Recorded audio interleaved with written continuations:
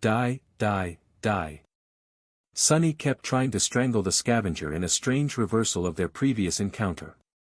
His face was contorted into a bestial snarl, and his eyes were burning with indescribable bloodlust. The scavenger, however, was not easily killed. At first, he seemed to have panicked and tried to throw Sunny off himself, but after realizing that getting rid of the small human was all but impossible, the abomination calmed down, stared at him with seething hatred, and tried to stab him in the back with the black tusk. The tip of the crude saber bit into the silk of the graceless dusk, and failed to pierce it. Sunny laughed with savage joy. "Try harder, bastard."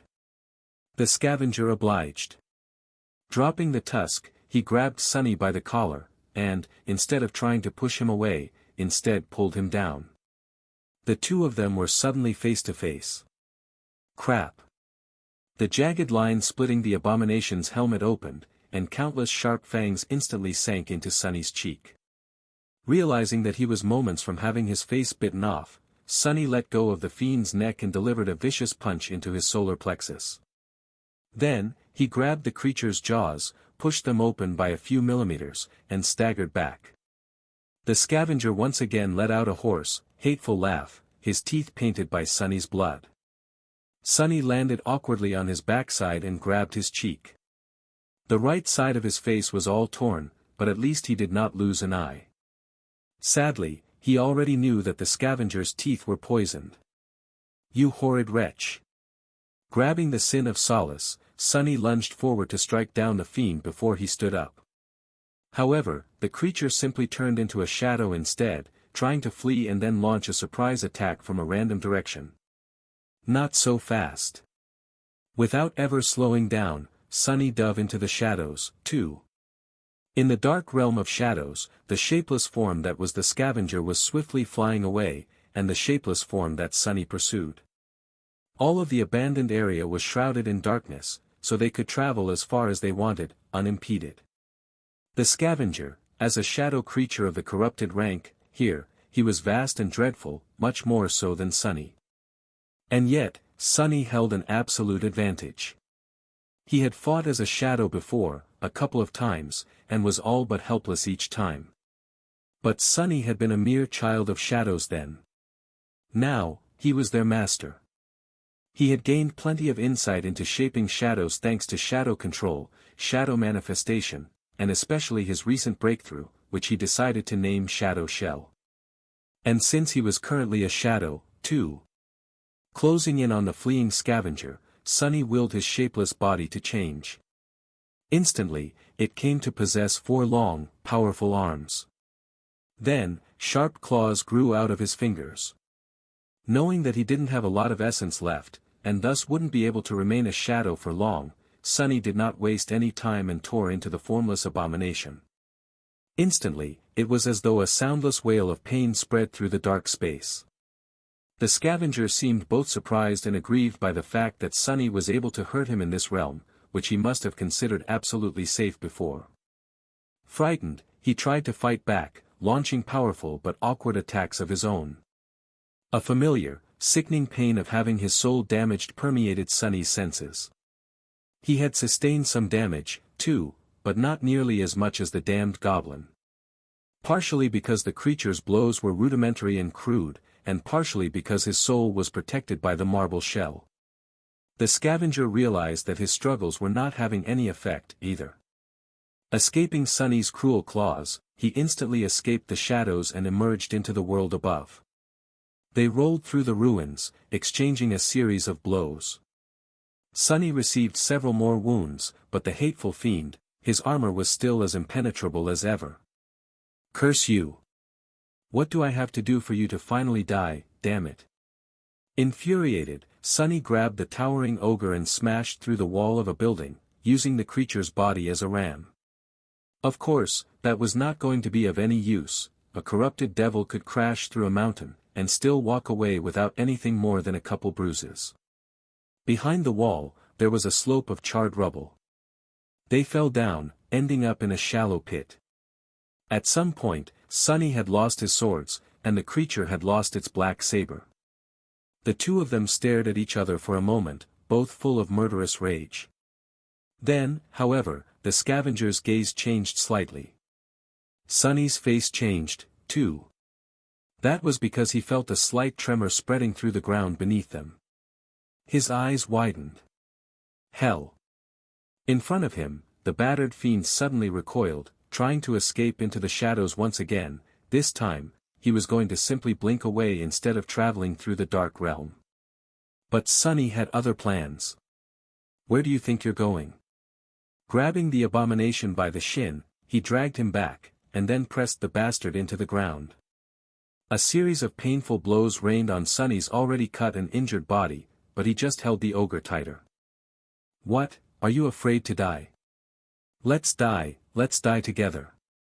The scavenger, despite all his sharp intelligence, was really too naive. The explosion was not going to harm a corrupted devil, however, the creature did not know that. He had only gained full sentience a few short months ago, after all. Sonny laughed, then used all but a few drops of his remaining essence to call upon the shadows. They surged forth, encasing the two of them in a sphere. Then, more shadows rose, creating a second layer around the black egg, and then the third. Sonny could have tried to escape the blast by turning incorporeal, however, there had to be a shadow for him to remain in that state. Once this whole area blew to smithereens, everything would be flooded with light. The shadows would be banished, and he would be thrown back into the material world. So, he created this egg, trapping the two of them inside. Maybe it was even sturdy enough to resist. Wretch, one way or the other, you're going to die today. He continued to hold the scavenger and pummel him with his free hand, feeling the skin on his knuckles splitting despite being reinforced by the marble shell.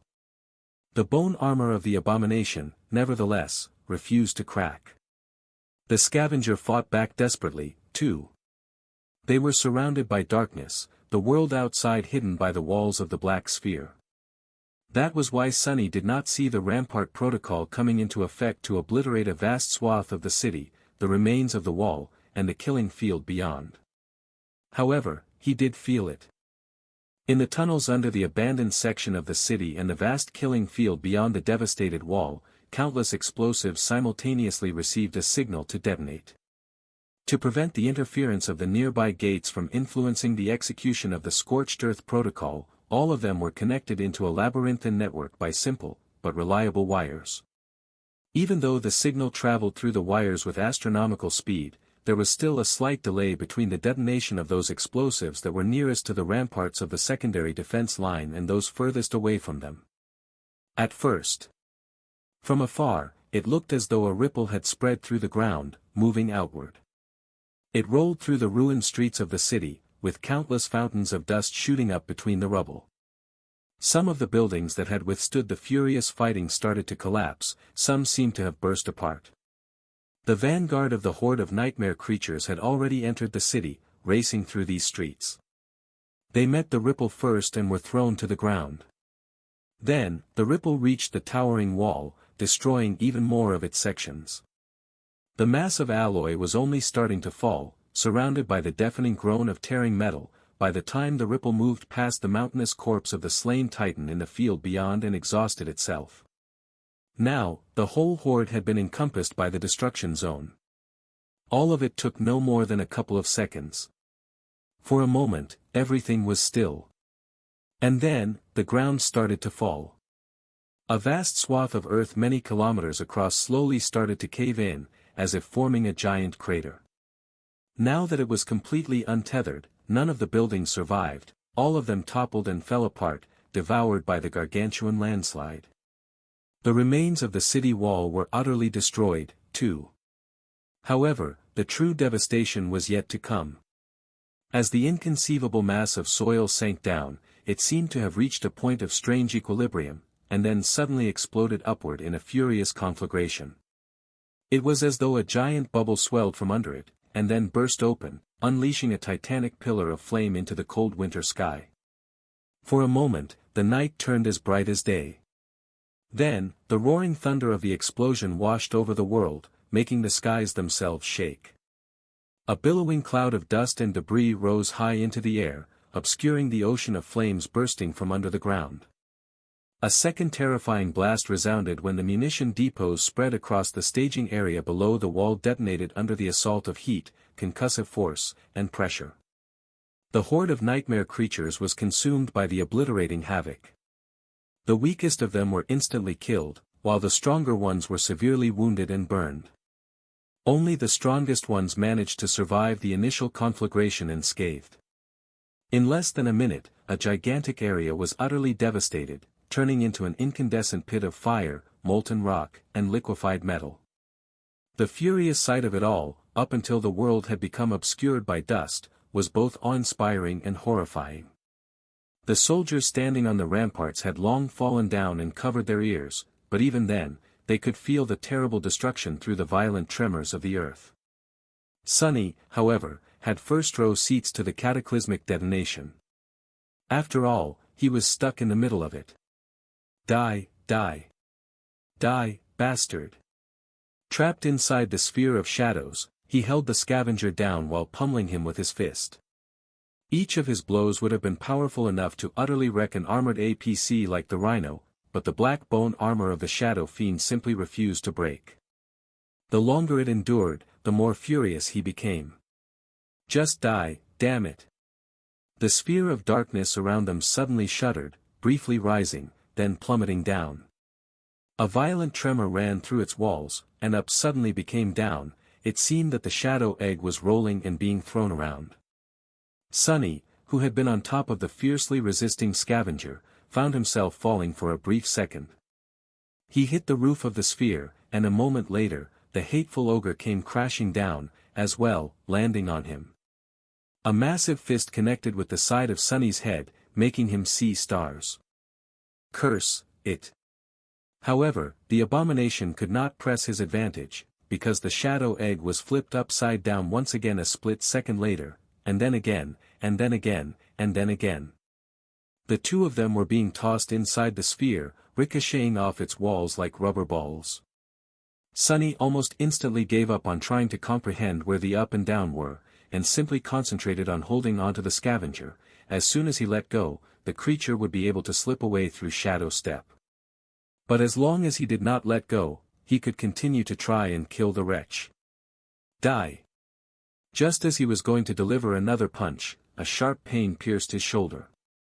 The dazed scavenger had finally given up on trying to free himself from the mad human, and also on trying to meet him blow for blow. Instead, he instinctively retreated to what he knew best. Tearing things apart with his teeth. Arg, let go of me, you rotten piece of trash.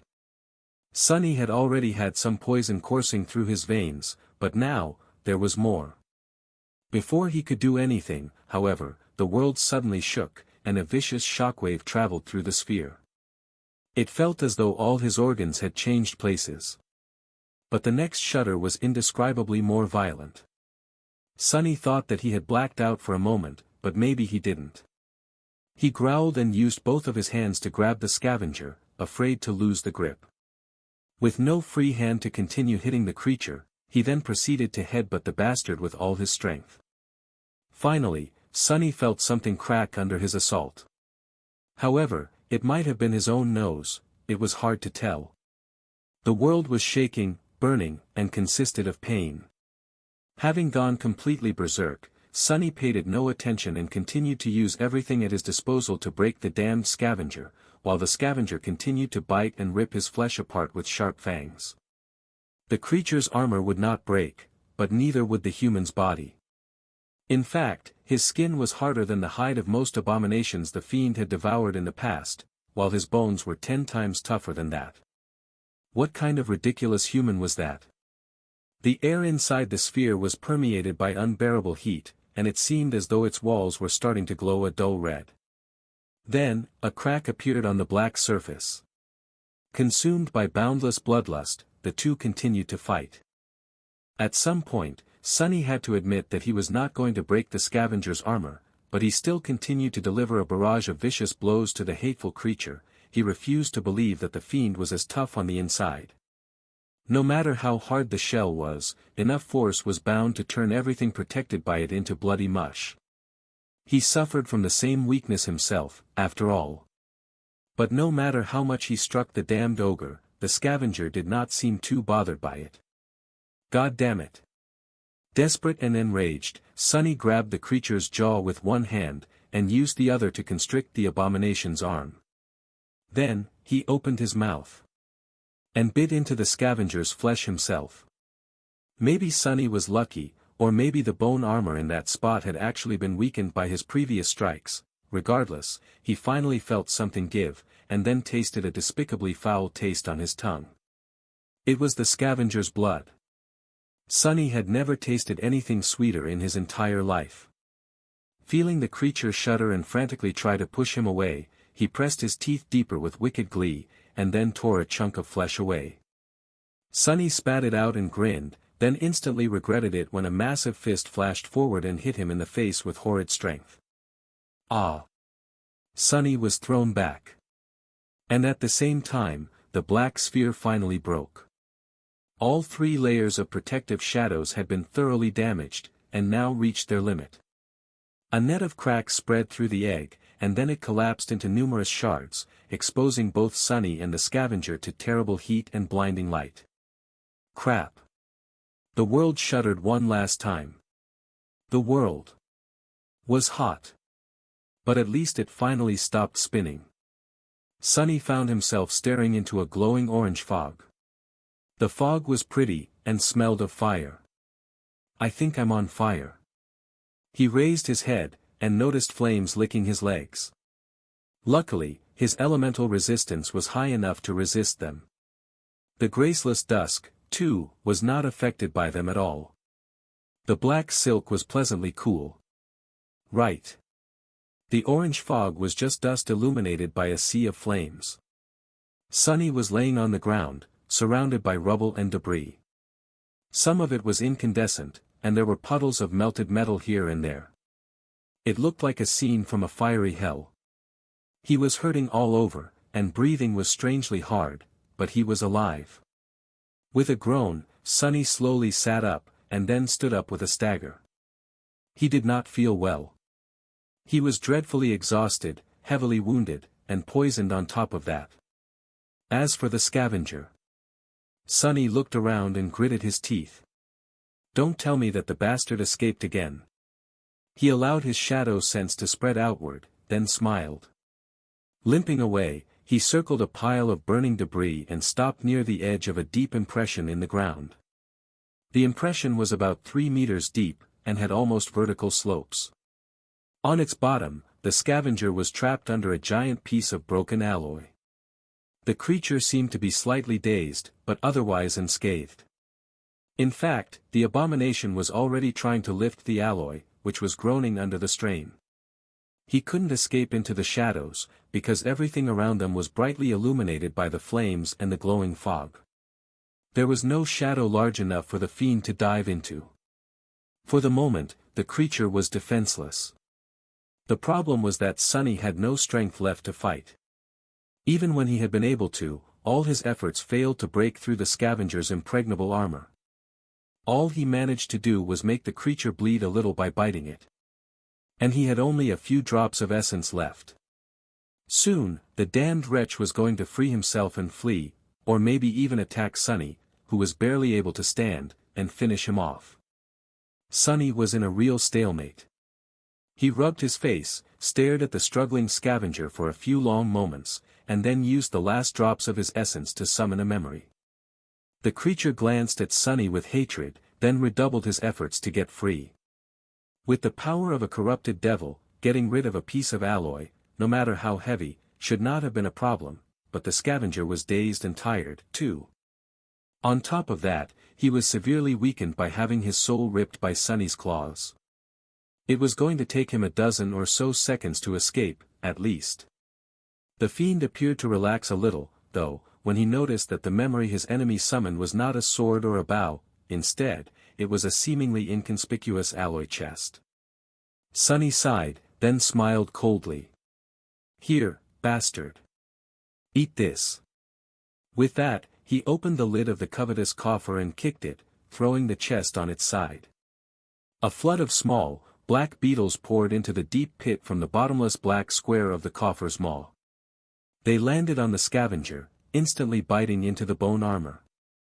Where Sunny's weapons failed, the sharp mandibles of the dark vermin were similarly ineffective. However, there were countless thousands of them, and not all of the abomination's towering body was covered by armor.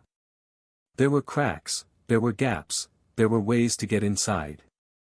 The fiend frantically tried to escape, but it was already too late. His figure became covered by a crawling carpet of beetles, and then he was buried under their mass entirely. More and more vermin poured from the covetous coffer, until the pit was filled almost to the brim. No trace of the scavenger remained under the seething mass of tiny creatures. Sunny took a step back, and then drew in a deep breath. Then, he let out a strange, shaky laugh. "I did it." Sunny's laugh turned louder. "What is it with me and shadow creatures? Every time I fight one, I'm driven to the very edge of madness, and then a little bit past that." As he was laughing, the spell suddenly whispered into his ear. "You have slain a corrupted devil." He was so startled that he even missed the later half. "What?" "Your shadow grows stronger." Instantly, Sunny felt a flood of shadow fragments pour into his soul, tens, or even hundreds of times more than what he was supposed to receive for killing a corrupted devil. As his eyes widened, the spell spoke once more. "You have received an echo." The battle was over. It was over for the irregulars, at least. The fresh soldiers pulled from the other sections of the wall were still fighting on the ramparts of the secondary defense line, but with the Heart of Darkness and Goliath destroyed, and the boundless horde of nightmare creatures decimated by the titanic explosion, the siege was reduced to the usual stream of chaotic, relatively small-scale skirmishes. The spine of the assault had been broken. Falcon Scott had faced the most dreadful battle yet, and endured. For the most part. The southern area of the city was entirely destroyed, replaced by a gargantuan crater. The buildings were gone, and a long span of the Great Wall was gone, too. Even most of the killing field beyond was erased from existence, with only the towering stone corpse of the slain Titan remaining intact. It just lay on the slope of the crater like a mountain-sized pile of rubble, filling the hearts of the soldiers who saw it with dark glee. With the collapse of the wall, defending the city had become much harder. However, the crater formed a natural barrier of its own. Even though the secondary ramparts were not nearly as tall or formidable, they still gave the First Army a chance to resist the attacks of nightmare creatures. More than that, 4 out of the 5 direst threats to the siege capital were now eradicated. The Devouring Cloud, the Terror of LO-49, the Heart of Darkness, and Goliath, despite the terrible price the First Army had to pay, they were dead. Now, only the most powerful of the horrors remained. The corrupted Titan, Winter Beast. But it was being contained by Sky Tide of the White Feather Clan, so. For the first time since the start of the siege, the people of Falcon Scott felt hopeful. They were shaken and terrified, too, but with countless millions of refugees already evacuated, and so many powerful abominations slain, it was no longer impossible to imagine the end of this bloody affair. Falcon Scott only had to hold for a handful more days.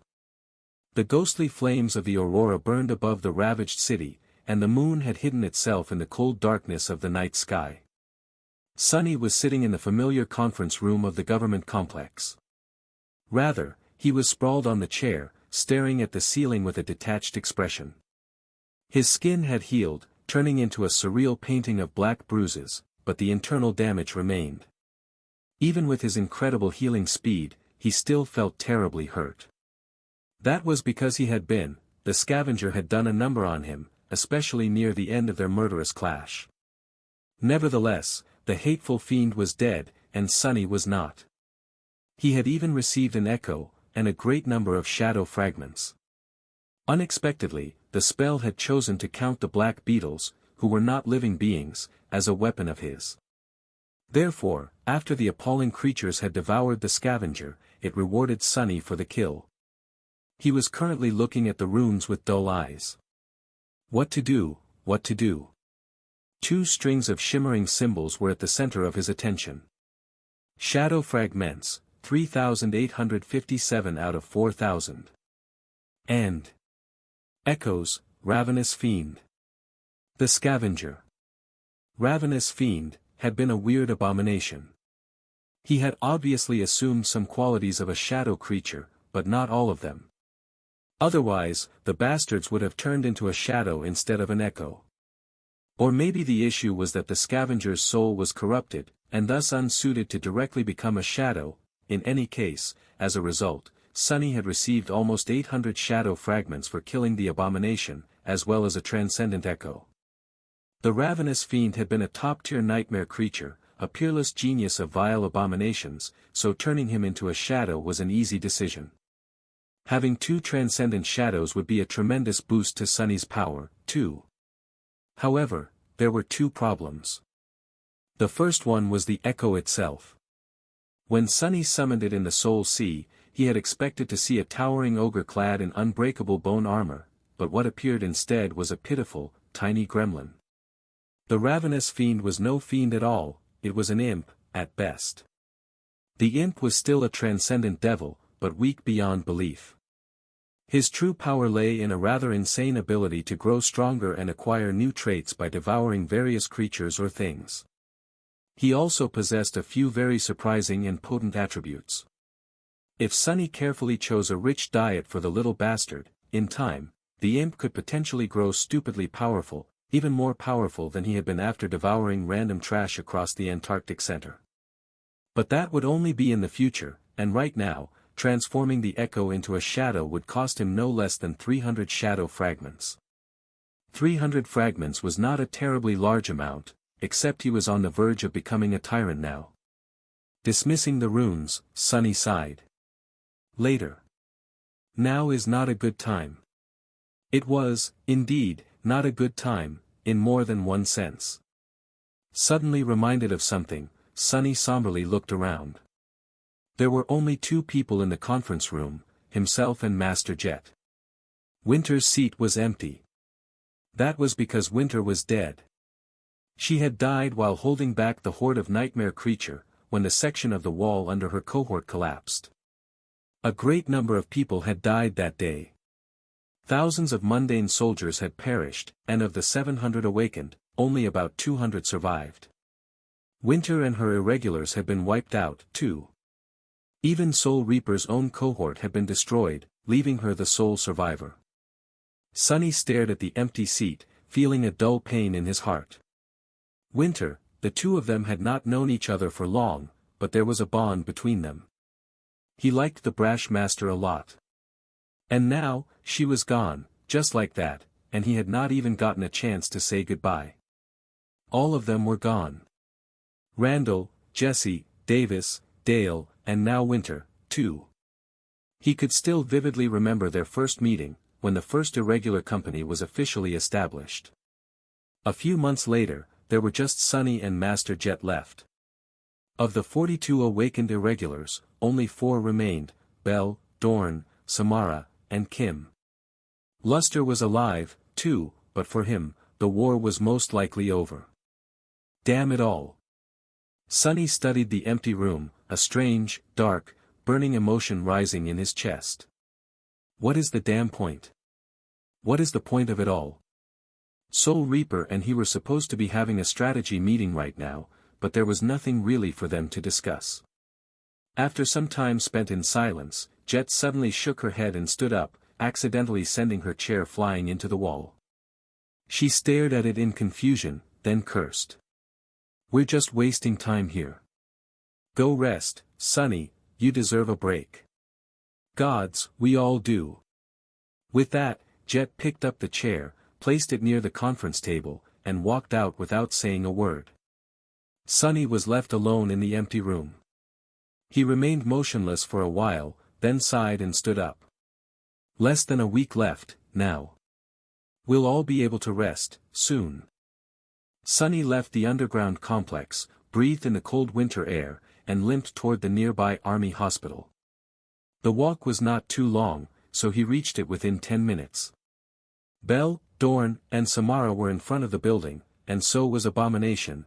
The Echo was laying on the ground, shielding them from the wind with its massive body.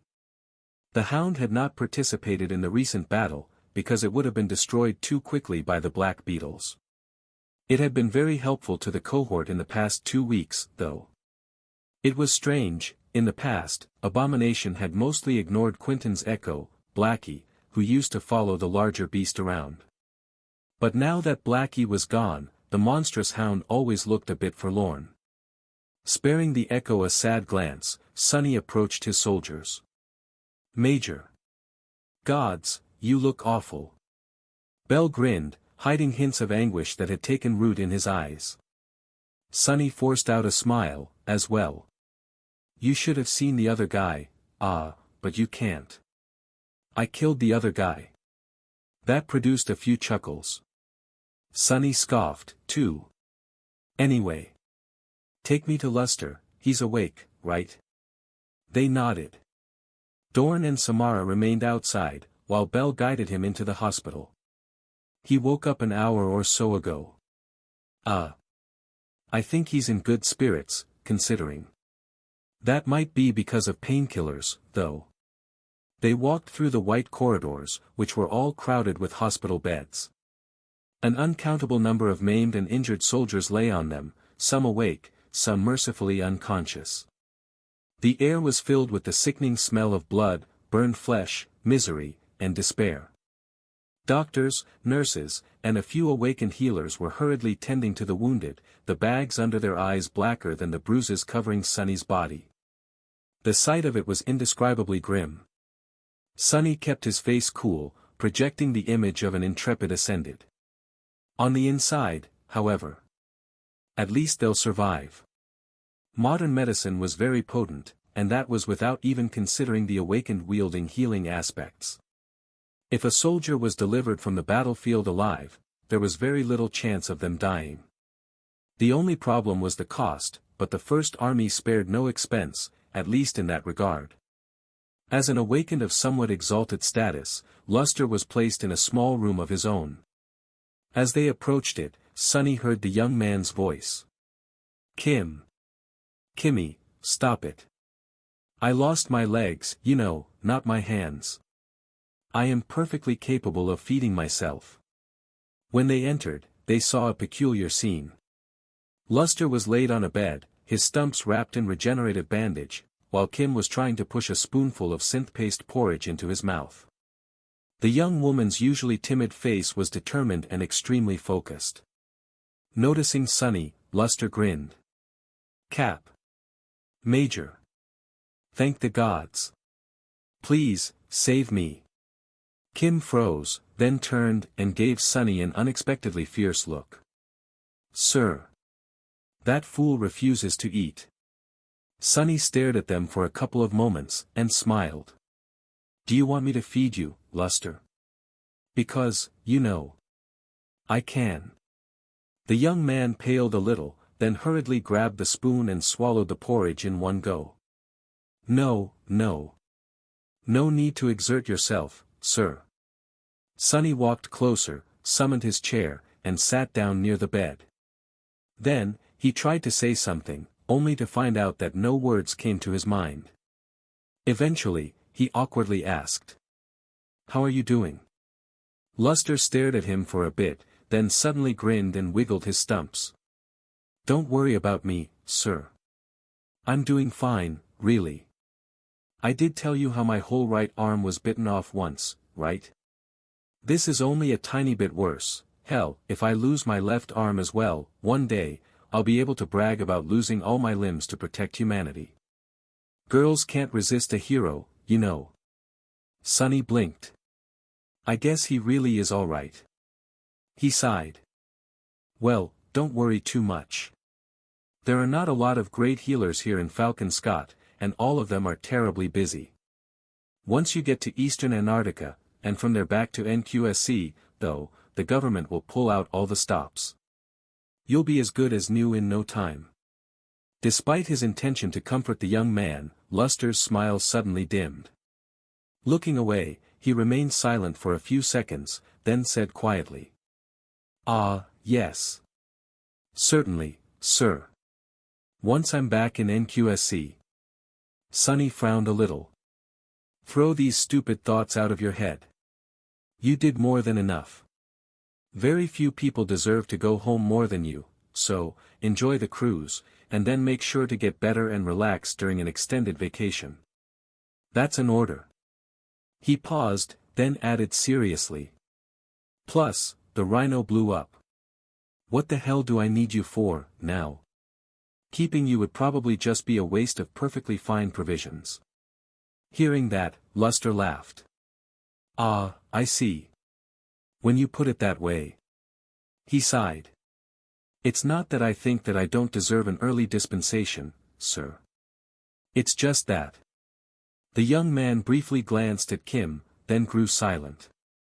He did not want to leave his comrades behind. Sunny could understand that, but there was no other way. Restoring 2 legs to a person was not impossible, if sufficiently powerful healers were involved, but it took time, and a long period of recovery would still follow. By the time Luster was in good enough shape to fight again, the Antarctica campaign would be over. He shook his head. The way I see it, your lucky charm finally worked.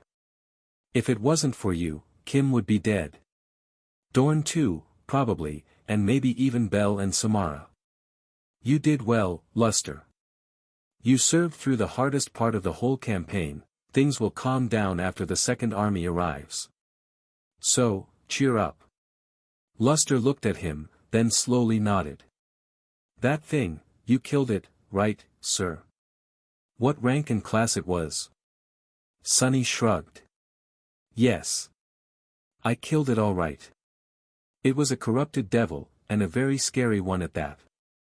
The young man leaned tiredly on the backrest of the hospital bed, and smiled. A corrupted devil, good, that's good. There's no shame, then. I survived an attack of a corrupted devil. Wow. I'm pretty awesome, don't you think, Kim? She scooped another spoonful of porridge, brought it to his mouth, and sighed. Yeah, you are pretty awesome, now eat the damn sludge before I get angry. Sunny watched them silently for a couple more minutes, then found an excuse and left. He found Belle a few rooms over, where dozens of sleeping pods were installed in a large hall. The swordsman was standing near a particular one, staring somberly at its closed lid. Inside, Quentin's body slept peacefully, not quite dead, but also not quite alive. The healer had neither died nor turned hollow yet. Considering the circumstances, that probably meant that he had fought his way to a seed and entered a nightmare. Conquering a second nightmare alone, his chances were exceedingly low, but not entirely non-existent. Sunny stopped near Belle and looked at the sleeping pod, too. After a while, the swordsman suddenly said, his voice uncharacteristically sober. Major, do you remember how I joked that Luster would be the first one to die? Sunny spared him a surprised glance. Sure. I do. Belle remained silent for a long time, then awkwardly scratched the back of his head. I was thinking, technically. I can still win that bet, right? With that, the swordsman glanced at him and grinned. Sunny scowled. I guess, but who allowed you guys to bet without my permission? Unacceptable. I want in on the bet. After leaving the hospital and sending his soldiers to the barracks, Sunny remained on the street, watching the snow dance in the stark beams of electric light. He had to rest, too. After a while, Sunny sighed awkwardly. Right. I'm homeless now. He had been staying in the Rhino, but now, the APC was gone. That fact actually made Sunny feel very sad. The trusty vehicle had accompanied the irregulars to the edge of the Antarctic Center and back, surviving countless battles. He had grown attached to it, so losing the vehicle was a bit of a blow. It felt like the end of something. Shaking his head, Sunny started walking. He could get himself a room in the barracks, of course. The First Army had suffered severe losses, so there was plenty of space. But it was exactly for that reason that he didn't want to. Being surrounded by bereaved soldiers would do his already foul mood no good. I can't stand the thought of having them look at me right now. Respect, admiration, hope, that was what he saw in the eyes of the soldiers when they looked at him. They all had an expectation of him, and carrying those expectations was tiresome. To hell with it. Sonny simply wandered aimlessly for a while, trying not to think about anything in particular. In the end, he found himself standing in front of a familiar dormitory tower. He hesitated for a bit, then entered and descended to one of the underground levels. The dormitory seemed much emptier than before. There had been 3 families living in the same apartment as Professor Abel and Beth, but now, he could only sense 2 shadows inside. Sonny stared at the flimsy door for a few moments, then knocked on it. A few seconds later, it opened, revealing Professor Abel. The old man looked like he always did, having not changed even a little. Why would he? The previous day was a dreadfully eventful one for Sonny, but for the professor, it was just like all the others. The old man looked at him with concern. Major Sunless? Oh, my. What happened? Even though most of Sonny's body was hidden by the black silk of the graceless dusk, he still looked rather rough. There were ugly bruises covering his usually pristine skin, and his eyes were tired and dim. He forced out a smile. Oh, that. Don't worry, I'm fine. It was just a very tough battle. Everyone in Falcon Scott knew that the previous assault was a terrible one. After all, a large part of the defensive wall, as well as a vast stretch of the city itself, were now replaced by a giant crater. Even people hidden underground felt the titanic explosion. There were rumors, too. Army Command itself publicized the death of Goliath, hoping to improve morale among the refugees. Professor Abel nodded. Yes, we heard all about it. Thank the gods you survived. Sonny lingered for a moment, then said. You mentioned setting aside some food for me, the last time we met. To tell you the truth, I am kind of starving. The old man laughed. Sure. Come in. Beth, Major Sunless is here. The young woman emerged from one of the rooms and looked at him with a hint of relief. She froze for a moment, then turned away and cleared her throat. Oh, it's you. Good. I'll go heat up the leftovers. They settled in the kitchen, and soon, Sonny was presented with several plates of simple, but delicious food. Professor Abel had not been joking when he said that he would cook up a feast. The ingredients Beth had procured were indeed rare for the besieged city, and made for a splendid dish. It was definitely better than what would have been available to Sonny in the barracks. Sonny ate and chatted idly with the 2 of them. As he did, some of the tension pressing down on his heart strangely dissipated, but most of it still remained. At some point, Professor Abel suddenly smiled. It totally slipped my mind. We were placed in the queue, finally. Both Beth and I will be leaving the day after tomorrow. We've already received the tickets. I imagine you will follow soon, too, Major. Sonny smiled as well. Finally, some good news. He nodded and took a sip of fragrant tea. I imagine we will be the last ones to ship out, a couple of days after you. 3 weeks are coming to an end. After all, even though there were some delays, the army mostly managed to stick to the schedule. Somehow. So, the next time we see each other will probably be in East Antarctica, unless they send you to the northern quadrant right away. He glanced at Beth, hesitated for a moment, then said awkwardly. Oh, by the way, my APC blew up, so I kind of have nowhere to stay. Is it alright if I crash here today? Professor Abel chuckled. Of course. Most of the people in the dormitory have already been evacuated. There are 3 empty bedrooms in our apartment alone. You can take anyone you want. Beth hid a smile and nodded. Sure, you can stay, if you want. Sonny smiled back and took another sip of tea. After that, he remained silent for a while, distracted. Noticing his strange mood, the old man asked. Is something weighing on your mind, young man? Sonny flinched a little, then shrugged. No, nothing in particular. Just the usual stuff. I just feel listless, I guess. He lingered for a few moments, then suddenly asked. "Have I ever told you why I came to Antarctica, Professor?" The old man and Beth glanced at each other, then shook their heads. A wistful expression appeared on Sunny's face. "It's stupid, really. Someone told me that I was lacking.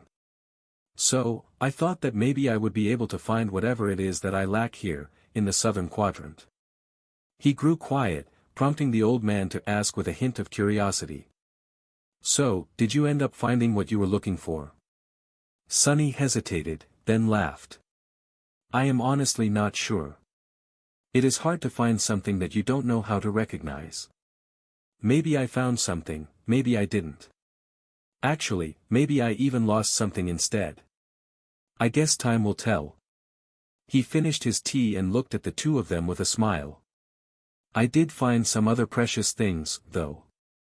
I mean, this dish. It's a real treasure. You ought to teach me the recipe. I always dreamed of owning a shop, you know, but after meeting you, Professor, I am starting to think that opening a restaurant might be a better idea." After an eventful night, Sunny left the dormitory in a much improved mood. The air outside was frigid with bone-chilling cold, but it actually felt pleasant against his bruises. Sunny headed in the direction of the barracks, whistling a simple tune under his nose. As he walked, one of his shadows flew toward the distant ramparts to check if everything was all right there. Apart from the fact that soldiers were miserable because of the heinous cold, even more so than usual, the situation seemed to be under control. Disparate groups of nightmare creatures were throwing themselves against the ramparts, some larger than the others, but it was nothing that the army could not handle. "Everything seems fine, for now." Sunny was still hurting all over, but at least he was capable of walking without a limp now. The barracks were a considerable distance away, but there was no rush. He enjoyed this rare moment of peace a great deal, studying the city as he traversed it. Falcon Scott was much emptier now. Miraculously, the First Army had actually managed to evacuate most of the 200 million refugees. Now, less than 2/10 of that number remained, not nearly enough to make the city feel crowded. Even though countless people fought and sacrificed to make it happen, Sunny couldn't help but feel that this emptiness was the direct result of his actions. It was nice to see his labor bear fruit.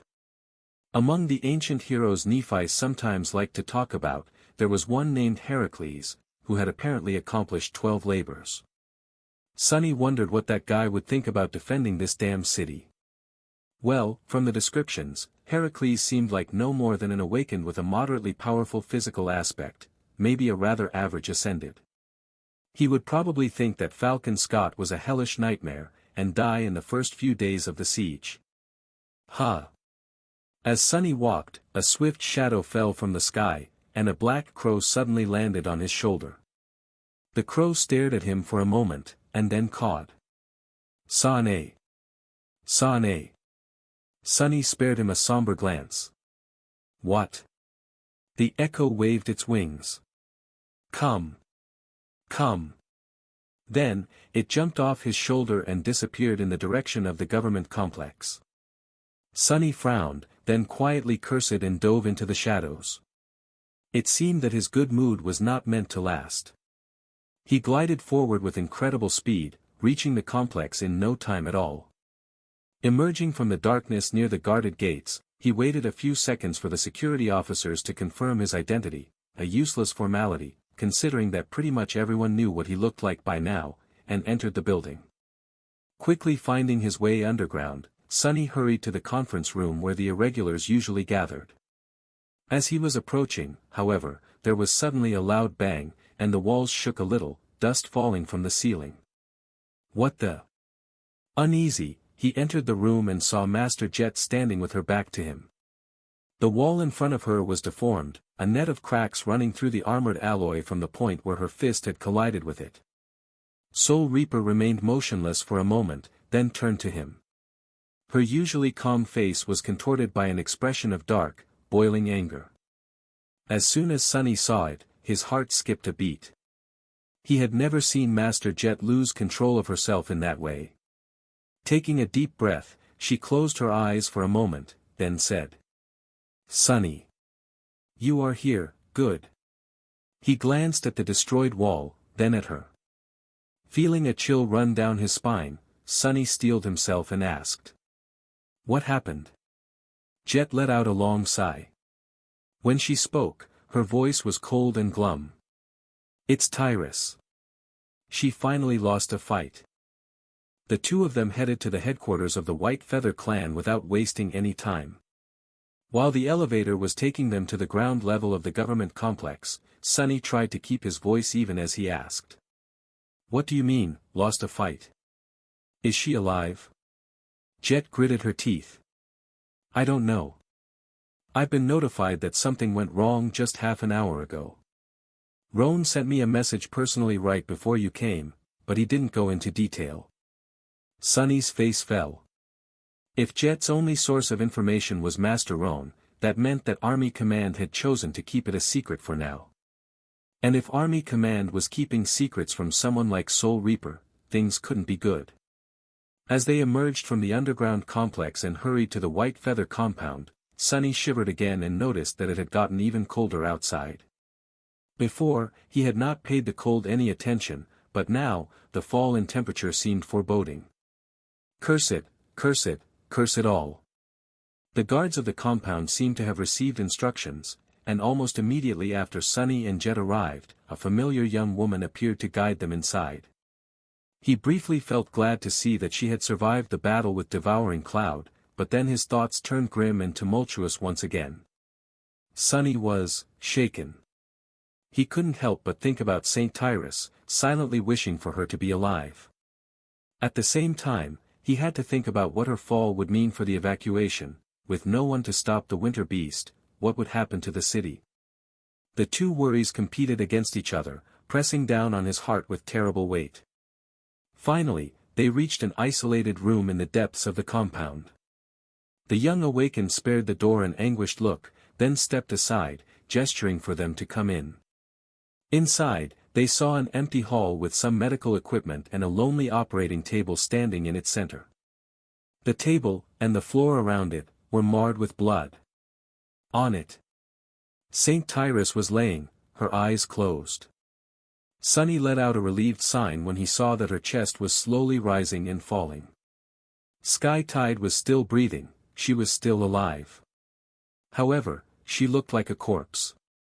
Her whole body was covered in blood and blemished by severe frostbite. Tyrus was unconscious, breathing shallowly.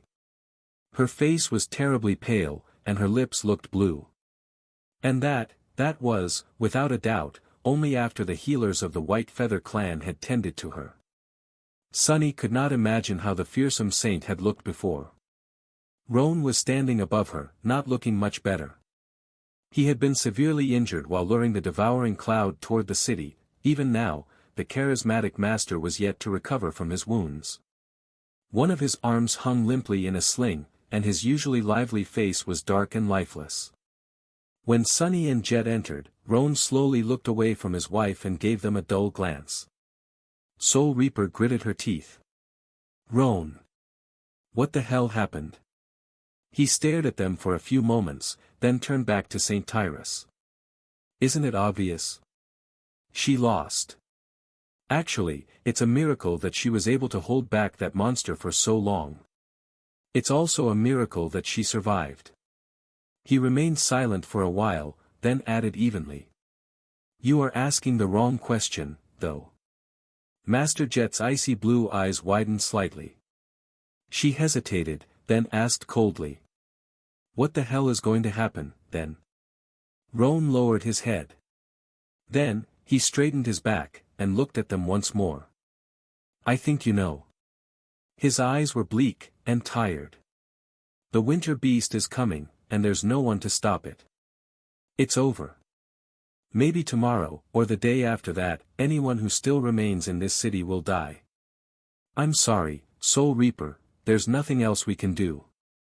After battling the harrowing corrupted Titan for 3 long months, Saint Tyrus of the White Feather clan had finally been defeated. Even though she had miraculously managed to survive, with Sky Tide incapacitated, there was no one left to stop the winter beast from advancing on the city. The Titan was already moving closer to the largest, and only, siege capital left standing in the region. The temperature was falling, and the winds were picking up, heralding the descent of a terrible blizzard. Inevitably, a series of disastrous events was bound to happen. The first of these events, and the catalyst that sparked the chain reaction, was the withdrawal of the White Feather clan from the Antarctic Center. They had been sent here to support the first evacuation army on behalf of the great clan Valor, but were not part of it. Naturally, their first priority was to preserve their saint's life. Even if the Awakened of White Feather had decided to stay, for whatever reason, Army Command would have insisted that they retreat in haste. The life of an allied transcendent was too precious of a resource for the government, too.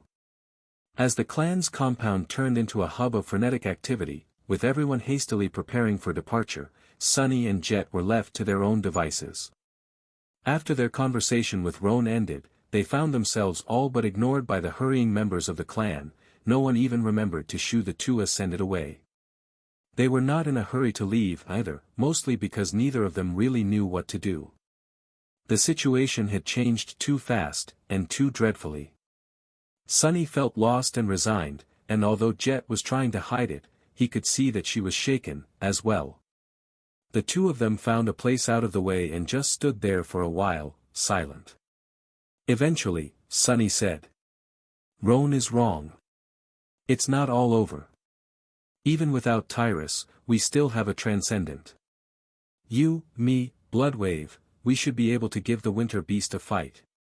We already killed one Titan, so why can't we kill another?" Jet somberly shook her head. "There's an abyssal gap between a fallen Titan and a corrupted one, in terms of power. Tyrus was not able to fight the Winter Beast because she was a transcendent. She was able to fight it because she was a transcendent whose aspect countered the creature's powers, and an astonishingly steadfast one, at that. Even then, you don't really understand it, do you?" Sunny frowned. "I guess not. What is it exactly that I don't understand?" Soul Reaper let out a grave sigh. "Sunny, there's currently around 30 million people left in Falcon Scott, as well as 20,000 soldiers. There are also 1,000 or so awakened veterans. However, all of them combined wouldn't be able to do anything against a corrupted Titan. Even if there were 10 times more, the result would be the same. Yet, Tyrus alone held the creature back for 3 months. What does that mean?" He stared at her silently for a while, then turned away with a dark expression on his face. "It means that one saint is worth more than 30 million people, 20,000 soldiers, and 1,000 awakened." A corner of Jet's mouth twisted slightly. "Smart." Sunny shook his head. "What are you getting at, though?" The hint of a smile disappeared from Soul Reaper's face. She lingered for a few moments, then said, "I am trying to tell you that there are no you, me, and Bloodwave. Bloodwave is going to leave with the White Feather clan. Do you think they are going to let Tyrus travel across the strait unprotected? She is unconscious and vulnerable. What happens if something attacks the ship? Neither Army Command nor Valor would allow that to happen. So, the House of Night will do their best to protect the most valuable asset, which means that Bloodwave won't be here when the Winter Beast arrives." Sunny gritted his teeth, trying to suppress the blinding fury that threatened to consume his mind. "This is such crap." Jet's face twitched, but she calmly shook her head. "No. It's simply resource management." Sunny stared at her with bewilderment for a few moments, then suddenly laughed. "So, what? This is it? It really is all over? What about the rest of the poor fools who are still stuck in this city?" Soul Reaper remained silent for a while. Then, she said evenly, "Well, there are 30 million people left here. With the current speed of evacuation. If the Winter Beast comes tomorrow, 20 million will die. If it comes the day after tomorrow, 10 million will die. Theoretically. Of course, in reality, things are not going to go that smoothly." Sunny gave her a dark look. "How so?" Jet sighed. "Something like that. It won't remain a secret for long. As soon as the rumors spread, this whole city will go crazy. Evacuation queue. Forget about it. People will be storming the port and jumping off the cliffs. It's going to be pandemonium. Sonny opened his mouth, startled by her callousness. However, it only lasted a moment.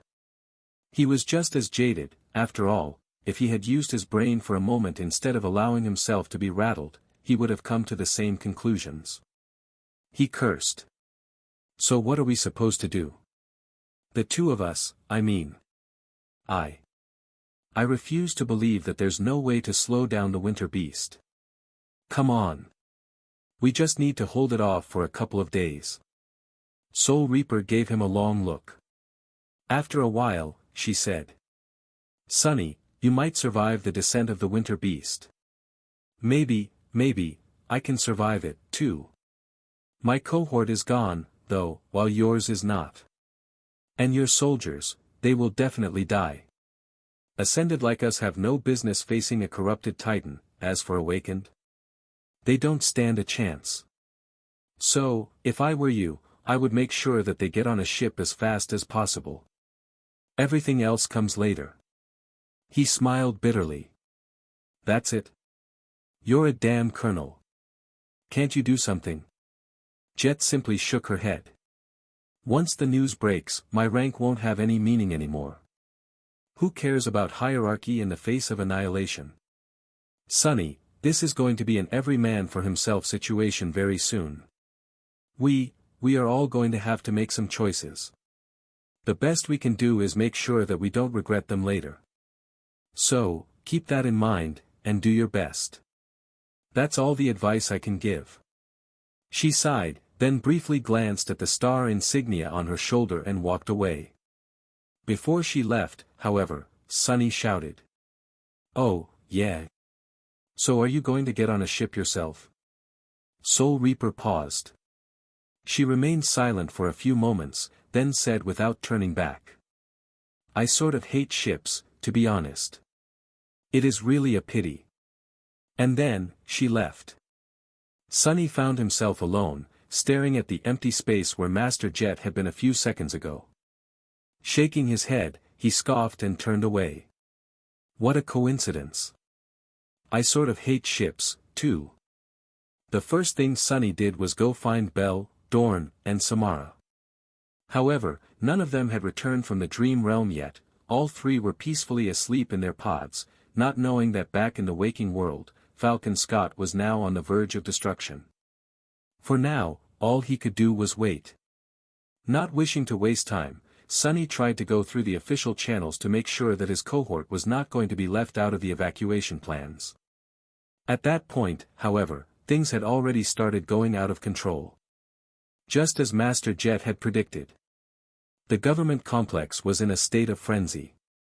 The information regarding the withdrawal of the White Feather clan and the impending doom approaching the city was supposed to be kept strictly secret, but with people responsible for withholding it realizing that they themselves would most likely be left behind, there was no way for the truth to remain hidden. The news spread through the city like wildfire. With it came panic. Sonny spent some time fruitlessly trying to get the logistics officers, or anyone at all, to issue an order for his cohort to evacuate, but no one knew what to do, or even if they had authority to do anything. Worse still, as soon as St. Tyrus had been defeated, the influence the winter beast was exerting on the region seemed to have doubled in strength. Now, even the robust communication array of the siege capital was having trouble connecting the local branch of Army Command to central headquarters. Even if there was a leader who could bring order to this complicated situation, they were simply too far away. In the end, all he could get from the administrative personnel was a vague promise of a priority placement while boarding the leaving ships. They did not seem to know quite what it meant themselves, but the underlying message was clear: if he could get a spot on one of the evacuation vessels, no one was going to stop him. In fact, this was true for all the surviving soldiers of the First Army. If they wanted to leave, they could.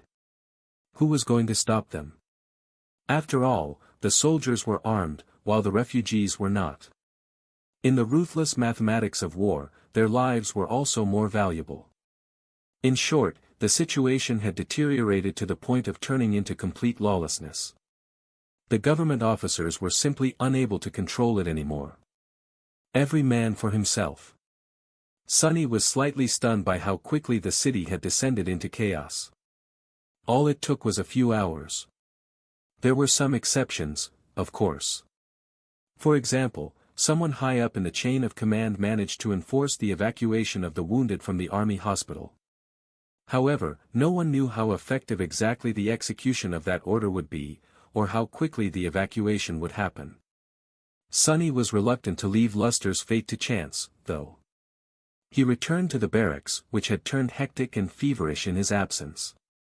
Finally, his soldiers woke up, emerging from their sleeping pods with confused expressions on their faces. Not only was the building full of noise, but their leader was also waiting for them with a grim expression on his face. Sparing the three awakened a single glance, Sunny said. "Let's go get Luster and Kimmy. I'll explain what is happening on the way." They made their way to the hospital. Outside, the cold was slowly turning unbearable, but despite that, crowds of frightened people were flowing through the streets, some aimless and lost, some full of frantic determination. The situation inside the hospital was even worse. Unlike the rest of the people in the city, the medical officers had received direct orders to transfer all the patients to the port fortress, and await immediate evacuation. However, the orders were vague and hastily compiled, lacking a lot of important details and instructions. Aside from that, moving severely injured soldiers was not as easy as transporting healthy people. Some required special care, some could not be moved at all, unless an awakened healer got personally involved. Rattled, Sunny finally understood what the word pandemonium meant. Cutting through the chaos, he and his soldiers reached Luster's room.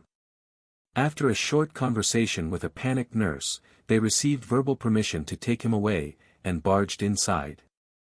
Neither Luster nor Kimmy seemed surprised to see them. In fact, Kim had already prepared the wounded awakened for departure. He was dressed, freshly bandaged, and holding a pack full of necessary medical supplies and healing agents. The young man had also received a very generous dose of painkillers. Seeing Sunny, he smiled stupidly. "Cap. Major. Where are we going?" Sunny looked at Kim and gave her a nod. "Eastern Antarctica. We just need to find you a boat."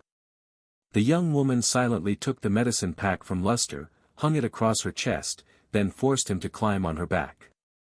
Considering that she was much smaller than the young man, the two of them looked rather comical, but of course, as an awakened, Kim was more than strong enough to carry a person. Before they left, Samara suddenly spoke, her usually calm face turning slightly pale. "Captain. What about Quentin? We can't just leave him here." Sunny looked at her for a moment, then somberly shook his head. "We have to. It doesn't matter, anyway, he is in the nightmare by now. If he survives, the spell will create an ascended body for him. If not, taking him with us won't make any difference." The five of them grew solemn, then reluctantly followed him out. Luster was mumbling something under his nose, but the rest were deathly silent. On the street, Sunny looked around, then approached a random military vehicle and used his bare hand to tear through the armored alloy, destroying the locking mechanism of its door. With how many soldiers had perished during the siege, there was a surplus of machinery in the city. No one was going to miss one PTV. It was just that he had no time to request proper access. Luckily, army transports did not have a complicated startup sequence. All he had to do was override the controls with his military ID, then access the internal computer and assign the vehicle to the first irregular company. After that, the PTV recognized Sunny as its valid driver. Damn. I never even got close to stealing a PTV when I lived in the outskirts, and now I'm swiping one as an ascended. What kind of logic is that? Darkly amused, he sent the vehicle barreling forward and maneuvered it through the crowded streets at high speed. "Hold on tight, we need to make a stop first before going to the port." Soon, he reached the dormitory tower where Professor Abel and Beth were living. Sunny stopped the vehicle and dissipated into the shadows without wasting any time. A few seconds later, he was standing in front of a familiar door. Sunny knocked on it several times, praying that they were both home. Luckily, they were. Walking inside, Sunny quickly looked around the apartment, then turned to Professor Abel and Beth. From their expressions, he understood that they already knew what was happening. Beth's eyes were wide and shaken. "Sunny. Is it true?"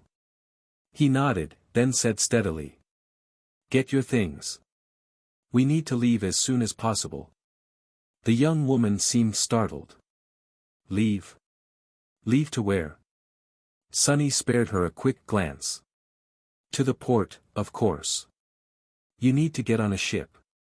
She took a small step back. But our tickets are not due until." Taking a step forward, Sunny took her by the shoulders and looked her in the eyes. "Forget about the tickets. You are leaving today. Now, go. There's no time to waste." Neither Beth nor Professor Abel had a lot of things to gather, so they were out of the apartment in less than 15 minutes. The old man remained quiet throughout all that time, only speaking when spoken to. His eyes were calm, but burdened. Diving from the chilling cold into the warm interior of the PTV, Sunny checked to see if everyone had settled and drove off. Two beams of light cut through the darkness as the vehicle sped through the snow-covered streets. Once again, they were heading north, this time, toward the port fortress of the doomed siege capital. Getting close to the port turned out to be complicated. There were too many people and too many vehicles heading the same way. At some point, driving forward became simply impossible. The road was utterly jammed, which was a truly strange scene. Back in NQSC, PTVs were somewhat of a rare sight, but Falcon Scott was brimming with military transports of all kinds. Understanding that their vehicle was truly stuck, Sunny grimaced and told everyone to get out.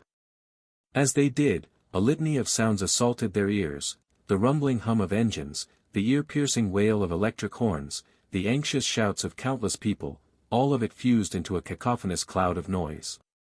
Around them, a vast crowd of people was flowing through the congested road, the vehicles waiting hopelessly for a chance to move forward.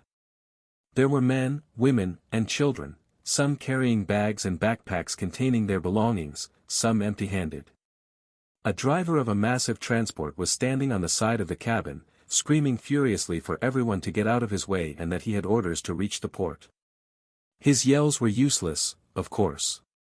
Even if the crowd of people parted, there was another vehicle right in front of the transport, and another one after that, and another one after that, all similarly stuck. The people moving toward the port on foot were acting senselessly, as well. It was not like they had a chance of getting on a ship simply by reaching the fortress, most of them had simply panicked and lost all reason. Some had not even wanted to go, but were swept up by the crowd. In any case, the mob presented a serious obstacle to Sunny. Luckily, his uniform had turned out to be good enough of a deterrent. Where he walked, a small bubble of empty space magically appeared, allowing his group to advance forward with sufficient speed. Even in this state, the people were able to recognize a master. Some moved aside out of respect and reverence, some out of fear. This is, damn.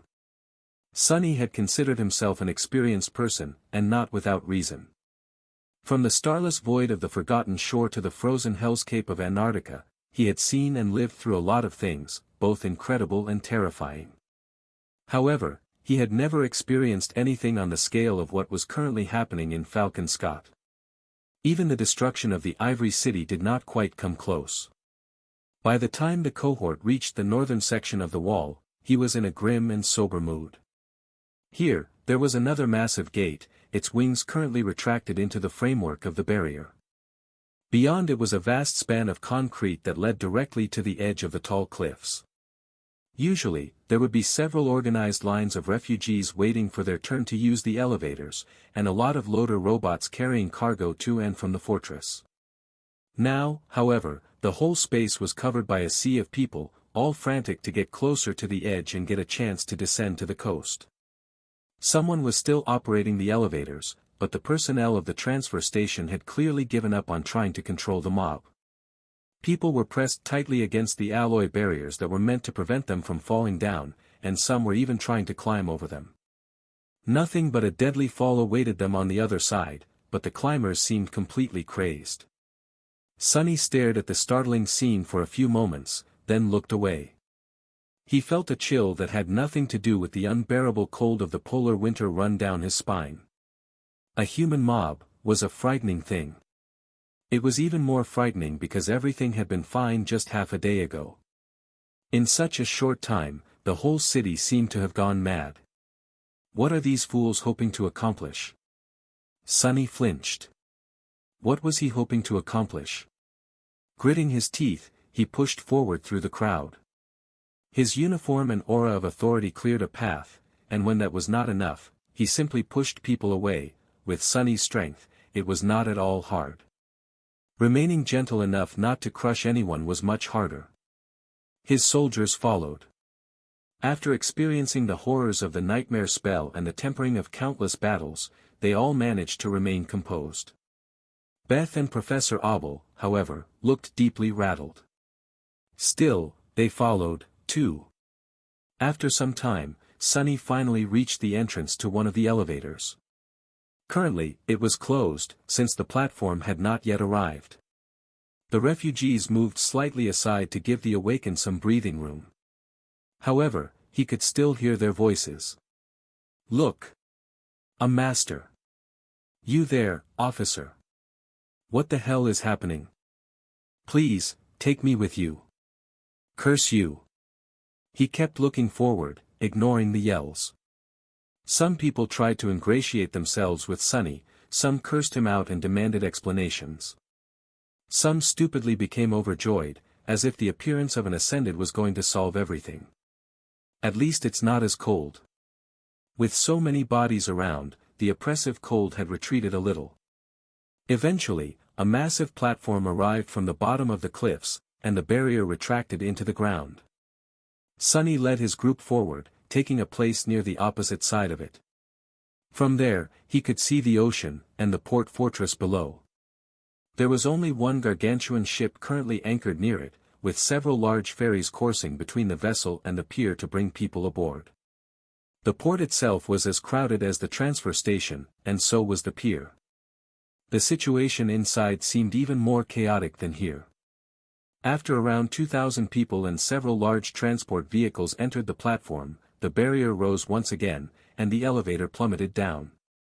It seemed to be moving at a greater speed than usual, causing several passengers to yelp in fear. However, the platform safely reached the bottom of the cliffs in less than a minute. There was a walled road leading from the elevators to the port. Half of it was designated for pedestrian traffic, half for the vehicles. That road was congested as well, but further away. Sunny noticed soldiers standing watch above it, carrying out their duty with lost expressions on their faces. Luckily, no nightmare creatures had chosen today to attack the city from the coast. "Let's go." Glancing at Kim, who was still carrying Luster, he continued toward the port. It took some time to reach it, as well. The closer they got to the pier, the more frantic the atmosphere became. Some of the people here arrived after the terrible news of Sky Tide's defeat had spread, but some had been here even earlier, happily waiting to be brought away to eastern Antarctica as per the government queue. Now, their chances of getting a spot on the ship were suddenly uncertain. "But, we were scheduled to be relocated today. Look. We have tickets. Get the hell out of my way. Sir. Please, just let me through. When is the next ship arriving? When is?" The port officers were desperately trying to create some semblance of order, but it was useless. Still, only so many people could get aboard, so there were soldiers standing guard at the entrance to the pier, and a barrier of alloy mesh that slid up and down, letting groups of refugees proceed further from time to time. Every time the barrier retracted, the crowd grew agitated and tried to push forward, only to be thrown back by the heavy gazes of the guards. Sunny hesitated. What now? He looked around, studying the barrier and the crowded pier that could be seen through the mesh. Then, suddenly, Sunny heard a familiar voice. "Move back, damn it. Don't push. If you have a spot in the queue, present an ID. If you are a member of the First Army, come that way. Get a hold of yourself and behave like people. He looked around and saw a tall, handsome man with indigo eyes and hair that seemed somewhere between black and blue standing in front of the barrier, struggling to hold back the panicked crowd. Sonny raised an eyebrow. Pushing closer to the man, he called out. Neve? What the hell are you doing here? The man, it was indeed Master Neve of the House of Night, blinked a couple of times, then looked in his direction with a confused expression. Sonny. Gods, it's you. What are, doesn't matter. I'm now in charge of boarding, I guess. Sonny led his group to the barrier, stopping right in front of the Nightwalker. Neve gestured for a nearby awakened to assume his position and took a step to the side. He gave Sonny a somber look. That ship over there is where I'm assigned to. We are going to leave once we're at capacity, actually, we are already over capacity. But a few more people can still be squeezed in, so. Sonny frowned. What about Bloodwave? The Nightwalker sighed. He led the other ship away a few hours ago, with St. Tyrus aboard. There will be more ships tomorrow, and more the day after that, if the winter beast does not arrive sooner. But Uncle won't be coming back. He'll guard the strait until the relocation is over. And then, we will resume evacuating people over the ocean, to the northern quadrant. Sonny nodded. Figures. Listen. Neve spoke first, interrupting him. Do you need to get on the ship? Sonny grew quiet, suddenly ashamed for no reason. Strangely, he felt thankful to the Nightwalker for not forcing him to say it aloud. After a few moments of awkward silence, Sonny shook his head. Not me. I just need to place a tether inside. Ascended could simply retreat into the dream realm whenever they wished. Even if their tether remained in the Antarctic center, a saint would then be able to bring them back to the waking world, to a safer region. Granted, there were no saints on the Ivory Island, so Sonny was a bit more inconvenienced in that regard. Of course, leaving the waking world was not an instantaneous process. It required some time and absolute concentration, so doing it in the middle of a battle was usually impossible. Any Ascended that remained in the city would have to travel to the dream realm before the winter beast arrived, or risk annihilation with the rest of the mundane people. Still, taking up a spot on a ship would be a waste. And Sonny had long decided to stay and try to stall the Titan, anyway. He looked at Neve. I don't need one. But my people. Sonny glanced at Beth, Professor Abel, and the members of his cohort. Neve looked at them, too. His face fell. The Nightwalker hesitated for a few moments, then said quietly. Sonny. I have 3 spots reserved, as a member of the crew. I will give you those. Beyond that, however. I can get the rest of your cohort on board, too. Members of the First Army have a priority right to be evacuated. But those additional spots, they will come at the expense of civilians with officially issued tickets. So, it's your decision. He paused, and then added apologetically. Sorry, but you have to make it quick. This is going to be the last batch we let in tonight. As though to echo his words, the mesh barrier suddenly slid into the ground with a metallic screech. The soldiers started checking the IDs and letting people pass through one by one. Sonny froze for a moment. His face grew still. So. His heart grew heavy. So this is what it came to. 3 spots, or having to displace civilians who had a spot in the queue. His soldiers had all heard what Neve said. Sonny turned around, looking at them. Kim, Luster, Dorn, Samara, Bell. Beth, Professor Abel. What was he supposed to do? Curse it all. As Sonny studied the faces of his soldiers, Bell, Dorn, and Samara briefly glanced at each other. Then, the giant man looked at Sonny and slightly shook his head. There were no words spoken. And yet, for a moment, Sonny felt as though his heart was pierced by a sharp blade. He lowered his head, then looked at Professor Abel. The old man met his gaze, and the two of them remained motionless for several seconds, as if having a silent conversation. Finally, Sonny looked at the mob of frightened refugees crowding behind the line of the barrier, all desperate to be saved. He sighed. How terrible. Why the hell did I want to be an officer? Gods, no amount of the damned contribution points was worth it. Then, Sonny straightened his back and said confidently. Beth, Professor Abel. You go in first. Beth gave him a startled glance, but the old man gently pushed her forward. They moved past Neve, the young woman crossing the line first. However, as soon as she did, Professor Abel silently took a step back. At the same time, Sonny pushed Kim and Luster. His push, though, was not too gentle.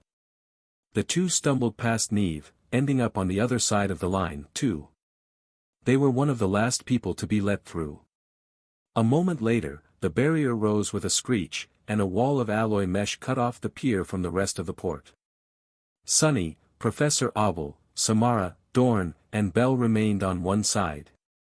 Kim, Luster, and Beth were on the other. The young woman turned around, confused. When she saw the old man behind the fence, her eyes widened. Professor. What, why are you? Professor Abel smiled. It's all right, Beth. We already had that conversation, remember? Stop being stubborn and forgive this old man. Ah, my old bones really can't endure another journey. She grabbed the mesh, frantic. No, no. You can't. How could you? He sighed. I only have a few more years left to live, at best.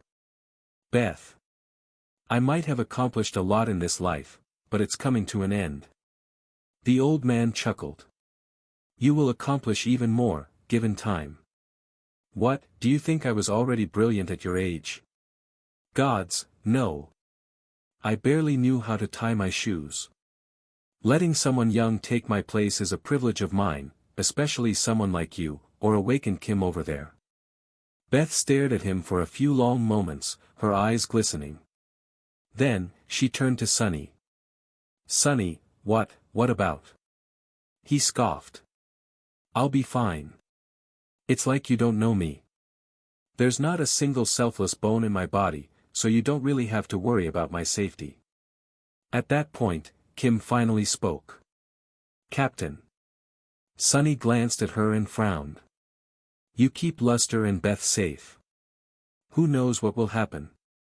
Go board the ship and get the hell out of here, Kim. That's an order. He remained silent for a moment, and then added. Also, it's major. Damn it. And that was that. Soon, Kim, Luster, and Beth boarded a ferry and were taken to the towering vessel. Sonny and the rest remained in the doomed siege capital. In Falcon Scott. The air was getting colder and colder.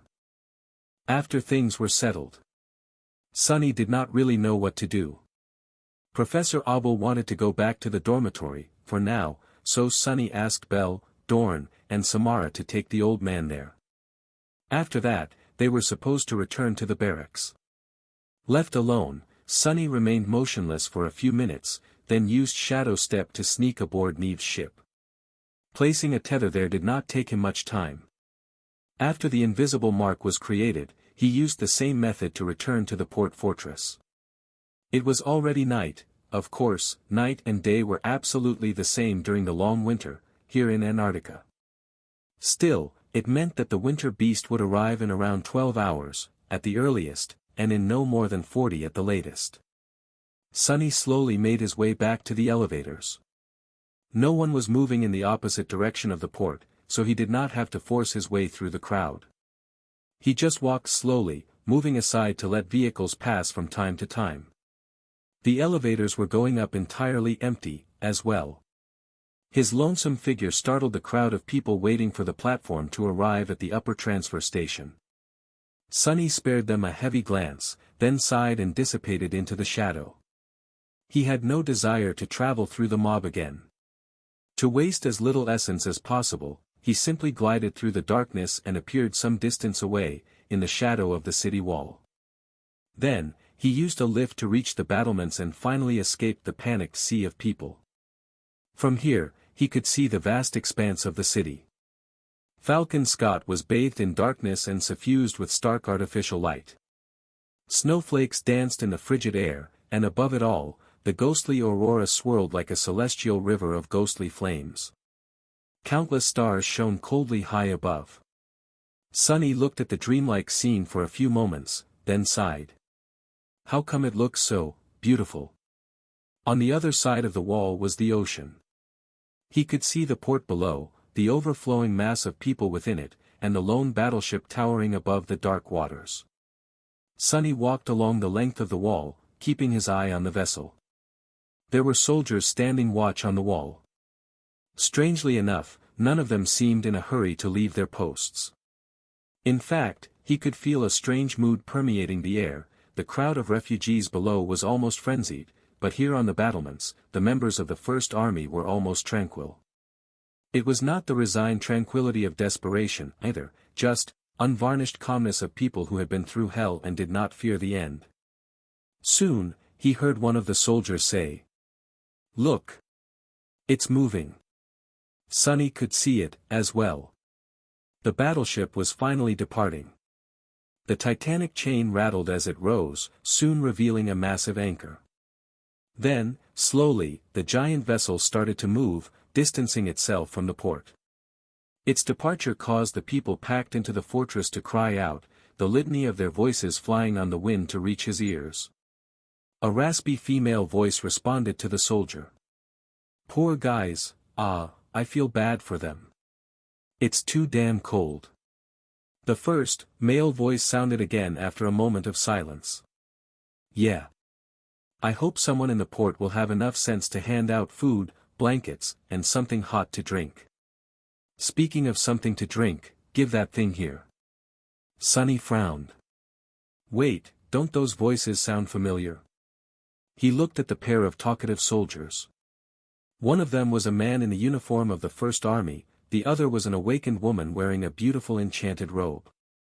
The two of them were passing a flask of something fragrant between each other while idly observing the departure of the battleship. Sunny tilted his head, surprised. They were Sergeant Gear and Lieutenant Karen, two officers who had been under his command during the hellish march to Falcon Scott. He had not seen them after reaching the siege capital.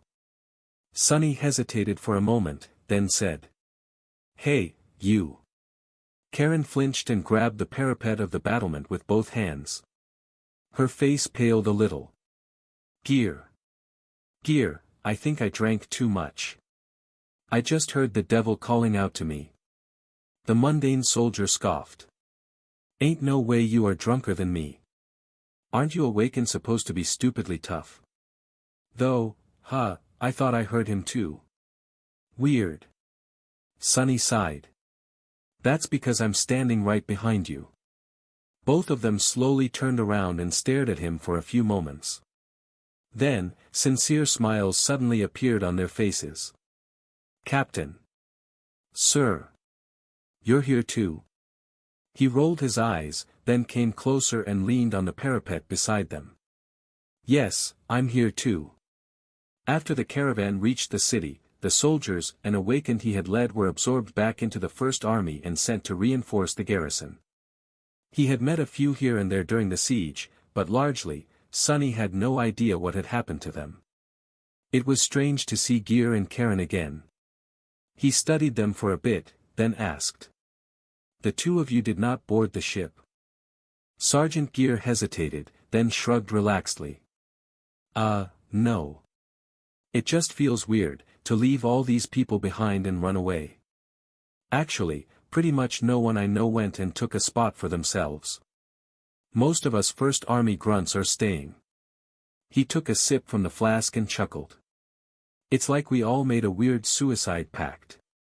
Karen pulled the flask out of his hand and smiled. "It's all right, though. Actually, I feel like I was supposed to die in Erebus Field. That would have been sad." She took a big gulp and sighed with pleasure. Because everyone there died. But here. We already made sure that 170 million people escaped. By tomorrow, it's going to be 180. That's a lot of people. That's a job well done, if you ask me. And if we manage to hold out for a day or two more, then that's going to be even better. Gear nodded. That is the reason why we were sent here in the first place, isn't it? To make sure that these people escape. So, saving ourselves at their expense, just feels weird, that's all. Sunny studied them for a few moments, remaining silent. Then, he sighed. I guess I feel the same way. Plus. I really hate losing, as well. Karen and Gear looked at him with complicated expressions. Sir, you're staying, too? Sunny smiled slightly. Yeah, but don't get me wrong. I am not planning on dying heroically. Unlike some people, I haven't given up on giving that beast a good fight. The two soldiers were quiet for a bit. Then, Gear suddenly laughed. Good. That's good. Hell, now that I know that you're going to be with us too, sir, I am starting to feel that maybe there's still a chance. We already killed one Titan, didn't we? What's one more? Karen lingered for a moment, then offered the flask to Sunny and patted the mundane soldier on the shoulder. Sure, Gear, sure. It's just a corrupted Titan. Let's kill it. Why not? Sunny received the flask and took a sip of something bitter, flavorful, and absolutely searing. He grimaced and coughed, feeling his eyes turn wet with tears. Gods, what the hell are they drinking? After a while, when he regained his ability to speak again, Sunny wiped his eyes and passed the flask to Karen. Feeling a pleasant warmth spread through his body, he said. Yeah, you're right. It's just a corrupted Titan. It was already morning by the time Sunny made his way to the dormitory tower where Professor Abel was staying. The cold had gotten even more oppressive, and the wind was like a sharp knife that cut ruthlessly against his skin. It was rather strange. Soon after the news of the winter beast's inevitable attack spread through the city, the whole population seemed to have gone mad. Fear, panic, and desperation were like a wildfire that spread through the siege capital, throwing it into utter chaos.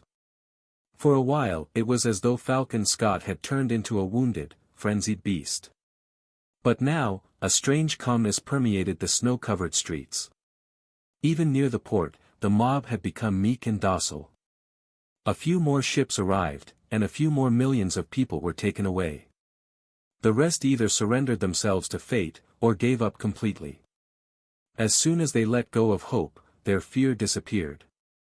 Their panic subsided, too. As Sunny walked through the city, he saw different people coping with the merciless reality of the situation in different ways. Some seemed numb and lethargic. Some seemed serene and at peace. Everyone found solace in their own way.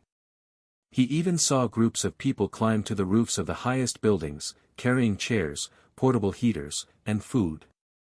They were going to watch the arrival of the Titan, and meet their ends together. Others were trying to get as deep underground as they could. A siege capital like Falcon Scott had plenty of durable subterranean shelters. However, if anyone thought that they could hide from the approaching doom there, they were sorely mistaken. No amount of frozen soil and layers of mundane defenses were going to stop a corrupted Titan. There had been shelters in Erebus Field, too, but no one who had entered them survived.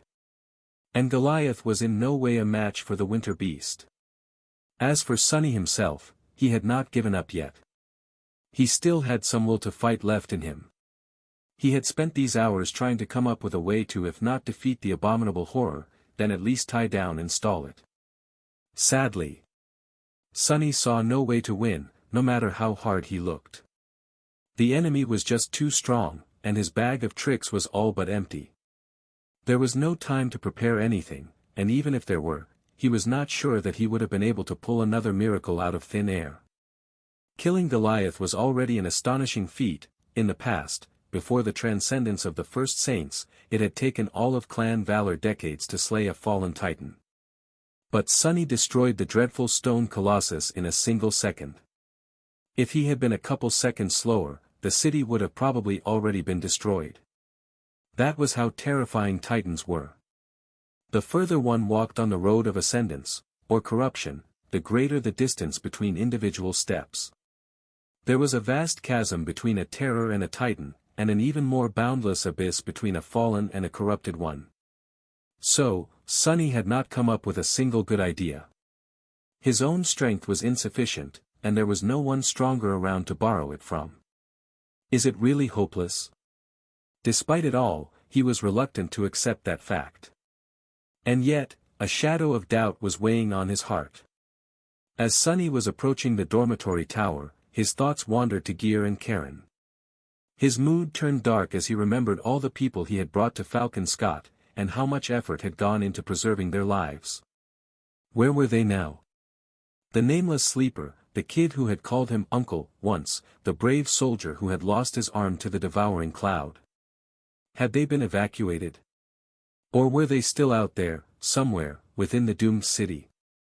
Most of the 200 million people had already been evacuated, so, the chances of that weren't high. Standing in front of the entrance to the dormitory, he looked at the piles of snow on both sides of it. The man who had been so happy to give him a sandwich, were he and his wife safe? And countless others. With a deep sigh, Sunny entered the tower and made his way to Professor Obble's apartment. The old man met him with a calm smile. Master Sunless. Come in, come in. By now, there was no one inside the apartment except for the old man. The two of them remained silent for a while. Eventually, Professor Obble sighed. I wanted to thank you. Some time ago, I made a request of you, to not choose to save my life over someone else's. Back then, you didn't agree. I am glad that you changed your mind. Sunny looked at the old man with a bleak expression. He remembered that conversation. Back then, he had foolishly proclaimed that he would not have to choose, because he would simply save everyone he decided to save. Technically, Sunny had kept that promise.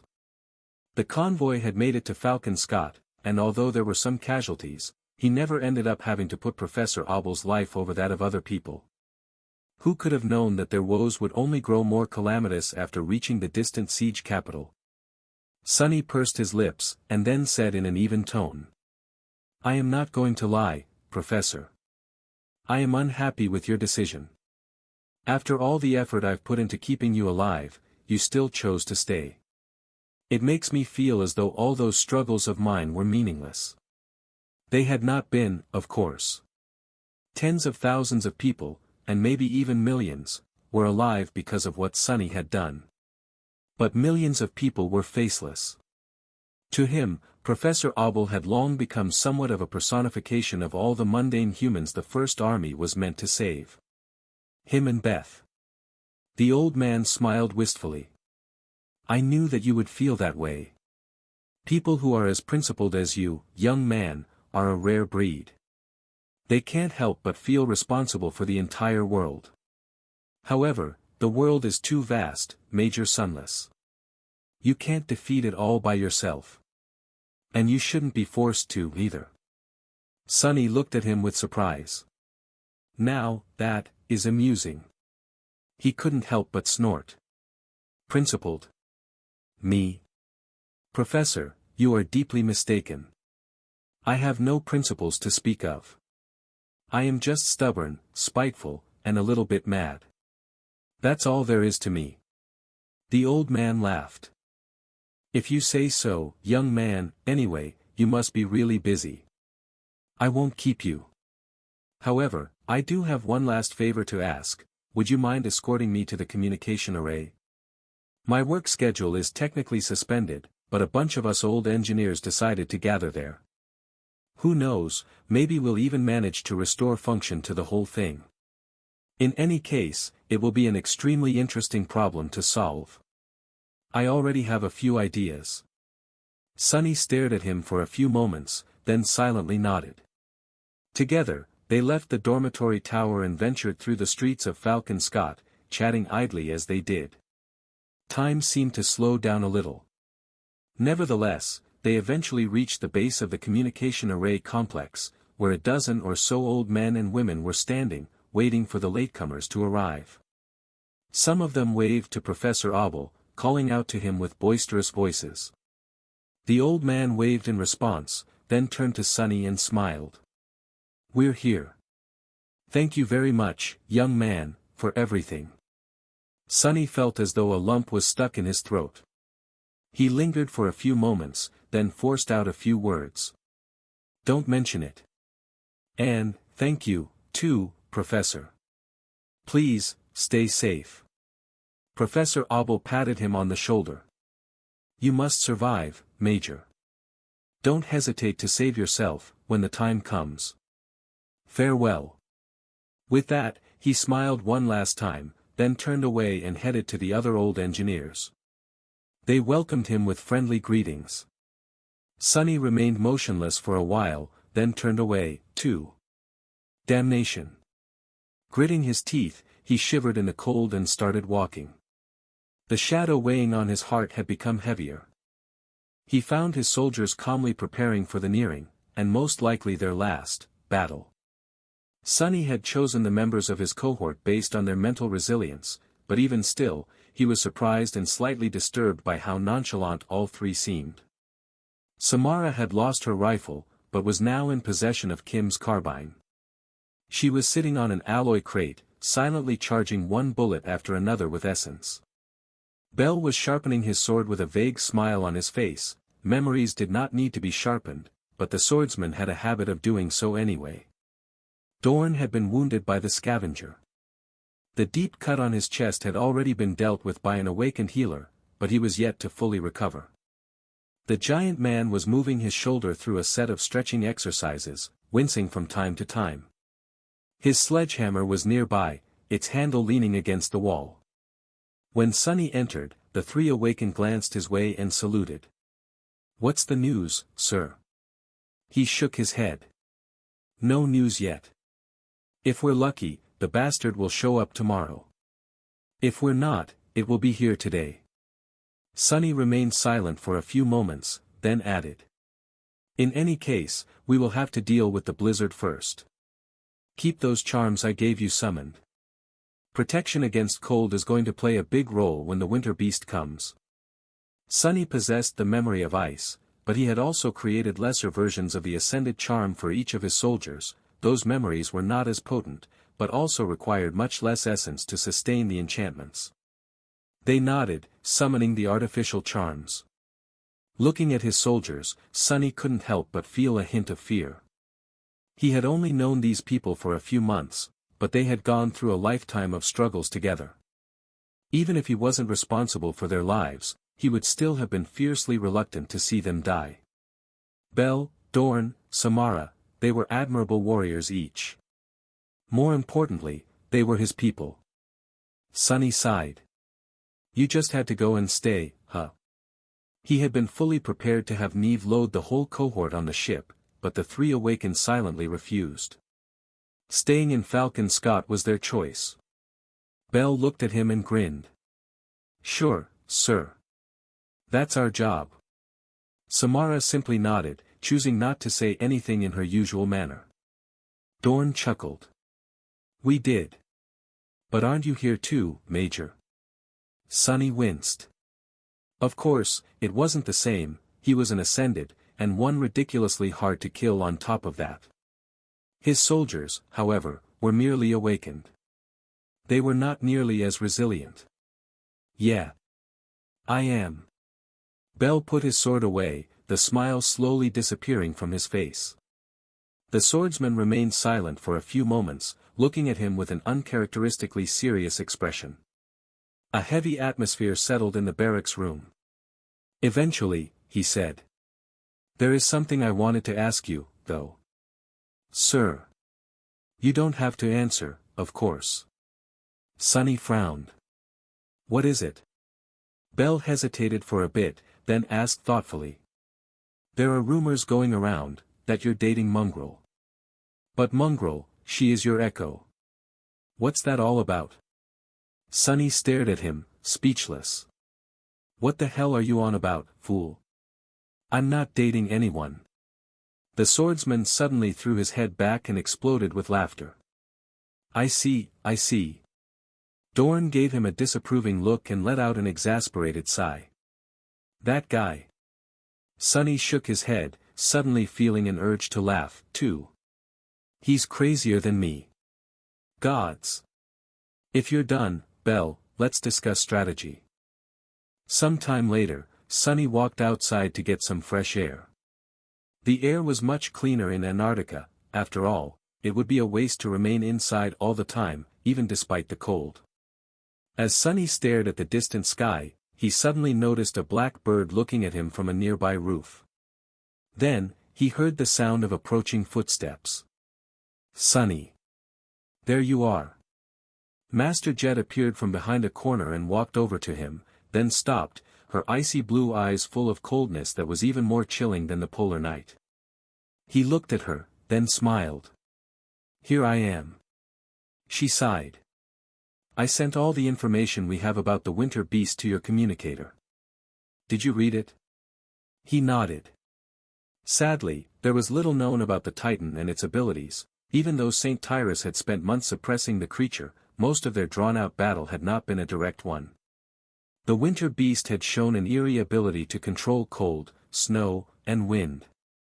Since Sky Tide commanded the winds, as well, their battlefield had been the sky above the Antarctic center itself.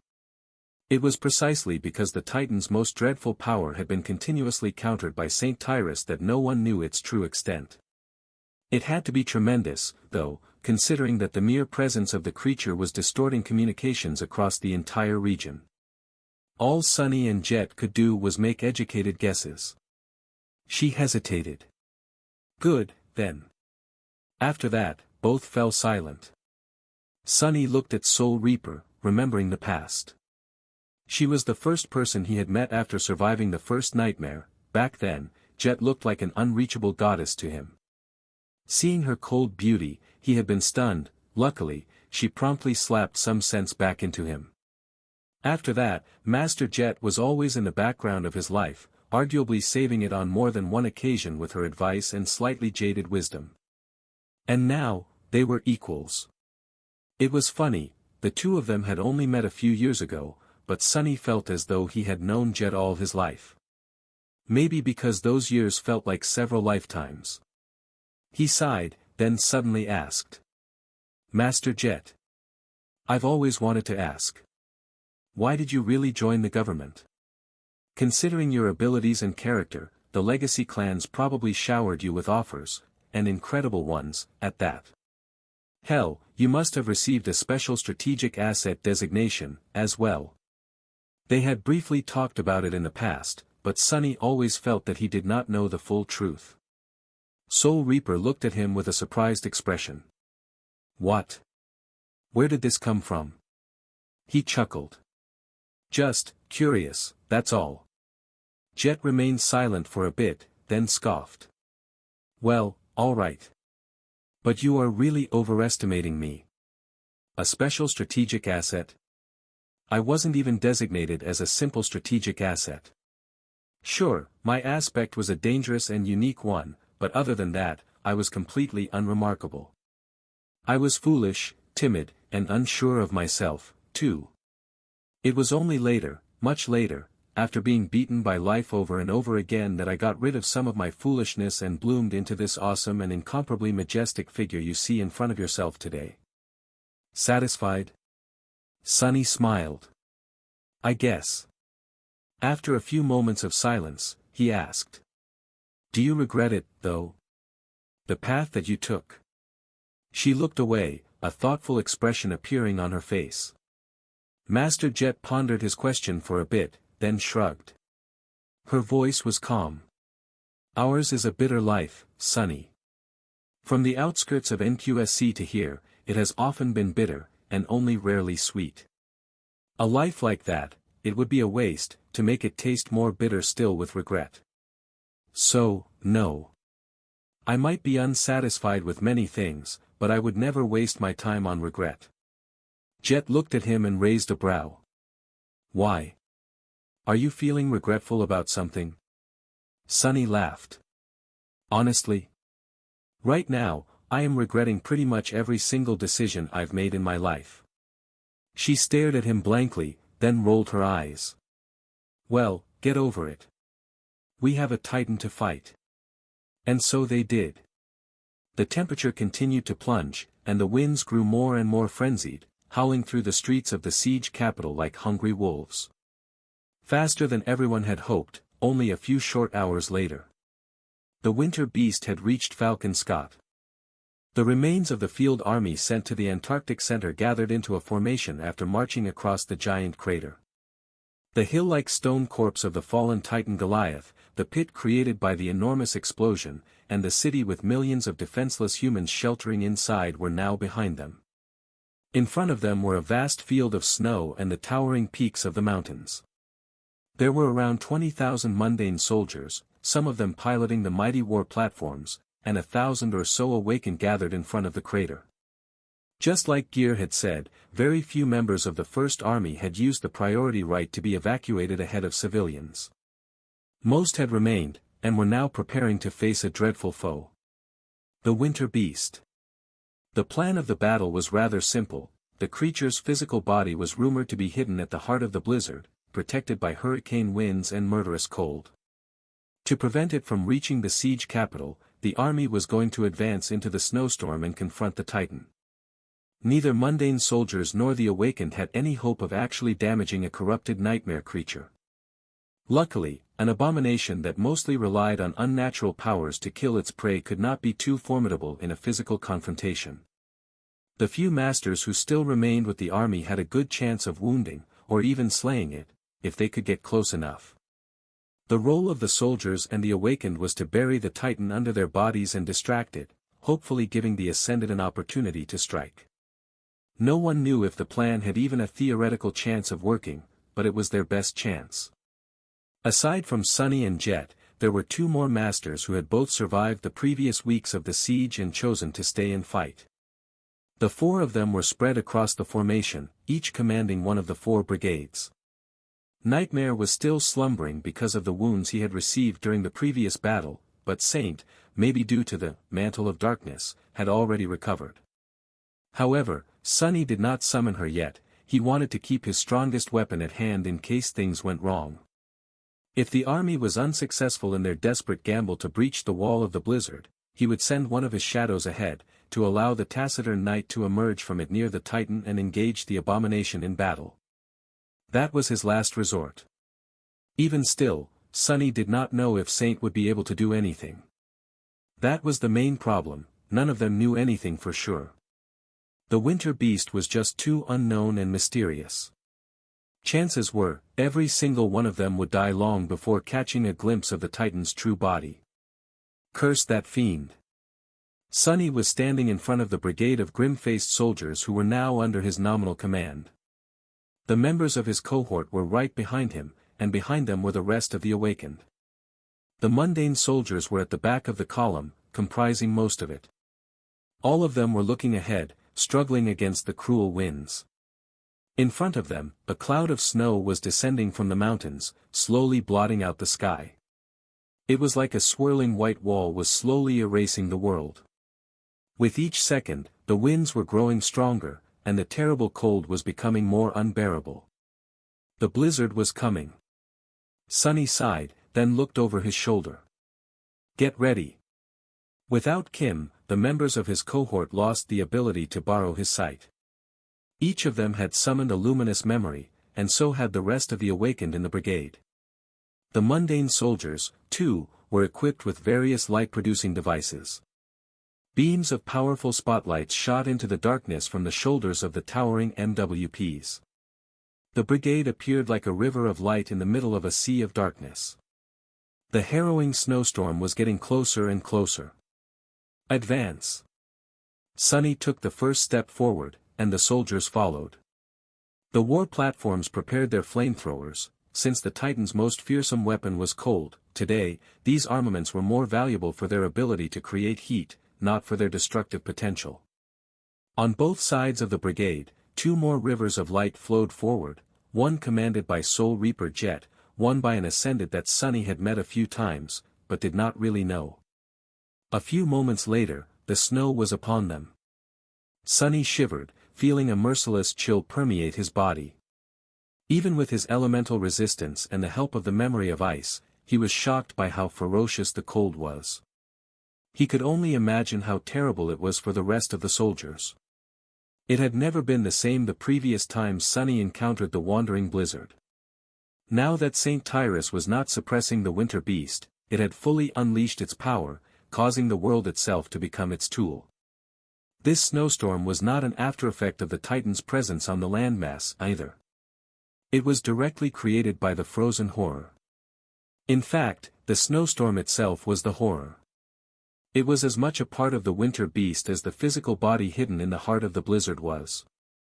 In that regard, the corrupted Titan was much closer to the dark sea of the forgotten shore than it was to a simpler creature like Goliath. For a moment, Sunny wondered if there was something hidden at the heart of the cursed sea, as well. Flamethrowers. The MWPs walking at the sides of the column extended their arms, sending long streams of fire crisscrossing above the formation.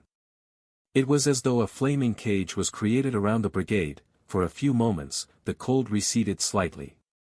The billowing clouds of snow were instantly melted, and drops of water rained down on the shivering humans. For as long as the war platforms had fuel to keep the flames burning, the army still had a chance to reach the depths of the unnatural snowstorm. However, they had not burned for long. It was all a gamble. A dire, dangerous, deadly gamble. The soldiers of the First Army were betting their lives against the winter beast without even knowing if they would be able to reach it, let alone hurt it. They might have made that gamble out of desperation, but they had also made it out of necessity. All of them had received a chance to leave, and all of them turned it down. Some had done it due to their sense of duty, or camaraderie, or misguided bravery. Some had simply grown numb to the horrors of the war. As for Sunny himself, he was not really sure what had led him here. He had come to this broken land in search of power, but that desirous quest seemed so childish now. Antarctica had put a lot of things in perspective. However, this shift of perspective only made things less clear instead of revealing the truth. All he knew was that he felt fiercely reluctant to leave the job unfinished, and that he did not want to fail the soldiers who had entrusted him with their lives. Sunny had never wanted to be in charge of anyone, but now that he was, their hopes and desires weighed on him like chains. Strangely, though, he did not want to refuse that burden. He felt quite protective of it. Maybe that was what Master Jet had meant when she said that no one was free in this world. Regardless of the reason, Sunny felt a frantic hope burning in his chest as he marched into the blizzard. Come on, we can do it. Behind him, the column of shivering soldiers stubbornly moved forward inside a cage of flames. The infantrymen were all encased in suits of powered armor, which were all hermetic and insulated, capable of withstanding the most hazardous environments. The awakened were all much tougher, and many of them possessed protective memories on top of that. And yet, they were all suffering from the terrifying cold. It was just too insidious, finding a way to pass through all forms of defense. Even Sunny felt miserable because of the snowstorm. Much worse, the cold was getting worse and worse the deeper into the blizzard they walked. They had to find the true body of the winter beast soon. That cold, there's something wrong about it. It doesn't feel like a natural force. Even his thoughts felt slow and frigid. But there was no way back for them now. All that Sunny could do was march forward and endure, hoping that he and his soldiers would be able to reach the heart of the blizzard. The fire produced by the MWPs helped alleviate the cold to a certain extent.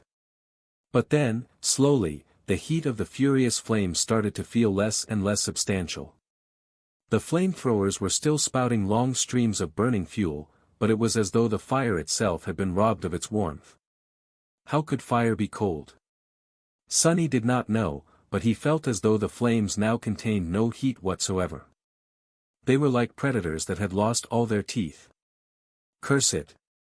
He glanced back, seeing a few of the mundane soldiers staggering as they walked, then gritted his teeth and continued to move forward. The snowstorm could not be too vast. They had to be getting closer to its center, all they had to do was endure a little longer.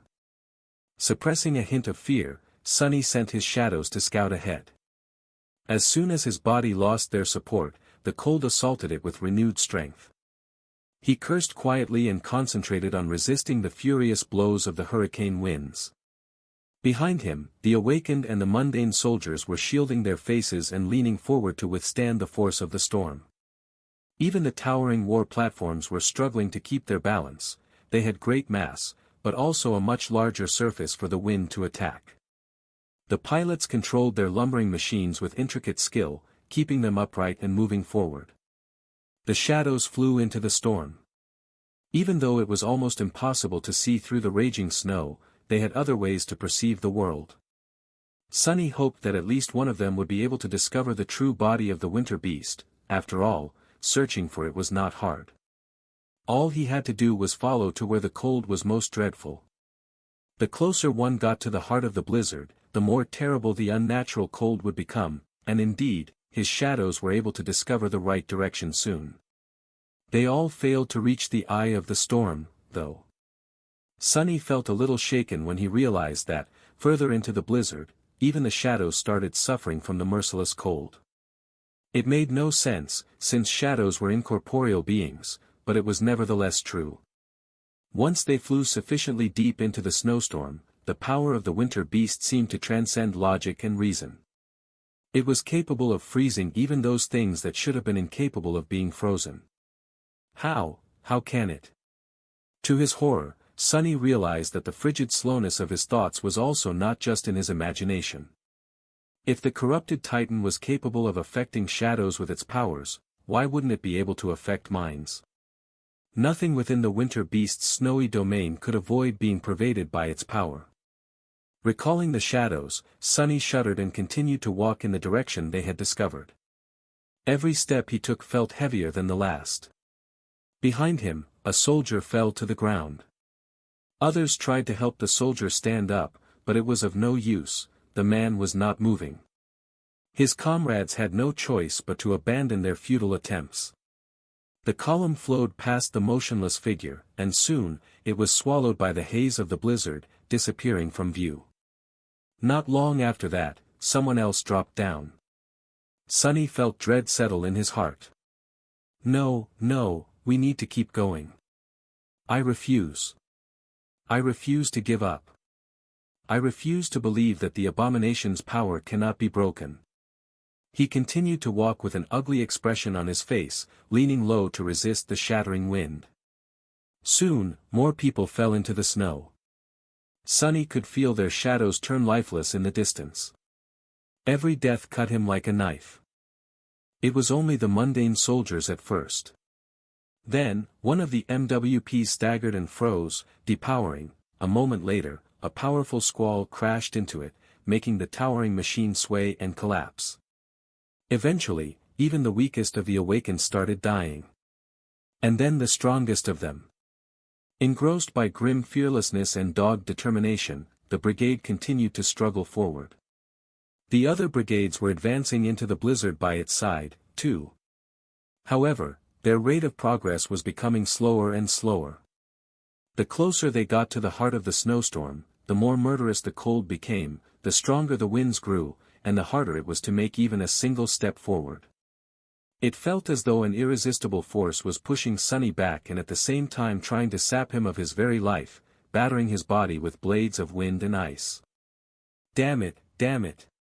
At first, a soldier or two would fall every minute. Then, a new body would fall into the embrace of the snow almost every second. Sunny felt a vast, maddening anguish. And a deep, biting reluctance. And fear. Not for himself, but for the mission. But then, he became scared for himself, too.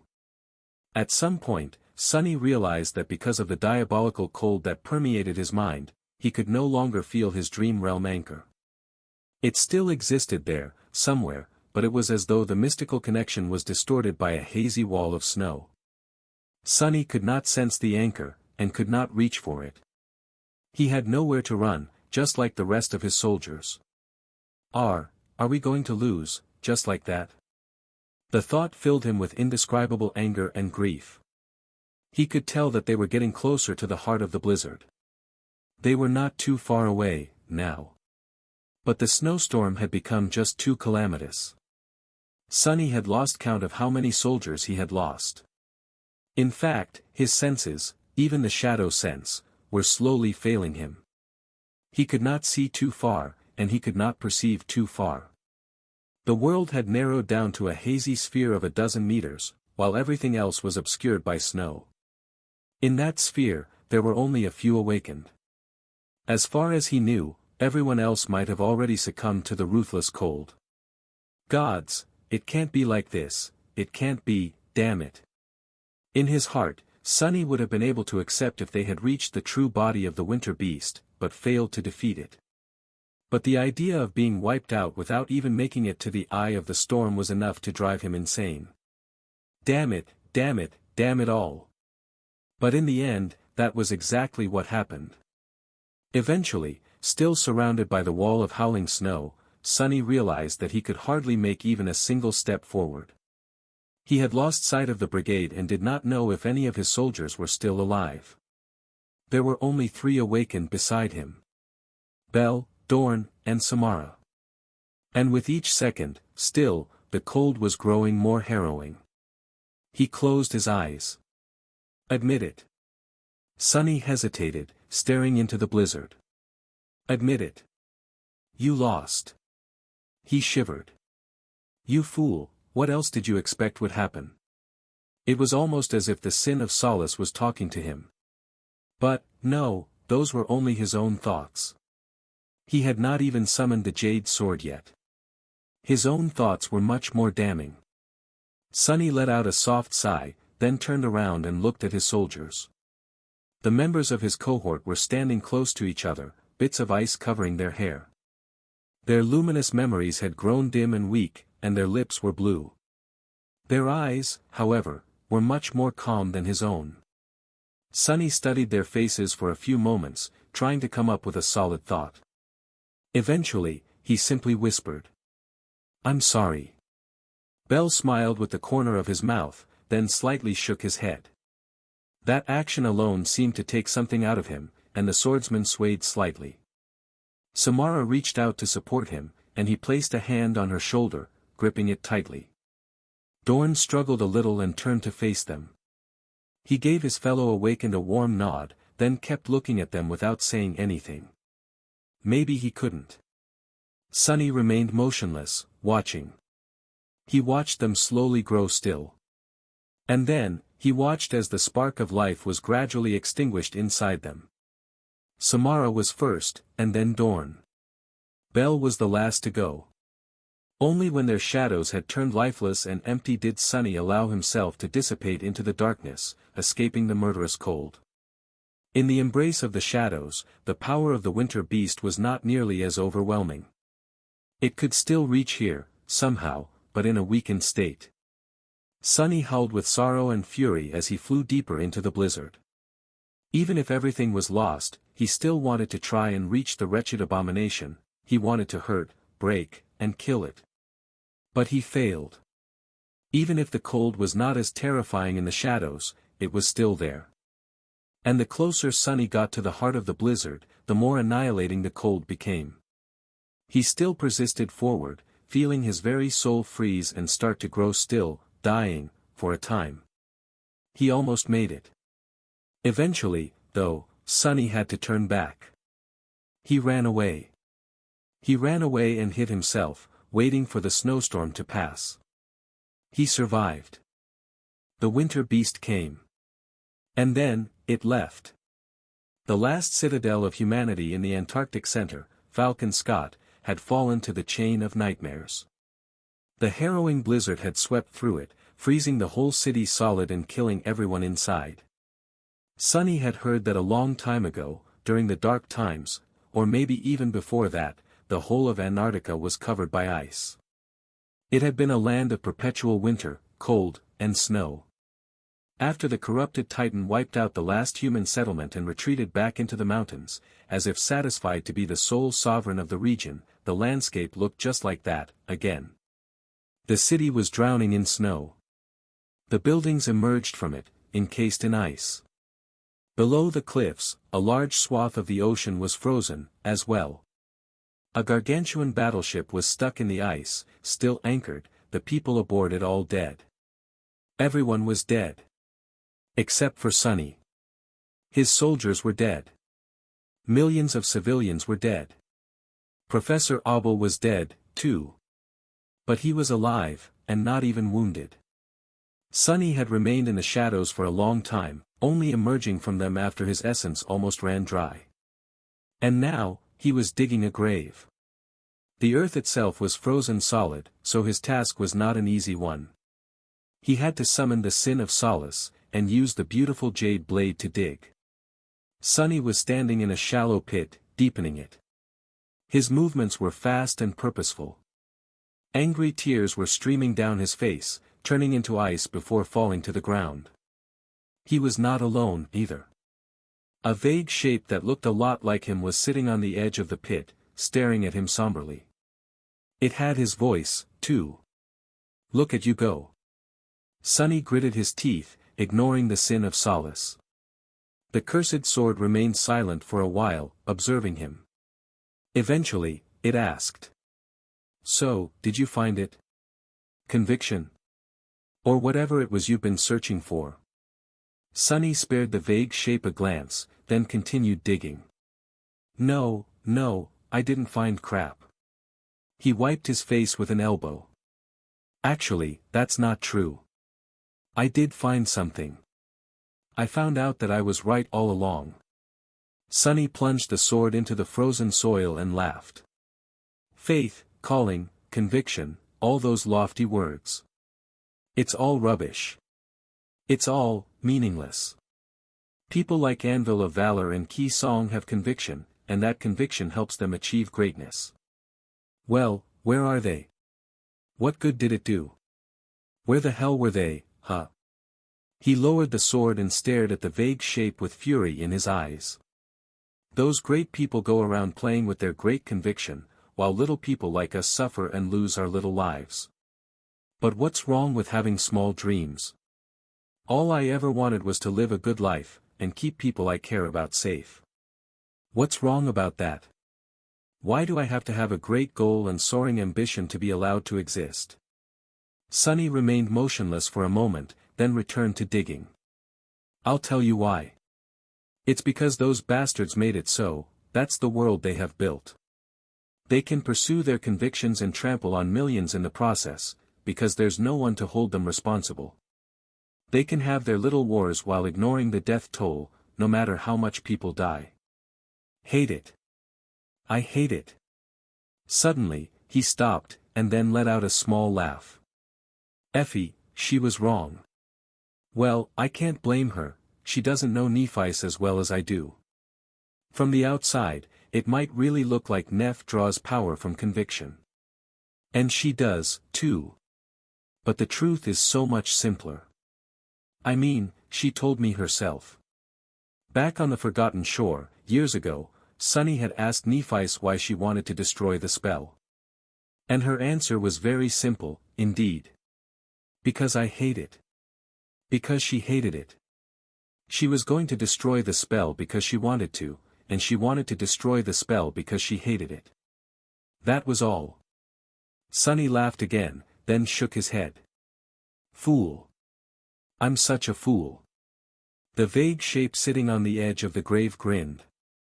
"Well, at least we agree on something." Sunny continued to dig, thinking back on the past months. He had not found conviction. But in a sense, he also did. "I don't need it. I know what I value, and I know what I want.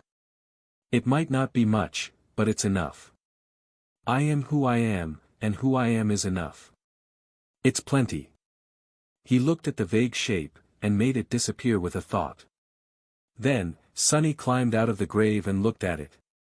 There were 3 graves beside that one.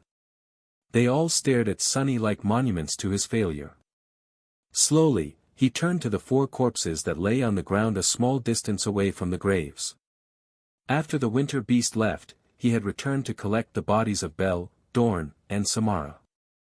And then, not too far away, he had found the body of Master Jet, as well. Master Jet. Sunny couldn't quite comprehend the fact that she was dead. She had always been there for him. She had been the first person to meet him after the first nightmare, and the one to guide him to the academy. She had been there when he returned from the Forgotten Shore, and from the Kingdom of Hope, too. She had even helped him purchase his home. Soul Reaper had been his mentor, comrade, and friend. For him, she was synonymous with competence and power. And perseverance. If a girl from the outskirts could rise so high, then why couldn't he? And now, she was dead. Sunny couldn't believe it, but there was no denying it. Her lifeless body was right there in front of him, unmoving and still. Her beautiful blue eyes were now glassy and hollow. Her lips were never going to curve into a smile again. Soul Reaper Jet was gone. Sunny's heart was empty. Right. He remained motionless for a while, then walked over to Belle and carried him to the first grave. Then, silently, he repeated the same process with Samara and Dorn.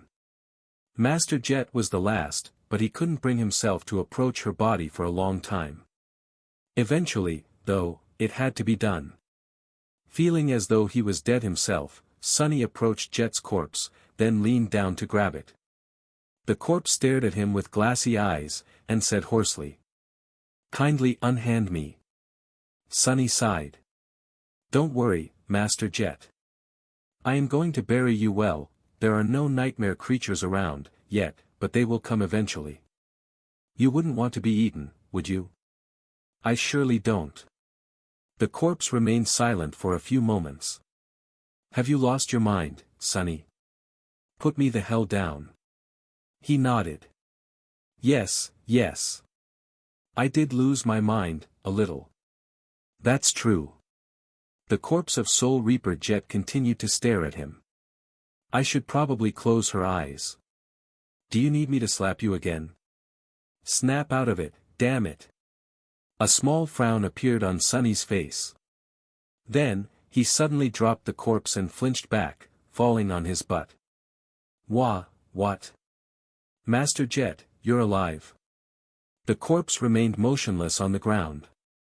After a short pause, it said in a dull, hoarse, corpsely voice, "No. I am dead." Sunny stared at it, dumbfounded. Suddenly, the corpse let out a grating, hissing sound. It was trying to laugh. "I've been dead this whole time. It's my flaw. You are dead. But as long as I keep killing things and absorbing their essence, I can at least maintain a semblance of life. If I don't, I'll be truly destroyed." She struggled to turn her head and looked at him with dead, glassy eyes. "That was the real reason I joined the government, all those years ago. I knew that I'd always have things to kill if I did. Now. Sunny, damn it, can you help me sit up?" He slowly rose to his feet, took a few shaky steps forward, and pulled her up to a sitting position. Then, he blinked a couple of times and said, "So, that was why you told me that it's impossible for you to die in Antarctica? Because you were never alive, to begin with?" Soul Reaper struggled for a few moments, and then took a labored breath, the first one since he had found her in the snowfield outside the city. "Yes." It was a figure of speech. Both of them remained quiet for a while, not knowing what to say. Then, Jet suddenly turned her head. Her eyes glistened a little. "Sunny, look. Look there." He turned around, not knowing what she wanted him to see. Nothing seemed to have changed. The graves, the snow, the frozen buildings of the destroyed city were all the same. However, far away, a thin line of pale lilac appeared above the horizon, breaking the rain of cold darkness. Soul Reaper tried to smile, but failed. "The sun is rising. The night, it's over. Sunny, come here. I'll only kill you a little." Get the hell away from me, you demented zombie. Sunny took a few steps back, easily avoiding the grasp of the shambling corpse of Master Jet. Fortunately, she was not too fast, in fact, she could barely crawl. Her nails powerlessly scratched against the alloy, and Soul Reaper let out a hoarse, disappointed hiss. Damn it. Sunny shook his head. Despite Jet's weakened state, avoiding her clutches was a tiresome task, mostly because there was nowhere really for him to run. Currently, the two of them were trapped on an alloy raft that was drifting slowly across the strait between the Antarctic center and the vast landmass to the east.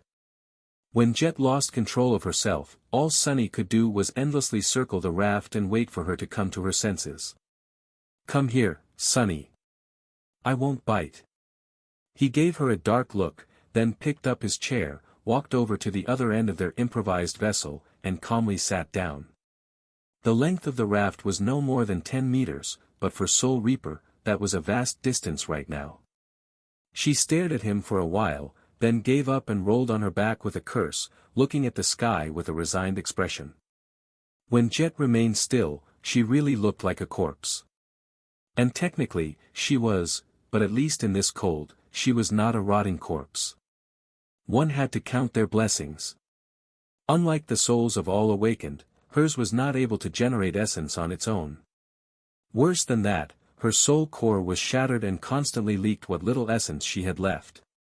Once the essence completely ran out, Soul Reaper would truly and forever perish. The only way for her to survive was to continuously kill living beings and absorb their soul essence. That was actually Jet's sleeper ability.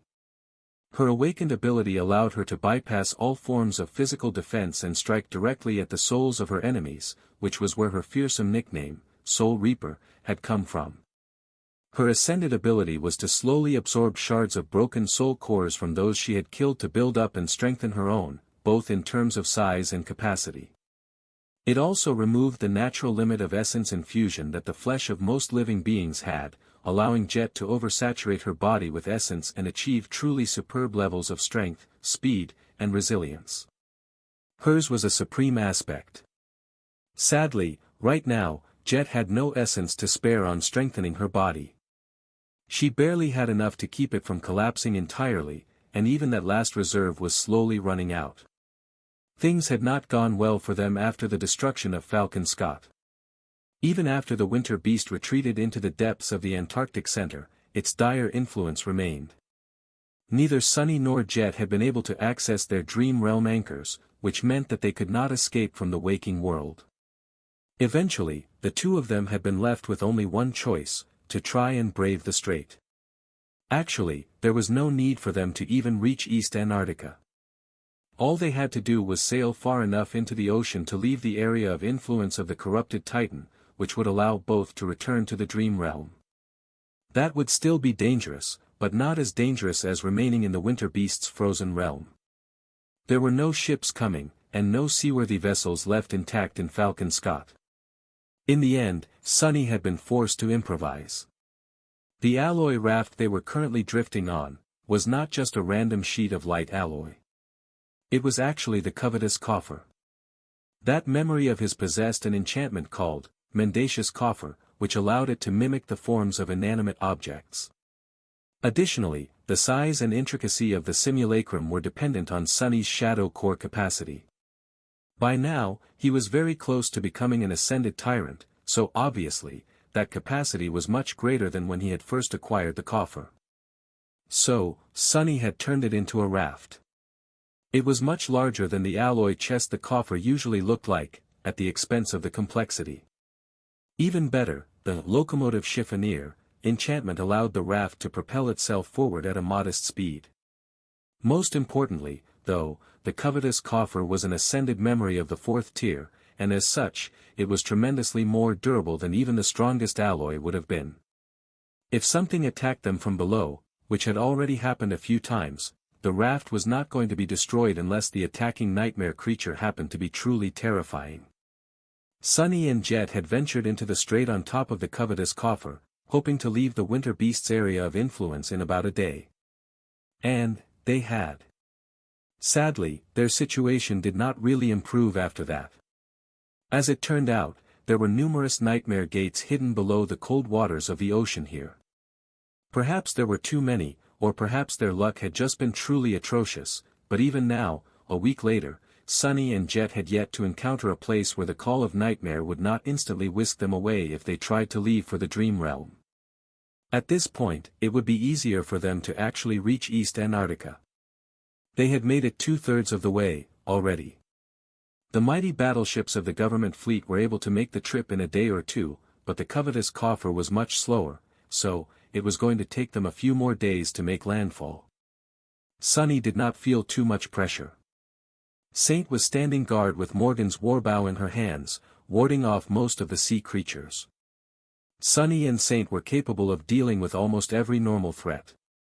If something they could not deal with were to attack from the depths, he could use a combination of memories to take flight. If they were attacked in the skies, he could dive deep into the ocean.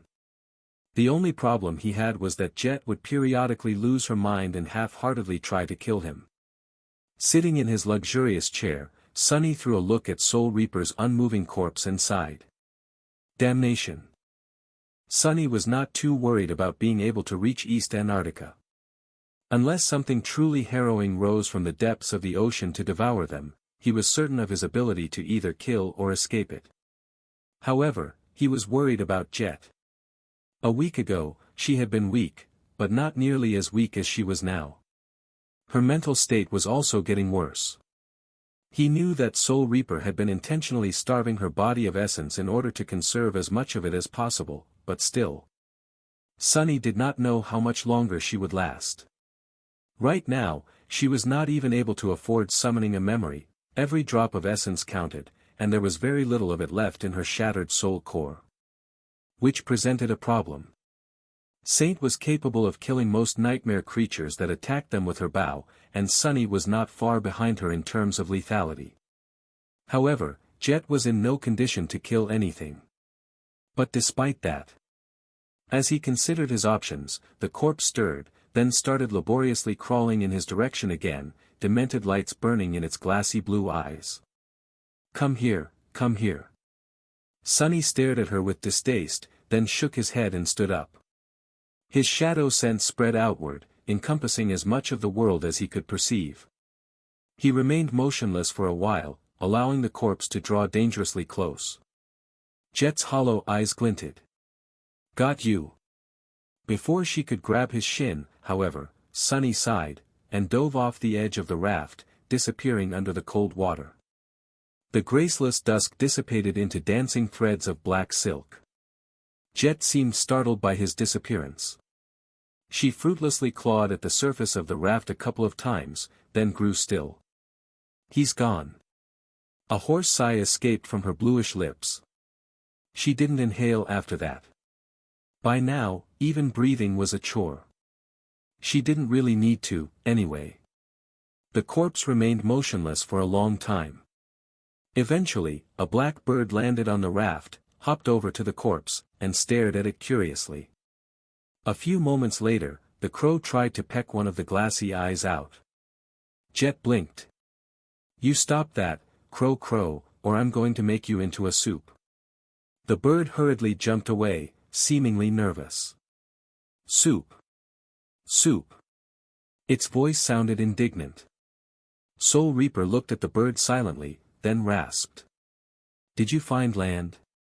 The crow spread its wings and waved them a couple of times. Land. Land. The corpse tried to smile, which looked quite disturbing. Even Saint spared it an indifferent glance. How far is it? The bird ruffled its feathers and made another hop back. Far. Far. Jet gritted her teeth. I know that it's far, you stupid bird. How far? The echo simply stared at her in confusion. After a couple of seconds, it cawed proudly. How? How? Soul Reaper hissed, then hit her head against the alloy surface of the raft a couple of times. God damn it. After that small outburst, she didn't say anything else, remaining still and unmoving. The raft swayed gently on the waves. Below the raft, Hundreds of small metallic feet were furiously paddling the cold water. On top of it, a living statue, a talking corpse, and a small black bird were silently waiting. Some time later, the water behind the raft suddenly boiled, and a young man with silky black hair and alabaster skin emerged from it, dragging something in a stranglehold. A terrifying creature with long tentacles that were as wide as a man's thigh was struggling furiously, trying to free itself. Its spongy flesh was awash with inky black blood. "Stop fighting, you bastard." Sonny gritted his teeth and ignored a tentacle that was wrapped around his neck, exerting enough pressure on it to crush an armored vehicle. Using one hand, he swam toward the raft, climbed aboard, and dragged the nightmare creature with him. Saint silently moved to the opposite side of the coffer, so that the weight of the abomination did not make it capsize. The crow flew up and landed on her shoulder, staring at the monstrous creature with apprehension. Sonny pressed the abomination down and barked. "Stay still." He was rather angry. Yes, he and Saint were enough to slay most of the nightmare creatures that would attack them, either from underwater or from the sky. However, capturing one alive, that was a whole different level of trouble. "Jet, get over here." Soul Reaper slowly gathered her limbs, and then sluggishly tried to stand up. After a few tries, she succeeded and stood there for a moment, swaying. Sonny summoned the cruel sight and tossed it to her, using his knee to press the abomination into the alloy. Soul Reaper caught the spear and used its shaft to help herself stay upright. He held the nightmare creature down and cursed. "Hurry the hell up, this thing is really strong." Not to mention that it had more limbs than he did. Immobilizing it was a miserable task. Jet shambled over, then spun the somber spear and thrust it into the center of the mass of furiously dancing tentacles, using the whole weight of her body to give the strike some force. The silver blade pierced the flesh of the abomination and disappeared inside, causing a river of black blood to flow onto the alloy surface of the raft. The corpse of Soul Reaper lost balance and fell flat into the puddle of blood. She remained laying there, not paying the convulsing tentacles any attention. Slowly, an eerie smile of satisfaction appeared on the dead body's blood-stained face. "Ah, that feels better." Sonny let go of the slain creature and sent it back into the water with a furious kick. Saint moved back to the middle of the raft, balancing it with her prodigious weight. The crow slid off her shoulder and landed at the edge of the pool of black blood. It stared at it for a moment, and then cawed excitedly. "Soup! Soup!" Sonny summoned the graceless dusk back and remained motionless for a while, looking at the dark expanse of the ocean. The sunrise in Antarctica was a long affair. By now, the sky was on the precipice of falling into a long period of twilight, but the cold waters still seemed black.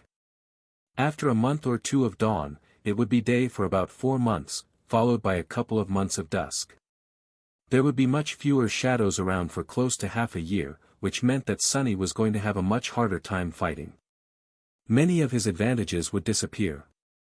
Provided that the forces of humanity would even be able to last that long, of course.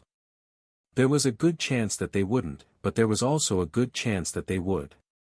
The situation in East Antarctica was much better than it had been in the Antarctic Center.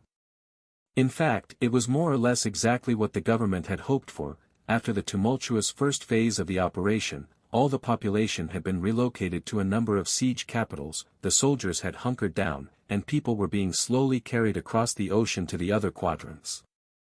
That process would last until the end of the year, at least. There were 3 field armies of the 1st Evacuation Army currently operating in East Antarctica, which was exactly 3 times more than the single one that had been sent to the Antarctic Center. There were also 2 saints there, one of the government's own and the emissary of the Great Clan Song. Once Saint Tyrus recovered from her wounds, there would be 3. The 2nd Army was on its way, as well. They would be making landfall in just a few days, and once that happened, the human forces on the continent would be incredibly bolstered. The 2nd Army was supposed to be composed of twice as many mundane soldiers, awakened, and masters as the 1st Army had been.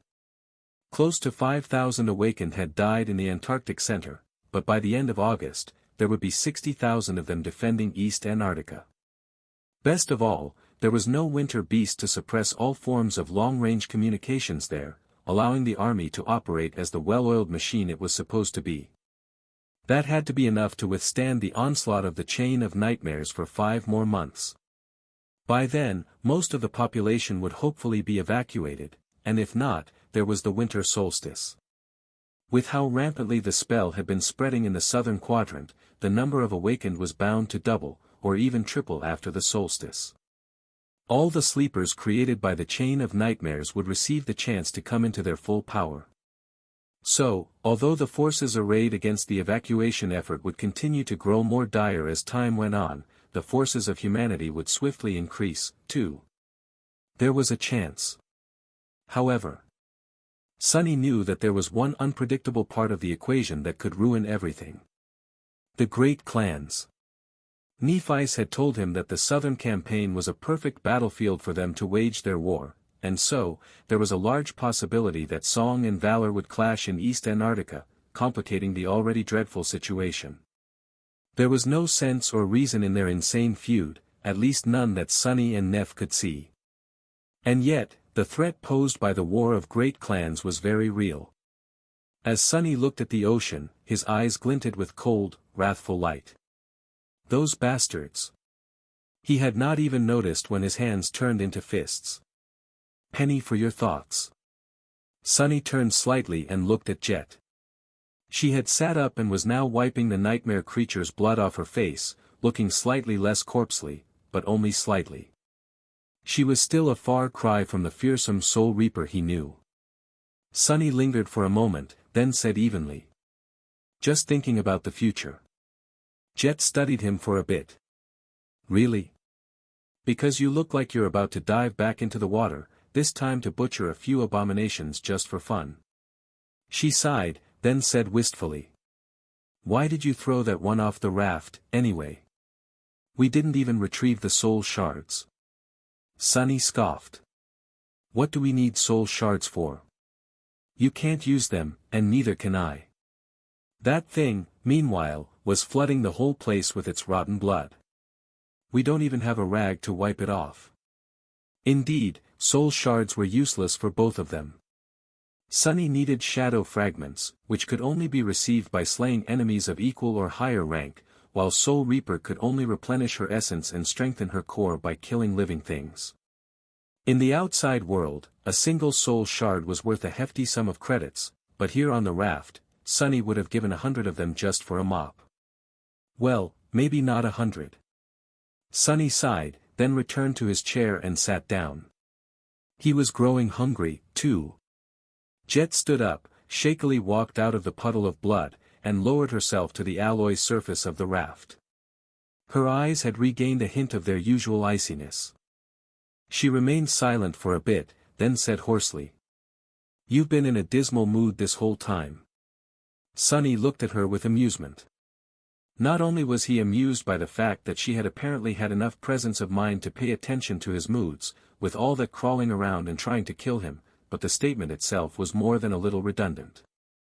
How else was he supposed to feel after what had happened in Falcon Scott? Millions of people had died. The members of his cohort had died. And even before that, the first irregular company had been all but wiped out. Considering everything, Sonny thought that he had handled himself pretty well in the past week. He smiled darkly. Yeah. And why do you think that is? Jet sighed, then looked away. Does it matter what I think? I understand, believe me, I do. In fact, I might just understand it better than you. But, Sonny, do you want me to be honest? He stared at her silently, then shrugged. I guess. Usually, statements like this were followed by something unpleasant. She looked at the dark waves and shook her head. I think that you have maybe forgotten who you are, and where you came from. I am only saying it because I went through the same thing, many years ago. When I left the outskirts, I was tempted to forget the truth of things, too. And I did, for a little while. But the world has a way of reminding you what it really is, and what you should expect from it. Sonny, don't grow soft. You, of all people, should know better. Sunny looked at her, his face unmoving. After a few moments, he shook his head. We are not in the outskirts anymore. And we are not the same people anymore. A pale grin slowly appeared on Soul Reaper's lips. That is true, too. She lied down and stared at the sky, silent. After a while, though, Jet said. Maybe you are right. Maybe people like us have to change, too. Inflexible things are the most brittle, after all. But look around. With how things are going, the whole world just might end up like the outskirts soon. What are we supposed to do then? Sunny laughed. I'm the last person you should be asking for advice. What are we supposed to do? I have no idea. I don't even know what we are supposed to do tomorrow, let alone in the vague future. Let's just keep things simple. Today, we need to survive. Tomorrow, too. After that, we'll see. It would already be nice if we get the privilege of having a choice in the matter. Jet turned her head and looked at him seriously. Then, she said in a solemn tone. I can't survive, though. I'm already dead. They stared at each other silently for a few moments, then both laughed. The raft continued to drift on the cold waves. From time to time, Saint would raise her bow and send a black arrow into the dark water. Every time she did, the spell would whisper into Sunny's ear, announcing a kill. Other times, he would have to dive into the ocean himself and help her deal with the attacking abominations. Shadow fragments slowly trickled into his soul. The next day, Sunny procured another nightmare creature for Jet to kill.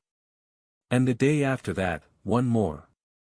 On the third day, her crow returned from its scouting trip much sooner than usual, announcing that it had seen land. Not long after that, they saw a dark line on the horizon. On the fourth day, the raft finally reached the inhospitable shore, and the two of them set foot on solid ground again. East Antarctica welcomed them with cold winds, dim twilight, and the familiar call of the whispering nightmare gates. East Antarctica was many times larger than the Antarctic Center, both in terms of territory and population. Its landscape was also much more varied, with vast plains, long mountain chains, and numerous lakes that ranged from relatively small to those that were as large as seas. Somewhere out there, in that cold expanse, 21 siege capitals were currently enduring the onslaught of nightmare creatures. Each of them was comparable to Falcon Scott in size, and there were close to 900 million people protected by their walls. Sunny was looking into the distance, feeling a bit uncomfortable. In front of him was a vast plain that stretched all the way to the horizon, covered in snow. It was littered by giant boulders that stood like solemn monuments to the ancient past, and cut by countless deep canyons. Here and there, hordes of abominations could be seen, flowing across the plain like dark rivers. After months spent in the mountainous Antarctic center, it was strange to be able to see that far. The world was broad and shrouded in dim twilight, looking quite surreal. Sunny felt exposed. What a bleak sight. It was still better than the poisoned wilderness of the other continents. He could freely breathe here, at least. There were also much fewer scars left by the destructive wars of the dark times here, although there were some. He could see the skeletal remains of massive war machines and the ruins of destroyed towns far in the distance, all covered with snow. With a sigh, Sunny turned around. Behind him was a slope leading to the ocean shore. Jet had just finished climbing the slope and stopped near him, breathing heavily. She still looked like a dead woman walking, but at least she was breathing again. That alone made her less unnerving. Soul Reaper remained silent for a few moments, then cursed quietly. There are still gates near us. Indeed, the call was still too strong for them to escape into the dream realm. She studied the plane before looking at him. Do you have a working communicator? Sunny shifted awkwardly, then gestured to the graceless dusk. This is a transcendent armor, you know. It has many wonderful enchantments. Sadly, one thing it doesn't have is pockets. I used to carry a few useful items inside a spatial storage memory, but those were all destroyed by the Heart of Darkness. So, no. I don't have a communicator on me. Indeed, the covetous coffer was more or less empty now. Sonny had spent most of his supplies during the escape to Falcon Scott, and what little remained was then obliterated by the dark beetles. The only thing they had not been able to destroy were the spools of diamond thread from the ebony tower. Jet sighed. Pity. Mine was frozen solid. We can't even contact Army Command, then. Sonny watched the distant hordes of nightmare creatures for a while. Well, then we just have to keep moving deeper inland until we find a safe spot to use our anchors. Soul Reaper grimaced, which looked quite frightening, considering her current state. She lingered for a few seconds, then shook her head. Moving inland, it won't be easy. This place is in a much better state than the Antarctic Center was, but that's just inside the siege capitals. Out here in the wilderness, the nightmare creatures still reign unopposed. You know better than anyone how hard it is to traverse an environment like this. Sonny smiled darkly. Luckily, we don't need to travel for 3,000 kilometers. And there are no civilians slowing us down. Hell, there's not even a murderous sea to flood the entire world every night. Come on, it's going to be like a picnic. He called, and a moment later, a Stygian black steed rose from the shadows. Nightmare snorted, ominous red flames burning in his eyes. The stallion's adamantine horns glinted dully in the bleak twilight of the early dawn. Sonny summoned the overpriced saddle and went about strapping it on the black courser. As he did, Jet looked at him with dead eyes. After a while, she suddenly said, "By the way, I never asked, but how the hell did you end up being mongrel? That doesn't make any sense." She paused, and then shook her head. Actually, scratch that. In retrospect, it makes too much sense. We even met once, when that gate manifested in NQSC, I feel embarrassed now. Sonny coughed. I just wanted to train peacefully in the dreamscape. Who knew people would make such a ruckus about me learning a few battle styles? This whole thing went out of control really fast. Ugh, believe it or not, I actually wanted to use the Mongol persona to stay under the radar. That plan, yeah, it failed spectacularly. Jet laughed, her voice sounding hoarse and disturbing. Stay under the radar? You call challenging Morgan of Valor staying under the radar? He winced. Well, I might have gotten a little greedy. Once or twice. But hey, at least I got a very good bow out of it. It's still my best ranged memory. Those Valor Forge masters really know what they're doing, huh? Soul Reaper shook her head.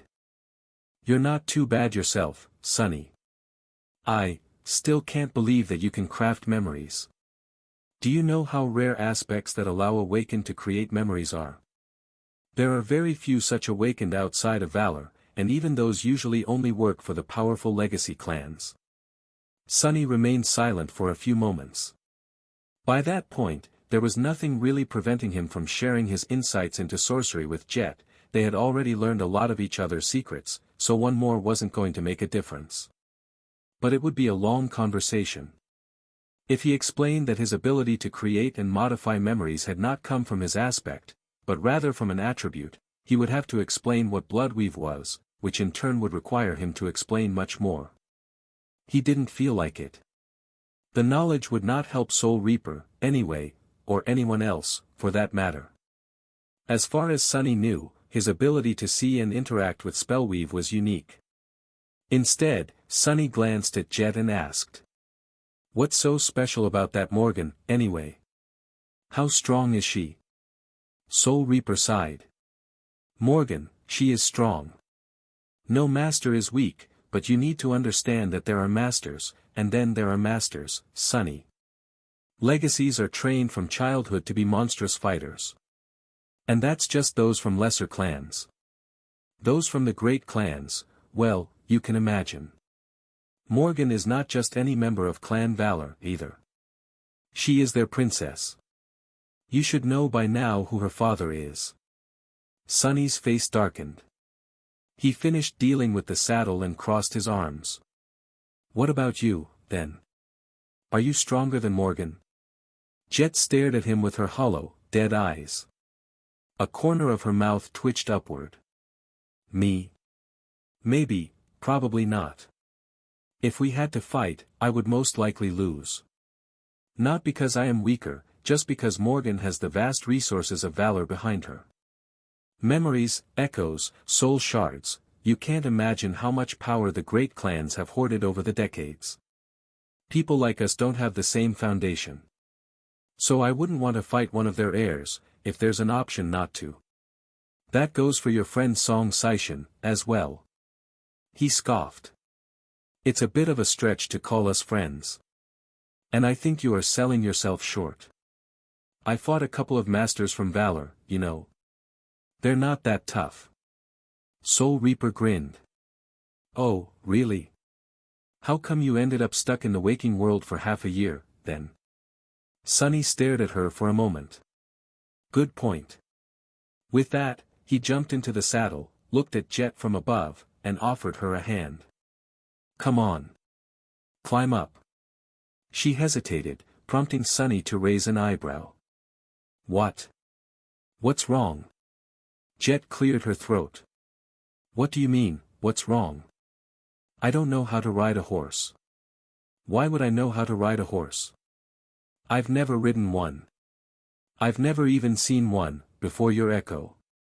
Sunny blinked a couple of times, then suddenly laughed. That laugh surprised him, because he had not thought himself capable of laughing after Falcon Scott. Gods, you don't need to ride anything. I'll control the horse, you just sit in front of me and don't fall off. I'm sure you can handle that much, at least. Jet sighed, then grabbed his hand and jumped up. Nightmare exhaled loudly through his nostrils, confused as to why a corpse was sitting on top of him.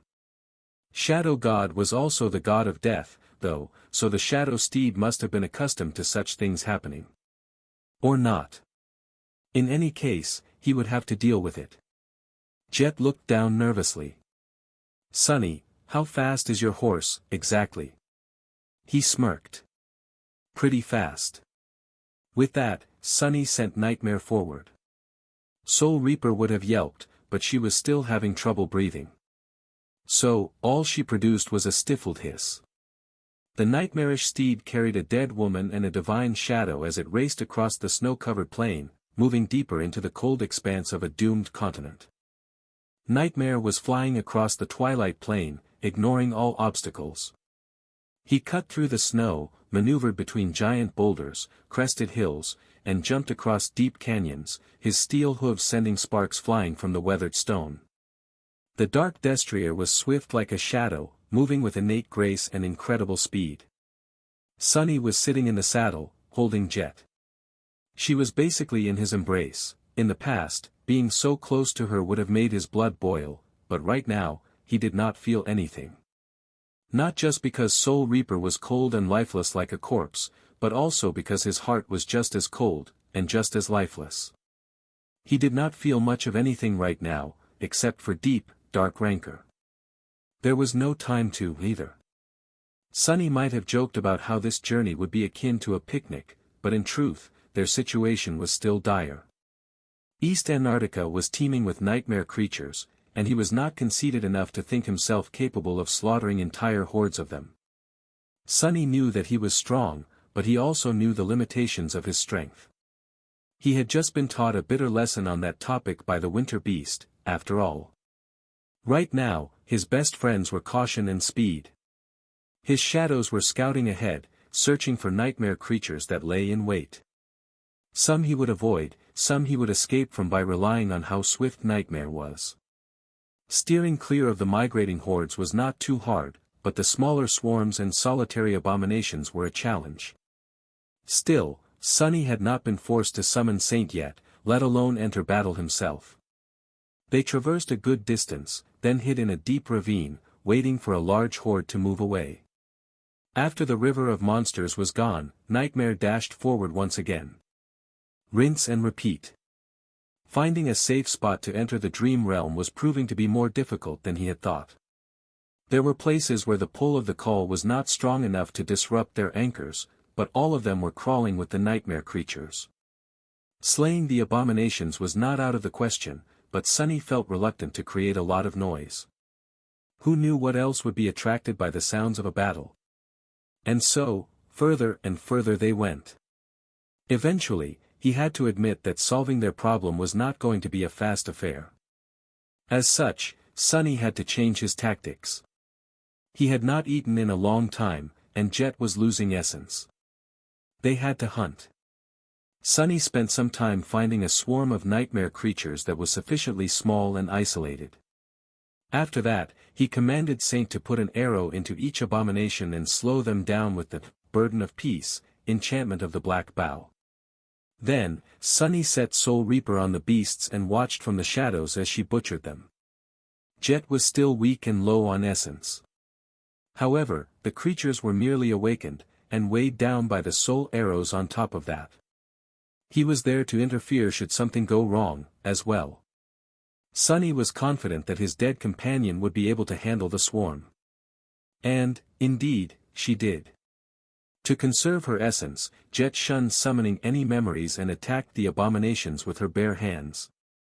However, as Sunny quickly found out, Soul Reaper was a terror to behold even while weakened and unarmed. When she struck the abominations, her hands simply passed through their flesh, directly shattering the soul cores. But more than that, Jet was already dead, her body could still be damaged, and she would perish if it was entirely destroyed, but she was also not plagued by many of the weaknesses that most living beings shared. She could not bleed to death, but could ignore wounds that would cripple or kill any human.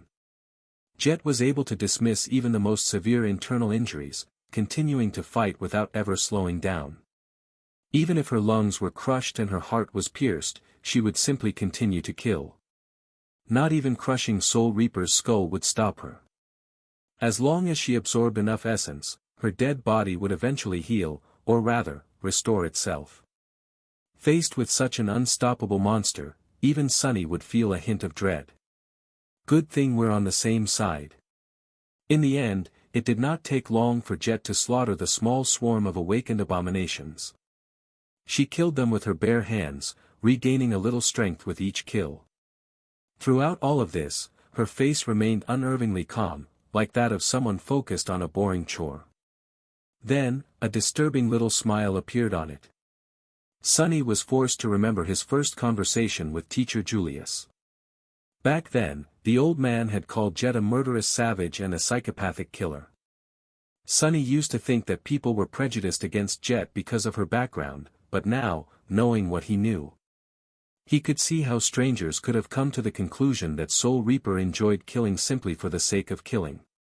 Very few people knew that she needed to constantly absorb essence to survive, after all. And who wouldn't be unsettled after witnessing something like this? When the last of the nightmare creatures fell to the ground, Jet straightened and closed her eyes for a moment, exhaling with satisfaction. She looked like a fiend that had just crawled from the depths of hell, awash in blood, body riddled with ghastly wounds, and eerily beautiful despite all that. Shaking his head, Sunny emerged from the shadows and went about dressing down some of the abominations to collect meat. At the same time, Saint started salvaging soul shards. Jet remained motionless for a while, then looked at him. There was some vitality now in her eyes. She smiled, and said, "What are we doing now?" Sunny looked at her somberly.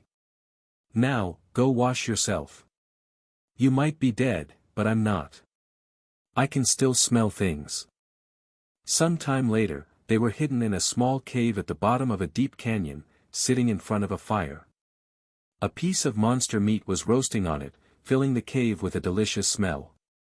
Sunny was a bit sullen, because it had taken all his knowledge of wilderness survival to make the small fire. Snowy reaches of Antarctica were not exactly the best place to search for fuel. He had almost been forced to use the divine flames of the cruel sight to cook, which would inevitably result in an atrociously burned dinner for him. Currently, Sunny was passing time by trying to play a simple melody on a flute made of emerald bone. Kai would have probably become ill if exposed to his musical talent, but Jet didn't seem to mind. She stared at the fire, flames reflecting in her icy blue eyes. After a while, she suddenly said. I can smell things too, you know. When I am sufficiently full of essence.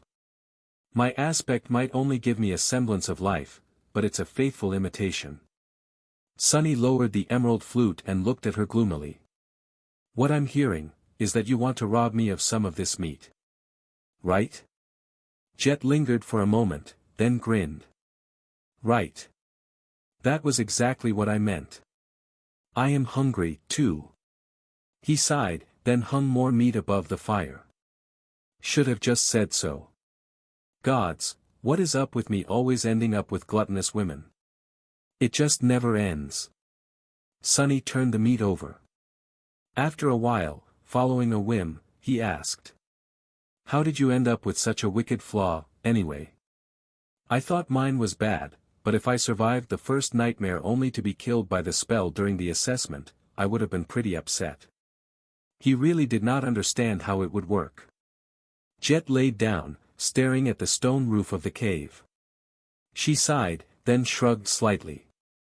No, it wasn't during the assessment. Actually, I did not survive the first nightmare. I was young, and weak, and frightened. And so, I died. Soul Reaper turned her head and looked at him across the fire. But I didn't remain completely dead. I crawled out of the grave, somehow, and finished the trial. I guess the role I played in the nightmare, or maybe my innate attribute, created the possibility of something like that happening. It had to be an infinitely small possibility, though, because the spell seemed rather impressed with the result. Otherwise, it wouldn't have given me a supreme aspect. Sunny did not answer, considering what he heard. It made sense. He had also made something nearly impossible happen during the first nightmare. If he had not been sent into the body of a temple slave, Shadow God would not have responded to his unintentional call. And if he did not have the fated attribute, he would have never unwittingly climbed on that altar, most likely. Many things had come together to create the possibility. He had been the one to grasp it, though. Anyone else would have failed. Sunny looked at Jet silently, thinking about her flaw. What would happen if he gave her Weaver's mask? Would she come back to life? In his heart, he knew the answer. After learning about Weaver, the spell, and the vicissitudes of fate, Sunny developed an intuition about these things. Jet would indeed come back to life, but her soul would remain shattered. And like all living beings with broken souls, she would instantly die. This time, forever. Her cruel flaw, mockingly, was the only thing that allowed her to exist. What about his own flaw? Sunny tried to imagine the life he would have had if not for the inability to lie. Would it have been easier? Would it have been harder? He would not have become enslaved, that was for sure. But he also would have never gotten close to other people, choosing to lie and manipulate them instead of trusting them, out of fear of being rejected and betrayed. And for that reason, he would have probably died a long time ago. Or at least turned into something ugly and twisted. Was that the lesson he was supposed to learn? Weaver, you hypocrite. Weren't you yourself the master of lies? Sunny shook his head and concentrated on not burning the meat. These philosophical questions were a waste of time. He would still choose to get rid of his flaw in an instant, if he could. Jet sighed, breaking the silence. Actually, learning my flaw was not the hardest part. The hardest part was surviving the time between the nightmare and the solstice. As you can imagine, it's not easy for a sleeper to find things to kill before entering the dream realm. I ended up having to ask for help, and asking for help ended up costing me a lot. Sunny shifted slightly. Who did you ask? She chuckled. Who do you think? Just like you, I've been invited to the academy after becoming a sleeper. And just like you, I've been asked for the details of my aspect, on a voluntary basis, of course. But what would an ignorant kid from the outskirts know? I told them everything, and from that moment, they had a wonderful leash to keep me on. Jet remained silent for a few moments. That is fine, though. Even without it, I would have chosen the same. I'm happy with how things turned out. Still. She grew quiet, and then added wistfully. It would have been nice, to have had more of a choice. Sonny did not speak for a while. Eventually, he said. Yeah. It would have been nice. With that, he judged that the meat was ready and took it off the fire. Here, your dinner is ready. They concentrated on the food, content to be safe for the moment, with something tasty to eat. Sonny could vividly remember the times when eating anything, let alone actual meat, had been a cause for celebration. Jet could, too. Those times were gone, and no matter how complicated and hard their lives had become. Sitting in a damp cave located in the depths of a dying continent, Sonny stared at the fire and thought. I guess it's an improvement. Soon, Sonny and Jet continued their journey. The landscape of East Antarctica remained the same, and so did the dangers they faced. The two of them traveled across the desolate plain, sometimes avoiding the nightmare creatures, sometimes engaging in short and furious battles. Sonny felt a little bit numb, and was glad to have a task to focus on. With all his attention concentrated on keeping them alive, he had no time for unnecessary thoughts, which suited him just fine. Jet, meanwhile, was slowly recovering her powers. The more abominations she killed, the less like a corpse she looked. At some point, she allowed herself to summon a few memories, and was now wearing a light suit of armor that was made of black, lusterless leather. Now that she wielded a weapon, her lethality had soared, too. For Sonny, it was fascinating to watch Jet slowly come back to life. Her eyes were once again the familiar icy blue, her movements becoming as swift, murderous, and purposeful as they had been before. This was the fearsome Soul Reaper he knew. She might not have reached her peak condition yet, but she did not resemble a shambling corpse anymore, either. Most interesting of all, her lifeless shadow had regained its vitality. By now, he would have never suspected that the person in front of him was not actually alive. A few days passed, and then a few more. 2 whole weeks had passed since the destruction of Falcon Scott. They had spent half of that time crossing the strait, and half traversing the snowy plain. The plain was as inhospitable and vast as ever. Sonny made Nightmare stop, waiting for his shadows to assess the size of a distant horde of nightmare creatures. These past few days, there had been more and more abominations around, all moving in the same direction. Weaving between them was growing harder. Somewhat bored, he shifted in the saddle and asked. Hey, do you think the government considers us dead?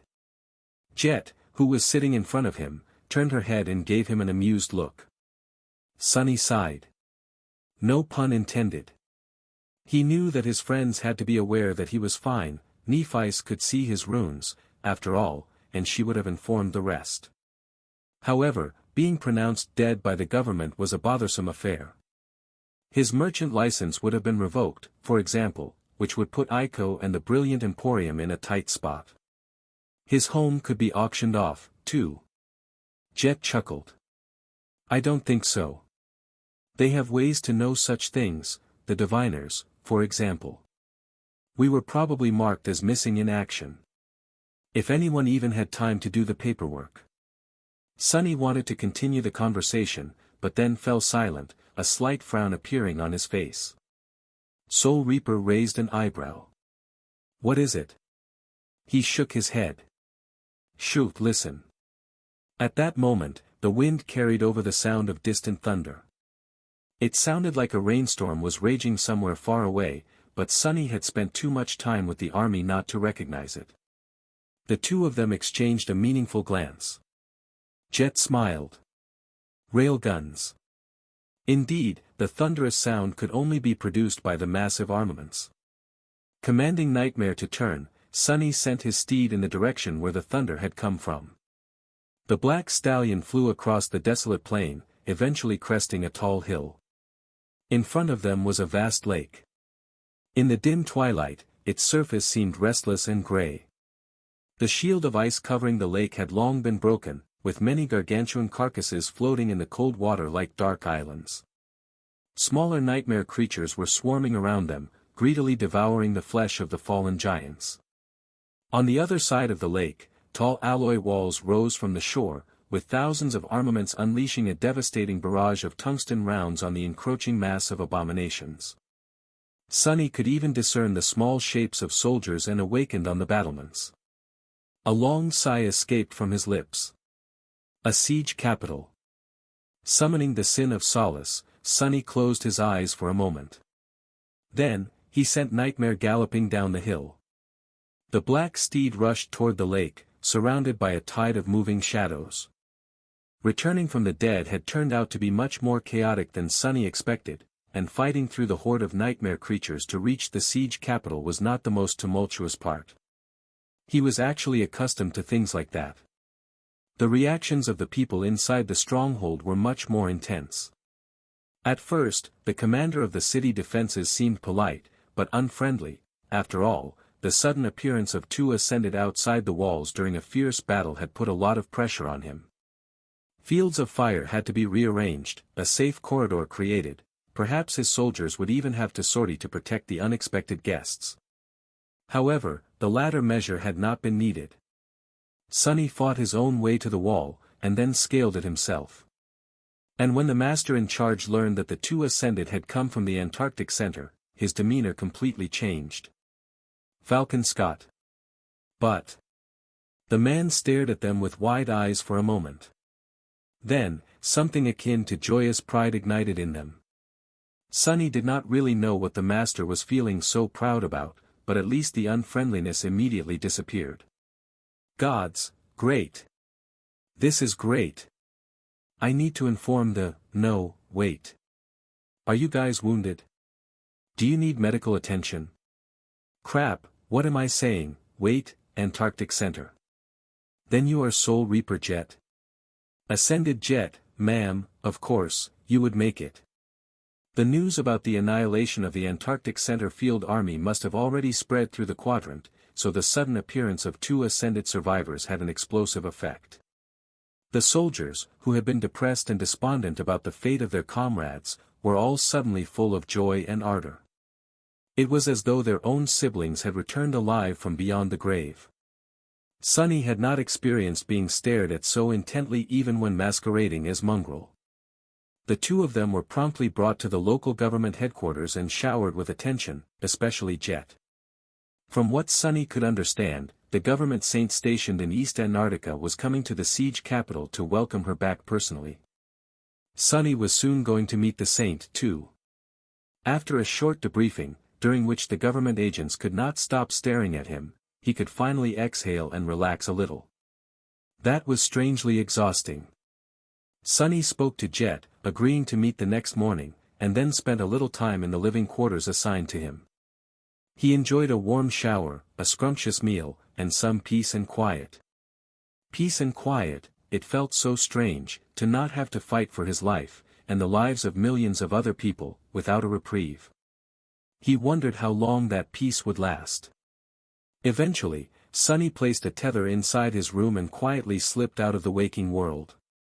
He went to visit the ivory tower. On a beautiful island of ancient trees and emerald grass, a lone figure suddenly appeared out of thin air.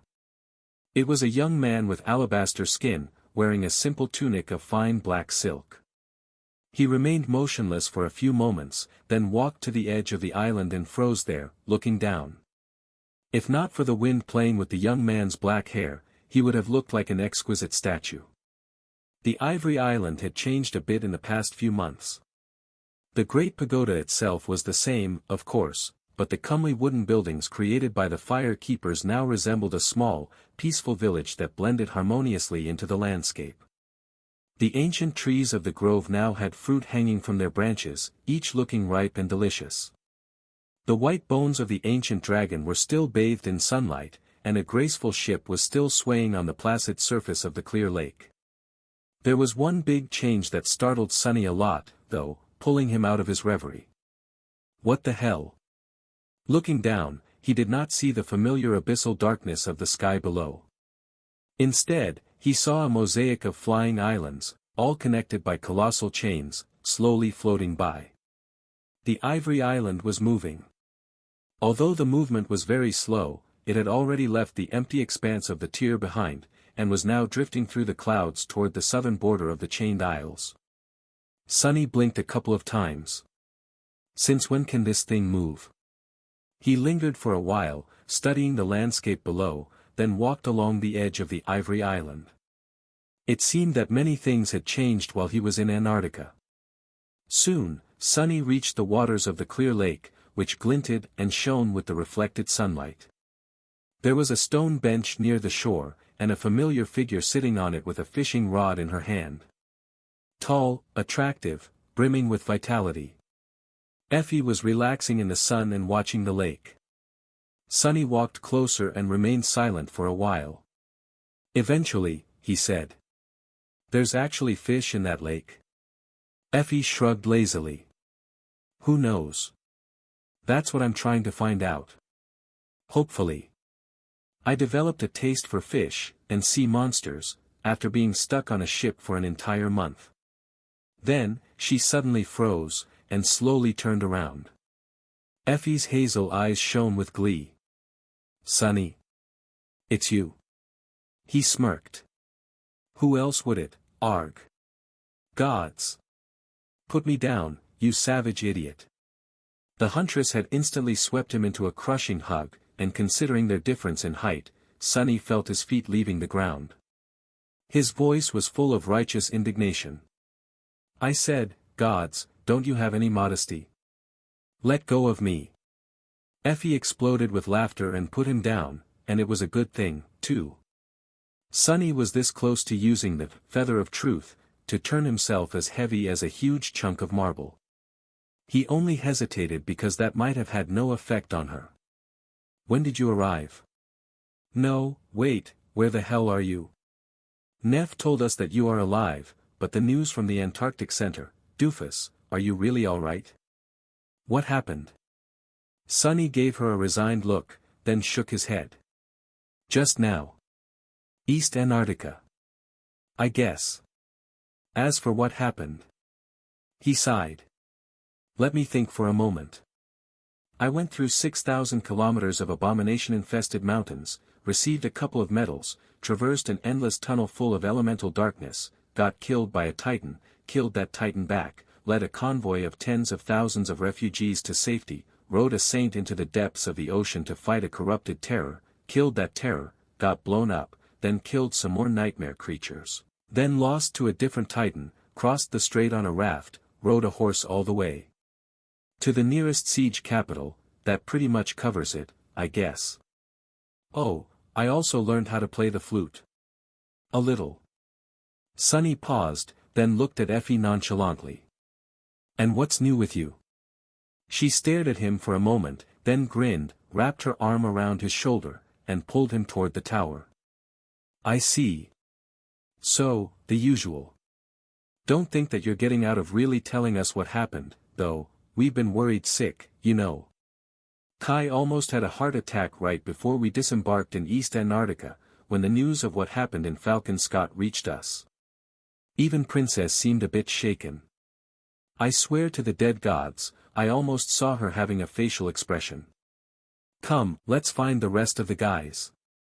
Sunny estimated his chances of struggling free of Effie's hold as moderate, but then just relaxed and allowed himself to be led toward the ivory tower. That was why he had come here, after all, to speak with the other members of the cohort.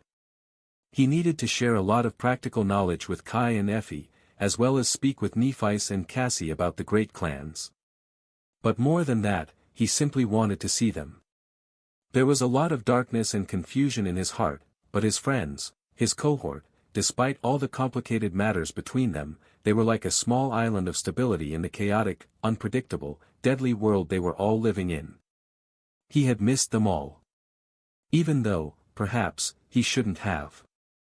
The 4 months Sunny had spent in Antarctica changed a lot of things, making some seem unimportant, and some more significant than they used to be. He shook his head. Fine, fine. I'm coming. Can you let me go now?" Sunny sighed.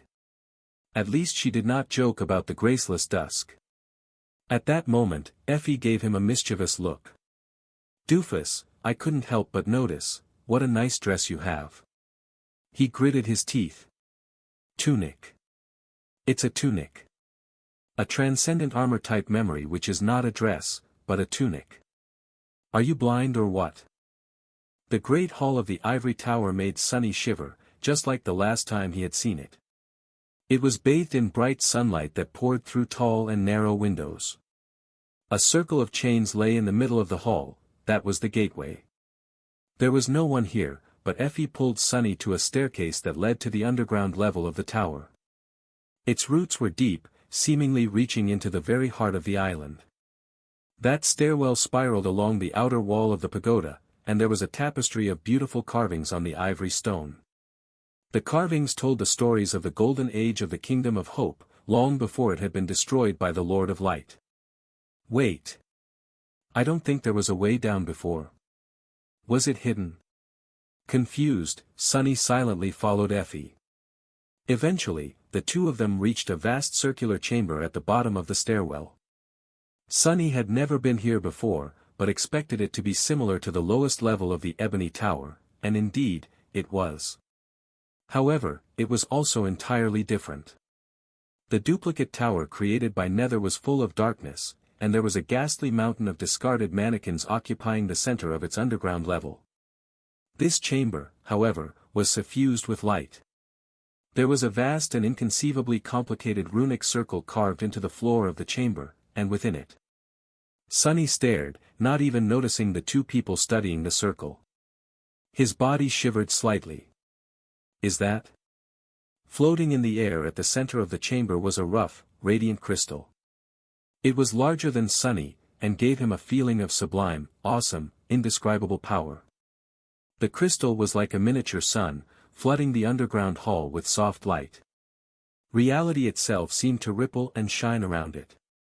It was like nothing Sunny had ever seen. A familiar voice answered, pulling him out of his astonishment. Yes. From what we can tell, this is a divine soul shard. He slowly turned his head and looked at Cassie, who was sitting in front of the runic circle, surrounded by notebooks, etchings, and writing implements. She was wearing simple jeans and a white t-shirt, her pale gold hair gathered in a messy knot bun. Sunny lingered for a moment, not knowing what to say. A divine. At that moment, however, a different voice interrupted him. Sunny. He looked up, only now noticing Kai, who was hovering high above the runic circle, near the tall ceiling of the chamber.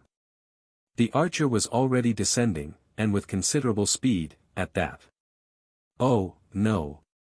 Before Sunny could react, he was subjected to another hug. Gods, Sunny. You had us all worried. He gently struggled out of Kai's embrace and met his friend's blinding smile with a pale one of his own. Ah, sorry. I guess I'm just a worrisome person. I only died once in the past couple of months, though, so you needn't have worried. Then, Sunny looked past the startled archer, stared at the radiant crystal, and took a deep breath. Anyone want to explain to me what is going on? Cassie stood up, sighed, and massaged her knees. Then, she gave him a soft smile. I am glad that you are back too, Sunny. With that she took a few steps back and gestured to the floor of the circular chamber. Take a look at that. He looked down, only now paying attention to the runic circle carved into the white stone. The weave of runes was vast, complicated, and possessed a disturbing familiarity. Sunny frowned. What is that sickening feeling? Then, he mentally scaled the runes to many times their size and tilted his head a little. The runes were very similar in style and shape to those of the Red Colosseum. Just looking at them reminded him of the harrowing months he had spent in the cage below the arena. Hope sorcery. Cassie nodded. Indeed. We continued to explore the tower after you left, and eventually unlocked the path to this chamber. Our reaction was more or less the same as yours. She shook her head. The Ivory Island holds more secrets than we thought. Well. Nephice will probably be able to explain it better. In any case, we quickly realized that these runes resembled the ones you had encountered in the ancient theater, so the Fire Keepers went on an expedition to the western edges of the Chained Isles. The Red Colosseum has long turned into a ruin, and was teeming with all kinds of dreadful nightmare creatures. It took some effort to eradicate them and clear the floor of the arena. A ruin? Good. Kai nodded. Effie and I couldn't participate, because we were tied up settling into our roles in the Second Army. However, since Cassie returned, I've been helping her study the runic circle from time to time. A high vantage point helps see it in its entirety, and so on. We've made a little progress, even. Mostly because Cassie had spent a lot of time with Noctis and learned many things, especially about that flying ship of his. She nodded. Yes. In fact, I suspect that the enchantments of the ship were derived from some of Desire's creations. There are many similarities. So, after months of study and comparisons, we managed to decipher a tiny portion of the circle. It is not much, but it did allow us to access one of the island's hidden functions. Sunny just stared at her silently for a few moments. Then, he said. Is that why the island is moving? Cassie nodded with a small smile. Indeed. We are now able to move the Ivory Island, albeit very slowly. He hesitated for a bit, then shook his head. Am I the only one who is freaked out by a divine damned soul shard? It's divine. Where did Hope get a divine soul shard? Effie glanced at the radiant crystal and shrugged. There were only 6 gods, but there were plenty of creatures of the divine rank, the former mistress of this tower included. Sometimes they fought side by side, sometimes they fought against each other. Well, of course they did. Considering how terrifying this demon of desire was, is it so surprising that she had a divine soul shard or two? In fact, I am kind of disappointed that we didn't find way more incredible treasures in her basement. Makes sense, though, the damn dragon must have cleaned it all out ages ago. She glanced up, in the direction where the bones of Severax were wrapped around the great pagoda. Kai's face darkened a little. He sighed. Why are we talking about this stuff, anyway? Sunny is finally back. He has to be sick of military rations. Let's go, guys. I bet dinner is almost ready. Sunny gave him a long look. Mind if I stay and drool at that shard a bit longer? I mean, it's a divine soul shard. Can you imagine how much that thing costs? Kai shook his head and said, his voice full of resoluteness. No. You can't. I am going to feed you, and don't even think about resisting.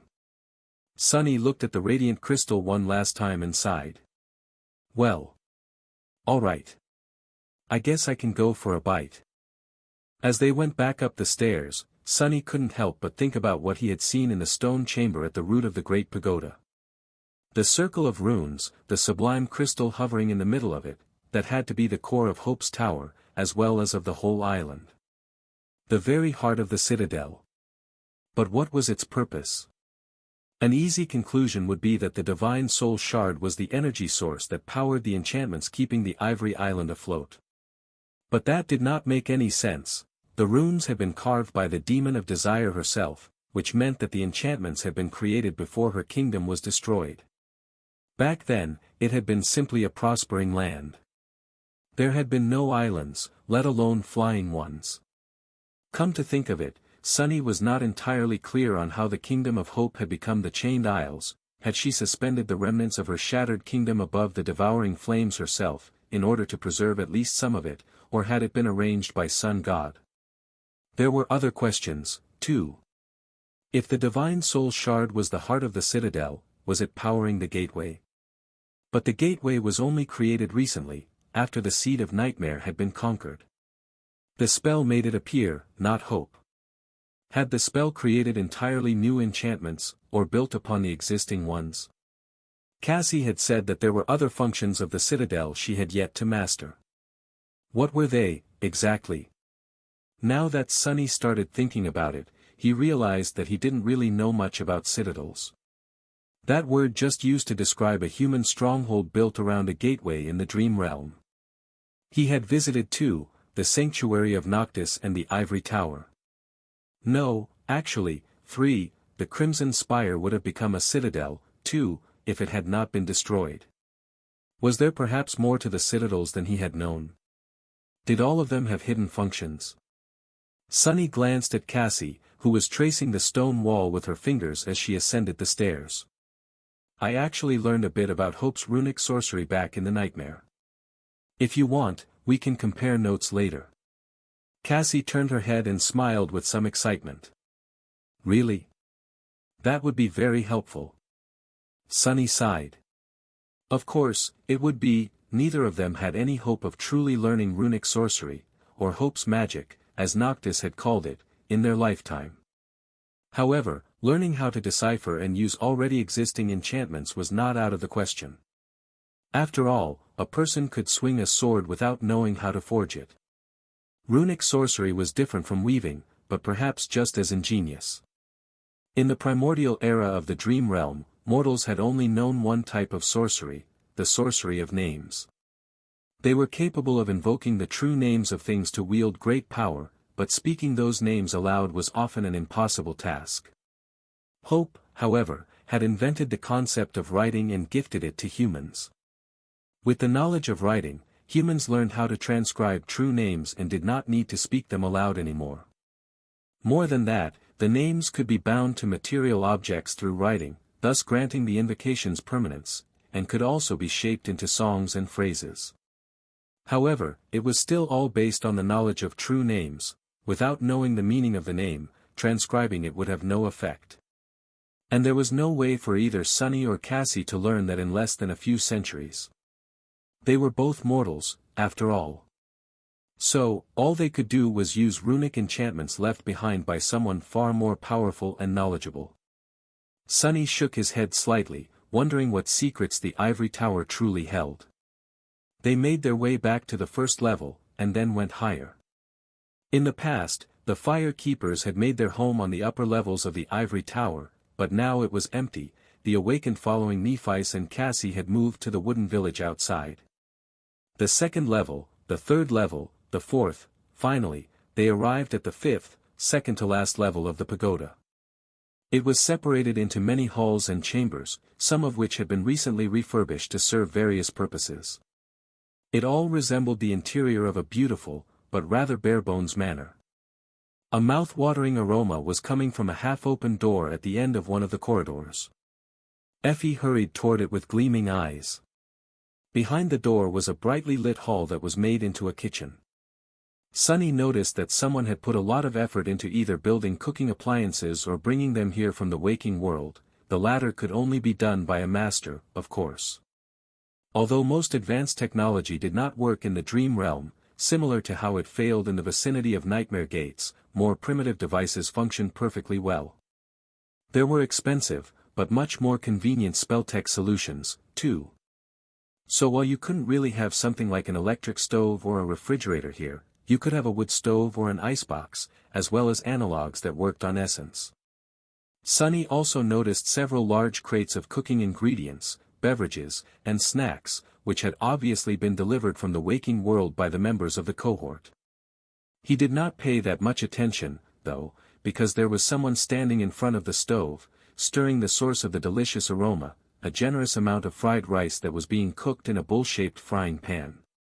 Tall, slender, with beautiful silver hair, and wearing white apron. Wait, an apron? Sunny blinked a couple of times. Hearing their steps, Nephi's looked over her shoulder and called out. It's almost ready.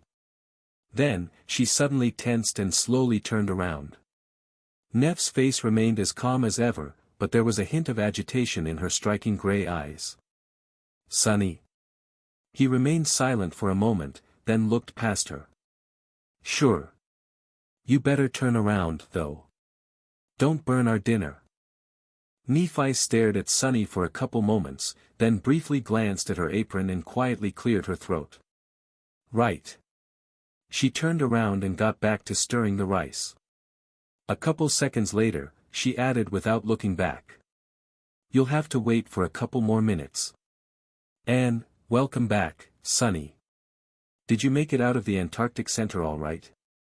Sonny wondered how much Changing Star knew about the situation in the southern quadrant as he followed Cassie, Effie, and Kai to sit behind a dining table. Settling on a wooden chair, which was far inferior to his own shadow chair, he sighed. I wouldn't call it all right. But yes, I made it out. I'm already inside a siege capital in East Antarctica.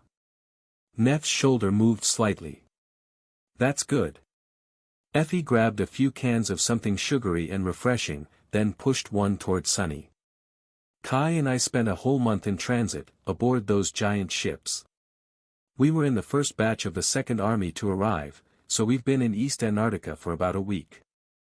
Gods! I thought the ocean was bad, but Antarctica. I have never seen that many nightmare creatures in my life, not even here in the dream realm. It's like the two worlds switched places. Kai nodded somberly. Indeed.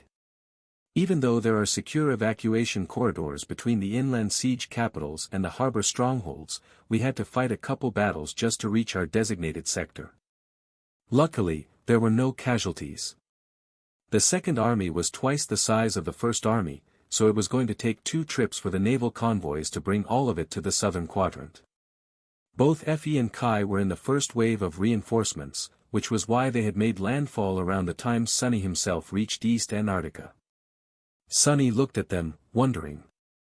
East Antarctica was a large place, and it was not a given that their paths would cross until the end of the operation. He really hoped that they would, though. Effie shook her head. Enough about us. What happened to you? You look a bit different, Sonny. He did indeed look slightly different because of the marble shell. However, Sonny knew that that was not what Effie meant. He sighed and took a sip from the can she had given him. Well, as you know, I was assigned to the 1st Irregular Company.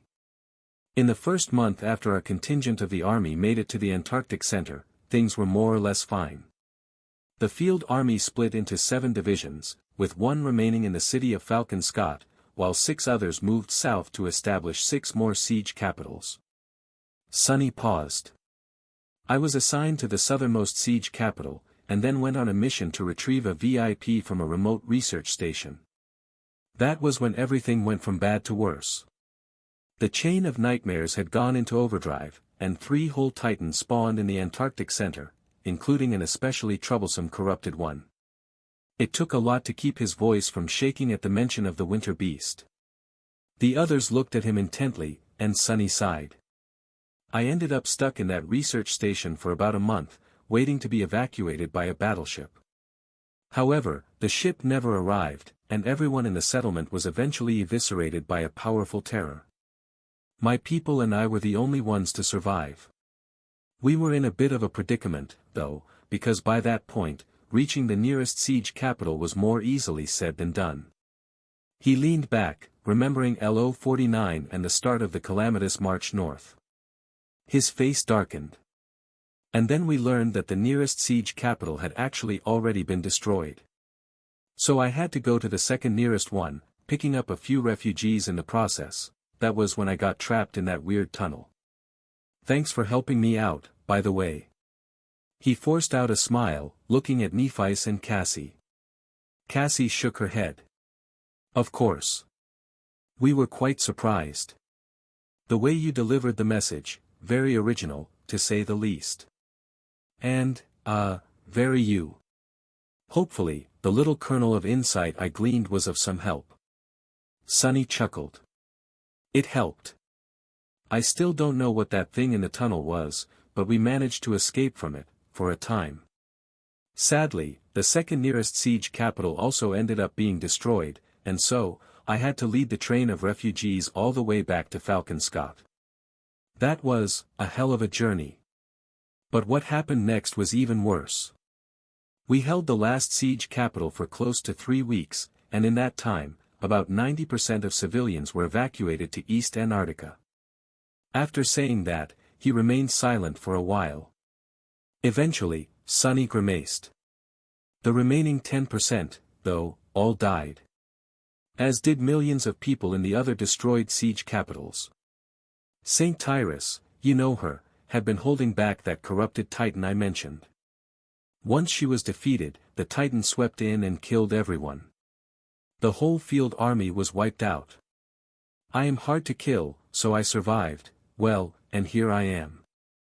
A somber silence settled in the brightly lit hall. Nephi and Cassie did not speak, probably not knowing what to say, and neither did Effie and Kai. The latter two were especially grim, because they were now in Antarctica, too. So many people had died, and what had happened to Sunny could very easily happen to the two of them, as well. Eventually, Kai sighed. I'm so sorry, Sunny. You've been through a lot. Sunny closed his eyes for a moment. The heart-wrenching memories of the Antarctic center clawed at his heart, making him want to surrender to a dark and boundless emotion. With a smile, he shook his head. We've all been through a lot. On the forgotten shore and in our second nightmares, we've been through hell after hell. But, it did really feel different, this time. Maybe because I was responsible for other people, and maybe because it was happening right here on Earth, not in some distant place. With that, Sunny glanced at Effie and Kai, then said, trying to cheer them up. You don't have to worry too much, though. Now that the operation is in its second phase, things will calm down a little. East Antarctica is in a much better spot than the Antarctic Center. There are more soldiers, more awakened, more saints, and much fewer obstacles in the way. Sure, it's going to be a tough campaign, and unexpected variables are bound to emerge, but I feel like the worst part is over. With some luck, we will all manage. He smiled, then secretly threw a glance at Nephi. She was now a part of one of those unexpected variables. Would Neph have something to say to him? As if feeling his gaze, Changing Star turned around and walked their way, soon placing plates of fragrant rice and vegetables in front of each member of the cohort. Her apron had disappeared at some point in the past few minutes. Sitting down, Nephi pushed the plate with the biggest portion towards Sunny, which caused Effie to stare at her indignantly. Neph coughed. What? Eat, everyone, before it gets cold. They turned their attention to the food, and for a while, Sunny felt delightfully at peace. It was so strange, he had gone through so much, and had changed so much, but now that he was back with his friends, it was so easy to slide into a familiar role, to smile and laugh as if he was the same old Sunny. It felt natural, even if a small, hidden corner of his heart remained dark and cold, untouched by the peaceful warmth of their reunion. Still, it wasn't a bad feeling. Allowing himself to relax, Sunny concentrated on the food. It had been a long time since he got to eat something Nephi had cooked. The fried rice with vegetables was, indeed, much better than military rations. It was delicious. The small dinner was very enjoyable for Sunny. In fact, after being under crushing pressure for pretty much the entire past 4 months, this sudden moment of levity made him feel like he was on the verge of melting into a puddle of jelly. It was as though the outer edges of his being had been turned into a harsh, rigid shell by the immense strain of the disastrous war, and now that the shell suddenly disappeared, he could not quite remember how to keep himself together without it. Still, he managed. The 5 of them ate and chatted relaxedly, sharing small details about their lives in recent months. Sunny especially had a lot to say. All of them were experienced combatants, but he now possessed precious knowledge of the intricacies of the type of war Effie and Kai would soon be exposed to. The southern campaign was different from the usual tribulations Awakened faced in the dream realm. The terrain was different, the climate was different, even the cycle of day and night was different. More importantly, the forces arranged against them were different, as were the forces on their side. In Antarctica, Ascended and Awakened had the support of mundane soldiers and modern technology. Sunny had learned a tremendous amount of lessons about how to bring the two together, in no small part because he had commanded a mixed force of Awakened and Mundanes in conditions so desperate that anything less than perfect cohesion would have meant death. Unlike him, who had been a part of a small and exceedingly elite unit, both Kai and Effie were placed in command of large detachments consisting of rank-and-file soldiers. To them, this practical knowledge was more valuable than gold. Small things like using fire resistance enchantments to increase the tactical flexibility of MWP flamethrowers, efficiently triaging mundane soldiers that had been infected by the spell, managing the ammo consumption of the vehicle turrets in relation to the essence consumption of the awakened, and 1,000 more, could only be learned through experience, or being taught by someone with such experience. Of course, his friends were bright people and immensely talented warriors.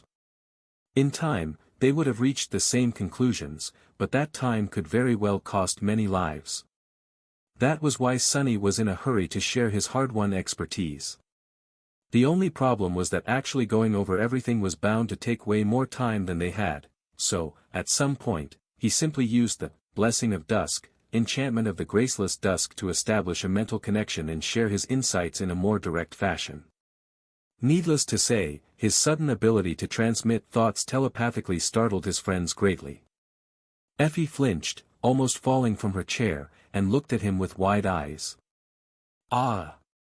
What the hell, Sonny? You're in my head." Sonny paused, suddenly realizing that he should have probably warned them before establishing the connection. He chuckled awkwardly. "Oh, sorry, I should have explained first. One of the enchantments of my tunic, it's a tunic, you troglodyte, allows me to establish a mental link with other living beings. Don't worry, though, I can't read your thoughts, and in your case, Effie, I wouldn't even want to. Gods, I shudder just imagining what is going on in that depraved head of yours. In any case, you have to willingly transmit a thought for me to receive it. Imagine it as thinking out loud." She hesitated for a few moments, then instantly sent over a mental image that made Sonny spit out his drink and glare at her with murder in his eyes. Effie grinned, then waved a hand. All right. I get it. What a great enchantment." With the help of the Blessing of Dusk, the conversation flowed much faster. Eventually, though, both Kai and Effie had to leave. They had just arrived at their assigned siege capital, after all, so there was a lot for them to do. In fact, days like this, when all five could freely gather in the dream realm together, were bound to be rare until the Antarctica operation was over. Cassie excused herself, too, returning to the root chamber of the tower to continue studying the runic circle. Sonny and Nephice were left alone in the sunlit hall. He hesitated. Throughout the dinner, Sonny had avoided speaking about the matters that gnawed on him, the war between the great clans and their plans for Antarctica. In fact, he felt reluctant to start that conversation even now. However, he had already learned the unpleasant lesson of what happened when he postponed important conversations until the last possible moment.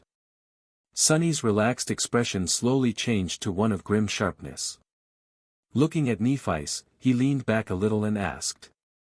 "You told me before that valor and song would most likely turn the southern quadrant into their private battlefield. How sure are you of it now, after 4 months?" Neph lingered for a while, her beautiful gray eyes clear and calm. Then, she said. "I am pretty sure. In fact, it has already been set in stone." Sonny let out a resentful sigh. "Damn them." He gritted his teeth, staring into the distance with a harsh expression. Suddenly, the shadows in the corners of the hall seemed much darker. "This is insanity." Sonny shook his head, feeling a strong desire to break something. "This is pure madness, Neph. I've been told that the great clans have long given up on the waking world. Standing aside and watching the lives of hundreds of millions of people be destroyed is already unforgivable. But coming to mess things up even further is just beyond all reason. I just don't understand." Changing Star looked at him evenly. Then, a strange, joyless smile slowly appeared on her face. "I can help you with that." Sonny frowned. "What exactly do you mean?" Nephi sighed, then looked away. "You've done a lot in the past 4 months, Sonny. Cassie and I might not have gone through as much as you have, but we haven't been idle either. We've managed to discover a few things, although not as many as I would have liked. After all, it has only been a few months. They don't trust me much, yet." She paused for a moment. This war between valor and song has always seemed a little strange. And now, I think I know why. A lot of things still remain unclear, but we did solve the most important mystery. Changing Star looked at him and said. The true reason why the great clans are at war. Do you want me to tell you? That will certainly help you understand. Sunny remained silent for a while, looking at Nephi's with a somber expression. Eventually, a dark smile appeared on his face. Do tell. Neph sighed, then stood up and started gathering the dirty plates. Her movements were calm and unhurried, as if they had not been discussing matters that could very well decide the fate of the whole world. Help me do the dishes. Sunny blinked, amused by the mundane banality of her request. He lingered for a moment, then shook his head and went about giving Changing Star a hand. As they cleaned the plates in the cold water produced by either a memory or the ivory tower itself, she started talking. I've known for a long time that the great clans, especially Song and Valor, were opposed to each other, despite being outwardly unified. The symptoms of the approaching war were quite apparent, if one knew where to look. However, the reasons for this animosity have always eluded me. Key Song and Anvil had been comrades once, after all, well, I guess it doesn't really matter. My father was their comrade, too. Sunny hesitated for a moment. Do they really need a reason, though? Power is already reason enough. Both have an unimaginable amount of it, but in my experience, those who possess great power are the ones most greedy for more. Nephi slowly shook her head. Maybe, but they are not fools. This war of theirs is too ill-timed, and too destructive. The great clans stand to lose more from it than they would gain. There are other powers to consider, too, the House of Night, for example. Even the government, or Asterion, wherever he might be, if both Song and Valor are weakened by the clash, the lesser threats might very well swoop in to finish off the victor. She paused for a bit. So, I suspected there had to be something else at play. And as it turns out, there is, although I only learned of it recently. I still don't know why the hostility between the two great clans has suddenly escalated so much now, of all the times it could have. Now seems like a terrible time to go to war. However, I think I do know the true source of their conflict. Sunny glanced at her, consumed by tense anticipation. It felt as though he was about to learn a great secret, one that would finally let him see the full picture clearly, or at least show him the way to the truth. Very few people in the world could have uncovered this mystery, but Changing Star herself had infiltrated one of the great clans, while Cassie was helping her. And now, he was going to benefit from their effort. Sunny remained silent, waiting. Nephi calmly wiped the last plate, put it on the drying rack, and turned to him. White sparks ignited in her eyes. It has to do with the sovereigns, and their domains. He raised an eyebrow. Domains? I've heard a few people use that word. However, I still don't know what it means. Nephi nodded, then headed toward the stairs to the sixth, highest level of the tower. Come, if you want. Sunny gave her a dark look, then followed. As they ascended the stairs, Neph spoke. To people who know about the existence of the sovereigns, domains are synonymous with their rule. So, one might say that they belong to a domain, meaning that they serve one of the supremes. However, there is a deeper secret here. As I found out, domains are not just an abstract concept, in fact, they are very real. A domain is an extension of a sovereign's aspect. Sunny stared at her silently. He had suspected as much, but never had any proof. More than that, he had no idea what that statement actually implied. So it is an ability, like the transformation ability that the saints possess. One that affects an area, perhaps. Neph frowned. Not, exactly. Once a transcendent becomes a supreme, they do unlock another ability, one that is tremendously powerful, at that. You might call it a supreme, ultimate, or pinnacle ability, I guess. But a domain is something separate from the supreme ability. It is another innate function of the aspect, just like controlling soul essence or accessing the soul sea is, a natural progression of one's ability to express their power. She lingered for a moment. Within their domain, a sovereign is nearly invincible. Mind you, I don't know everything about it just yet. I've just gleaned bits and pieces of information where I could. The point is, each step of the path of ascension, as well as of the path of corruption, has its own meaning. The first path is the ascent toward divinity, while the second is the descent into profanity. They reached the sixth level, which, just like the first, only encompassed one spacious hall. This one was smaller than the great chamber where Hope had once been chained, and suffused with bright sunlight. It was empty and Spartan, with only a few pieces of wooden furniture and a bed occupying a small section of the vast stone floor, the white curtains of the bed's canopy billowing in the wind. Apparently, this was where Nephis herself lived. She led Sunny to one of the 4 large balconies and stopped there, looking at the breathtaking vista of the boundless blue sky. The clouds were rolling past the ivory island like a swirling, radiant sea. Those who are dormant can awaken. After that, some rise above the mundane and take the first step toward the divine, becoming ascended. Others descend into the abyss of corruption and become fallen. That is the meaning of the second step, rise or fall. The essence of the third step is transformation. Ascended truly transcend their mundane origin, becoming transcendent. Fallen become corrupted by the dark abyss, and are thus called corrupted. Sunny looked at her and frowned. Awakening, ascension, transformation. What about the fourth step, then? What about the great and the supreme? Nephis met his gaze, her cold gray eyes shining with the reflected sunlight. The essence of the fourth step is authority. I guess a god has to be a god of something, or someone. At the fourth step, the sovereigns start to coalesce their domains. And that, I think, is much more important than all other forms of power they possess. I think only the domain can pave the way for a supreme to take the next step on the path of ascension.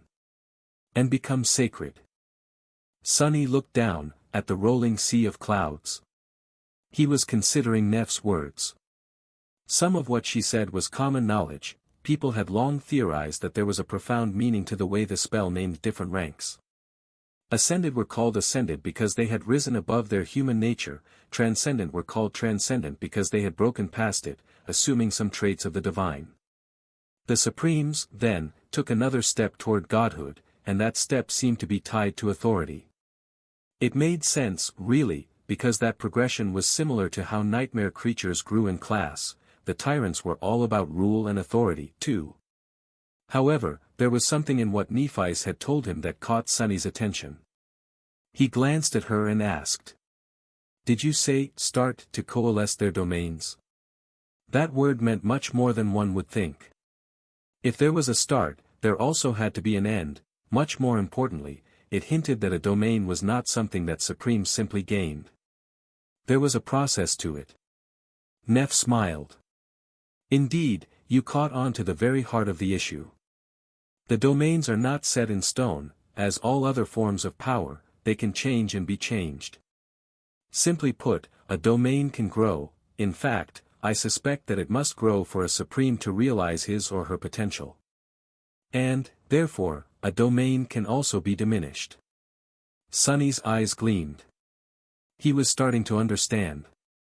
I see. I see now, of course. It makes so much sense. He looked at her intently, the shadows around him growing darker. And how exactly do domains grow? Changing Star lingered for a moment, then turned to look at the sky. Well, it is hard to say. All domains are unique, after all, just like all aspects are unique. However, there are some common things that all of them most likely share. So, I would say that there are 2 ways. One is the natural way. That was how the ancient people of the dream realm spread their authority and built their domains. Sunny slowly nodded. People like Noctis and Oro of the Nine had also been awakened, however, he knew very little about how they reached higher ranks of power. There had been no nightmares in the ancient past, nor had there been the spell. The spell. Nephi noticed the look of realization on his face and nodded. Yes. The spell provides training wheels for the awakened of the lower ranks, creating a harrowing, but swift and streamlined road for them to reach greater power. There are so many tools it gives us, that we take for granted. So why wouldn't it provide assistance to the sovereigns, as well? The spell has created a straightforward way for the Supremes to expand their domains. She took a step back and placed her hand on the ivory wall of the great pagoda. Do you get it yet? Sunny stared, silent. A few moments later, he said in a low voice. The citadels. Neff smiled. Correct. No matter what authority you wield, it can only spread through two mediums. I think. Territory, or people. The citadels naturally encompass both. We knew all along that the spell creates the gateways, which serve as the heart and purpose for the existence of the citadels. However, as it turns out, there is more to it. Much more. She lingered for a few moments, then frowned. I am not too sure about the true scope of what functions the citadels hide. What I do know, however, is that saints already have the ability to bind them. We have not found out what this binding entails, exactly, but I think it is safe to say that if a saint serves a sovereign and takes control of a citadel, the sovereign's domain expands. Changing Star hesitated. It also seems that not all citadels are created equal. There are some that are very special, and much more desirable, like Bastion, or Ravenheart. Or this island. It is not a coincidence that each of the great clans had fought to conquer one of the locations marked on the map you found in the Ebony Tower. Sunny looked at her sharply, considering the implications. Bastion, Ravenheart, the Ivory Tower, from what he knew, each of these places had served as the stronghold of one of the demons. The House of Night was in possession of the fourth one. The fifth was located in the utterly lethal Hollow Mountains, which Clan Valor had nevertheless put a lot of effort into exploring, disregarding the danger. And the sixth one, the last one, considering that Weaver did not seem to have possessed a stronghold, the sixth one was the Black Pyramid far to the east. The pyramid that seemed to be somehow tied to the chain of nightmares. Sunny took a deep breath. So, what exactly are you trying to say? Nephi shook her head. Isn't it obvious? Both Anvil of Valor and Key Song need to expand their spheres of influence to perfect their domains. However, there are only so many human citadels to go around. Which means that two domains, or at least these particular two domains, can't coexist. For one to be perfected, it has to swallow the other. She grew quiet for a moment, and then said somberly. That is the true reason for the war between their clans. Sunny looked away, an ugly grimace contorting his face. A sense of dark, vicous anger was smoldering in his heart. Neff sighed. Antarctica will be the first major battlefield of this war, but it won't be the last. Most of it will happen in the Dream Realm after both sides deliver their strikes. But the first act is also the most important. If one of the clans manages to gain momentum in the southern quadrant, their advantage might very well snowball into an unstoppable avalanche. So, their clash in Antarctica will be extremely fierce and bloody. In fact, Anvil is sending his own daughter there. Morgan will lead Valor forces in the southern quadrant. That alone shows how serious his intentions are. Changing Star studied the clear skies, then turned to Sunny and said, her voice even. So, now, do you understand? Sunny remained silent for a while, responding only when the pressure of the flaw started to turn into searing pain. Yeah.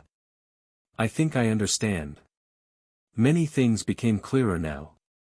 Finally, he knew more about the sovereigns, and the power they wielded. Awakened, masters, and saints, all of them were bestowed with great strength, but that strength was of a personal kind. Supremes were, without doubt, even more fearsome warriors. However, their true advantage lay in their authority. He was not too certain about what exactly a domain did, even Nephi did not know the details, after all, but understood the concept. A domain was a physical manifestation of a sovereign's aspect, a territory where their rule was supreme. And that manifestation, while representing their personal strength, relied on external factors to exist and grow. Authority, influence, power over someone, and not just yourself. All of these things were conveniently intertwined in the form of citadels, which the spell created. Citadels. Sunny looked down, as if trying to pierce the ivory tower with his gaze. Then, he sighed. There were still a lot of unanswered questions. On the surface, the intention of the sovereign seemed obvious, well, with the exception of Asterion, who was the most mysterious of the three. They had established their nascent domains in the unique citadels that had once belonged to the demons, and then slowly expanded their rule, uplifting loyal ascended to sainthood. And eliminating those transcendent who refused to swear fealty to them, thus failing to become the vessels of their domains. The only two exceptions were the House of Night and, to a much lesser extent, the government. Both were convenient to have around and fulfilled a necessary function. The seat of power of the great clan Night, on top of that, was located in the deadly waters of the Storm Sea. Launching an invasion into their territory was a dire task. But what about Professor Abel's theory? Indeed, something did not add up. If Anvil of Valor and Key Song were so obsessed with perfecting their domains, then why were they suppressing the emergence of saints? The more transcendence there were, the more human citadels there would be in the dream realm, and the more territory they would be able to conquer. Come to think of it, if they really had no choice but to wage war on each other, then why had they waited for 2 decades to start it? Why were they only attempting the conquest now? Why had they waited for the chain of nightmares to descend upon the southern quadrant? Sunny frowned, then glanced at Nephice. I feel like we are still missing a key piece of information. This timing, it is just too strange. And hateful.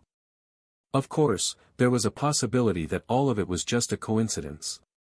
Maybe Key Song simply decided to use the power imbalance that the death of Saint Cormac and Mordred's ascension had created. But Sunny felt like there was more to this war than they thought. Neff leaned on the parapet of the sunlit balcony and sighed. We certainly do. The sovereigns have many secrets, and I won't claim to know all of them. But, does it really matter what they are hiding? The truth remains the same. Sunny scoffed. She was right. Nephice was determined to destroy the sovereigns, because they were suppressing humanity in its conquest of the spell, and, more importantly, stood in her way. She did not care what motivated the Supremes, and neither did Sunny. He hated them all the same. Valor and Song deserved each other, as far as he was concerned.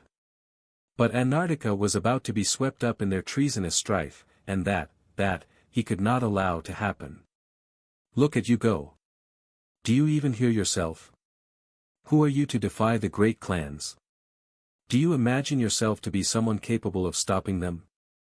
You're definitely not. Sure, you have some power, but in the grand scheme of things, you're just a bug. A single master, no matter how strong, is only capable enough to be an expendable pawn. Sunny gritted his teeth. It was true, no matter how incensed he was, there was nothing he could do. The best Sunny could hope to achieve was to minimize the damage that the clash of the great clans was bound to do to the evacuation effort. A little. That only made him angrier. Well, then that's exactly what I am going to do. I will prepare, learn their weaknesses, and try to suppress the fallout of their despicable acts as much as I can. Luckily, Sunny knew just the right person to provide him with information. Knowing what the opponent was planning came first. He remained silent for a few moments, then glanced at Neff. So, what exactly is going to happen? What will be their first move? She smiled wistfully. In a few months, the great clans will announce that they are sending reinforcements to the southern quadrant. Both Song and Valor will dispatch a strong force to Antarctica, but not too strong. A couple more saints, a dozen or 2 masters, and a few hundred awakened. Officially, their mission will be to support the evacuation army in fighting the nightmare creatures.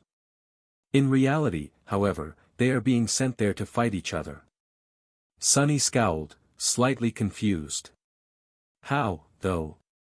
By now, most of the human forces on the continent are concentrated in the siege capitals, with very little reason to venture outside. Are these saints and their forces going to just go and attack the cities? Nephis shook her head. No, at least I think they won't. Not unless there is a very good reason to. In truth, they won't be staying behind the walls of the siege capitals most of the time, because they have a secondary goal, as well. One that requires going outside and attacking the nightmare creatures. He tilted his head a little. And what goal might that be? Changing Star simply looked at him, and a moment later, Sunny's eyes widened slightly. The pyramid? Nephis nodded. Song and Valor are going to be in a race to conquer it. They will search for nightmare gates that can be used to establish a beachhead in the unexplored region of the Dream Realm where the Black Pyramid is located. Once they find a comparatively safe ford, they will use the call to transport their saints, masters, and awaken there, establishing temporary outposts. She paused, looked at him, and continued. These outposts will be used to launch expeditions toward the pyramid. The end goal is to find a relatively safe place in close proximity to it, build a true fortress there, and then use that fortress as the staging ground for the conquest of the tomb. Changing Star lingered for a moment. It might be easier to think of it in terms of the Forgotten Shore. Each gate is connected to a seed of nightmare somewhere in the region. Some seeds might be in the depths of the Crimson Labyrinth, and everyone who follows the call to the area around them will be drowned by the Dark Sea. Some seeds, however, might be located on higher ground. Those who enter the Dream Realm near these seeds will be able to survive, and then slowly make their way through the labyrinth. The end goal is to find a place like the Dark City, build a fortress akin to the Bright Castle, and then use it to conquer the Crimson Spire. What an apt metaphor. Sunny couldn't help but smile darkly. They might find out that this task is much harder than they imagine it to be. In theory, such a plan seemed solid. Each of the hundreds, if not thousands of nightmare gates in East Antarctica was connected to a seed of nightmare in the region surrounding the tomb of Ariel. By relying on the call, these gates could be used to enter the Dream Realm somewhere near the corresponding seed. Then, by pinpointing a suitably safe area and the gate connected to it, the great clans could transport their forces into the Dream Realm without risking instant annihilation. These forces would then explore and fight their way toward the Black Pyramid. The region could contain several citadels. Even, by conquering one, Song or Valor would be able to establish a safe and stable corridor to ferry fighters and supplies over. If there were no citadels except for the tomb of Ariel itself, though, the saints would have to play the role of ferrymen. But, the mysterious desert was utterly lethal.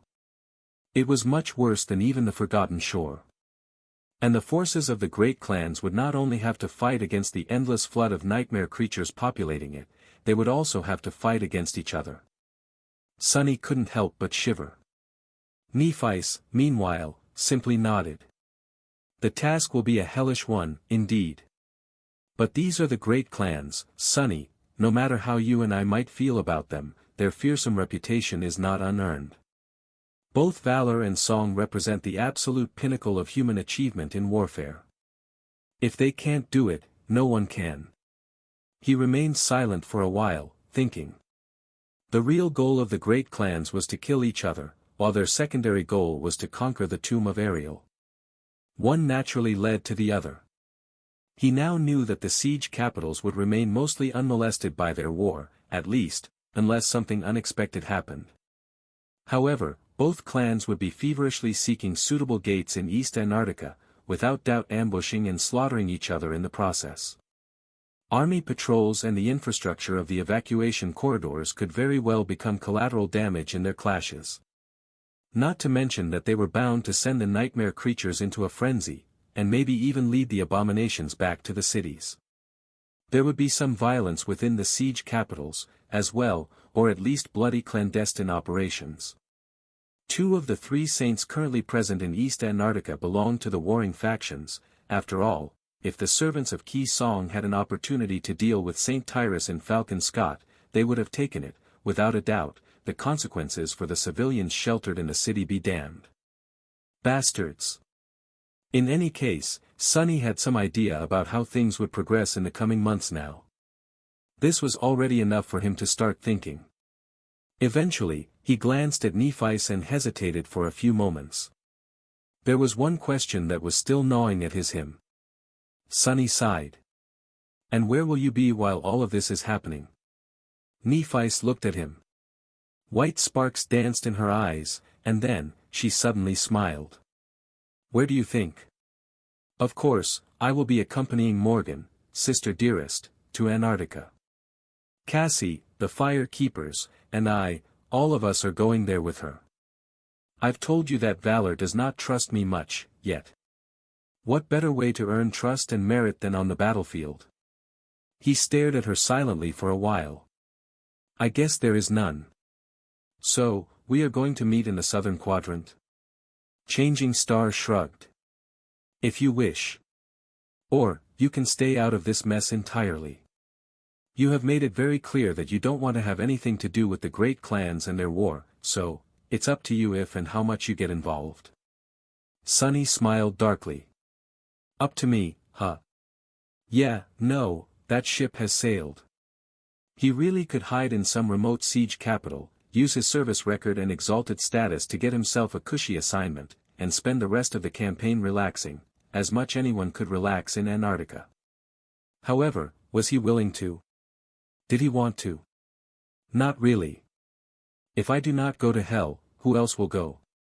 Sonny had once told the Sin of Solace that the great clans were free to act with impunity because there was no one around to hold them responsible. He did not wish to teach anyone lessons in responsibility. But he did want to teach those bastards a lesson in humility. The harsher and more painful the lesson, the better. I'll make them pay, if I go to hell, I'll drag them with me.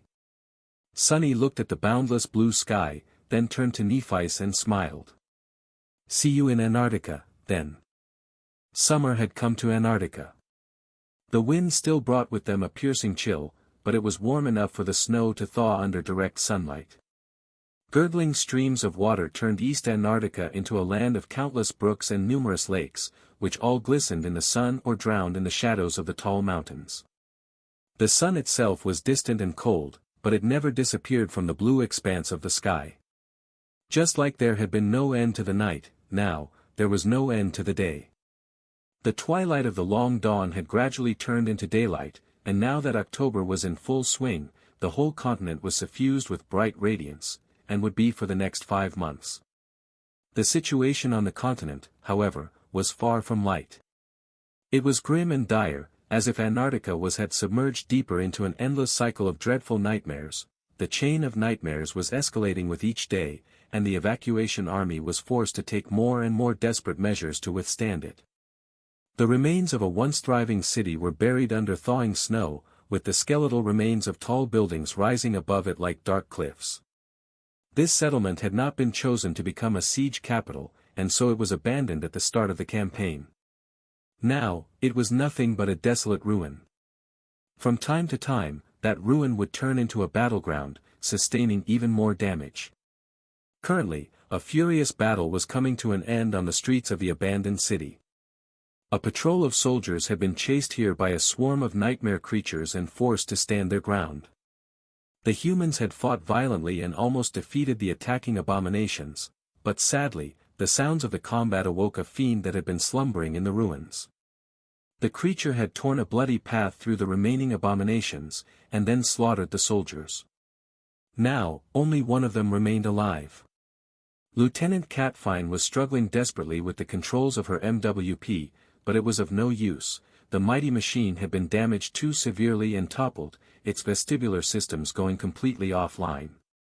She could have brought it back up relying on nothing but her piloting skills, but most of the limb hydraulics were destroyed, and the frame itself was bent and torn, large sections of the alloy armor already missing.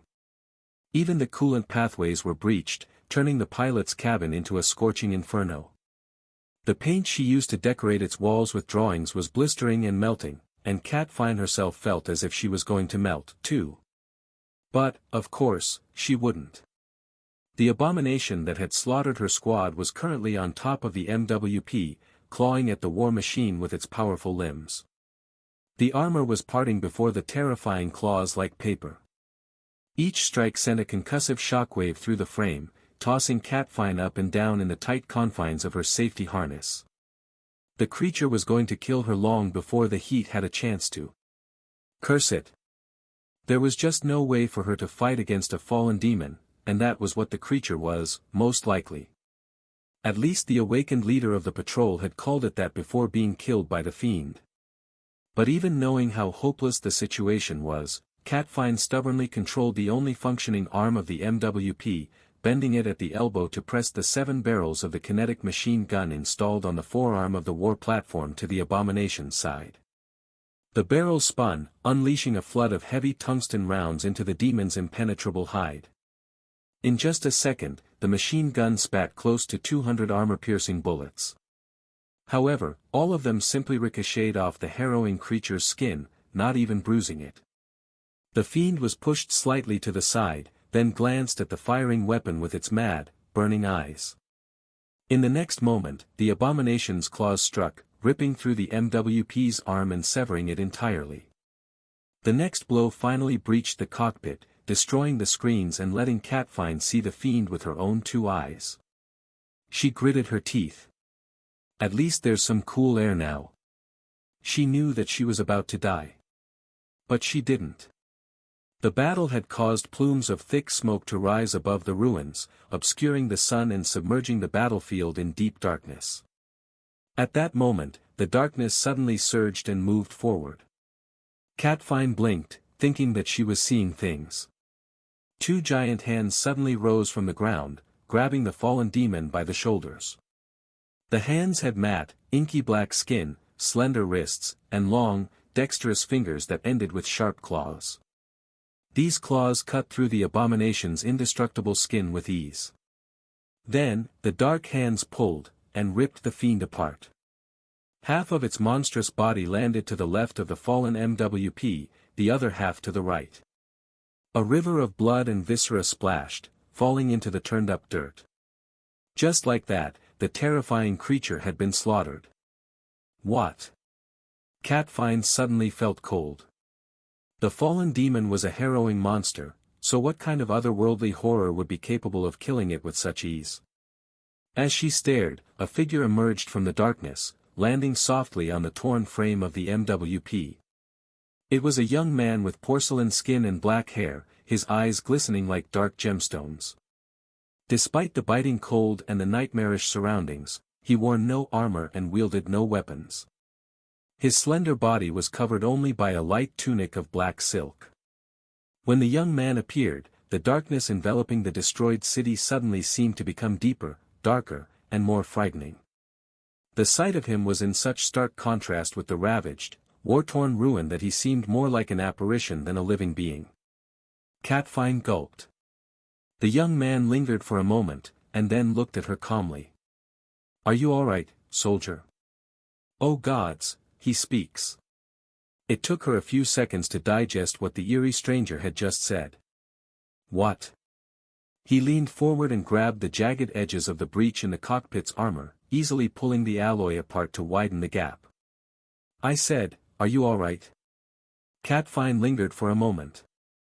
"Ah, yes." The stranger nodded. "Good. I'm Ascended Sunless of the Special Reconnaissance Unit. You can call me Master Sunless or Major Sunless. Let's get you out of this thing." Sunny helped the pilot climb out of the ravaged MWP, then looked around somberly. The ruin of the city was covered by the signs of a fierce battle. Sadly, he had been too late to arrive. Most of the soldiers were already dead. Damn it. He had noticed the commotion in the ruins by chance, while making his way through the wilderness to accomplish a different mission. If not for the habit of sending his shadows in a wide circle around him, Sunny would have never even known that a squad of human soldiers had been trapped here. He used Shadow Step to arrive as swiftly as he could, but ended up saving only one. With a sigh, Sunny helped the young woman climb down from the wreck of the MWP, summoned the Endless Spring, and handed it to her. "Here. Drink some water. The pilot kept staring at him strangely, but he was long used to such stares. He gave her some time, then took the glass bottle back and asked, making sure to keep his voice neutral.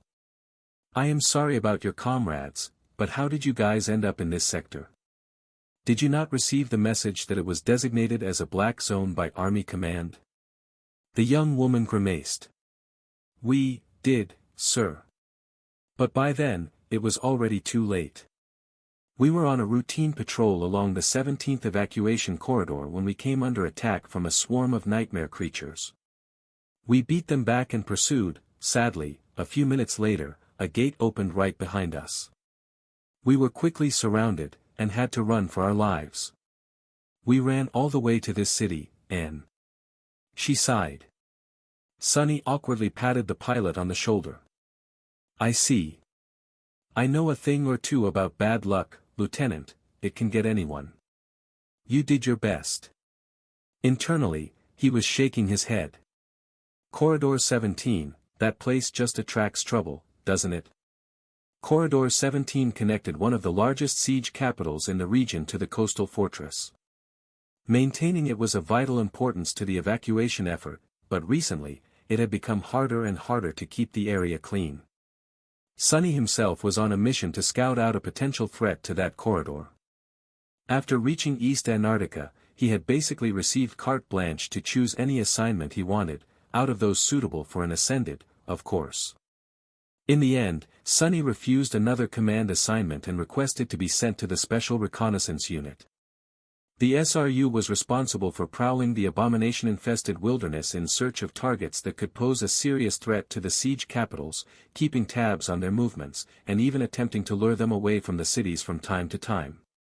Powerful tyrants, terrors, and even titans, those were the creatures that Army Command had them observe and track. Needless to say, the task was extremely dangerous, and often lethal. The SRU consisted exclusively of powerful masters, and each of them either had an aspect uniquely suitable for such work or was an absolute elite. As for Sonny, he was both. The assignment suited him fine, despite the tremendous danger, partially because it granted him a lot of freedom in his movements and actions, partially because he was reluctant to be put in charge of soldiers again. Being a leader had never been something Sonny enjoyed. The previous time was enough. It was too much, really. He glanced at the MWP pilot and sighed. Catch your breath. We can't stay for long, though, this place isn't safe, and I am on a timer. Looking at her, he couldn't help but remember the irregulars. Sonny's face darkened. Most of his people were dead now. Only Kim and Luster remained, and, perhaps, Quinton. There was no news of the gallant healer, so he was most likely gone, as well. Luster had been shipped back to NQSC long ago. He was now slowly recovering in the hospital complex of the academy, and doing quite well. Sonny knew of it because Kim remained in close contact with the lucky guy. In fact, he suspected that there was something going on between them. Their young relationship, however, had to remain a long-distance one for now. Kim herself was still here in East Antarctica, but was kept far away from the battlefield. After returning from the Antarctic Center, she had been transferred to the Strategic Intelligence Department of Army Command. Now, her aspect was being used to determine the vulnerabilities of various nightmare creatures on a wide scale, and disseminate that knowledge to the troops.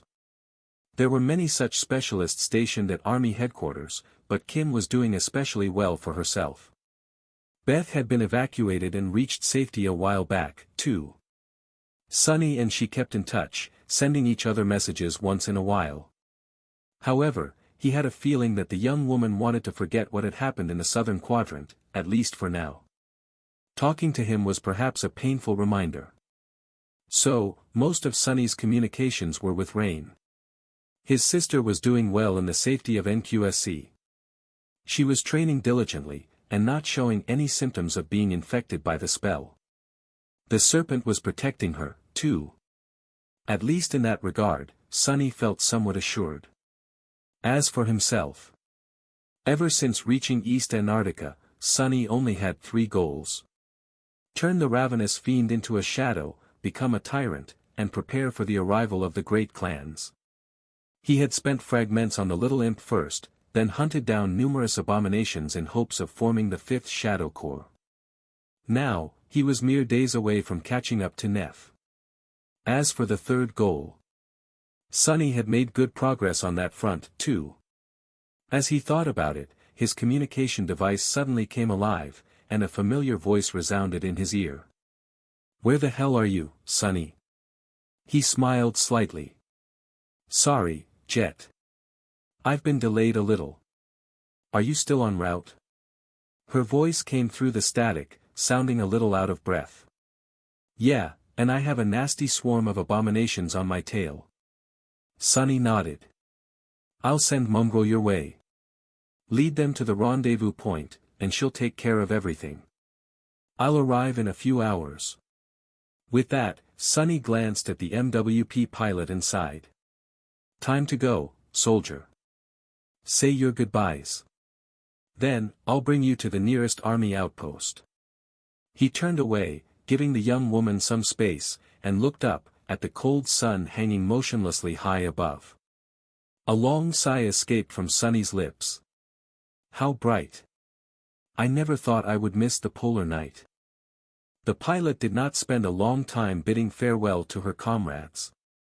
By that point in the campaign, everyone had experienced loss and defeat. The soldiers had not grown numb to watching people die, but they did become used to it. Death had always surrounded those who fought against the nightmare spell, and here in Antarctica, it was even more inescapable, both for the awakened and for the mundanes.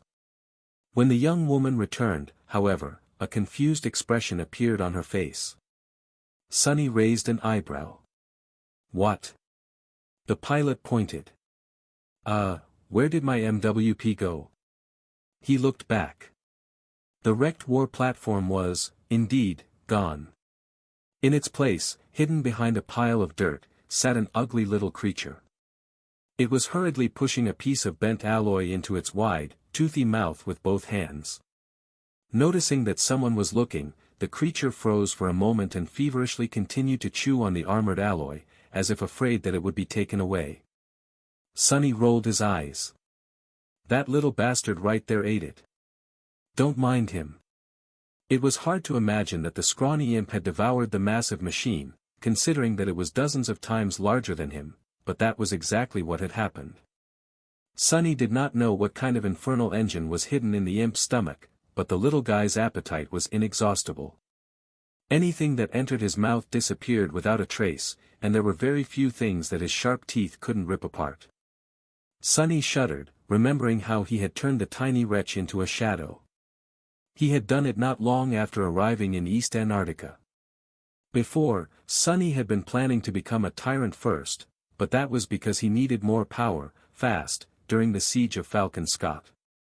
Now that things had calmed down, the circumstances were not as pressing.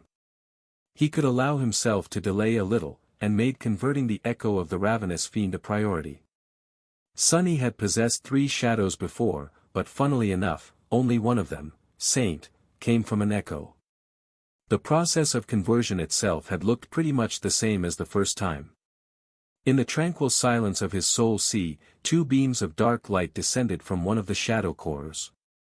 One fell on the echo of the scavenger, the other on a motionless shadow that stood with the rest of them on the still surface of the calm waters. The shadow of the ravenous fiend seemed to dissolve into the dark light, and then, the echo became wreathed in black flames that seeped into its flesh, changing it on a fundamental level. The boundless spellweave that was hidden within the echo disappeared, replaced by darkness. A living shadow was now dwelling within the body of the imp instead, for transparent and empty embers burning in its depths. Granted, that scene was not as majestic and awe-inspiring as when Saint had become a shadow. The scrawny little bastard could not compare to the magnificent stone knight in any shape or form, after all. Nevertheless, that was how Sonny had acquired his 4th shadow. What came next, however, that, he did not like to think about one bit. The imp was a blank slate and had tremendous potential for growth, but Sonny had to be careful about what he fed the gluttonous creature. Some types of food were easy to come by, but would produce mediocre results. Worse than that, he strongly suspected that some advancements would prevent more beneficial powers from taking root in the future. There was one he could not compromise on, though: affinity to shadows. And since shadow creatures were almost impossible to find, Sunny had no choice but to feed the hateful gremlin some of his own flesh again. The first time he summoned the fiend into the real world, the tiny creature looked around, then stared at him with fright and ran away, hiding behind Saint's leg. The imp then grabbed her calf with his 8-clawed fingers and cautiously peeked from behind it, trembling slightly. "Get over here, bastard." Unable to refuse Sunny's command, the imp reluctantly abandoned his shelter and slowly waddled over. The moment Sunny offered the gremlin his forearm and ordered him to take a bite, the bastard's eyes ignited with ferocious glee, though. What happened next was a truly ghastly experience for Sunny. He endured it by bitterly fantasizing about killing the vile little creature for the second time. However, it was worth it in the end. The scrawny fiend regained its ability to travel through shadows. Later, Sunny learned that the process of gaining new attributes and abilities was rarely, if ever, so easy and fast. The fiend had already possessed a high affinity to shadows thanks to being one, and Sunny himself was even more unique. He was a divine shadow, after all. These two reasons made it possible for the little imp to inherit a vestige of his power in one go.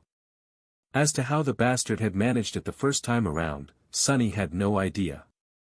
Maybe the inherent adaptability of the scavengers resonated with the innate formlessness of shadows. Maybe the wretch had simply gotten lucky. The point of it was that he couldn't just command the gluttonous scavenger to devour a nightmare creature and expect the same to happen. It took a long time and a lot of corpses, suitable ones, at that, for the imp to grow in the right direction. Luckily, he was not limited to only eating flesh. Which was why Sunny was currently concentrating on feeding the imp all kinds of steel, alloy, and mystical metals. The ravenous fiend's bone armor had been rather spectacular, but he was determined to come up with something even more indestructible. Watching as the scrawny bastard hurriedly finished chewing on the last piece of the broken MWP, Sunny smiled slightly, his eyes shining with ominous glee. "Eat, eat, eat more, trashling. I need to fatten you up." The imp suddenly shivered and looked at Sunny with wide, terrified eyes. Sunny suppressed a menacing grin and dismissed the imp, then looked at the pilot. "I got him as an echo. Come, let's go, we need to hurry." As a scout, Sunny constantly had to traverse great distances across the abomination-infested wilderness of East Antarctica. He would usually ride atop Nightmare or glide through the shadows with incredible speed, but right now, neither of these methods were an option. His steed was with Saint, and he obviously couldn't leave the stranded MWP pilot behind by turning into a shadow. Theoretically, Sunny could carry the young woman on his back and run, which would be faster than limiting his speed to that of a mundane human. But he was not too desperate to save time. There was an army outpost relatively close to the ruined city, and although normal patrols would be slaughtered if they tried to take the convenient shortcut, nothing that dwelled there could threaten Sunny. As they followed a small river that snaked between barren hills, Sunny summoned the runes and glanced at the list of his shadows. It read: Shadows, Onyx Saint, Soul Serpent, Nightmare, Ravenous Fiend. Sunny concentrated on the last string of runes, summoning a detailed description of the little bastard. Shadow, Ravenous Fiend. Shadow rank, Transcendent. Shadow class, Devil. Shadow description: a pitiful little creature traveled through a nightmarish land, harboring a bitter grudge in its tiny heart. Driven by resentment and spite, it suffered many trials and conquered untold dangers to become a marvelous devil. But fate was unkind. The ravenous devil met a much more terrible fiend, and turned into his shadow. Sunny stared at the runes with a bleak expression. The spell had always liked to tease him, at least he thought that it did, but this one was just unfair. How come I'm the fiend? The bastard literally has the word fiend in his name. Shaking his head, he moved past the description and continued to read. Shadow attributes: lucky, marvel, ravenous, shadow sworn, lesser iron body. Lucky, attribute description: this shadow is favored by fortune. Sunny sighed. His own attribute, fated, attracted both incredible and absolutely terrible luck. The imp, however, was blessed with only good fortune. It was most likely the small scavenger's very first, innate attribute. No wonder the bastard had survived meeting him twice. Damnation. Peeved by the blatant unfairness, Sunny continued to read. Marvel, attribute description, this shadow is a marvelous learner. It is stunningly keen and supremely adaptable, absorbing new knowledge with astonishing speed. Lucky and smart, well, who cares? At the end of the day, it still didn't help him survive meeting me for the third time. If the wretch was so smart, he should have avoided me like a plague. Sunny had seen these descriptions before, of course, but he still couldn't help seething over them. Ravenous, attribute description, this shadow possesses an insatiable hunger, and a frightening potential for growth. The more it eats, the more it will grow. This attribute already seemed rather great, despite the fact that the imp had not grown even by a centimeter in the last 2 months. Sunny had fed him literally tons of armored alloy, as well as the corpses of many nightmare creatures with steel-like carapaces. He had no idea how much the little fiend had to gobble up to become bigger, but knew that the result would be worth it. The true benefit of the ravenous attribute was much more subtle, though, and incredibly precious. It was the fact that, unlike Nightmare and Saint, the imp did not need to consume memories to rise to a higher rank. There was no counter of shadow fragments. Instead, the fiendish shadow simply had to devour. It could become a supreme devil by simply devouring nightmare creatures, or any creatures, really, in great numbers. The more powerful, the better. That put Sunny, who was already suffering terribly from the need to procure countless memories, at ease. The imp is indeed lucky. If I had to choose between feeding memories to Saint and Nightmare or him, well, the poor bastard would have definitely starved. Sunny smiled slightly and turned his attention to the last 2 attributes. Shadow Sworn, attribute description, this fiend is known to shadows. That one was without surprise, and appeared after Sunny had fed the imp with his flesh. It was the same as what Shadow Blade Kurt had possessed, and showed a high affinity to shadows. Lesser Iron Body, attribute description, this shadow's flesh possesses qualities of metal. He grinned in satisfaction. Finally, progress. The Lesser Iron Body had been Nascent Iron Body before. It seemed that munching on that MWP had finally pushed the imp over a threshold. He would be much sturdier now, and in the future, would even have a chance to become truly indestructible. There had to be a greater iron body as well, after all. Happy to see the ankle-biter achieving something, Sunny finally glanced at the imp's abilities. The runes read. Shadow abilities, Scavenger, Devourer, Shadow Step. Scavenger, ability description, this shadow can attain the traits, attributes, and abilities of the creatures it consumes. Devourer, ability description, this shadow's teeth possess unnatural sharpness and strength. It can rend and maul even the most resilient things. Shadow Step, ability description, this fiend can move freely between shadows, traveling from one to another in an instant or diving into them to move with great speed. And that was it. Sunny's 4th shadow, the critter was a sorry excuse of a transcendent devil, for now, but it would grow to be a real menace one day. In fact, Sunny had a feeling that the imp might just become one of the most terrifying weapons in his arsenal.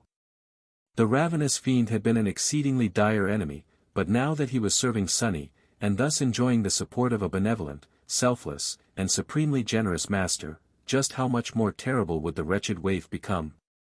Walking along the small river, Sunny used shadow manifestation to slaughter a nightmare creature that was waiting to ambush him and the MWP pilot, then sighed. I need to find a couple more of those iron golems I killed last week, or better yet, a whole swarm of them. A horde would be even better, my imp is a growing little wretch, after all. He needs to eat. Soon, they reached the army outpost. There had been a few nightmare creatures that attacked them on the way, including an especially vile corrupted monster, Sunny tore the former apart with hands woven out of shadows, and cut the latter down personally with a blade created the same way. These days, he tried to avoid getting his own hands dirty, mostly using shadow manifestation to slaughter the enemy. Sunny wanted to hone and refine his mastery of manifestation, and for that, he needed a lot of practice. Additionally, he felt that it was unnecessary for him to get up close and personal with every godforsaken abomination standing in his way. Perhaps it was the nature of his current mission as a solitary scout, or perhaps Sunny had simply received a chance to return to being cautious and stealthy after years of being forced to play the role of a frontline fighter. In any case, he strived to only enter melee range with an enemy if he was certain of killing the foe with a single strike. Usually, one of Sunny's strikes was enough. If not, he would avoid a confrontation entirely. The army outpost was located underground, similar to the supply depot he had visited once in the Antarctic Center. However, as a member of the Special Reconnaissance Unit, Sunny knew very well where all the army assets were hidden. Better yet, East Antarctica had no problems with communications, well, except for the usual interference of the call, so he had been able to radio about their arrival in advance. Sunny and the surviving MWP pilot were met by a cohort of sleep-deprived awakened. Despite their visible fatigue, the soldiers stood at attention and saluted him respectfully. Their eyes betrayed a hint of reverence. This again. Sunny was met with such stares anywhere he went in Antarctica, at least among the soldiers. The First Army and the Second Army were merged into one military now, but within it, people who had been in the southern quadrant since day one of the chain of nightmares were treated with silent respect. That went tenfold for those who had been a part of the Antarctic Center contingent. The Antarctic Center had been the most terrifying battlefield of the operation yet, and almost the entire field army sent there had been wiped out. There were only a few survivors here and there, mostly those who had been among the evacuated wounded. Needless to say, Sunny was both a veteran of the Antarctic Center and an ascended. That was why most soldiers treated him with veneration. "Master Sunless, sir." He nodded at the welcoming party and handed over the MWP pilot to them. The young woman had done well keeping pace with him on the way to the outpost, but now that they had reached safety, she looked to be on the verge of collapse. Of course, it was not at all surprising. Sunny sighed and glanced at the awakened. "At ease. Take good care of the lieutenant. Oh, and by the way, I've cleared a path through the hills and dealt with the corrupted monster that had been stalking the area. If you hurry, you might harvest what is left of it before more abominations show up." The soldiers looked at each other, their eyes glinting. That monster had been causing a lot of trouble for the outpost, especially considering that it had blocked the pathway through the hills. With the creature gone, logistics would become much easier for them. "Thank you, sir." Sunny nodded. "Well then, I'll be off." He looked at the MWP pilot, lingered for a few moments, and then said awkwardly, "Stay alive, soldier." With that, Sunny stepped through the shadows and disappeared from view.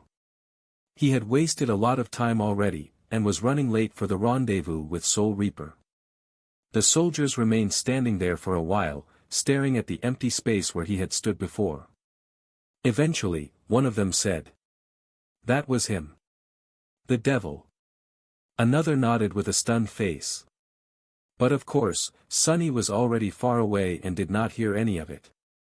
The sun was circling in the sky, never falling behind the horizon.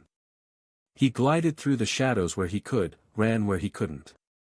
From time to time, Sunny simply hid in the shadows, waiting for large swarms of nightmare creatures to pass by. These pauses slowed him down, but they also allowed him to recover some essence. He avoided getting into fights to preserve more of it, as well, and also because there was no reason to. It was already evening, or whatever passed for one in this strange land, when Sunny drew near another ruin. The city in front of him was almost entirely destroyed, and drowned by a vast lake, with only the remains of tall towers rising above the icy water. The ruin was different from the one from before, and much older. It had been left behind by the wars that humans waged on each other during the dark times, not the rampage of the chain of nightmares. Nevertheless, the drowned city was Sunny's current mission. He hid himself in the shadows of a rusted wreck and studied the ruin. There were bodies of nightmare creatures floating near one of the towers, painting the water black. Each of them seemed to have been killed by a single arrow. Sunny observed the area for a few minutes, noticing strange ripples on the surface of the lake. There were more abominations hiding underwater. Finally satisfied, he activated his comm and contacted Jet. "Reaper, it's Devil. I've arrived." A few seconds later, her voice came through the static. "Took you long enough. Where are you?" He looked around. "Southern shore, near an old wreck on the slope of a flat hill." Jet took a few minutes to respond. "I see it. Move west for about a kilometer, then follow a collapsed tower into the lake. From there, you'll be able to see 3 huge smokestacks. I'm in the middle one, near the top. Get here as soon as possible, and be careful of the water. It is teeming with schools of tiny, hungry fishes." Sunny lingered for a moment. "Got it. What about the target?" Soul Reaper responded in a few seconds, her voice sounding a bit tense. "It's in the middle of the lake. I was waiting for you to arrive before trying to get a better look." Nodding, Sunny glanced at the ripples in the cold water one more time, and then dashed out of his shelter. He reached the giant chimney without too much problem, avoiding the teeth of the vicious fish-like creatures with the help of the dark wing and a couple of perilous leaps. The structure was wide and incredibly tall, reaching at least 300 meters into the sky, and that was just the part visible above the water. There were a few holes in the frame of the alloy smokestack, so Sunny did not waste time jumping through one of them. He found himself in a vast, dark well, still water radiating bone-chilling cold a few meters beneath his feet. A tiny circle of light was visible hundreds of meters above. Sunny did not know what kind of industrial behemoth had demanded such an enormous chimney, 3 of them, in fact, and what kind of poison had been billowing out of them into the atmosphere in the past. However, even now, decades or even centuries later, the air inside was acrid and hard to inhale, reminding him of the worst days in the outskirts. Grimacing, Sunny looked around, and then jumped to a piece of scaffolding a dozen or so meters above his current position. Landing noiselessly on the weathered alloy, he smiled at Saint, who had been standing there, still as a statue, holding a bow in one hand. The taciturn knight turned her head slightly, acknowledging his arrival, then indifferently continued to watch the base of the smokestack. He could feel Nightmare hiding in the darkness nearby, dissolved into the shadow form. The black steed moved, greeting him, and then grew still once again. "Good work, guys." Sunny's calm hissed. "Get up here, I'm bored out of my mind." He sighed, then turned into a shadow himself and ascended the tall structure, gliding upward in a wide spiral. As Sunny was going up the old alloy walls, he found himself involuntarily thinking about how long it would take him to eat the whole thing. Then, he caught himself and scoffed. "Gods, what am I thinking about?" But, it was really a lot of alloy. At the top of the smokestack, strange machines were installed into the mouth of the well, and the walls were blackened by fire and soot. The acrid smell was somewhat reduced by the proximity to the open sky. Jet was sitting on one of the pieces of machinery, her feet hanging above the abyssal drop. Noticing Sunny step out of the shadows, she closed the lid of an army-issued thermos, threw it into her backpack, and grinned. "Here you are." He nodded. "Yeah. Sorry for making you wait." Soul Reaper shook her head. "I've been on a long reconnaissance mission the entire week. Honestly, having a chance to just sit and relax for a few hours was exactly what I needed." Jet had joined the Special Reconnaissance Unit, just like Sunny. They mostly worked alone, but for the more dangerous missions, Army Command grouped 2 or more scouts together. As a result, the 2 of them continued to cooperate and fight side by side through most of the past few months. By now, they made for a very good team. Jet stood up and looked around, studying the ancient machinery. "Hey, do you know what these things were for?" Sunny shook his head. "No. Do you?" She walked along the edge of the alloy platform and nodded. It's a filtration system. Basically, one furnace pushed a constant stream of toxic smoke through the smokestack, and on top of it, was another furnace. This one meant to burn all the toxicity out of the smoke and prevent it from getting into the atmosphere. So, each of these chimneys used to shoot out a colossal plume of fire into the sky. Must have been quite a sight, especially in winter. Sonny scratched the back of his head. Sounds kind of stupid. Jet glanced at him with a bleak expression. Well, I'm not an engineer. It must have worked, otherwise, why waste all that time and energy on constructing filters? Anyway, let's get to the top. The faster we finish the mission, the faster we can get the hell out of this stench. They scaled the last dozen or so meters of the smokestack using an ancient, rickety ring ladder, and climbed onto the lip of the giant chimney. It was as wide as a road. From here, most of the lake, and the city drowned by it, could be easily seen. Sonny stared down, appreciating the surreal beauty of the desolate landscape beneath them.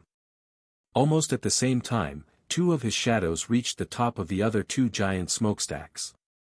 Jet glanced at him. Well? He hesitated for a few moments. The one to our left is empty, but the right one, there is something hiding inside. Something huge. All the shadow could see were loops of flesh coiled inside the dark well of the ancient smokestack, filling almost a third of it. Jet sighed with relief. Well, good. Because we need to get to the left one. Leave that thing, whatever it is, alone. Sonny nodded, ordering his shadow to hide itself and keep an eye on the gargantuan creature. The three towering chimneys were not too far away from each other, so getting from one to another was not a problem to them. However, it was not very safe. If something attacked you in the air, staying alive would be a challenge.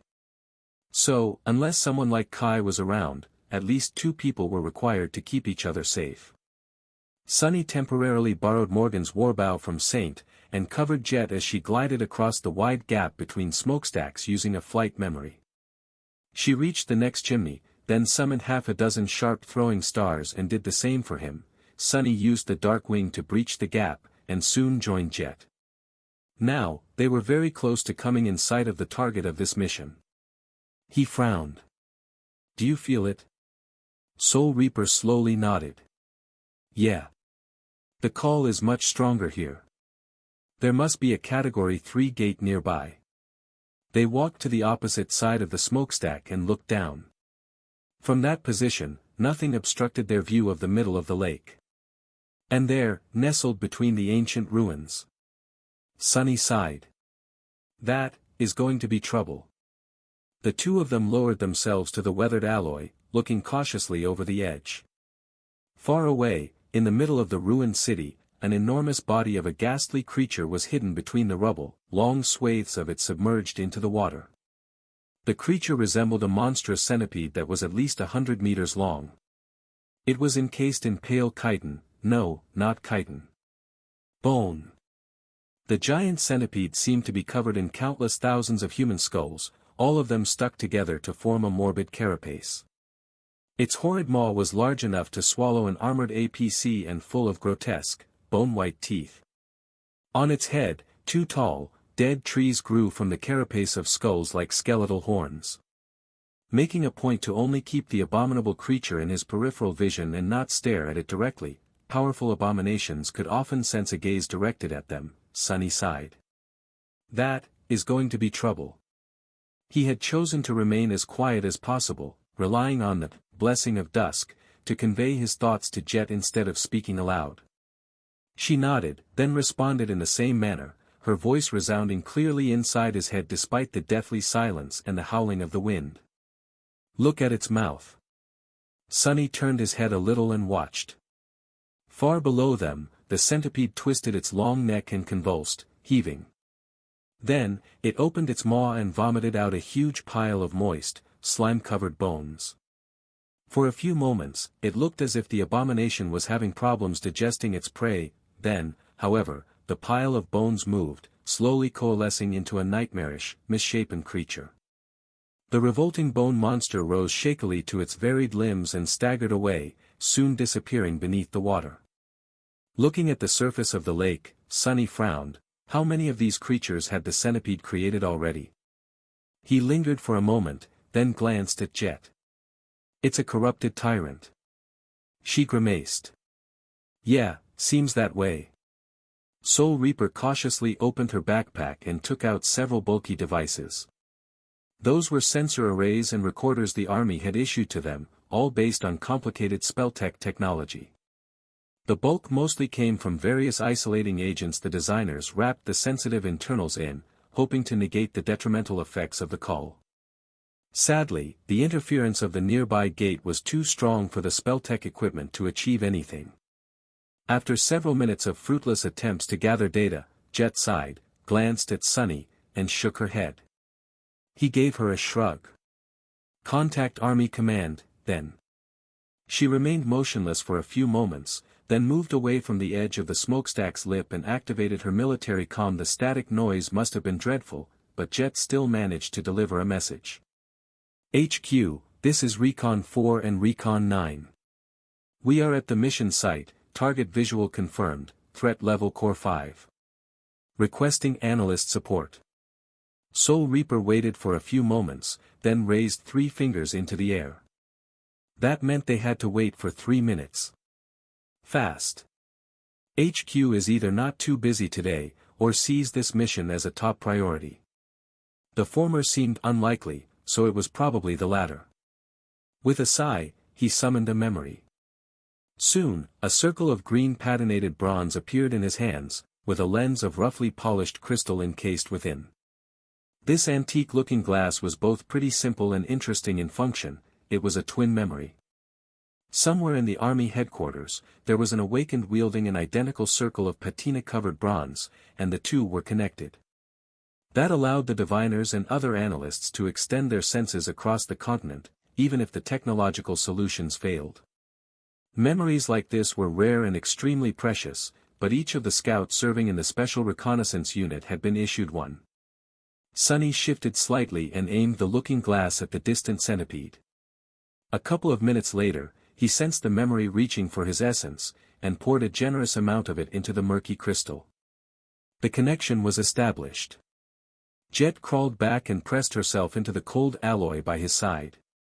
After a few seconds, she sent Sunny a mental message. They're looking. Down in the ruins, the ghastly centipede heaved out another bone monstrosity and swayed its head lightly, as if sensing some disturbance. Both Sunny and Jet froze, holding their breaths. Shivering in the wind, he made a miserable face. That's so unfair.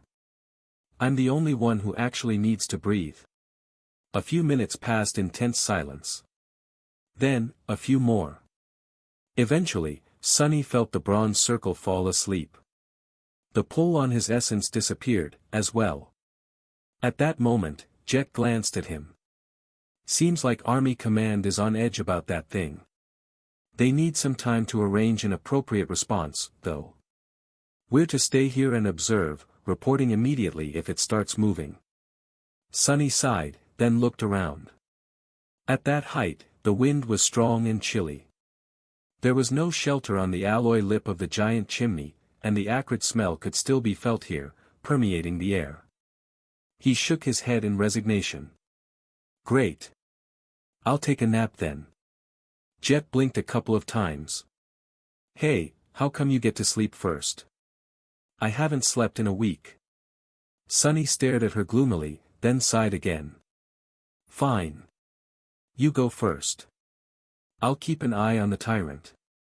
Soul Reaper flashed him a smile, then turned on her side, put the backpack under her head, and seemed to immediately pass out. Sunny was left to observe the appalling giant centipede alone. He chewed on his lip. Why does she even need to sleep? She's dead. Sadly, Jet was already blissfully asleep. The tyrant methodically continued to create bone puppets, seemingly oblivious to the fact that it was being watched. The mysterious being hiding in another smokestack similarly remained passive. A few hours passed. Sunny patiently waited until his shift was over, then woke up Jet and handed the responsibility of keeping watch on the tyrant to her. Tired and bored, he tried to get comfortable on the cold alloy and closed his eyes. Seemingly a second later, Jet shook him awake. "It's on the move." Sunny rubbed his eyes, then groggily looked down. The enormous centipede was slithering through the shallow water, and the surface of the lake around it was boiling. Hundreds of bone abominations were following the pallid creature, much more than he had expected there to be. Crap. Soul Reaper was already reporting to Army Command. Half a dozen seconds later, she started crawling away from the edge. "They are sending 2 entire companies to deal with it, the Wolves and the Nightsingers. We are to follow the thing and inform Army Command on its movements, then rendezvous with the assault force and help them take the abomination down." Sunny was already moving, the bronze-looking glass dissolving into a stream of sparks in his hand. Despite the perilous situation, a crooked smile appeared on his face. "The Wolves and the Nightsingers, huh? It seems I'll get to spend some quality time with Effie and Kai soon." For the next few days, Sunny and Jet stealthily pursued the skull centipede. These days were long, tense, and perilous. Not only did they have to brave the wilderness, but they also had to keep up with the ghastly abomination while not being seen or sensed by it. On a few occasions, they had almost been discovered, barely managing to salvage the situation at the last moment. Sunny was not sure what would have happened if the creature had found them. With Saint supporting the 2 scouts from the shadows, they at least had a slim chance of slaying the tyrant, but a battle like that would be a dire one. It would have had to be one of those battles where he was forced to put everything on the line, only surviving by the skin of his teeth. In the past, Sunny had fought plenty of battles like that. He had grown so used to walking the thin line between life and death that he did not even consider such things unusual anymore. That mad balancing act was just par for the course. However, he also knew that he would not remain on the winning side forever. If he kept risking everything, his luck was bound to run out one day. After Falcon Scott, his way of thinking about things shifted. Sunny was now much more experienced, and with that experience came cold, calculating prudence. His chances of defeating the skull centipede and its army of bone abominations would be much higher with the support of 2 entire companies of Awakened, and so, he was determined to meet this enemy on a battlefield of his choosing, with the odds stacked in his favor as much as the circumstances allowed. Jet was of the same mind. They followed the plan and put all their effort into remaining hidden. The centipede slithered across the vast plains of East Antarctica, eviscerating everything in its path. It had no mercy for the other nightmare creatures, slaughtered swarms of them like helpless ants. After each massacre, the giant abomination would devour the corpses of its prey and coil its body into a macabre burrow of skulls, then writhe and spew out more bone fiends. The centipede's army continued to grow as it advanced through the wilderness. With each day, Sunny and Jet became more and more despondent. It had been hard to tell at the start, but now, there was no denying it. The tyrant's course put it on a direct collision course with one of the siege capitals in East Antarctica. Each human stronghold on the continent was surrounded by vast masses of frenzied nightmare creatures, and even more dead ones. Tall piles of bodies covered the killing fields, growing with each passing day. If the skull centipede was allowed to launch an attack on a siege capital, it would already be bad enough. However, if it managed to gain access to all those corpses, the strength of its army would increase exponentially, and the threat posed by the creature would explode in magnitude. By then, only the intervention of a saint would prevent a disaster. The saints, however, were already busy racing endlessly from place to place, solving one crisis after another without rest. Which was why it was important to stop the abomination as soon as possible. On the 4th day of the pursuit, the centipede clashed with a whole horde of nightmare creatures, butchering hundreds of them and scaring the rest away. It dragged its massive body onto the battlefield, then got to the grisly business of consuming all the mangled bodies. One dead abomination after another disappeared into its massive maw, emotionlessly swallowed by the dreadful tyrant. Sunny and Jet were observing the process from a safe distance as they hid between 2 enormous boulders. On the ground between them lay a scattering of bleeding carcasses, they themselves had engaged in a short and gruesome fight with a pack of nightmare creatures just minutes ago. Now that a suitable shelter was cleared, they could rest easy for a few hours. Sunny frowned. It killed too many this time. Considering how long it takes to create a bone soldier. I'd say we'll be stuck here for a full day. The tyrant's army will grow by a lot. Jet shrugged. The more it is delayed, the better. Army command will have time to prepare. She watched the giant centipede devour its victims for a few moments, then took a few steps back and contacted the headquarters to make a report. Soon after that, Soul Reaper's icy blue eyes suddenly gleamed. Understood. She deactivated her comm and looked at Sunny with a grin. It's happening. The welcoming party has already arrived. We need to overtake the monstrosity, meet up with them, and prepare the festivities. Sunny let out a relieved sigh. Finally. A hunt like this one was not easy to arrange. Simply deploying troops outside the siege capital was a dangerous task by now.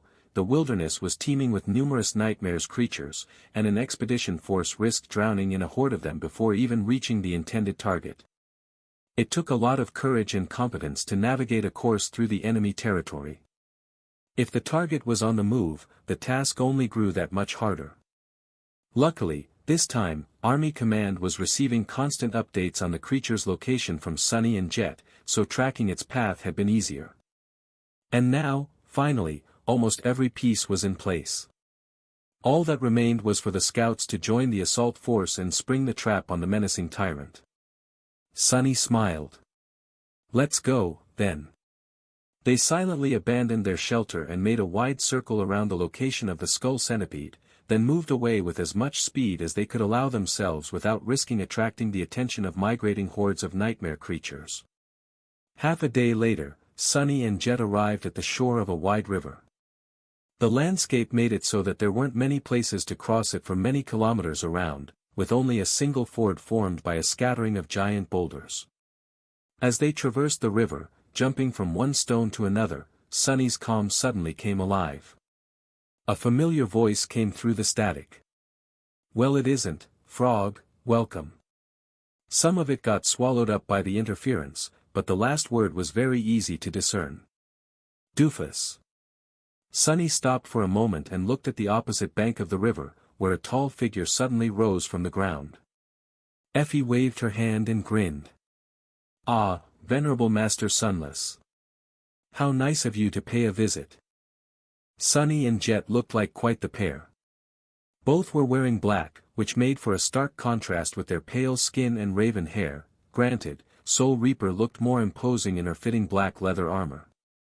Sunny, on the other hand, wore a simple silk tunic and a pair of dainty shoes. He was also unarmed. Actually, he was perhaps the more threatening of the two. People were used to seeing Awakened wear suits of impregnable armor and wield powerful weapons. It was the sight of someone who didn't feel the need to do so, even in the deadly reaches of East Antarctica, that was truly frightening. He made the last jump, landing softly on the ground not too far away from Effie. From here, Sunny could sense hundreds of shadows somewhere nearby. He looked around, noticing mundane soldiers and Awakened hidden here and there along the river shore, all keeping watch on the surrounding area. The first irregular company had numbered 42 Awakened and 7 Masters. The two companies Effie and Kai commanded, however, were different. Unlike the special units Sunny had belonged to, these were companies meant for general combat. Each of them consisted of close to 100 Awakened and 10 times that many mundane soldiers, complete with a platoon of mighty MWPs and a robust stable of specialized vehicles that ranged from heavy artillery to support and resupply. 2 of these companies together made for a small army. Effie walked over, a wide smile on her face. Sunny. Long time no see. She looked, quite impactful. His friend had always been a sight to behold, with her impressively tall stature, athletic build, and generous figure. Now, however, Effie resembled an incarnation of a beautiful war deity much more than she resembled a mere mortal. The main reason for this was her armor. It was as though Effie had been dipped in liquid steel, which then clung tightly to her body, tracing every toned, graceful line of it. Sunny had once thought that the undying chain felt like a second layer of skin, however, in his case, that was simply a metaphor. The armor of the vibrant huntress, on the contrary, could be described the same way quite literally. There was a piece of white cloth tied around her waist, and another one covering her chest, but other than that, Effie's whole body was exposed and seemed as if it had been cast of lustrous steel. Only her head was uncovered, for now. That armor, of course, was the transcendent memory she had received after slaying one of the immortal chain lord of the Kingdom of Hope, the Sun Prince. Sunny coughed. Just looking at Effie would make one's blood run hot. But that wasn't all. Currently, she had not even activated her ascended ability. Once she did, the fire burning in the hearts of the soldiers who saw her would become quite real, coursing through their veins and granting them actual power. It was as though Raised by Wolves was sharing some of her astonishing physical might with her followers. An involuntary smile found its way onto Sunny's face. "What are you talking about? We saw each other 2 weeks ago." Effie shook her head energetically. "That doesn't count. Every time you come to the island, you and Cassie immediately slink to the basement to spend a few quality hours closely studying the floor. The two of us, though, haven't had proper fun in ages." She grinned and then shifted her gaze to Jet, who was listening to their conversation with a strange expression on her face. "Oh, and welcome to you too, Ms. Soul Reaper. Thanks for keeping this doofus alive. I know he's a handful." After saying that last part, Effie lingered for a moment, and winked. Jet blinked a couple of times. The two of them met a few times, but she had not really been exposed to Effie's personality before. Sunny couldn't tell if she was bewildered or amused. Eventually, Soul Reaper smiled a little. "Sure. Call me Jet." He stared at them with a glum expression. "Keeping me alive, really? That's funny. Don't you have a habit of occasionally trying to kill me?" Soul Reaper's smile turned into a grin. "Oh, come on. I haven't tried to kill you in at least a couple of months. So I don't know where this is coming from." Sunny shook his head, then glanced at Effie and smiled. "It's good to see you too, Effie." He looked around and asked, "Where's the other one?" She nodded, then gestured for them to follow. "He's asleep. Now that the battle is drawing close, the two of us take turns sleeping. Both of us need to be fresh for the battle with the tyrant, while at least one has to be awake at all times before that, so, that arrangement works." They walked up the slope of the shore. Gradually, the hidden camp of the small army revealed itself, with hundreds of soldiers soberly preparing for the upcoming battle. Awakened, mundane soldiers, MWP pilots, operators of combat vehicles, all of them were throwing wide-eyed glances at the three masters. "Who is that with the boss? Are those the SRU scouts? Is it me, or is our boss acting too friendly with that guy? Gods, isn't that Soul Reaper Jet? Holy hell! That's Soul Reaper and Devil. No way, let me see. I heard the two of them fought a corrupted Titan in the Antarctic Center. That can't be right, can it? They wouldn't be alive if they did. Soul Reaper might be tough, but our boss is definitely tougher. I once saw Devil slaughter an entire swarm of nightmare creatures without lifting a finger. He just stood there, and they were all shredded into little pieces. I swear to gods, it's true." Sunny ignored the whispers and followed Effie. His shadows, however, took a good look around. He was about to go into battle side by side with these people, so he had to know all about them. The soldiers of the two companies looked competent, determined, and in high spirits. The Wolves and the Nightsingers were technically not counted as special forces, but among the rank and file of the evacuation army, they had already earned the reputation of elite units. They were led by two of the most fearsome masters in the world, after all. The soldiers were mixed among each other, but funnily enough, it was easy to see which belonged to which company. The Wolves were more boisterous, lively, and rough around the edges. The Nightsingers were more calm, reserved, and good-natured. It was as if they had assumed the personalities of their leaders. Sunny smiled with the corner of his mouth, then shook his head. They walked along a row of camouflaged tents and approached a particular one, which looked no different from all the others. Effie suddenly made a fist and banged it against her bare thigh, producing a loud metallic ring. "Wake up, Birdie. The most honest person in 2 worlds is here." There was some rustling inside the tent, and then Kai emerged from it, looking as handsome and dazzling as ever. No, even more so. Sunny's face became a little dull. His friend had reached borderline criminal levels of attractiveness after becoming a master, mesmerizing most mundane humans by simply appearing in front of them, but Sunny had thought that a couple of months in the mud and muck of Antarctica would rub some of that glamour off. However, he had been sorely mistaken. If anything, Kai only became more captivating. His natural charm had acquired a hint of reserved military valiance, becoming more subdued, but also much more arresting. His green eyes were still as electric as ever, but now, there was a quiet, almost melancholic depth to them that made one deeply desire to comfort and console the young man. Those eyes were nothing short of compelling. Kai smiled, making all 3 of them, Sunny, Effie, and Jet, hold their breaths for a moment. "Sunny," ascended Jet. "It is so good to see you." Even his voice was like a soothing melody. "That bastard." Sunny wasn't even angry about how stunning his friend was. What really disheartened him was what Kai was wearing. The archer was clad in a beautiful suit of ivory armor that seemed to be made out of impregnable scales, with a few insets of burnished bronze blazing between them with reflected sunlight. It was tied at the waist by a sash of burnt umber color, which emphasized the rich auburn splendor of his hair. The armor was made of dragon scales, and was a transcendent memory Kai had received after slaying the ivory dragon Severax. Both Effie and Kai had come into possession of a transcendent armor in the second nightmare. Sunny used to have an armor like that, too, which he had gotten for killing Sylvain for the first time. But, of course, it had been destroyed by Goliath.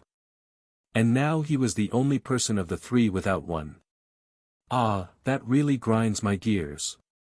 Sunny winced, but was then distracted from his resigned self-pity by Jet, who smiled and stretched her hand out for a handshake. Ascended Nightingale. "I don't think I've had the pleasure of meeting you before." Indeed, this was the first time the 2 of them met. Sunny glanced at Soul Reaper bleakly. "At least she is not a fangirl. Like someone I know." Still. Jet had not even tried to shake Effie's hand. What was up with that? The 4 of them exchanged a few words and headed for a larger tent that stood nearby, serving as the improvised strategy room for the small army.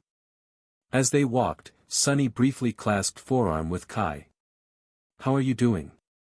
After the things he had experienced in Falcon Scott, Sunny held a somewhat different view of the charming archer, and of what his friend had shared with him in the sanctuary of Noctis.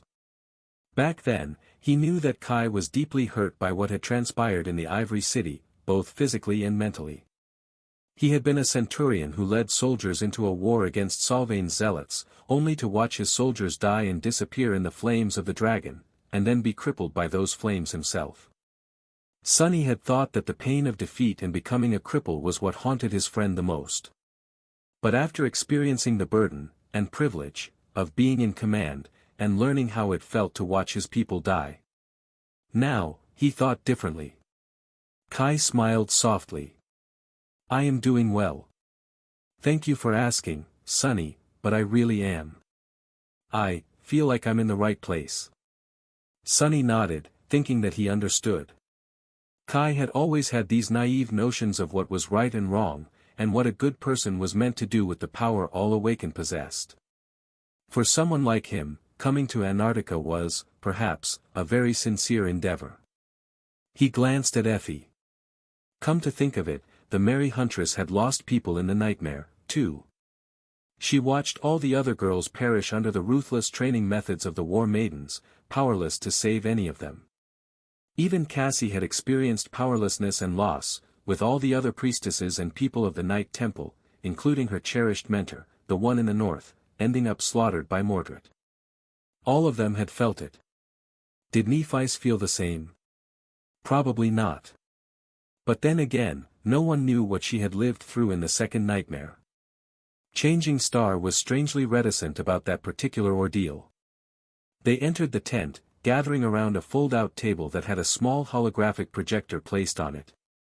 A topographical map of the area was projected into the air, with their location and the last known whereabouts of the skull centipede marked on it in red. Sonny, however, paid it no attention, still lost in his thoughts. After a while, he shook them off and honed in on the conversation. Kai was speaking. There is simply no other path. The creature will definitely try to cross the river near the ford, and so, that is where we will ambush it. Jet shook her head. You are mistaken. It is large enough to ford the river anywhere. Its minions don't breathe, so they can simply walk along the bottom and crawl out of the water on the other side. The current is nowhere near strong enough to be an obstacle for them. The charming archer sighed, then nodded. That is correct. Which was why I said near the ford, not directly using the ford. The landscape is going to push the tyrant into this general area, but we have no way of knowing where exactly it will enter the river. Sonny frowned, already sensing where this was going. So, what is the plan, then? Effie chuckled. Well, what else? Since we don't know where it's going, we'll just have to make sure that it comes to where we want it to come. Sonny let out a resigned sigh. So, who is going to be the bait? Effie awkwardly scratched the back of her head. I mean, you don't have to, if you don't want to. He remained silent for a moment, then scoffed. Kai smiled a little. Honestly, it can be any of us. Oh. I'm sorry, Master Jet, I'm afraid I'm not entirely familiar with your capabilities. What I meant to say was that Effie, Sonny, and I all have ways of making sure that we survive leading the creature to the ambush. So, any of us three can go. Sonny slowly shook his head. No. I'll go. I have to contribute at an earlier stage of the battle. Because I might not be of much use at the later stage. It was true. With how close Sonny was to forming the fifth core, chances were that he would pass the threshold right in the middle of a furious melee. If that happened, he would have to struggle to simply stay alive. As for being useful, he was not sure if he'd be able to do anything at all. The pallid centipede was slithering across a desolate landscape, followed by an army of abominable bone creatures. Its massive body tore forward, leaving a trail of destruction in its wake. The ground was pierced and upturned by its 1,000 sharp legs, the ancient boulders shattered, the brooks of clear water spoiled with and turned into streams of poison. Soon, a wide river appeared in the distance. The ghastly tyrant did not slow down, continuing its ruinous advance. Then, however, the monstrous centipede slowed down. Its appalling head swiveled, rising into the air. Its harrowing maw opened. The branches of the dead trees that served as the creature's horns swayed lightly in the wind. The wind had brought with it a strange sound. The distant weeping of a flute. The centipede lingered for a few moments, then suddenly changed direction, lunging toward the source of the discordant sound. It did not have eyes, but the black eye sockets of the countless skulls forming its carapace seemed to radiate dark, ineffable malice. The corrupted tyrant pursued the source of the simple melody. However, the flute player remained elusive like a ghost. Sometimes, the creature seemed to draw near the player, but he always managed to slip away at the last moment. All it found were empty shadows. However, at some point, the pursuit came to an end. The hideous centipede had almost reached the river by that point. In front of it was a natural ford formed by a line of enormous boulders, with only their tops emerging from the water. On the opposite side of the river, a lone human was sitting cross-legged on a stone, playing a strange emerald flute. It was a young man with pale skin and dark hair, wearing a tunic of black silk. Sonny did not pay any attention to the harrowing centipede and continued to play the flute. His fingers moved nimbly, but the melody he created was pretty rough, to say the least. He sighed. I thought I improved, but maybe not. On the other shore, the tyrant froze for a second, then rushed forward. The creature dove into the river, raising a towering wave, and its soldiers followed. Some of the bone abominations jumped heavily across the boulders, most simply dove into the cold water after their ruler. Sunny waited for a moment, then dismissed the bone singer and looked at the sky. The sun was still visible, but since it was close to the horizon, its light was dim. As he watched, several things happened at the same time. First, a series of explosions thundered, demolishing the boulders of the ford. Giant fountains of water rose into the air. Second, hundreds of human figures rose from the trenches dug higher up the slope. Third, a barrage of artillery shells and tungsten rounds descended upon the bone abominations from beyond the hills. The creatures shuddered, but resisted the mundane implements of war. Their progress, however, was slowed. That was when the awakened attacked. Numerous enchanted arrows and magical projectiles rained on the soldiers of the Skull Centipede's army. This time, the damage was apparent. A hulking creature that had just fallen into the river exploded into hundreds of bone fragments. Another lost a limb. Yet another one was suddenly covered by a layer of sizzling amber liquid that corroded the bones, eating through them like acid, and more, much more. But that was just the start. Even though that initial salvo destroyed dozens of dreadful abominations, there were many hundreds of them left. There was the tyrant itself, as well. A beautiful figure that seemed to be cast of steel appeared on the slope in front of the trenches, wielding a spear and a large round shield. Her voice boomed across the battlefield, filling the hearts of the soldiers with maddened fervor. Wolves! Prepare! For war! Sunny turned his head and glanced at Effie, feeling his blood boil from her battle cry. As he did, a strange thing happened. He suddenly felt exhilarating power rush into his body. It was as though he was suddenly as mighty as a ferocious beast, as resilient as a granite wall, and as sharp as a steel sword. And that was not just a feeling. His strength, speed, endurance, and resilience did indeed undergo a striking improvement. It was as though his body had received a comprehensive overhaul, becoming so much more suited for battle. Incredible. Every time he was exposed to Effie's ascended ability, Sunny couldn't help but feel awed. For him, who had already enjoyed the augmentation of the shadows, the physical boost was not that pronounced. But for the awakened soldiers, and especially mundane humans, it must have been a true blessing. The most frightening part, however, was that this ability had no limit to how many people could be empowered by it. Anyone who saw Effie and was deemed an ally by her would receive its benefit. Their number did not even affect the rate with which she consumed essence. The only detriment, albeit a small one, was that the soldiers had to maintain a line of sight with their commander to enjoy the boon of her power. However, considering that Effie almost always preferred to fight on the front line, that was usually not a problem. Just as he had expected, the eyes of the soldiers ignited with burning resolve at the sound of her voice. The soldiers of her company suddenly raised their heads and let out boisterous howls, acting like an army of actual wolves. And then, another voice joined them, this one sonorous and clear, easily drowning out all the rest. Kai's voice.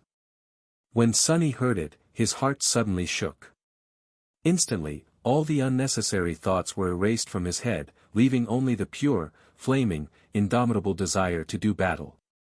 Even though this change was not physical, it might have been even more profound than the empowerment of Effie's aspect, because it affected the heart.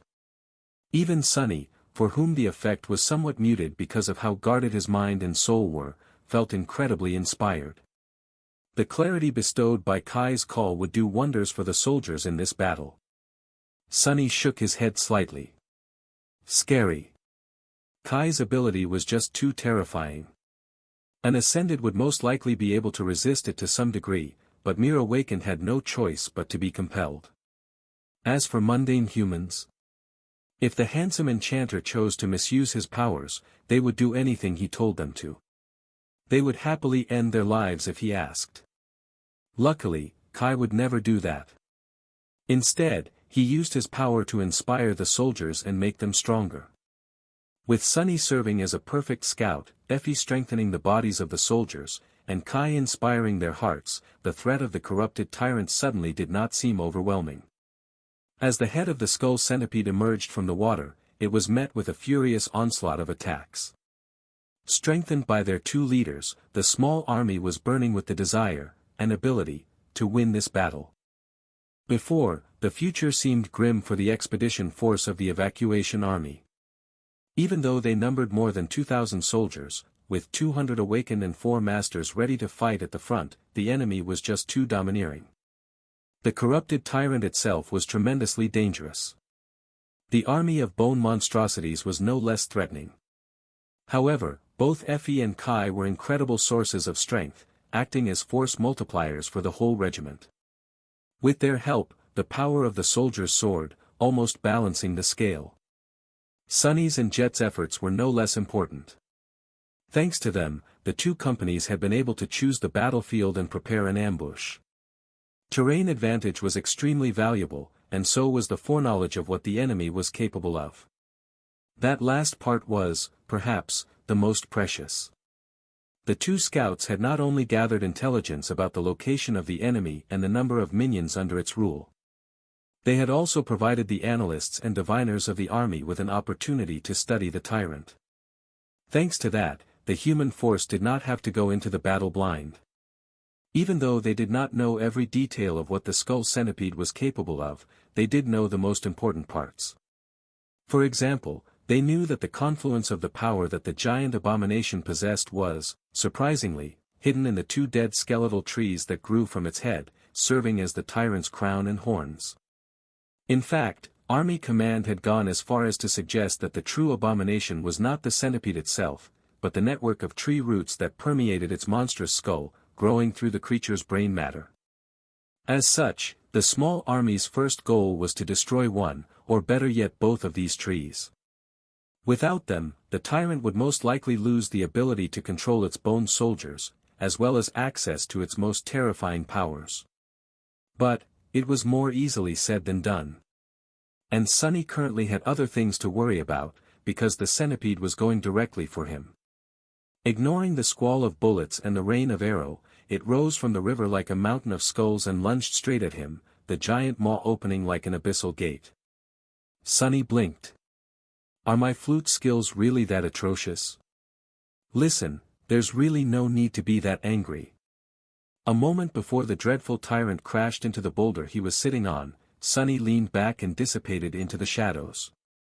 The centipede plunged down, shattering the ancient stone and turning it to dust. Stone shards and a great deal of dirt flew into the air, rising like a cloud.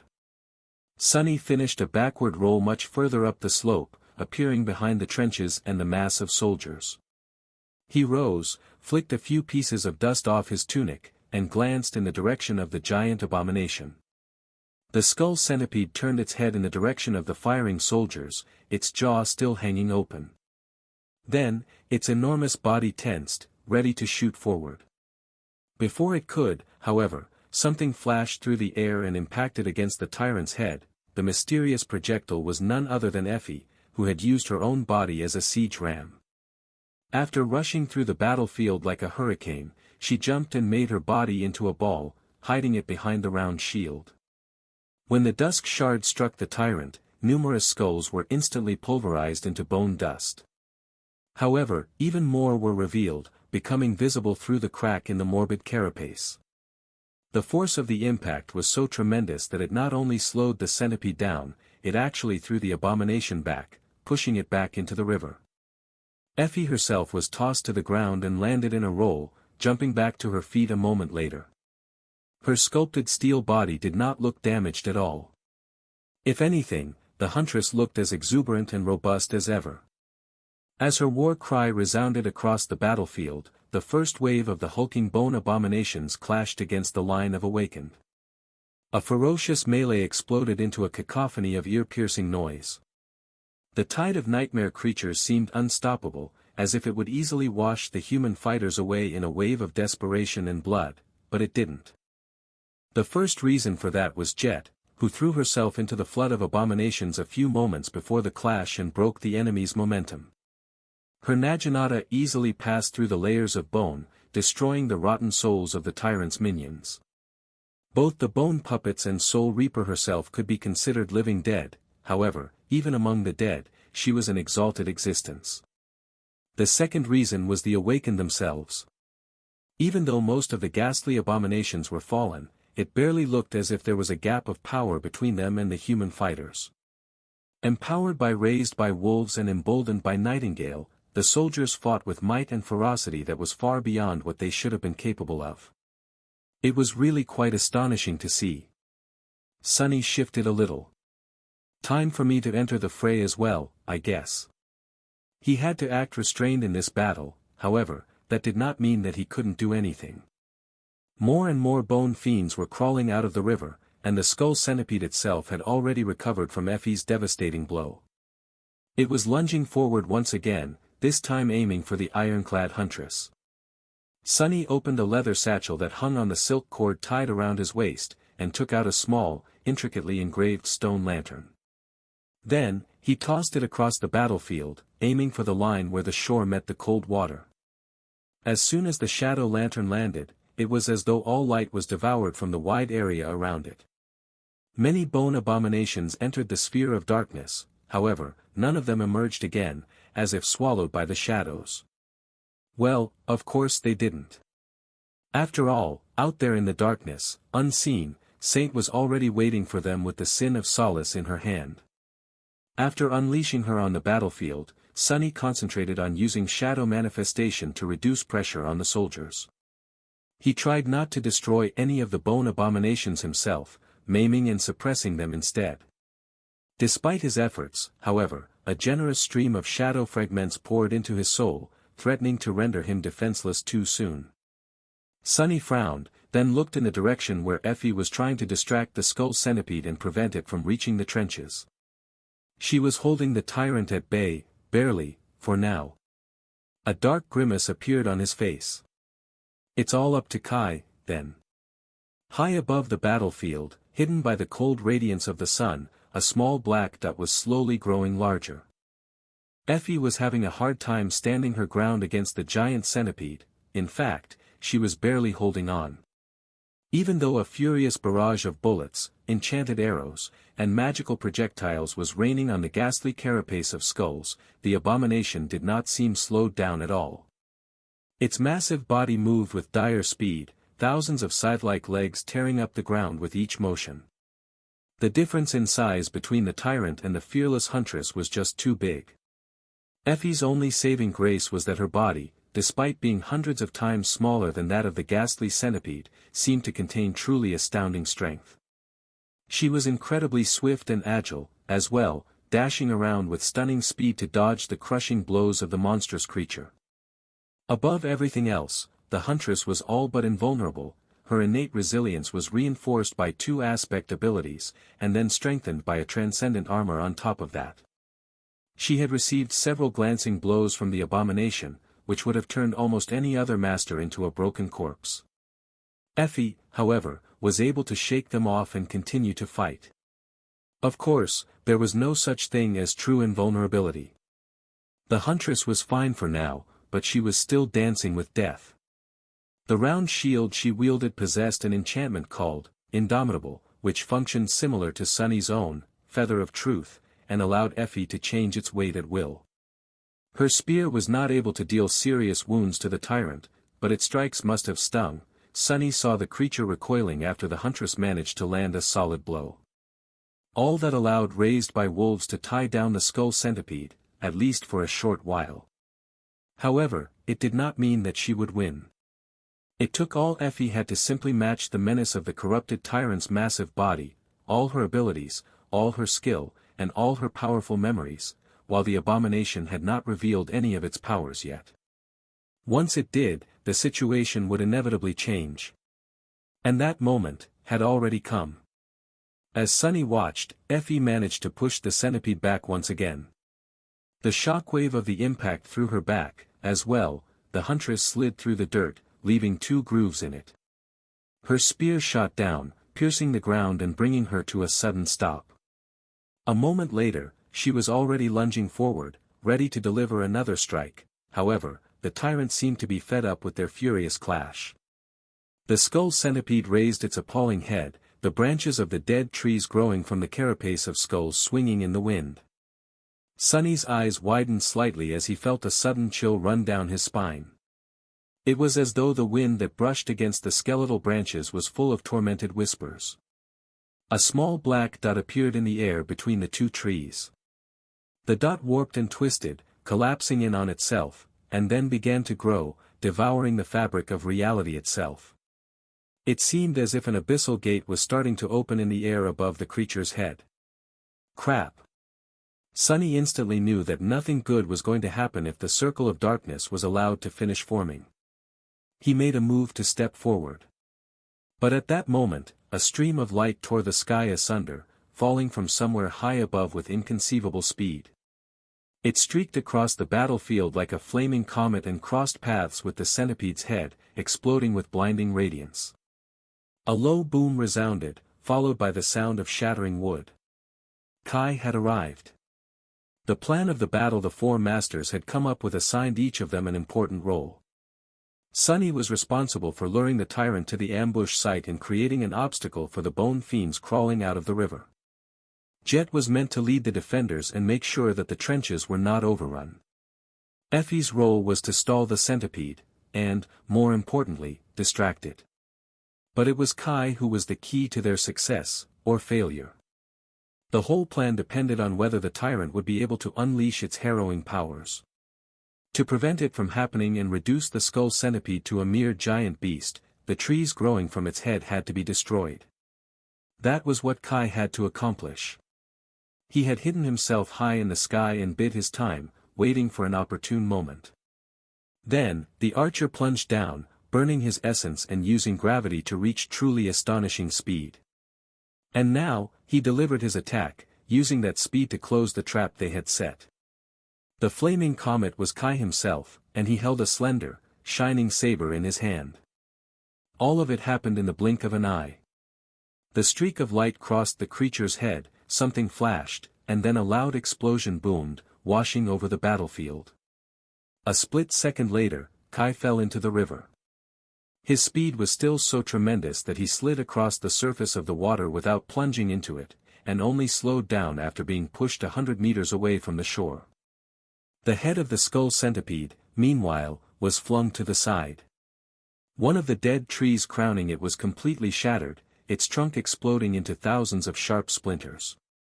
The circle of darkness collapsed and disappeared without a trace, never receiving the chance to fully form. Sonny let out a relieved sigh. It worked. The tyrant opened its maw, letting out a blood-chilling screech. The bone fiends trembled, becoming disorganized and somewhat sluggish. The soldiers roared with dark glee, invigorated by the sight of the giant creature losing one of its horns. Effie was already advancing, her spear ready to strike. Kai had managed to regain his balance and pushed himself off the surface of the water, shooting back into the sky and summoning his bow. A black arrow suddenly shot out of the cloud of darkness surrounding the shadow lantern. Empowered by Saint's transcendent strength and the Death Dealer enchantment, the arrow struck the neck of the tyrant with harrowing force, annihilating layers of skulls and ripping a huge chunk of flesh out of it. However, Sonny did not pay any of it much attention. Because right at that moment, the spell whispered into his ear. "You have slain a fallen monster, malignant roots sapling. Your shadow grows stronger." Sonny froze, his face turning deathly pale. "Here we go again." The voice of the spell grew louder. "Your shadow is overflowing with power. Your shadow is taking shape. Your shadow." Sonny did not have to summon the runes to know that he had finally accomplished his goal. After absorbing thousands of shadow fragments, his soul was ready to form a new shadow core. His fifth one. He was about to become a tyrant. A conflicting mess of emotions rose in his heart. Of course, Sonny felt a sense of joy and triumph. His power was about to take a significant jump, after all. The bleak, dreadful months he had spent in Antarctica, enduring hardships and grisly defeats, made this moment possible. In a sense, this was his reward, and so, the invisible scars he had been left with were not for nothing. On the other hand, this boon came at a very unfortunate moment. In the past, Sunny had been mostly able to time his advancements in a way that allowed him to go through the process in relatively safe conditions. A battlefield where hundreds of awakened were fighting against an army of fallen nightmare creatures and a corrupted tyrant, however, was in no way safe. And on top of that, he had already gone through this ordeal 3 times. He knew how much it was going to hurt. Hell yes. And also, damn it. Sunny glanced at the skull centipede, who was reeling from the dreadful blow dealt to it by Saint's arrow. A huge chunk of flesh was missing from its neck, with bone dust and rivers of fetid blood spilling into the river. Effie was moments away from reaching the wounded abomination, her sculpted steel body glistening in the sunlight, and Kai was preparing to draw his bow. One of the dead trees had been destroyed, which was supposed to rob the tyrant of its most terrible powers. However, the outcome of the fight was still far away from being set in stone. A corrupted tyrant was still a corrupted tyrant. Sunny felt that Effie, Kai, and Saint had a good chance of emerging victorious from that fight, but he couldn't be sure. Jet and the awakened soldiers were struggling to hold back the tide of bone fiends. Sadly, for now, there was nothing much Sunny could do to help them. The rest of the battle was up to others to win. As a hint of terrible pain appeared in his soul, Sunny hurriedly jumped backwards, hiding between 2 mounds of dug-up dirt. 2 figures emerged from his shadow, one was a fearsome black stallion, the other a scrawny little imp. He gritted his teeth and looked at his shadows. "Protect me." Then, Sunny lingered for a moment and threw a glance at Nightmare. A cold smile appeared on his lips. "Oh, and if the little bastard does something stupid, you have my permission to eat him, Nightmare." The dark destrier snorted in calm agreement, while the imp stared at him with shocked outrage and fear. Sunny grinned, then turned white as a sheet and swayed. His hand rose, grabbing at his chest. "Arg, this is the worst." A familiar, but no less dreadful agony overwhelmed his entire being. Sunny was momentarily blinded and deafened, losing all sense of the world around him. Something was rising from the depths of his soul, tearing at it with sharp edges. The torment of it was nothing short of exquisite. He had experienced this pain several times before, but it grew more and more unbearable with each time. Human souls were not supposed to possess many cores. Neither were they able to sustain them. It was only because of Sunny's divine aspect that his soul had become stronger, growing vast and powerful enough to endure the strain. Nevertheless, this was not in its nature. Therefore, the birth of a new core brought with it immeasurable pain, with each successive one hurting more. The first time Sunny had gone through the process, he had been rendered absolutely helpless, thrashing on the ground and wailing like a dying beast. The second time had brought him to his knees, making his screams echo in the desolate halls of the ruined Chalice Temple. The third time, Sunny had managed to remain silent. Up to the point when the body of the shadow spawn he had been occupying started to change, too. The pain had grown more intense with each new core, but Sunny had also grown more resilient. He had been through so much, and had experienced so much, the journey through the endless procession of nightmares alone would have been enough to drive anyone mad. And so, this time, Sunny endured. He did not fall down, remaining on his feet. He did not scream. He did, however, lose all track of time, and of what was happening around him. All that remained was agonizing pain and the sensation of something being born within his soul. It lasted for an eternity. But then, eventually, the eternity had ended. Sunny realized that he could hear again. He knew that because he heard the voice of the spell whisper into his ear softly. "Your shadow is complete." And, mercifully, the pain ended. He inhaled deeply, trembling. He felt stronger. His body had become stronger. His reserves of essence had grown the most, by far. Most importantly, he was now in possession of the fifth shadow.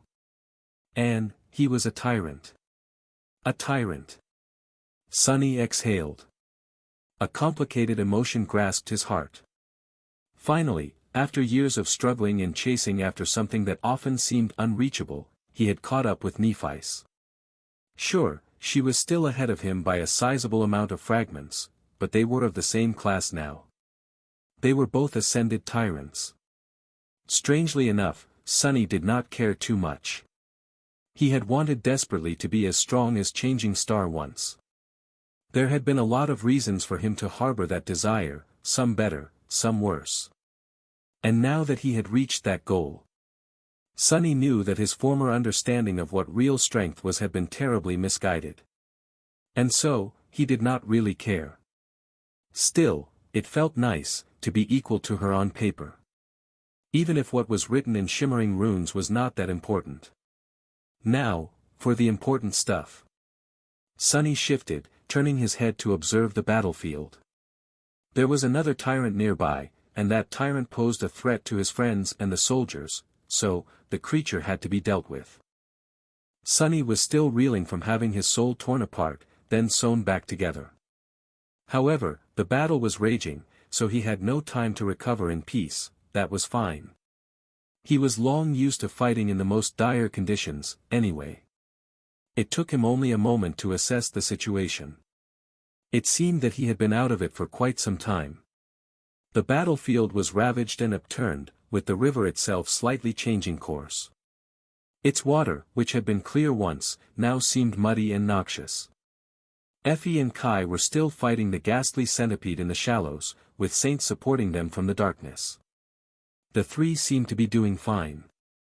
The soldiers, however, were straining to hold their ground. The slope of the river shore was littered with shattered bones, and hundreds of the tyrant's abominable minions had already been destroyed. But there were hundreds more, and now that Saint was busy turning the skull centipede into a pincushion and weighing it down with the help of the burden of peace, enchantment of Morgan's warbow, there was no one to serve as the wave breaker against their tide. There was only Jet. Soul Reaper moved like the beautiful visage of death among the bone fiends, erasing one after another from existence, but she was just one woman. No matter how fast and lethal, she couldn't be in several places at the same time.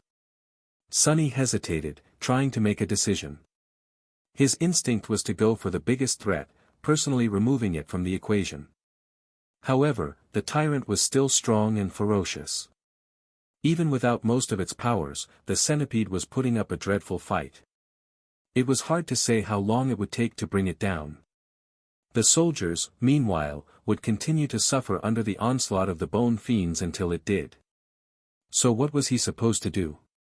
Follow his habits and race to kill the tyrant, or act against instinct and put his trust in Effie and Kai, concentrating on reinforcing the ordinary soldiers instead? Sunny sighed. Instincts are great. But humans rose above beasts for and thanks to reason. In the end, no matter how unnatural it felt, he could do no better than to follow the plan. The role he had been assigned was to lure the tyrant to the ambush, and then put obstacles in the path of the Bone Army to make it easier on the awakened and the mundane soldiers. So, Sunny was going to put himself between the abominations and the humans. Before lunging into the fray, he dismissed Nightmare and the little imp. They had already done their job by guarding him. Throwing the two into the mass of fallen enemies would do more harm than good. Then, Sunny glanced down, at the shadows gathered on the ground in front of him. The first four were his old companions, the gloomy, happy, creepy, and haughty fellows. The fifth one, however, was new. The fifth shadow seemed naive and good-natured. Even though it was not as boisterous, the guy resembled the happy shadow, a little bit too much. So much, in fact, that Sunny couldn't help but feel that its amicable disposition was just a front. And behind that front, he could sense a hint of boundless deviousness. The shadow was up to no good, it was clearly full of all kinds of mischief. He raised his eyebrow and sighed. "You're a naughty one, aren't you?" The naughty shadow stared at him, radiating nothing but innocent surprise. Eventually, the shadow shook its head with utter sincerity. It seemed a little hurt. It was as though the shadow was saying, "Who? Me? Oh no, of course not. I would never. Sunny squinted his eyes. Yeah, right. Well, let's go then. I don't know if you've noticed, but we're in the middle of a battle. The shadow looked at him, then scratched the back of its head and glanced at its siblings, as if unsure what to do. When the other four shadows moved forward to wrap themselves around his body, though, it quickly followed. A feeling of overflowing strength permeated Sunny's body. He inhaled deeply, getting used to his new limits, then caught sight of Effie breaking a dozen of the tyrant's legs with her round shield. Instantly, his limits were expanded even further. Sunny smiled, summoned the cruel sight, and dashed forward. At the same time, he used the blessing of dusk to establish a mental bond with Jet and coordinate their movements. She moved to her right. Soul Reaper was going to be responsible for the western half of the defensive line, while Devil was going to rampage in the eastern part. Shadows surged forward. In the next moment, the sound of breaking bones rolled over the battlefield. In the end, it was Kai who brought down the skull centipede. Saint had debilitated and slowed it down with her arrows, which gave Effie an opportunity to deliver a devastating blow to the creature's head, cracking its skull. Of course, that alone would have never killed a corrupted tyrant. However, it did give Kai a chance to deal a fatal strike to the ghastly abomination. Flying across the sky, he positioned himself above the centipede and drew his bow. This time, an arrow of incinerating flame appeared on its string. The heat of the arrow was so dreadful that it seemed as if the world itself was melting around it. Luckily, Kai was protected by the armor made from the scales of a dragon. Unaffected by the immolating heat, he let the fiery arrow loose. It flew down like a streak of light, entering the creature's skull through the thin crack. Then, a dreadful explosion illuminated the tyrant's head from the inside. Tongues of flames and streams of smoke shot from its mouth, from the pit where the broken tree had been, and from the empty eyes of the countless skulls. The centipede's own indestructible, giant skull seemed as if it was going to burst open, for a moment. But in the end, it didn't. Trailing smoke and fire from its head, the creature swayed, and then heavily crashed to the ground. The skull centipede was dead. With the tyrant gone, its minions lost all remaining cohesion. Effie, Kai, and Saint were also freed to attack them from behind. Caught between them and the main body of the expedition force, the Bone Army swiftly dwindled. It wasn't long before it was completely annihilated. Looking at the battlefield, which was covered in broken bones, Sunny took a deep breath. I can't believe it. A plan actually worked. I think that's a first. The battle was over, but the soldiers had no time to relax and celebrate their victory. They did not even have time to collect the soul shards and other spoils from the army of slain abominations. Instead, as soon as the fighting ended, everyone got busy preparing for an immediate retreat. That was the nature of the war in Antarctica. No matter what terrible of a foe you defeated, a dozen more were just beyond the horizon. They were in enemy territory. The ferocious battle against the skull centipede had not taken a lot of time, but it had created a lot of noise. Already, several hordes of nightmare creatures were flowing across the plain, converging on the location where the battle had taken place. Unless the expedition force wanted to drown in an endless flood of abominations, it needed to disappear as soon as possible. Sunny, Jet, Effie, and Kai were gathered in front of the skull centipede's massive corpse, careful to steer clear of the water. They did not know what the poison was exactly, but the river was visibly tainted. Even in death, the corrupted tyrant continued to spread death and destruction. They had just retrieved the 5 transcendent soul shards from the ghastly carcass. That was the extent of the trophies the expedition force was going to carry back with it. The huntress looked at the hundreds of dead abominations laying on the ground inside. Damn, what a pity. That would be enough for an entire cohort of sleepers to saturate their cores. Sunny felt a bit regretful, too. The monetary value of all these shards would have been astronomical, granted. Now that the chain of nightmare had flooded the waking world with abominations, the price of shards was not what it had been before. He knew it from his occasional correspondence with Aiko. He shook his head. That might be true, but what's the use of having all these shards if we die before reaching a siege capital?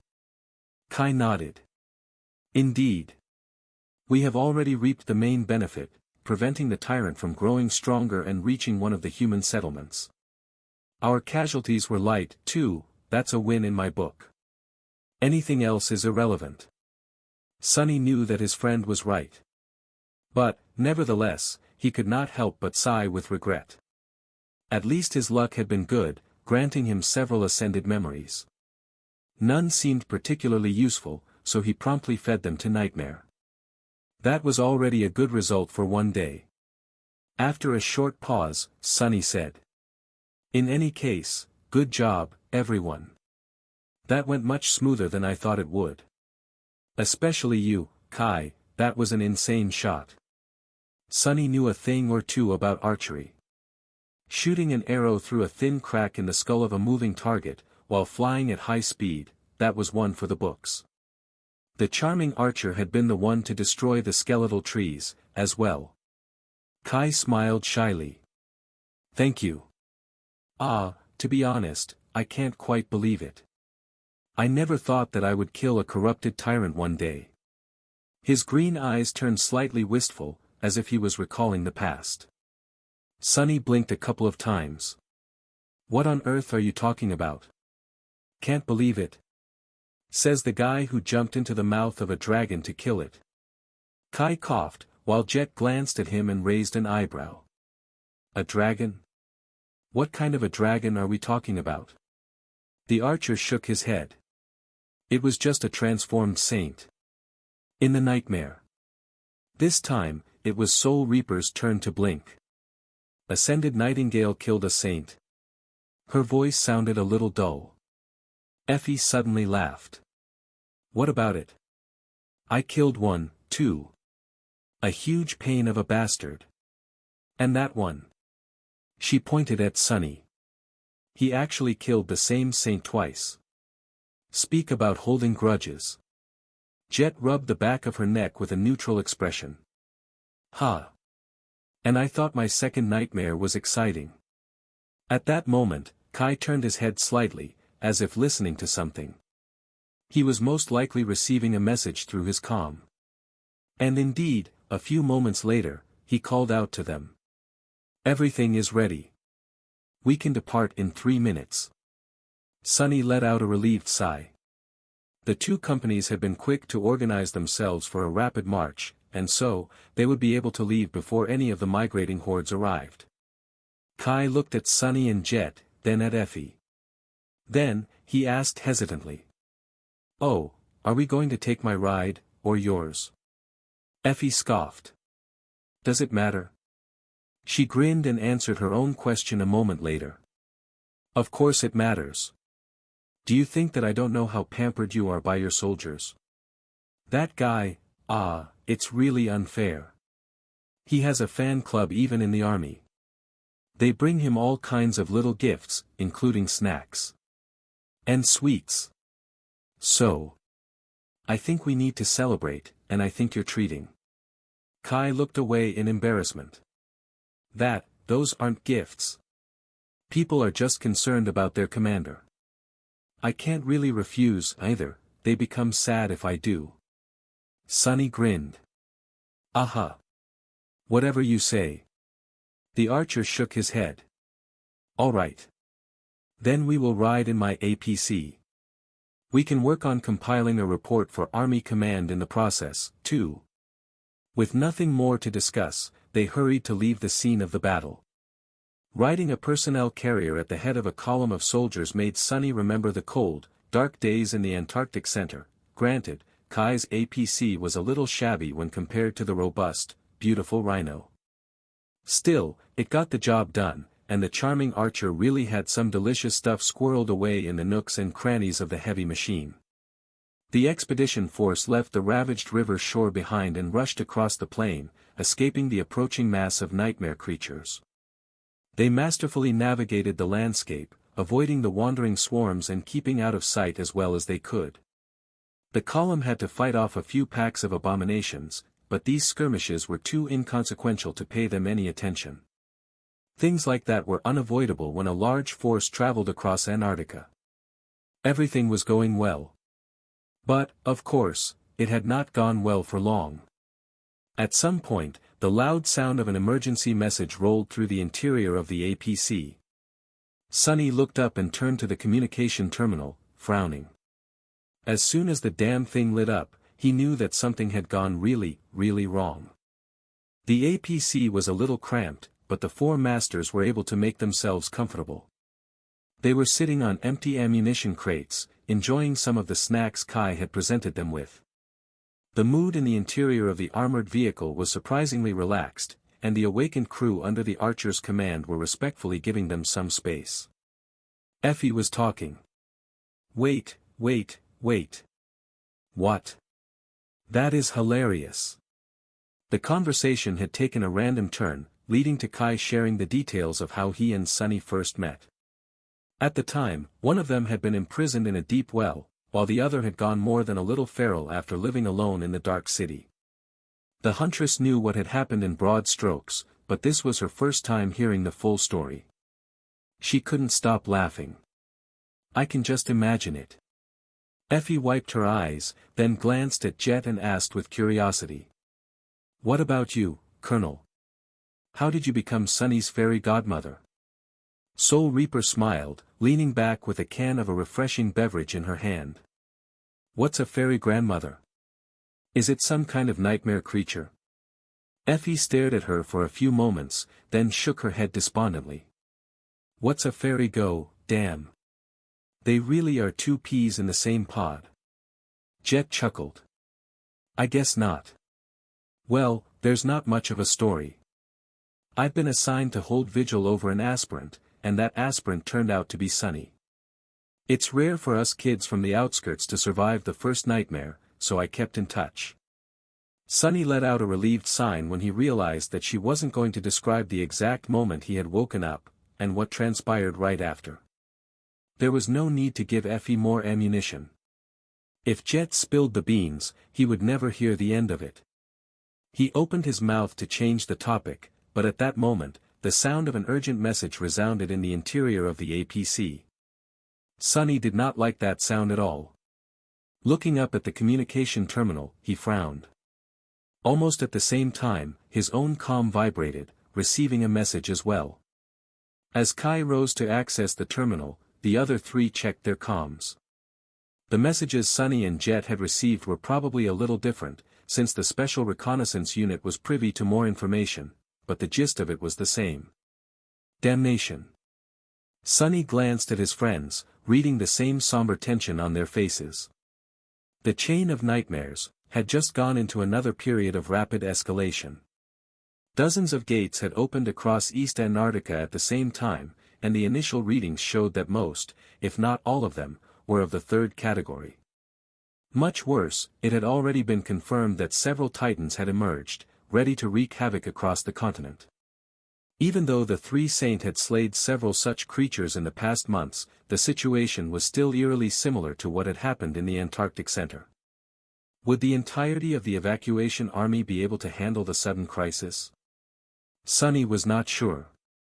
Their chances were much higher than what the Antarctic Center contingents had been, but still. Things had just gone from bad to worse. Jet sighed. More Titans, huh? I wonder if any of them are corrupted. Effie continued to munch on her snack, seemingly unbothered by the dire news. She simply shrugged. We'll find out soon enough. There is no point in worrying about it now, is there? Soul Reaper grinned. True. Well, unless one of those Titans happened to appear right between us and the siege capital. The huntress suddenly stopped chewing, which was very abnormal behavior in her case, and glared at Jet silently. Colonel Jet, you just had to go and say it, didn't you? At that moment, Kai returned from the terminal with a troubled face. He looked at them for a few moments, then sighed. There has been a change of plans. The path we were supposed to take back is no longer available, so. Army Command sent orders to reroute the expedition force. We will be retreating to a different city, to be stationed there until further notice. Effie sighed and shook her head despondently. See. Sunny and Jet glanced at each other. They had not received new orders, so the SRU still expected them to accompany the two companies. That was a relief. Kai turned to them and forced out a smile. Sunny, ascended Jet, we will have to trouble you with helping us navigate the wilderness, as well as provide help to our scouts. I hope you don't mind. If everything goes well, we'll be behind walls in 3 days. Sunny looked around. Why would we mind? This is like a luxury hotel. I haven't been fed this much delicious stuff in a while. A small smile appeared on his face. Kai nodded. Great. Then, please excuse me. I'll go arrange for the column to change course. He went back to the communication terminal, leaving the three of them alone. Sunny sighed, the smile disappearing from his face. This is it, then. A perfect moment. 2 days passed in a tense, but manageable atmosphere. The expedition force was persisting in its march, traversing the Great Plains of East Antarctica with acceptable speed. The skirmishes they fought increased in frequency and ferocity, but with Sunny's shadows scouting out the way, they were able to escape major battles. The rest of the continent was not doing as well. East Antarctica was in turmoil, with the assaults on the siege capitals growing more dreadful every day. The evacuation army was holding, for now, but the future seemed grim. At the same time, the Saint had united to face the rampaging Titans. Their battle had lasted for several ruinous hours, and ended in a bitter draw. 2 of the Titans perished, but the Transcendent had to retreat, each sustaining heavy wounds. Several more creatures remained, including one confirmed corrupted Titan. For now, none of them was actively moving toward the siege capitals. But it was only a matter of time. Bad, this smells really bad. Sunny was at the back of Kai's APC, sitting on a crate with his eyes closed. His shadows were out scouting, and Jet was sleeping on a neighboring crate, using a military coat as a blanket. Suddenly, her communicator produced a melodic sound. Since it was not a notification from Army Command, Sunny paid it no attention. Soul Reaper, however, sat up, yawned, and glanced at the message with a sullen expression. She remained silent for a few moments, then grimaced and showed him the screen of the communicator. Sunny opened his eyes and read the title of a government propaganda article attached to the message. His eyes turned a little darker. The title read, "The Great Legacy Clans announce full support for the Southern Quadrant evacuation effort. In humanity's hour of need, its greatest warriors are rising against the forces of the Nightmare Spell. The best of Bastion and Ravenheart are already en route to reinforce the valiant soldiers of the evacuation army." Sunny remained silent for a long time, then leaned back with a sigh. His thoughts were dark and heavy.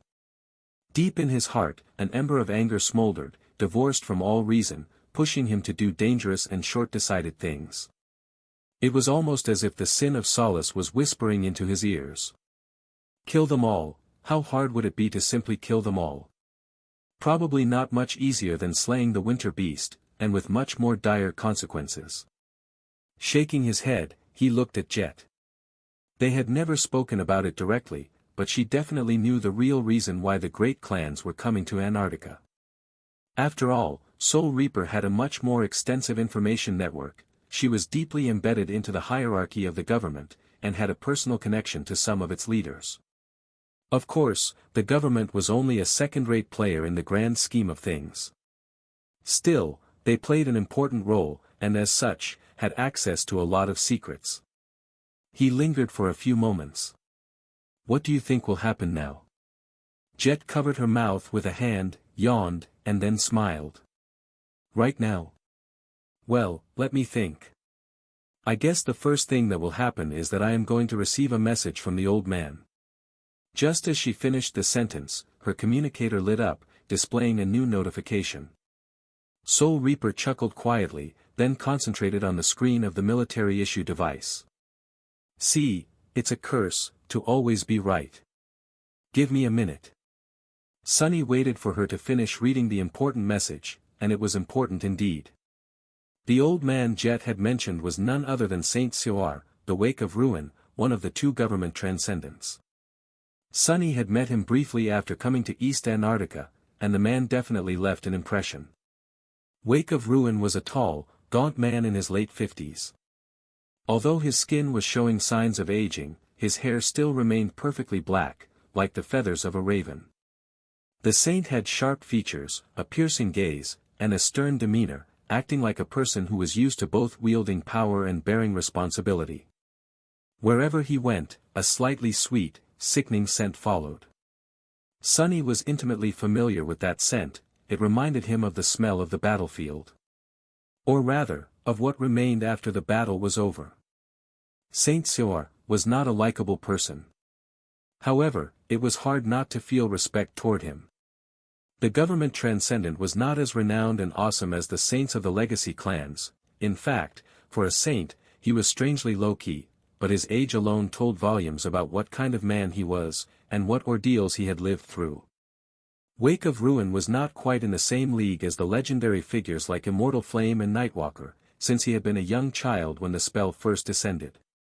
However, he was still a member of the first generation, and as such, had watched, and helped build, the world order of today. Even if Saint Cyr had become transcendent later than the members of the second generation like Anvil and Ki Song, he was still, in a sense, their elder. Sunny did not know what the arrangement between the government and the great clans was exactly, but the mere fact that Wake of Ruin was allowed to be the exclusion from the rule and did not serve any of the sovereigns hinted that there was more to the old man than appeared on the surface. He was the field commander of the whole Antarctica operation.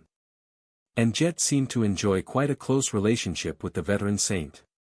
She was one of his most trusted agents. So, it wasn't a surprise that Soul Reaper would be one of the first people to be contacted by Wake of Ruin after the news of the legacy forces coming to the southern quadrant were made public. Lucky me. Sunny did not have close ties to the upper echelons of the government, but as Soul Reaper's confidant, he would be privy to the vital information almost as soon as she. Come to think of it, he also had eyes and ears inside Valor thanks to Nephice and Cassie, and enjoyed the friendship of one of the heirs of the House of Night. He even had a bond with Saint Bloodwave and was friendly with the White Feather clan. Ha! I guess I am better connected than I thought I was.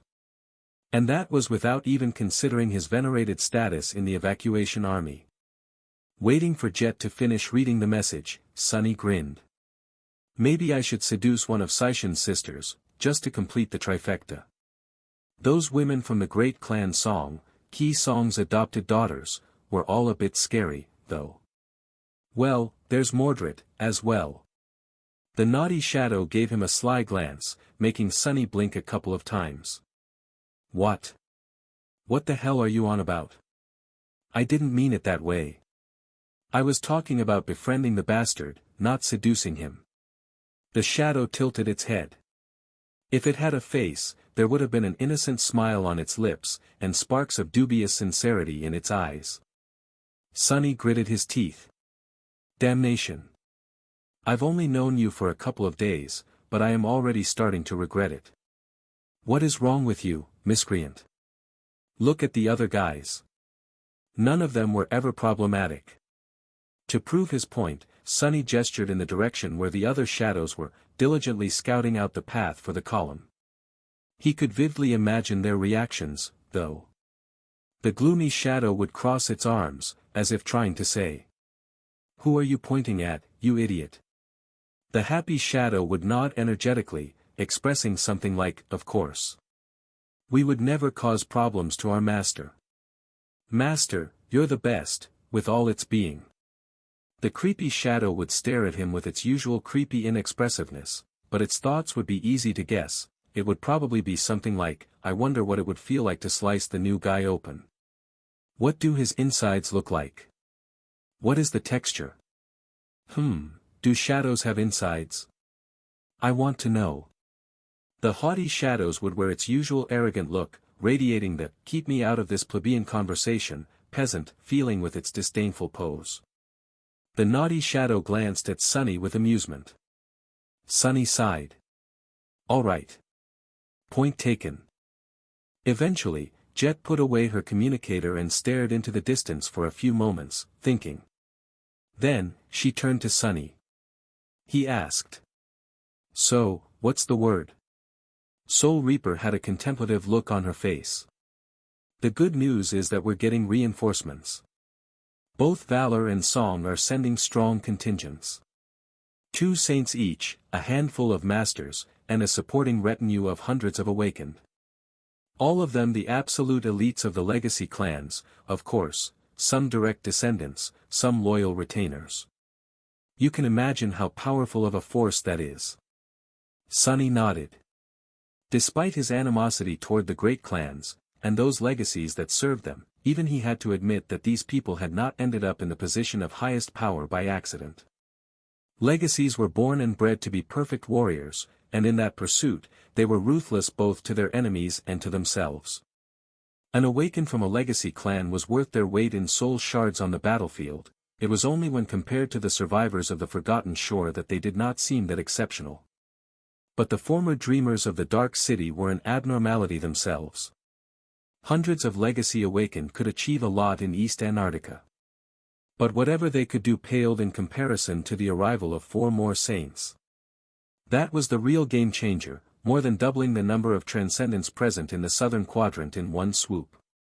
With 7 saints leading the charge, the position of the evacuation army would be tremendously bolstered. That was if the newcomers had any intention of helping the evacuation effort along, and not just thwarting it. He looked at Jet with a gloomy expression. What's the bad news, then? She shrugged. Well, you know. The great clans have their own plans. They are going to have to keep up appearances, at least, but who knows what they really have in mind. Sunny remained silent for a while, then nodded slowly. And what is the government going to do about it? Jet laughed. You really think they would send such information in a message? I mean, the military network is supposed to be protected, but come on. He thought about it, then shook his head. Soul Reaper chuckled. In any case, we'll know more soon. I've been informed that the legacy forces will be arriving in 2 batches. The second one is already sailing across the ocean, carrying most of them, 2 separate naval convoys, of course. Otherwise, gods know what would happen. She lingered for a moment. The second, smaller batch will be arriving much earlier, though. They'll be here in no more than a couple of days, coming through the dream realm. The vanguard consists of 2 saints and 4 masters, from what I've been told. And, what a coincidence, they'll be coming directly to the siege capital we're heading for. Sunny smiled slightly. Is it really a coincidence? Jet shook her head. Of course not. COR is actually already there, assembling a welcoming party. He kindly requested for me to participate, and he asked me to bring you along. Sunny looked at her with surprise, a frown appearing on his face. What? Wake of Ruin singled me out directly. He raised an eyebrow. Me? Why does he want me, of all people, to be there? I don't even work for the government, really. There are certainly better candidates. Soul Reaper smiled and shook her head. Because you're one of the deadliest masters on the planet, Sunny. And, more importantly, you are not affiliated to any of the legacy clans. At this point, COR would have to be crazy not to try and use you as an asset. Sunny felt pleased to receive her praise, but not at all happy with the contents of that praise. He leaned back and crossed his arms. And what if I don't want to be used? Jet laughed. Well, you can always go away and live as a hermit in the dream realm. Other than that, my advice is to get comfortable being used. She thought for a bit, and then added. But not too comfortable. Make sure to use the people using you in response, at least. Sunny blinked a couple of times. What the hell kind of perverse wisdom is that? He scoffed. That's either a very profound or an entirely shameless statement. Soul Reaper grinned. It's probably both. But, anyway, that's for the future, we have to get to the siege capital first. And with how things are going, that might be a bit of a problem. Sunny grew serious. Jet was right, for the past 2 days, things went more or less well for the expedition force. But the last day was bound to be the most difficult, because they were leaving the wilderness and approaching the area surrounding a human settlement. By nature of the chain of nightmares, these areas were the most dangerous on the continent. A constant stream of abominations was flowing toward the siege capitals to lay assault their walls, and the closer one got to a city, the higher the concentration of nightmare creatures was. Fighting a pitched battle was inevitable if the expedition force wanted to reach the gates of the human stronghold. Yeah. Let's make sure that everything goes smoothly first. We can worry about legacies later. The immediate task might now have been as grandiose, but it was a priority right now. Jet had given up on sleep, and Sunny felt sufficiently rested. They left their corner of the APC and joined Kai on its roof. The archer was alone, quietly studying a bow made of dark, ashen wood. The weapon radiated an eerie aura of nebulous power, alienation, and lethality. What a dreadful thing. Sunny waved at him. New memory. Kai looked away from the bow and forced out a smile. Yeah. I received it for slaying the malignant grave root. It's a daunting bow to use, to be honest. Sunny wanted to ask to take a look at the ashen bow, but at that moment, a loud roar resounded from somewhere up ahead, and Effie's voice came in through their comms. Ah, damn it, that swarm Sunny scouted an hour ago. They're coming sooner than we expected. Get ready. Sunny, Jet, and Kai glanced at each other, then sighed, summoning their best memories. The last day, indeed, was promising to be really troublesome. They defeated the swarm. However, the smell of the blood attracted a migrating horde, so the expedition force had to fight their way through the flood of nightmare creatures, as well. Eventually, the column broke free and escaped into the vast plain, but the peace was short-lived. Very soon, they had to fight another skirmish, which grew into another battle, which grew into an unending onslaught of enemies that threw themselves on the speeding vehicles without reprieve. The mundane soldiers fought admirably. Although not as experienced as the veterans of the First Army, these men and women had also tasted their fair share of bloodshed and strife. Everyone was calm and collected, performing their duties with deadly efficiency and poise. Their performance was immaculate, and their morale seemed unshakable. Was it because the Second Army had not lived through the same hopelessness as the soldiers in the Antarctic Center, or was it because Effie and Kai were able to inspire them better than Sunny had been able to inspire his soldiers? He was not sure. Regardless, the Wolves and the Nightsingers were a spirited bunch. The Awakened were as resolute as the Mundanes. Although fewer in number, the impact they had on the battlefield was immeasurably higher. All kinds of aspects worked in harmony to create an impenetrable death zone around the column. The abominations that managed to survive it were promptly dispatched by the melee fighters. And, of course, the influence of the Four Masters was even greater still. Effie was serving as the vanguard of the expedition force, cutting a bloody path for the vehicles to follow. Her lustrous figure weaved through the mass abominations, leaving devastation in its wake. The bodies of the creatures she killed were left crumbled and broken, as if an invisible colossus had crushed them under its feet as it walked across the vast plain. The blows raining on her sculpted steel body, in turn, rang against metal without ever slowing her down. Kai was soaring high in the sky, observing the rolling battlefield in its entirety and taking out the most dangerous creatures before they could approach the column. His arrows seemed to have a mind of their own, unfailingly slipping through the tiniest cracks in the armor of the abominations. Usually, one arrow was all it took to bring even the most fearsome creature down. His secondary role was to protect the expedition force from the aerial attacks, and in that task, the archer performed admirably as well. Jet was protecting the rear of the column, holding the pursuing enemies back. Her throwing stars fell like iron hail, seemingly numerous.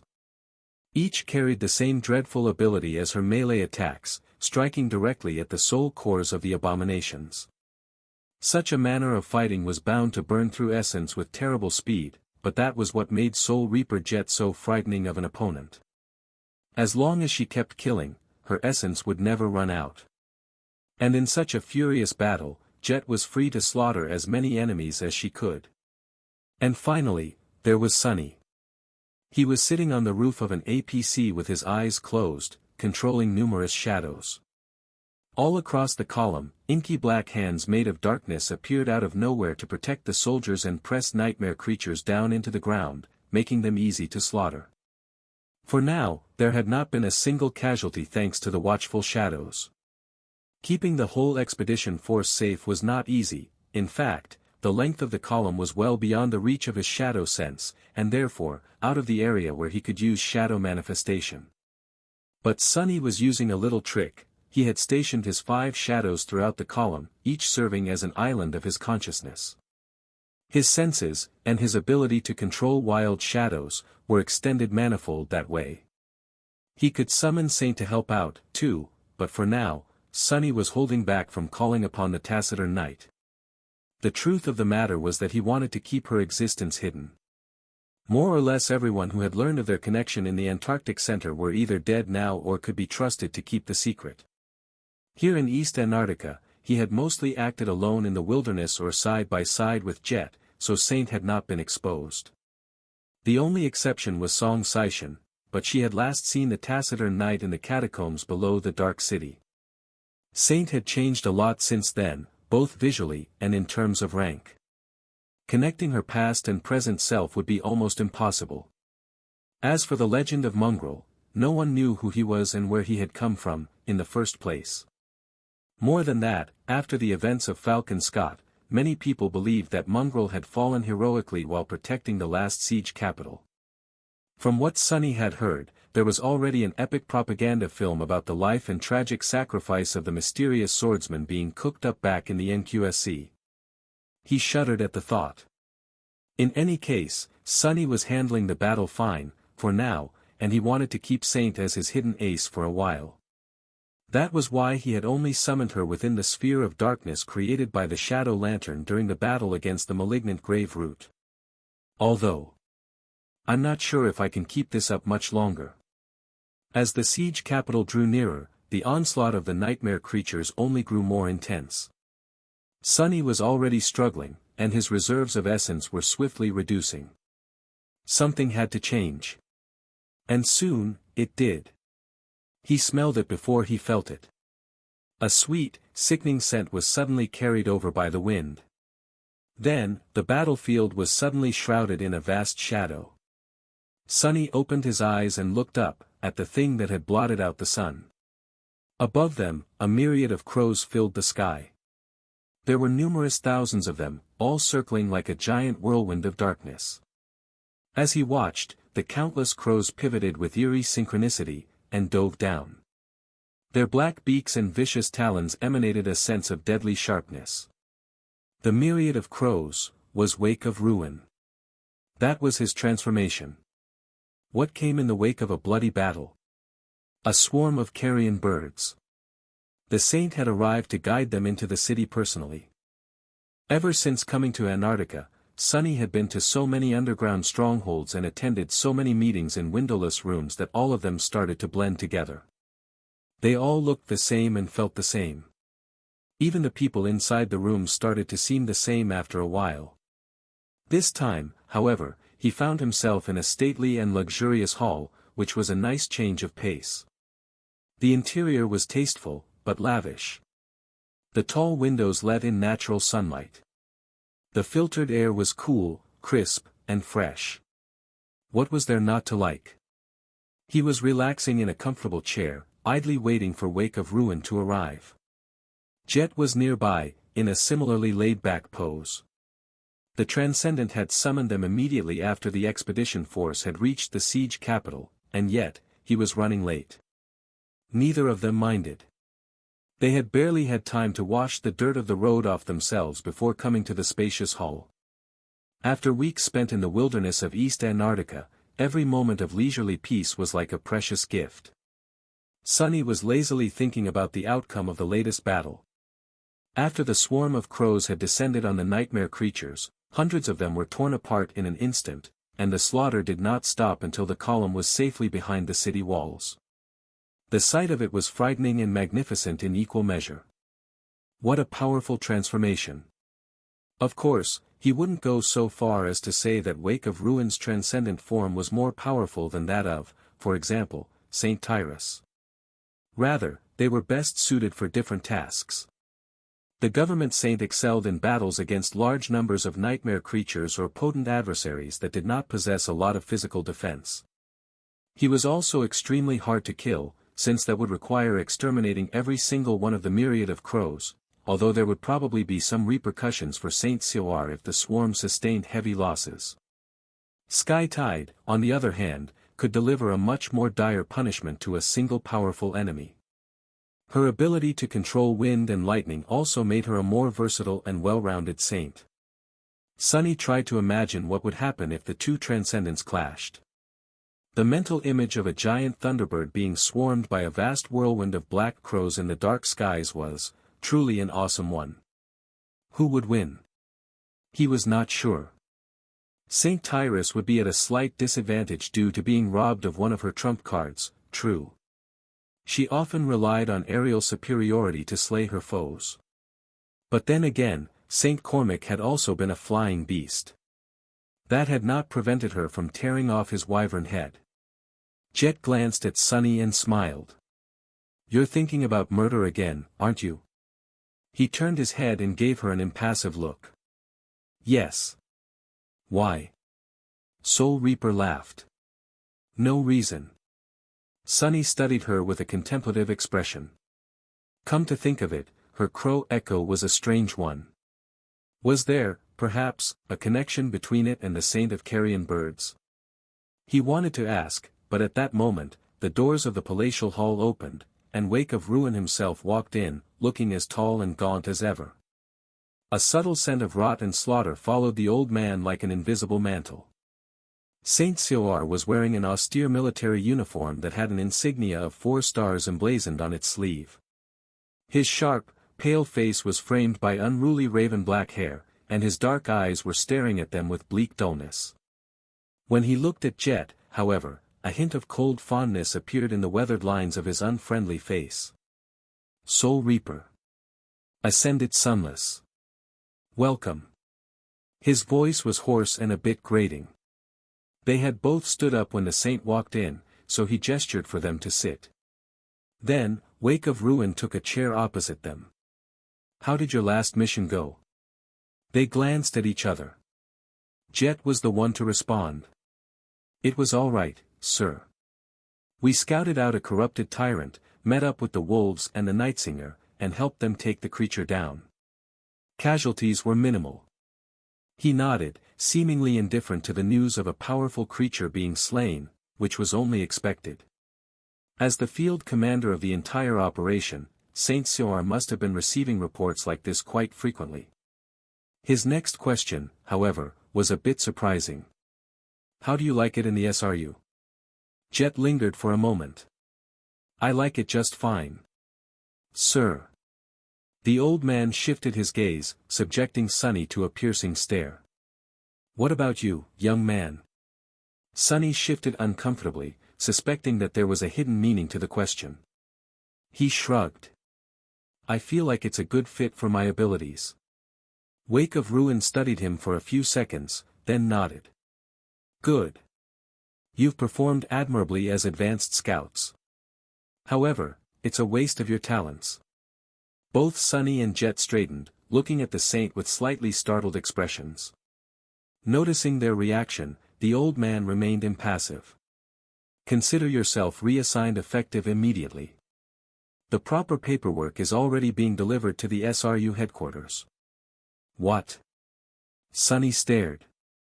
"Just like that, they got a new job. Without even being asked." Jet cleared her throat. There were many questions burning in Sunny's mind, but she asked the most important one. "Sorry, sir, but reassigned to where?" Saint Sioar stared at her for a moment, then pointed to himself. "My personal retinue. That's officially. Unofficially, however, you'll be acting as special envoys assigned to the legacy forces." Each of you will be a contact person between the evacuation army and the great clans. Sunny suddenly hated how opulent and lavish the spacious hall was. He frowned. With all due respect, sir. I get it why Ascended Jet might be considered a good candidate for such a position, but what do I have to do with any of it? Surely, you must know that my relationship with the great clans is a bit rocky. That is not even mentioning whether I want the job or not. He had spent 6 months hiding in the waking world to avoid the wrath of clan valor, after all. Had the old saint gone senile or what? Wake of Ruin turned his heavy gaze back to Sunny and calmly raised an eyebrow. On the contrary, I think that you are the best person for the job, Ascended Sunless. You are quite close to one of the leaders of the Valor delegation, no? Sunny tilted his head a little. That depends on who that leader is, I guess. Saint Siar smiled slightly. The smile made his gaunt, pale face look even more unnerving. The old man glanced at an antiquated wristwatch adorning his hand and then said, his voice sounding cold and aloof. Why, it's young Lady Nephis of Valor, the changing star, of course. He looked away from the watch and added matter-of-factly. She'll be arriving alongside Valor's other emissaries soon. Actually, I think they'll be there in a few minutes. Sunny's eyes widened. I certainly knew that Neph was coming to Antarctica, but why is Wake of Ruin calling her one of the Leah, huh? What? In a few minutes? Sunny stared at the veteran saint, dumbfounded. He had been anticipating meeting Neph again for a long time, but now that it was mere minutes away, his thoughts were in disarray. Did she check out my runes recently? Does she know that I'm a tyrant now, too? Wait, no.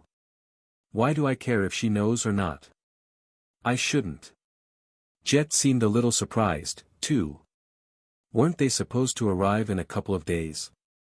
Saint Sioar shrugged. They were. But with Tyrus receiving some free time due to the 3 of us being beaten black and blue in the last battle, the schedule has been moved up. Ascended Sunless and you arrived just in time. Sunny tried to digest the information. He knew that the legacy reinforcements would be coming in 2 waves. The second one consisted of the bulk of their forces, traveling by sea, while the first one was supposed to be the vanguard and consisted of just a few people. They were going to travel to Antarctica through the Dream Realm. The process was both simple and complicated. They needed a saint who had already established a tether in the southern quadrant, in this case, Saint Tyrus. The members of the vanguard had to either already be anchored in the same citadel as she or be brought there by a different transcendent. Then, Sky Tide would be able to bring them with her to the waking world, thus transporting the necessary people to Antarctica. The vanguard had to be small because saints were limited in how many living creatures they could carry with them between the 2 worlds, just like masters were limited in how much inanimate weight they could bring. Usually, a saint could only transport 1 or 2 people at a time, and that consumed a fair amount of essence. Coming to a sudden realization, Sunny looked around. He was starting to understand why such a lavish place was chosen for their impromptu meeting. The opulence of the Grand Hall was not for the benefit of 2 Ascended. Wake of Ruin was rolling out the red carpet for the powerhouses of the great clans. He looked at the old man, thinking. Saint Siar smiled. I'm starting to suspect that you are not of a very high opinion about the great legacy clans, young man. Sunny gritted his teeth, trying to hide contempt and anger from seeping into his gaze. That is putting it lightly. Sir. The old man studied him with a bit of curiosity. Why? Sunny gathered his thoughts, trying to come up with a convenient answer. Eventually, he said evenly. I guess it boils down to the fact that they are traitors. Wake of Ruin raised an eyebrow. Traitors, interesting. How so? Sunny sighed. Awakened are supposed to be humanity's sword against the spell, no? The legacies are the greatest of the awakened, and yet, they have seemingly given up on challenging the spell. Much worse, they refuse to come out of the sheath when we needed them. This whole disaster could have been salvaged if they had done their duty. He had not mentioned the millions of people who had died in the Antarctic center, and neither had he mentioned the tens of thousands of soldiers that perished with them. He doubted that such numbers could touch the heart of Saint Cyr. The old man was one of the leaders of the government, after all. People like him viewed the world in terms of billions of lives, spread across many decades. If Sunny told him that he was burning with anger toward the great clans because of the death of just 3 awakened, the old man would have probably thought him crazy. Wake of Ruin sighed. I see. Indeed, as long as you know anything about the world, it is easy to dislike the great clans. It is even easier to dislike them if you know a lot. But forgive me for sounding like a grumpy old man, ascended Sunless. Young people like you really lack perspective. Sunny looked at him somberly. Do we? Saint Cyr nodded. It's not your fault, of course. One hand to be there and live through the worst of it to understand. You see, ascended Sunless, and you too, Jet, people of your age were born in a stable world. It might be a cruel world, and a harsh world. But it is a stable one, nevertheless. Because it has been built that way by your predecessors. Many tend to look at the flaws of the world, but very few stop to question its foundations. And those foundations, why, they might have been better, but they could have also been so much worse. He leaned back in his chair, looking into the distance with a neutral expression. The fact of the matter is that the great clans emerged from the chaos of the past, but they weren't the only ones fighting for power and dominance back then. There were other clans, other forces, and people with entirely different ideas about what the world should become. The things they did, It is a blessing, really, that those old monsters were buried in the past, and that the great clans ended up victorious. So, yes. You lack perspective. Sunny frowned. Other forces? Different ideas? No offense, sir, but you have some nerve saying such things to 2 people who grew up in the outskirts. Others might now feel the same way, but we enjoyed the premium experience of living in this stable world you praise so much. I struggle to imagine what ideas could have been worse. Saint Cyr looked at him coldly, then suddenly laughed. His laughter sounded like the caws of a hungry raven. You are a direct person, ascended Sunless. I like it. He looked at Sunny with his dark, harsh eyes, the hint of mirth that had appeared in them for a moment dissipating without a trace. The gaunt old man shook his head. But you should make an effort to imagine it. A dying world ravaged by war. People who had all but forgotten how to be proper humans.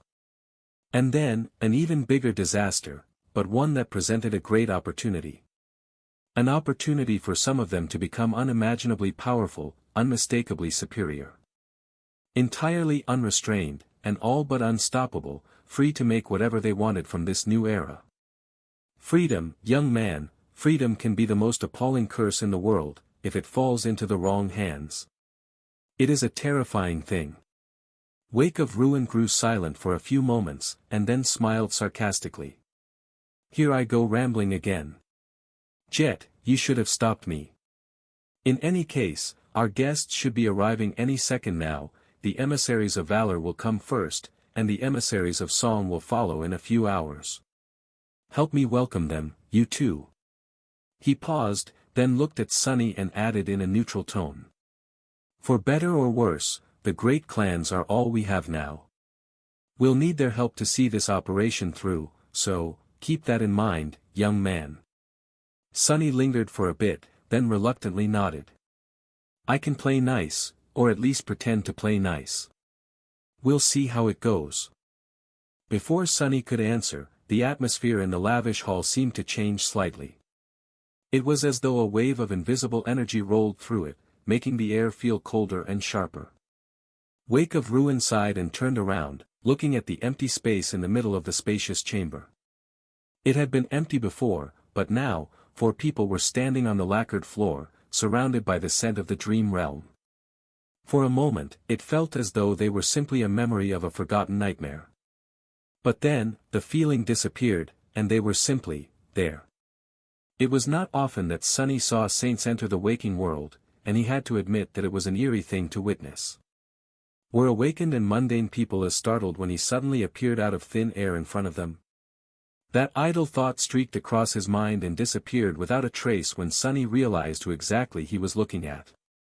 His eyes widened slightly. 4 people, and, by coincidence, he knew each of them. The first one was Sky Tide. The saint of the White Feather clan appeared as she always did, tall, slender, with a posture like that of an arrow. She wore a light armor of lustrous steel, and her hair fell like a cascade of pale gold.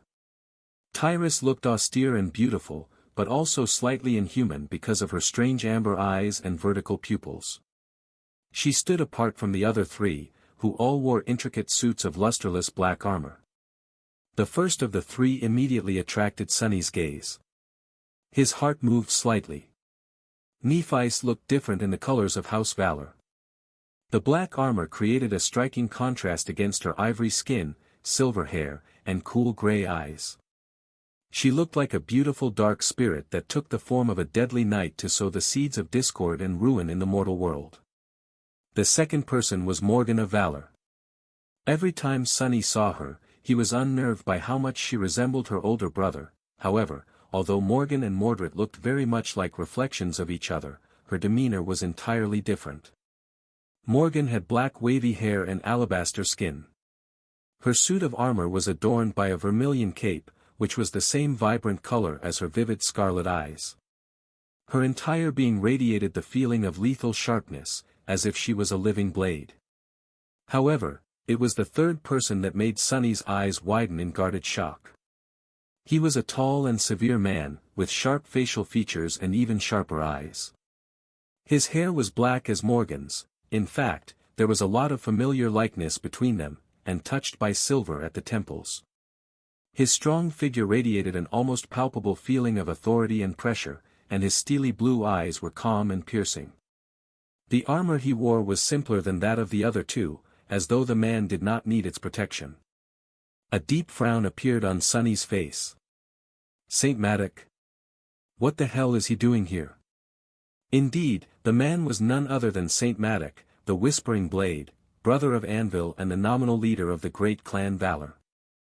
As Sunny watched, Sir Maddox turned his head and smiled calmly, somehow making his smile look both friendly and demanding submission. Wake of Ruin. The gaunt old man was standing in front of Sunny and Jet, staring at the newcomers with a neutral expression. He lingered for a moment before saying in his hoarse voice. Whispering Blade. I have to admit, your appearance is a bit of a surprise. Maddox's pleasant smile widened slightly. Isn't it only right for me to be here? My clan announced its full support for the brave men and women of the evacuation army. That, of course, includes my personal assistance.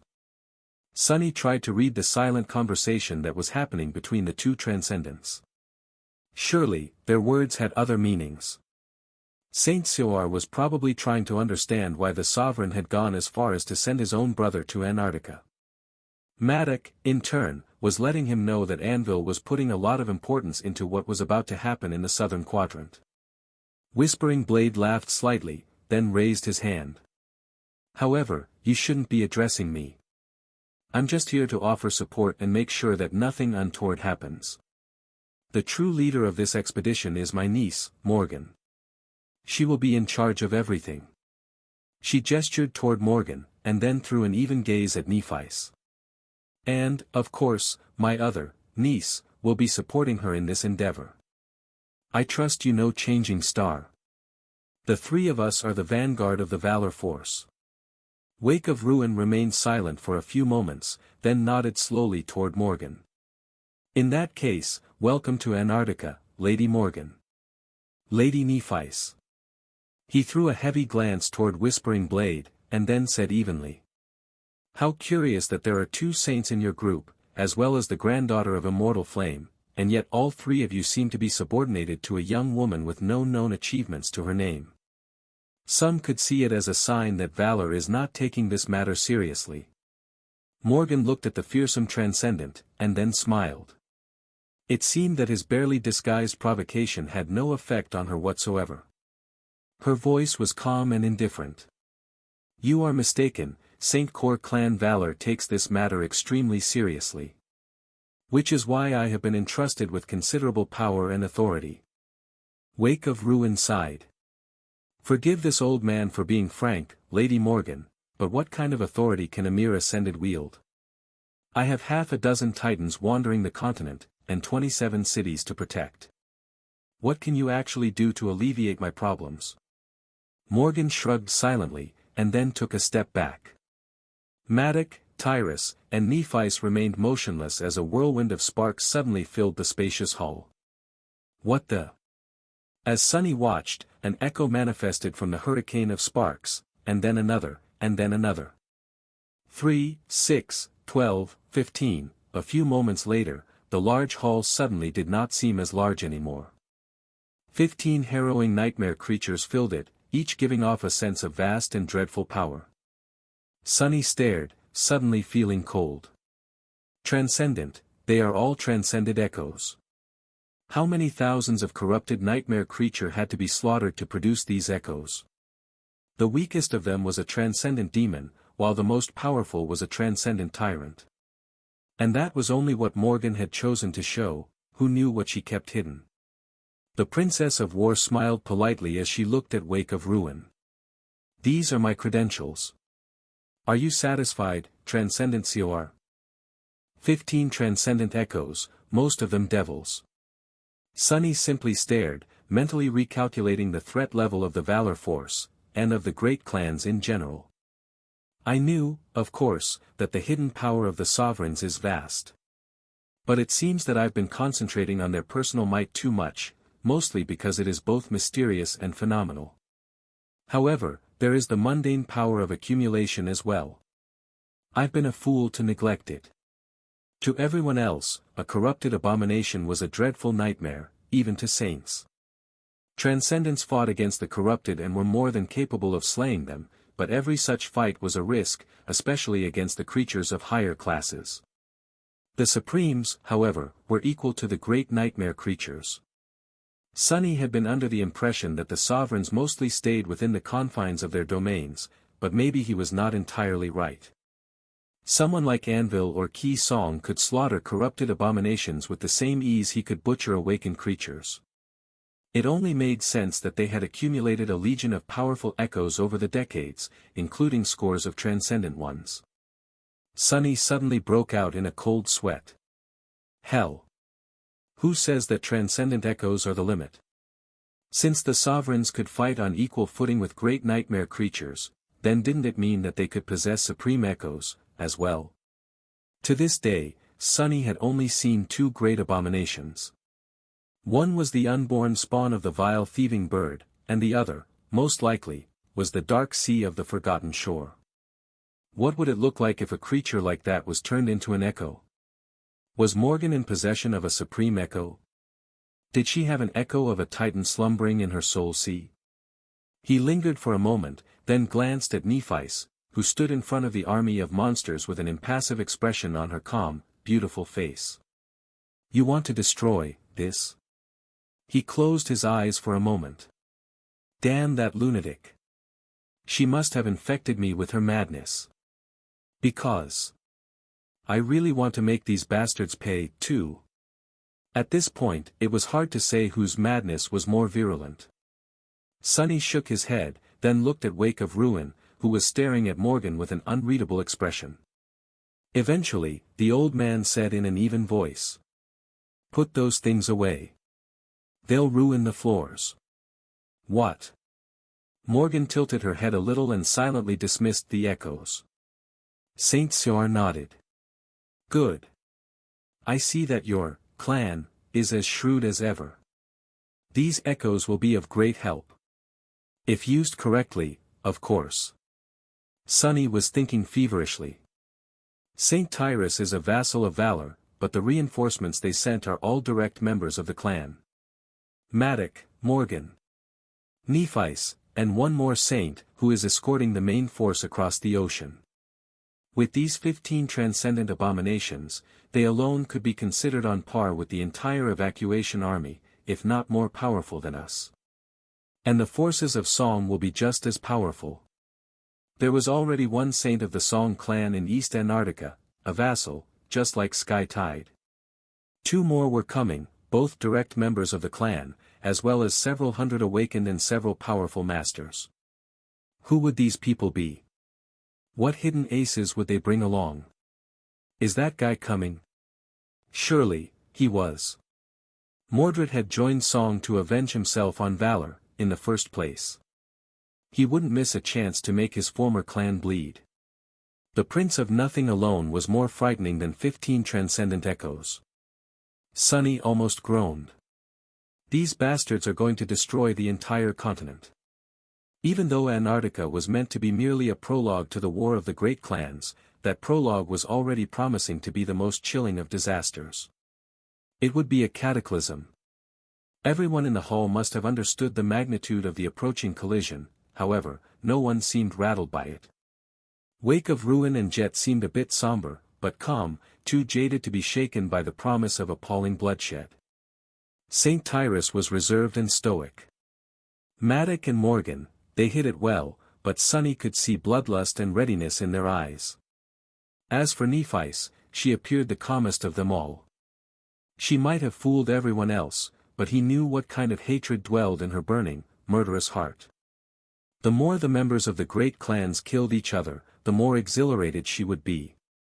As he thought about the grim prospects of the nearest future, Morgan looked around with curiosity. Her voice had a hint of anticipation in it. I see that our colleagues from the great clan Song have not arrived yet. Wake of Ruin nodded. Indeed. They'll only be here in a few hours. Really, that makes things awkward for me. There is a lot we need to discuss regarding the current situation on the continent and your future role in keeping it in human hands. But what am I supposed to do? Repeat myself all over again when the Song vanguard arrives? He shook his head with resignation. Sunny could just imagine that war meeting. 3 sides discussing important matters of strategy, with everyone present perfectly aware of the fact that most of the gathered powerhouses were actually planning to kill each other, and with the few bystanders only wondering about how to make them kill each other in the most convenient way. All the while pretending not to know anything, of course. What a joke. It was really funny. He barely held back laughter. At that moment, Saint Sior suddenly threw a glance toward Jet and Sunny. His grating voice resounded in the spacious hall. So, make yourself comfortable for the moment. We'll convene when the other party arrives. These are 2 of my best people, by the way, Ascended Jet and Ascended Sunless. You all know Soul Reaper, so I won't say anything. Young Master Sunless, however, has only earned his reputation recently. The soldiers are calling him the Devil of Antarctica, from what I hear. The veteran saint chuckled. A fitting nickname if I ever heard one. In any case, these 2 will be my envoys for your 2 great clans. Timeliness has to be rewarded, so, pick one. I'll send the other to accompany the Song people. Both Sunny and Jet stared at him, not sure how to feel about being handled that way. It was as if they were livestock. A precious livestock, but still. What a rude bastard. Sunny turned to look at the emissaries of Valor, frowning slightly. Morgan glanced at him, then studied Jet for a while. Eventually, she smiled. Why, we'll take Master Sunless. He's my dear sister's former companion, after all. I feel like we're good friends already. Soon after, Sunny found himself in a very strange situation. He was left alone with 3 emissaries of the great clan Valor, Changing Star, Morgan, and Whispering Blade himself. 2 of the most powerful people in the world were right there in front of him, speaking with each other casually. And, of course, Nephice was there too. The waiting room they had been led to was comfortable and spacious. Food and refreshments had been served by the staff members, and it seemed as if the 4 of them were having a friendly get-together back in NQSC. The only difference was that everyone was wearing armor, well, except for Sunny himself. Still, he fit right in with the members of Clan Valor due to his black tunic. He sighed. Speak about strange bedfellows. That is what they call sleeping with the enemy, huh? wait. Neither of these sentences sound right. Lamenting the poor sense of whoever had come up with these idioms, Sunny reached for a plate and loaded it with all kinds of food. Supplies were a sore point for the evacuation army, but Wake of Ruin must have decided to go all out today. There were a lot of things on the table that would have been almost impossible to procure anywhere in Antarctica, except maybe on the black market. The pile of food attracted the attention of Morgan, who observed him for a few moments, and then raised an eyebrow. Her vermilion eyes had a hint of amusement in them. "Are you very hungry, Master Sunless?" He glanced at her somberly, then shook his head. "Well, if you must know. I spent the last couple of weeks in the wilderness, scouting out the migration routes of a horde of nightmare creatures. Then, I had to lend a hand in a battle against a corrupted tyrant, and came to meet you pretty much immediately after that. But, no. I'm not that hungry." He leaned back and raised his heavy plate. "However, one of the first things Antarctica teaches you is to eat when you can. Who knows when I'll have a chance to have a proper meal again." Whispering Blade chuckled. "So, not too different from subjugating the dream realm, then." Morgan is a bit too young to remember, but back when human territory was actively expanding, it wasn't rare for Awakened to spend years in hellish conquests of untamed regions. Good food was more precious than soul shards. The saint looked at his niece with an outwardly benevolent expression and smiled. Morgan grimaced, then sighed. "What a frustrating day. Everyone seems inclined to point out how young and inexperienced I am." Sunny made himself busy chewing. At the same time, he sent Nephice a mental question through the blessing of dusk. "What's up with them?" She showed no sign of having heard him, playing her part perfectly. However, a moment later, he received a response. "Don't mind their games. They're just playing." It only helps Morgan to be seen as an inexperienced beneficiary of nepotism, and for Maddock to be seen as an envious man who is full of bitter resentment toward his younger brother. In truth, she is probably the more formidable of the two, and Valor's unity is like a monolith. Sunny poured himself a cup of strong coffee. More formidable of the two? Really? Nephice was looking in the window. Not in terms of combat power. But she is young. Once Morgan becomes a saint, Maddock, or any other saint, perhaps, won't stand a chance against her. That makes me feel a bit better, actually. So I'm not too much of a loser for being crushed by her in less than 40 seconds. Their short duel in the dreamscape was still fresh in his memory. The exchange of thoughts with Nephice only took a couple seconds. It was just enough time for Morgan to turn to her and ask. "What about you, sister? Do you perhaps consider me unworthy of leading this expedition, as well?" "Well, it's true that I'm not quite as distinguished of a leader as my dear sister. Do you think you should have been in charge instead?" As Sunny shifted uncomfortably, Neff looked at Morgan, calmly held her gaze for a couple of moments, and then said in an even tone. "If I wanted to be in charge, I would have been." The heiress of Valor fell silent, then suddenly laughed. "Ah, that is why I like you, Changing Star. Am I not blessed to suddenly get such a wonderful little sister?" Although she was smiling, her eyes remained sharp as a cold blade. Morgan looked away from Nephice and turned her attention to Sunny. "I hear that a lot has happened to you after we last met, Master Sunless. The Devil of Antarctica, it has a nice ring to it. Who would have thought that such a pleasant young man would earn such a fearsome reputation? It does make me regret the fact that you had turned down the invitation to enter Clan Valor, though." Sunny glanced at her over his plate and smiled. "I am not going to lie. I did regret that decision myself, a couple of times." Then, he shrugged and turned his attention back to the food. "However, what's done is done. And hey, that's fate for you. Despite everything, we are still going to end up fighting side by side. And maybe even against each other. When that happens, your regret will only grow." Morgan nodded. When she spoke, her voice sounded a little cold. "Indeed.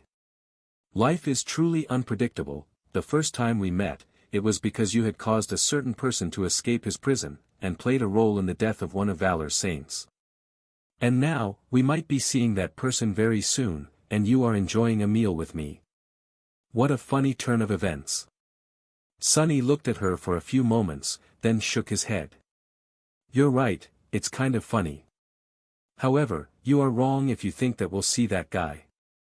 Knowing him, you won't see him coming up until the moment he plunges a knife in your back. Whispering Blade's face slowly grew dark. Looking at Sonny, he said in a neutral tone.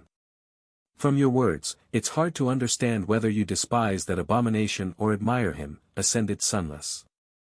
Sonny laughed. No matter how I feel about that guy, the point is, I would prefer to do it from a distance. Saint Maddox studied him for a moment, then nodded. Wise. Hearing that, Morgan chuckled. Indeed. Then, Master Sunless, let's wait and see how good your luck is. After that, all casualness drained from Morgan's voice. When she looked at Nephi's, her face was just like it had been the moment she tore Sonny's heart apart in the dreamscape, cold and sharp, emanating a sense of lethal danger without her even trying to. How much does he know? Hearing that question, Neph shrugged slightly. Her answer was simple. Enough. Morgan sighed, then smiled from the corner of her mouth. I see. That makes it easier. I'll speak comfortably, then. Sonny studied the two of them for a few moments, then asked with a bit of curiosity in his voice. Really? Aren't you concerned that I'll report everything you say to Saint Seor? Whispering Blade chuckled. He was mostly keeping silent before, but it was impossible to mistake him for a passive observer. Just by sitting there, the elder of Clan Valor radiated a sense of overwhelming, domineering power. It was as though he owned this room, or every room he found himself in, rather. Saint Maddox glanced at Sonny with indifference. So what if you do? And that was it. That was all he had to say to make Sonny understand that Whispering Blade did not care if Wake of Ruin knew all about their conversations, not because there was nothing to hide, but simply because the government was not anywhere near being in a position to act on such information. It was irrelevant. Sonny suddenly felt a compulsion to cut the indifference off the saint's face with the blade of the sin of solace. However, he did not let any of it show on his face. Instead, Sonny smiled pleasantly and nodded. Makes sense. Sorry, it was a stupid question. Morgan leaned back, considering something. Eventually, she said. Whether that person comes or not is unclear. However, the rest of the force the Queen of Worms has sent is all but confirmed by now. It's good to know who we are dealing with, but there were some last-minute changes. We must be ready to adjust our strategy accordingly. The Queen of Worms. Sonny wondered if that was Ki Song's true name, her title, or simply a derisive nickname Valor had given her. Morgan and Whispering Blade were seemingly ignoring his presence, speaking mostly for Neph's benefit. They were both looking at her, at least. Saint Maddox's voice was a bit listless. One of her vassal saints, Dire Fong, has been here in the southern quadrant for a while now. He is a ferocious fighter, but we don't need to be too concerned about him. Sky Tide alone will be enough to keep the brood in check. He lingered for a moment, then added. But the other two are Ki Song's daughters. They are worthy of our concern. We already knew that Silent Stalker is escorting their awakened across the ocean. She is a dangerous one. Stalker is a huntress, so she is both strong and cunning. Dealing with her will be hard, but we can manage that, as well. Whispering Blade looked at Nephi's and Morgan heavily. However, it is the third one that we must be wary of. Beastmaster. That demoness is the true horror. In terms of personal power, I alone am her equal. Even then, that depends on the battlefield. Here in Antarctica, she will have a tremendous advantage. Sonny, who had been keeping his mouth shut, finally couldn't help himself and asked. How so? Saint Maddox spared him a glance. For whatever reason, he even decided to answer. Both Silent Stalker and Beastmaster are Song's adopted daughters, however, not all of them are the same. Stalker is deadly, but Beastmaster is more than that. She is one of the most feared saints in the world. That is because she is an enchantress, of sorts. Beastmaster can enthrall people. Much worse, she can also enthrall beasts, and even nightmare creatures. I hope I don't have to explain how such a power can be advantageous here in Antarctica. Sunny grew quiet. That was right. Maddox didn't have to explain. With myriads of abominations flooding the continent, a saint with the power to subjugate them would be a nightmare to fight against.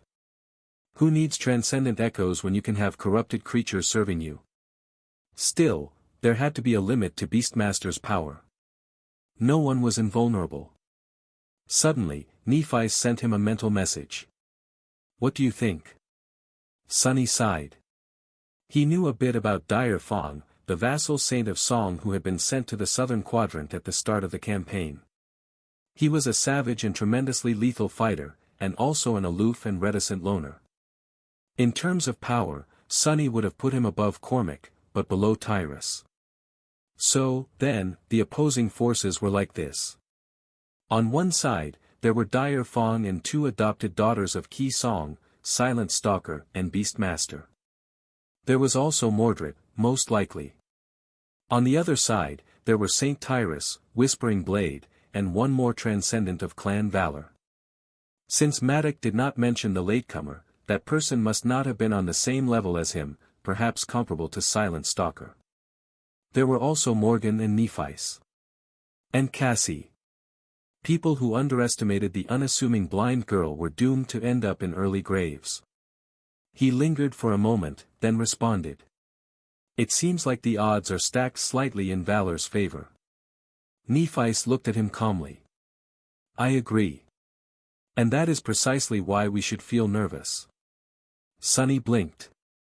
Us? Since when do I care about what Song has in store for Valor?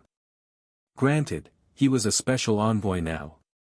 He would be accompanying the forces of Valor across East Antarctica, and maybe even beyond. That put him in a wonderful position to keep an eye on the actions of the Great Clan. But it also meant that should Song stage a sudden attack on their enemy, he would be directly in the way. But what exactly are they hiding in their sleeve? At that moment, Morgan suddenly looked at him and said, her voice tinged with a bit of curiosity. Oh, there's also going to be a third daughter. An ascended. Song Saishan. Little is known about her, considering that she had spent close to a decade lost in the dream realm. The two of you would know her better than me, since she also comes from the Forgotten Shore. So, what is she like? Sunny and Nephis glanced at each other, feeling unease. After a few moments of silence, he answered. Trouble. If I had to describe her with one word, it would be that, she's trouble. Before too long, it was time to meet the emissaries of Song. Sunny found himself feeling a bit curious. After all, he was not too familiar with the great clan that ruled the northwest reaches of the human territories in the Dream Realm. By all accounts, the Song clan was no less storied and powerful than Valor. Its foundation had not been as great, but after Ki Song rose to prominence and became one of the first humans to transcend, the power of her clan utterly eclipsed that of the older, better established legacy families. As far as Sunny could remember knowing anything, Clan Song was one of the three most exalted powers in the world. Their influence spread far and wide, and their home in the Dream Realm, Raven Heart, an ancient palace built between the snowy peaks and smoldering volcanoes of an impregnable mountain chain, was universally considered one of the great citadels of humanity. With a population rivaling that of Bastion, Ravenheart was a beautiful and severe place, from what Sunny knew. Strangely enough, it was not nearly as popular and well-known as the colossal castle that Clan Valor ruled. In fact, the whole great Clan Song was a little mysterious. The image of Bastion was etched into the minds of all humans by countless dramas and films, with countless stories of romance and valor taking place in its stone walls. The land of snow and ash where Clan Song ruled, however, was rarely depicted, and when it was always to show something distant and exotic. Whether it was because Ki Song did not care about mundane fame, or because Anvil put more effort into building the public image of his clan, Sunny did not know. He did, however, know that through pure coincidence, his own path had also mostly crossed with the representatives of Clan Valor. Valor were the ones in control of the northernmost territory carved out by humanity in the Dream Realm, where it brushed against the Hollow Mountains, and so, that was where he had gone after becoming an awakened. From the sanctuary of Noctis to the Night Temple, Sunny had met many servants of Anvil of Valor, killing some of them, and then had the misfortune of meeting the Sovereign's son in the flesh. With the complications that followed, it was fair to say that he knew Valor pretty well. The same could not be said about Song, though. All his experience with that domain was limited to having met Seishin in the Dark City. Even then, Sunny was not at all close with the former leader of the Handmaidens, so it was not like she had shared stories of her clan with him. So, naturally, Sunny was curious. His curiosity was mixed with a bit of dread, though. They entered the spacious reception hall once again. This time, it was Wake of Ruin who had been waiting there for some time, speaking quietly with Jet. The staff member who had escorted Sunny and the emissaries of Valor tactfully disappeared, and the gaunt saint greeted them with a curt nod. "You're here. I hope you rested well. There is a lot to discuss, so we probably won't be sleeping tonight." Whispering Blade smiled coldly. "Wouldn't dream of it." Sunny blinked a couple of times, startled. Was that a pun? By the dead gods, I hope it wasn't. The conversation died before receiving the chance to start, because right at that moment, something imperceptible seemed to change in the world.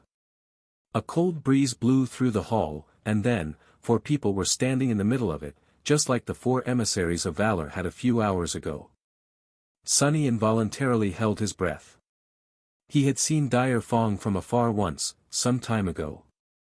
The grim man had not changed much, except for the fact that there were ugly bruises and half-healed lacerations on his body this time. He was of medium height, with an angular face and powerful muscles rippling under his dusky skin. The Transcendent wore a sleeveless vest that left his broad shoulders and powerful arms exposed. His hair was dark and disheveled, like the fur of a wild beast. A thick beard covered the lower part of his gloomy face, and his eyes were harsh and piercing. Saint Dire Fong emanated a feeling of wildness, savage power, and ferocity, as if the world turned a little more primal wherever he appeared. Dangerous. Sunny studied the man for a moment, then turned his attention to the next newcomer. His heart trembled. The woman standing next to Dire Fong was not outwardly seductive, but for whatever reason, she seemed almost irresistibly alluring. Where Whispering Blade was dignified and domineering, she was breathtaking and tantalizing. She was tall, with fair skin and red, sensual lips. Her cold beauty was only made more striking by her inviting dark eyes, which were full of strength and willpower. Beastmaster had long hair that fell like a waterfall of black silk, and wore a simple dress of carmine fabric, which nevertheless looked regal and mesmerizing on her slender figure. Her face was a little aloof, and a little humorous. It was a kind of face one never wanted to look away from. Sunny felt a pang of fear when he saw her. Now, he understood why Matic had called her a demoness. The daughter of Ki Song did, indeed, resemble a beautiful demon. Even if he had not known that she was one of the most terrifying saints in existence, he would have felt it, simply from the fact that he immediately wanted to discard that knowledge and step closer to her. Snap out of it. Maybe Sunny would have fallen for Beastmaster's enchanting beauty if he was young and inexperienced, but after meeting beings like Solvane and Hope, he was somewhat immune to such charms. He shifted his gaze to Song Seishin, also known as Bloodlord, to distract himself from the enticing visage of Beastmaster. Bad idea. Now that she had become a master, Seishin's exotic beauty was even more striking. Hers was a different kind of beauty, though. It was poised, reserved, graceful, and exquisite. Seishin was one of the awakened whose appearance had been changed by their aspect. Her skin was of a strange gray color, which made her look both inhuman and riveting. However, Sunny could not forget her other, monstrous face. He had seen her transform into a hideous creature during the siege of the Crimson Spire, after all. And even before that, he had seen what her victims looked like after being drained of blood. He sighed mentally. Monsters, beautiful monsters. Are all of Ki Song's adopted daughters like that? What the hell has she done to them? And speaking of monsters. Finally, he looked at the fourth member of Song's vanguard. It was a middle-aged man in heavy armor, his face bleak and unfamiliar. His eyes, however, were perfectly human, with not even a hint of a mad prince hiding in their depths. Sunny frowned. Yeah. I am not fooled.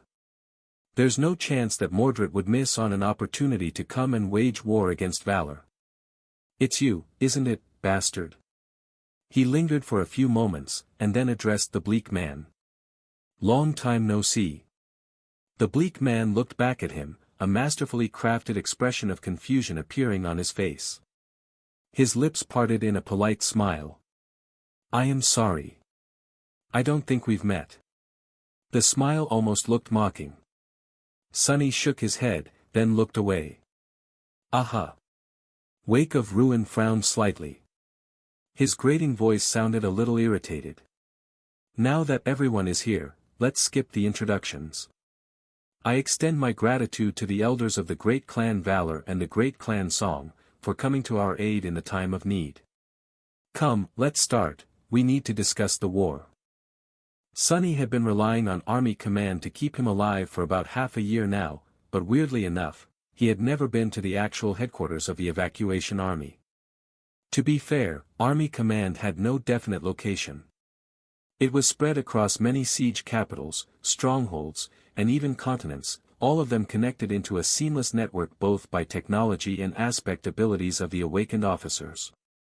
Most of the staff was here in Antarctica, like the members of the department where Kim was currently working, but not all of them. That said, the underground fortress below the building where the reception hall was located seemed like the closest thing to the heart of Army Command. It was a hive of activity, with countless people, both mundane and awakened, hurrying feverishly to accomplish a myriad of tasks in a timely manner. Their work might not have seemed as dire as what the soldiers on the front lines were going through, but it was nevertheless just as vital. Without efficient and timely support and management, the evacuation campaign would be doomed to end in a bloody disaster. From updating the status of various areas in relation to the strength of the call in them to compiling data about countless nightmare creatures and guiding troop movements, Army Command was the brain of the army. Without the brain, the body would be utterly useless. Somewhere in here, there was also an office where the allocation of contribution points was decided. In any other circumstances, Sunny would have felt his heart start to beat faster, but right now, he was fully concentrating on something else. His eyes were glued to the bleak man, who was walking behind Beastmaster and Seishin while acting perfectly unassuming. Or at least as unassuming as a master could be. Army Command was, indeed, absolutely vital to the war effort. It was also a treasure trove of access and information. It would certainly be a shame if a particular psychopath got loose in its very heart. But what can I do? Sunny might have known who Mordred was and what he was capable of, but as far as stopping the Prince of Nothing went, there was little to be done. Which was both unnerving and incredibly frustrating. Luckily, Sunny was not alone in his frustration. Morgan and Maddock also threw somber glances at the unassuming master from time to time, their eyes cold and sharp. Sky Tide had a complicated expression on her usually stoic face, as well. Only Nephi seemed unconcerned, and why would she be? Of the five of them, she was the only one who had never met the Prince of Nothing. She would learn to be wary of him soon, though. Probably. In truth, their goals were closely aligned. There was no telling what Changing Star would do if she met Mordred face to face. Actually, the same went for Sunny. Despite his wariness and hostility, the Prince of Nothing was not necessarily his enemy. It was just that Sunny knew how inhumanly ruthless and blood-chillingly cruel Mordred could be, if it suited his goals. And how cunning he was. That was why Sunny could not remain calm at the prospect of someone like that going on a rampage across Antarctica. Would Mordred care how many innocent people burned in the flames of his retribution? Most definitely not. But what can I do? The same question returned, gnawing at Sunny. There were many things he could do, actually, just not any that would not end in him being killed at the spot by Wake or Ruin or Beastmaster. He could prematurely start a direct clash between Song and Valor right here in the army headquarters, even. First of all, calm down. You don't even know if that is really Mordred. The guy might really be a random master the emissaries of Song chose to bring along for whatever reason. Sunny could see the soul cores of humans and nightmare creatures, but that ability was useless against the Prince of Nothing. When Mordred possessed a body, he also possessed the soul, or at least enough of it to mimic how it was supposed to look like. Right. I shouldn't rush to conclusions. Wait for now, observe, act later. Saint Cioar led them to a large chamber that was filled with all kinds of equipment to display information, much of it being updated in real time. Sunny looked curiously at a large projected map of East Antarctica, with countless symbols denoting masses of nightmare creatures moving across it in a seemingly chaotic manner. There were also numerous static marks showcasing the location of nightmare gates. He paled slightly, suddenly faced with a stark reminder of how many of them there were. The marks littered the entire map like pustules, as if the continent was being slowly devoured from the inside by a lethal disease. There were a staggering amount of them in the wilderness, but the concentration grew exponentially in the vicinity of the siege capitals. The moving symbols were all congregating toward the human settlements, too. The paths of the hordes of nightmare creatures might have seemed aimless at first, but if one looked at the bigger picture, it was painfully clear that all of them were slowly drawing closer to the 27 cities. It looked like an inescapable avalanche of death and despair. A nightmarish chain of doom and destruction that was tied around Antarctica's neck, its cold embrace becoming tighter with each day. That was what the evacuation army was facing. Feeling a chill creep up his spine, Sunny lingered for a few moments, and then glanced at the people walking in front of him. His eyes grew darker, and the shadows nestling in the corners of the strategy room grew deeper, too. Unforgivable. His hands would have turned into fists if he had not made a conscious effort to appear calm. His heart, however, was dark and heavy. Unforgivable.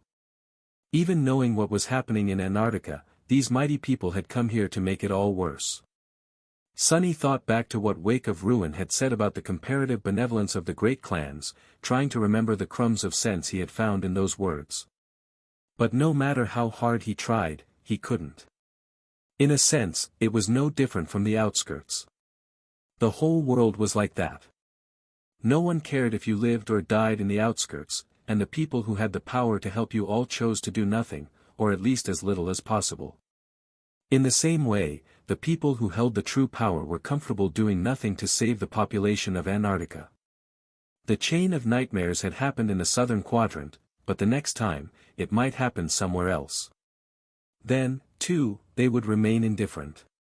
To those who lived in the outskirts, citizens seemed like people who inhabited a distant paradise. But to the great clans, the citizens were no different from the outskirt rats. Of course, one could object and argue for the other side. The government was not malicious at its core, and its treatment of the people in the outskirts was born out of necessity. The outskirts existed because the planet could not sustain the whole human population. Someone had to be sacrificed to make sure that the rest survived. Otherwise, there would not be enough resources to save anyone. And it wasn't like the unfortunate souls in the outskirts were completely abandoned. There was a constant supply of cheap synth paste, there were jobs, there was electricity, access to entertainment, and so much more. People were not being left to die, they at least had the means to survive, if only barely. It was just that their lives were more or less doomed to be short and bitterly hard. In the same way, the great clans were not entirely heartless. It was just that their plans for humanity were aimed at the dream realm, and not the waking world. Even then, they made a little bit of effort. They had sent Sky Tide and Dire Fong. The House of Night might not have taken part in the ground operation, but they did supply enough Saints and Nightwalkers to guide the naval convoys to and from Antarctica. But still, Sonny could not forgive them. He didn't want to. All of it was a load of crap, as far as he was concerned. He might have found a way to excuse the great clans if remaining passive was all that they had done, but they did not stop at that. Not only had Valor and Song abandoned Antarctica to the chain of nightmares, they even planned to use it as a private battlefield and fight each other while countless people suffered and died around them. That, he could not forgive. Sonny glanced at the back of the bleak man and smiled slightly. You want to slaughter the entire clan, Valor? Wonderful. Slaughter them well. Then, he looked at Nephice. You want to destroy all of them? Even better. I'll cheer you on. Sonny was not a forgiving man. In fact, he was quite spiteful. Let's see how their little war goes. The strategy meeting dragged on. The emissaries of the great clans seemed to be well aware of the situation on the infected continent. In fact, they seemed to have a clearer picture of what was going on than even Sonny did, but their understanding of the nuances of the Antarctica campaign was purely theoretical in nature. Only Sky Tide and Dire Fong possessed practical knowledge of what it meant to fight against the land that was slowly being devoured by a tide of nightmares. The others were going to have to catch up, fast. Still, they were not inexperienced people. Whispering Blade especially was a veteran of many wars. He had led the Knights of Valor into plenty of untamed regions of the Dream Realm, spending years in lengthy and harrowing campaigns of subjugation to expand the borders of human territory in that inhospitable world. From that perspective, it was easy to understand why Anvil had chosen his brother to helm the conquest of the Tomb of Ariel. Beastmaster was at least a decade younger than Saint Matic, but she seemed no less of a seasoned tactician. Her exalted reputation had not appeared out of nowhere, after all. The lands controlled by the Song clan might not have expanded as dramatically as those ruled by Valor in the past 2 decades, but every region they did conquer had been a much more dire hell to surmount. The tantalizing saint was surprisingly soft-spoken and cordial. Sonny had expected her to be arrogant, aloof, and unapproachable, but she was actually quite easygoing. Her husky voice was pleasant on the ear, and her red lips were quick to twist into a small, but bright smile. That smile was absolutely beguiling. Saishan was actually not that much younger than Beastmaster. Even though she was not a saint, she had spent more time braving the horrors of the Dream Realm than most transcendents. A decade of surviving on the Forgotten Shore made her more than qualified to participate in this meeting. The same went for Nephice. She might not have remained there as long, but her singular achievement of surviving close to 2 years of solitude in one of the most dire regions of the Dream Realm, eventually escaping it through a nightmare seed, earned her some respect from everyone present in the strategy room. As for Morgan, no one except for Matic knew much about her achievements and experiences, but they also did not really doubt her competence. Her mind was as sharp as her eyes, and her knowledge of warfare and strategy seemed almost supernatural. The blood of war god flowed through her veins, after all. Sonny wouldn't be surprised if the Princess of Valor ended up being the most talented strategist among them. So, each of them was more than capable of absorbing the new information about the perils and nuances of the chain of nightmares at a staggering speed. Except for the unassuming bleak man, who had been introduced as Ascended Bast. Even his name was dull and unmemorable. From what had been told about him, Ascended Bast was simply a retainer of the great clan Song. He was a part of their advance party because of a rare and useful utility aspect. No one bought that explanation, though. Sonny and Jet had been relegated to the role of silent observers, but even they spoke up from time to time, answering questions or sharing their personal experiences of fighting on the front line. Bast, however, had not said a single word from the start of the meeting, remaining placidly in a corner and watching the proceedings with relaxed, aloof calmness. Like a cat playing with a mouse. Sonny had never seen a cat, but he had met a few rats in the outskirts. As far as vermin went, rats were pretty scary, so a creature that made a hobby out of hunting and torturing them must have been really terrifying. Still, there was a limit to how much he could stare at the bleak master. The discussion Wake of Ruin was having with the emissaries of the great clans was not that interesting, either. Sure, many important things were being talked about, but Sonny knew most of them. The rest, he could absorb by allocating a small part of his mind to the task, which was only made easier by the blessing of mind. Eventually, his eyes settled on Nephi's. Sunny lingered for a while, then asked her through the mental link. "What are you planning to do?" He knew what the great clans wanted. He knew what the government wanted. He definitely knew what the nightmare creatures wanted, and he even somewhat knew what he himself wanted. Changing Star, however, was a mystery. Her endgame was absolutely clear, but here and now. Sunny was not sure what Nephi's wanted to get out of Antarctica. She glanced at him briefly, then seemingly turned her attention back to the discussion of which force would be responsible for which area of East Antarctica. Her response came a few moments later, and was very simple. "Survive." Sunny tilted his head a little. "Quite a sober answer, coming from you. Where is the real Nephis and what have you done to her?" The corner of her mouth twitched upward. That small change was so subtle that he doubted anyone except for him noticed it. Neph lingered for a while. Eventually, she spoke, or rather, thought, in her usual even tone. "Sunny, don't you think that life is pretty strange?" Sunny blinked. What has gotten into her? He wasn't used to hearing such questions from Nephis. "Yeah, sure." "Why?" She maintained her poised appearance, pretending to pay attention to the conversation about the disposition of clan forces, as she answered. "You've been through a lot in these past 6 months. The time before that must seem like a lifetime ago, for you. But for me, when I wake up, I still think that I am in the nightmare, sometimes. For me, it feels like I was lost in the dream realm just yesterday." Changing Star paused, then continued after a few short moments. "But I am not. I am a member of Clan Valor now, I have a citadel of my own, and dozens of awakened are ready to follow my orders. That was yesterday. Today, I am in the southern quadrant, preparing to wage war both on countless nightmare creatures and on the best of Clan Song. Beastmaster is here, smiling at me politely. Whispering Blade is also here, watching my every move. All of it a bit overwhelming." She turned her head and looked at him, her clear gray eyes looking a little burdened. "So, my plan is to take it one step at a time. One little step after another, until all my enemies are dead.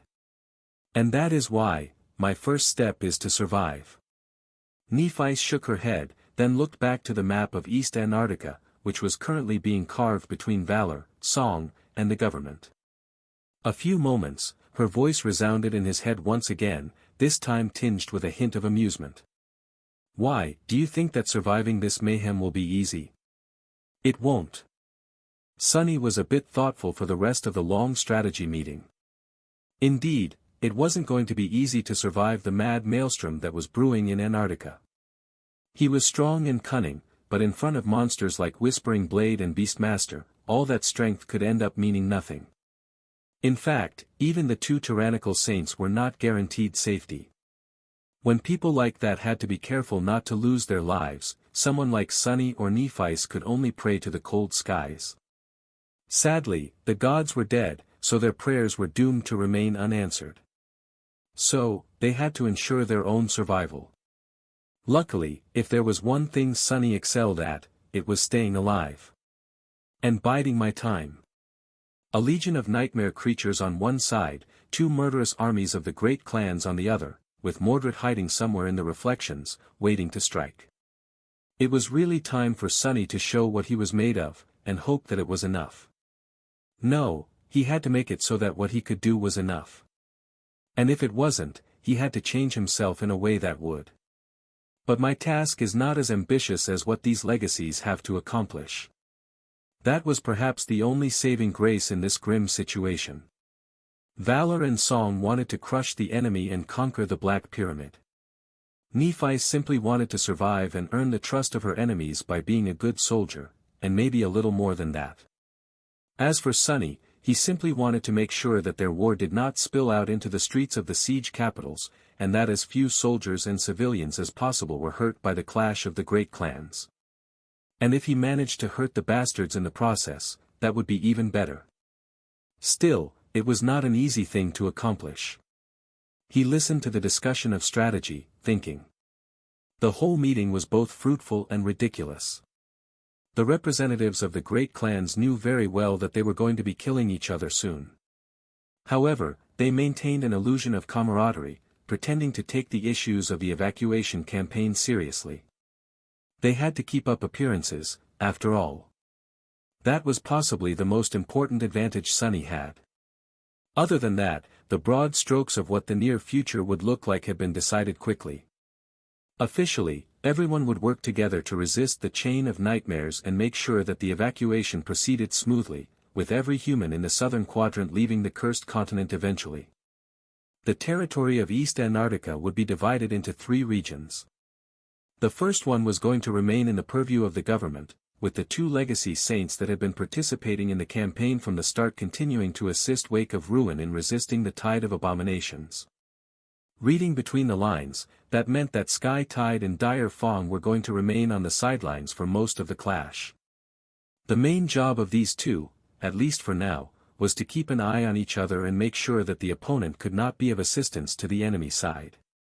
The other 2 regions would still be protected by the evacuation army, but for all intents and purposes, the expedition forces of the great clans would be in charge. They were supposed to keep the siege capitals safe and hunt down especially powerful nightmare creatures.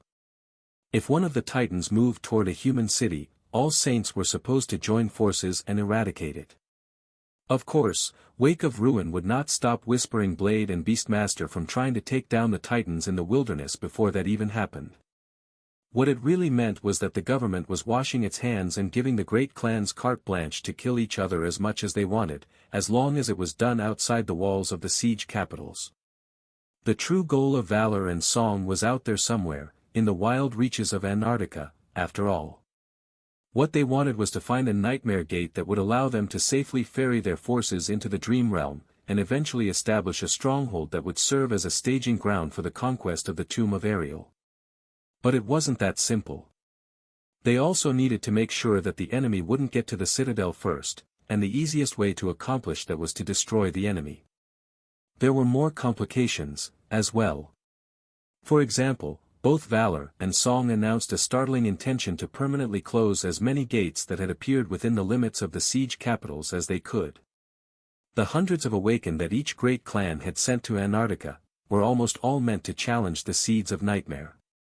Certainly, their true purpose was to send as many soldiers into the hellish desert as possible, to scout it out and find a good entry point for the main force, but nevertheless, even if the scouts having to enter their second nightmares was just a side effect, that decision could forever change the balance of power among the Awakened. There were not that many masters in the world, and their number was already starting to swell because of the chain of nightmares. The Awakened Song and Valor had sent were all absolute elites. If dozens, or maybe even 100 or 2 of them ascended, it would have an explosive effect on everything. But that was not what Sunny was concerned about. What worried him was the prospect of these scouts actually finding a great entry point behind one of the nightmare gates located inside the siege capitals, and not in the wilderness.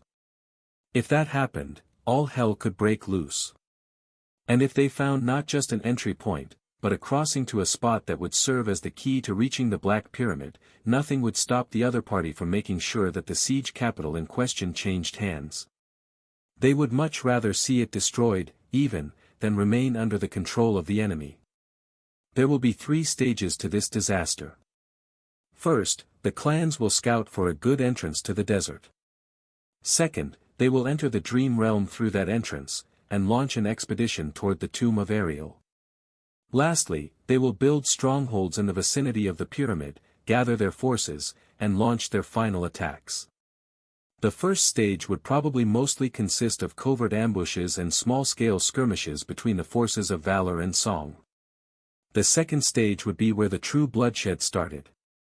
And the last would be pure hell.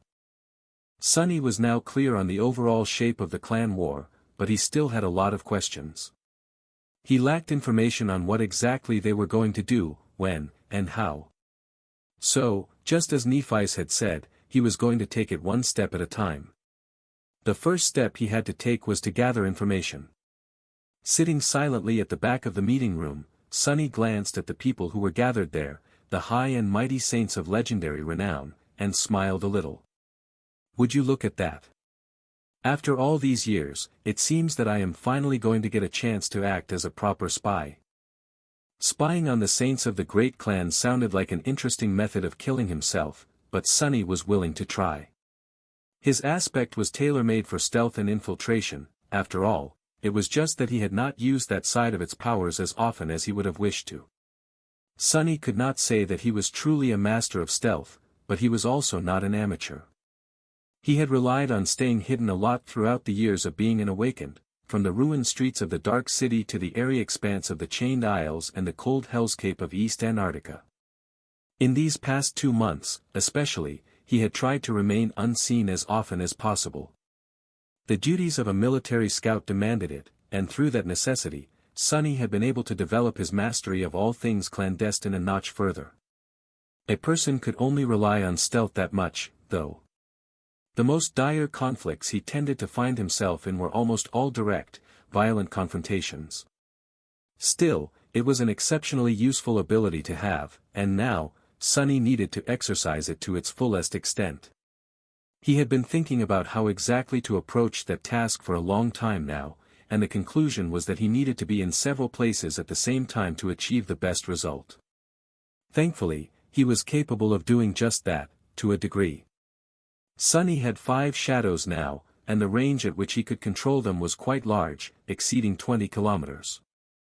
Which meant that he could keep an eye on representatives of both valor and song, at least for the next few days. Once they departed for different siege capitals, he would be forced to concentrate on only the former.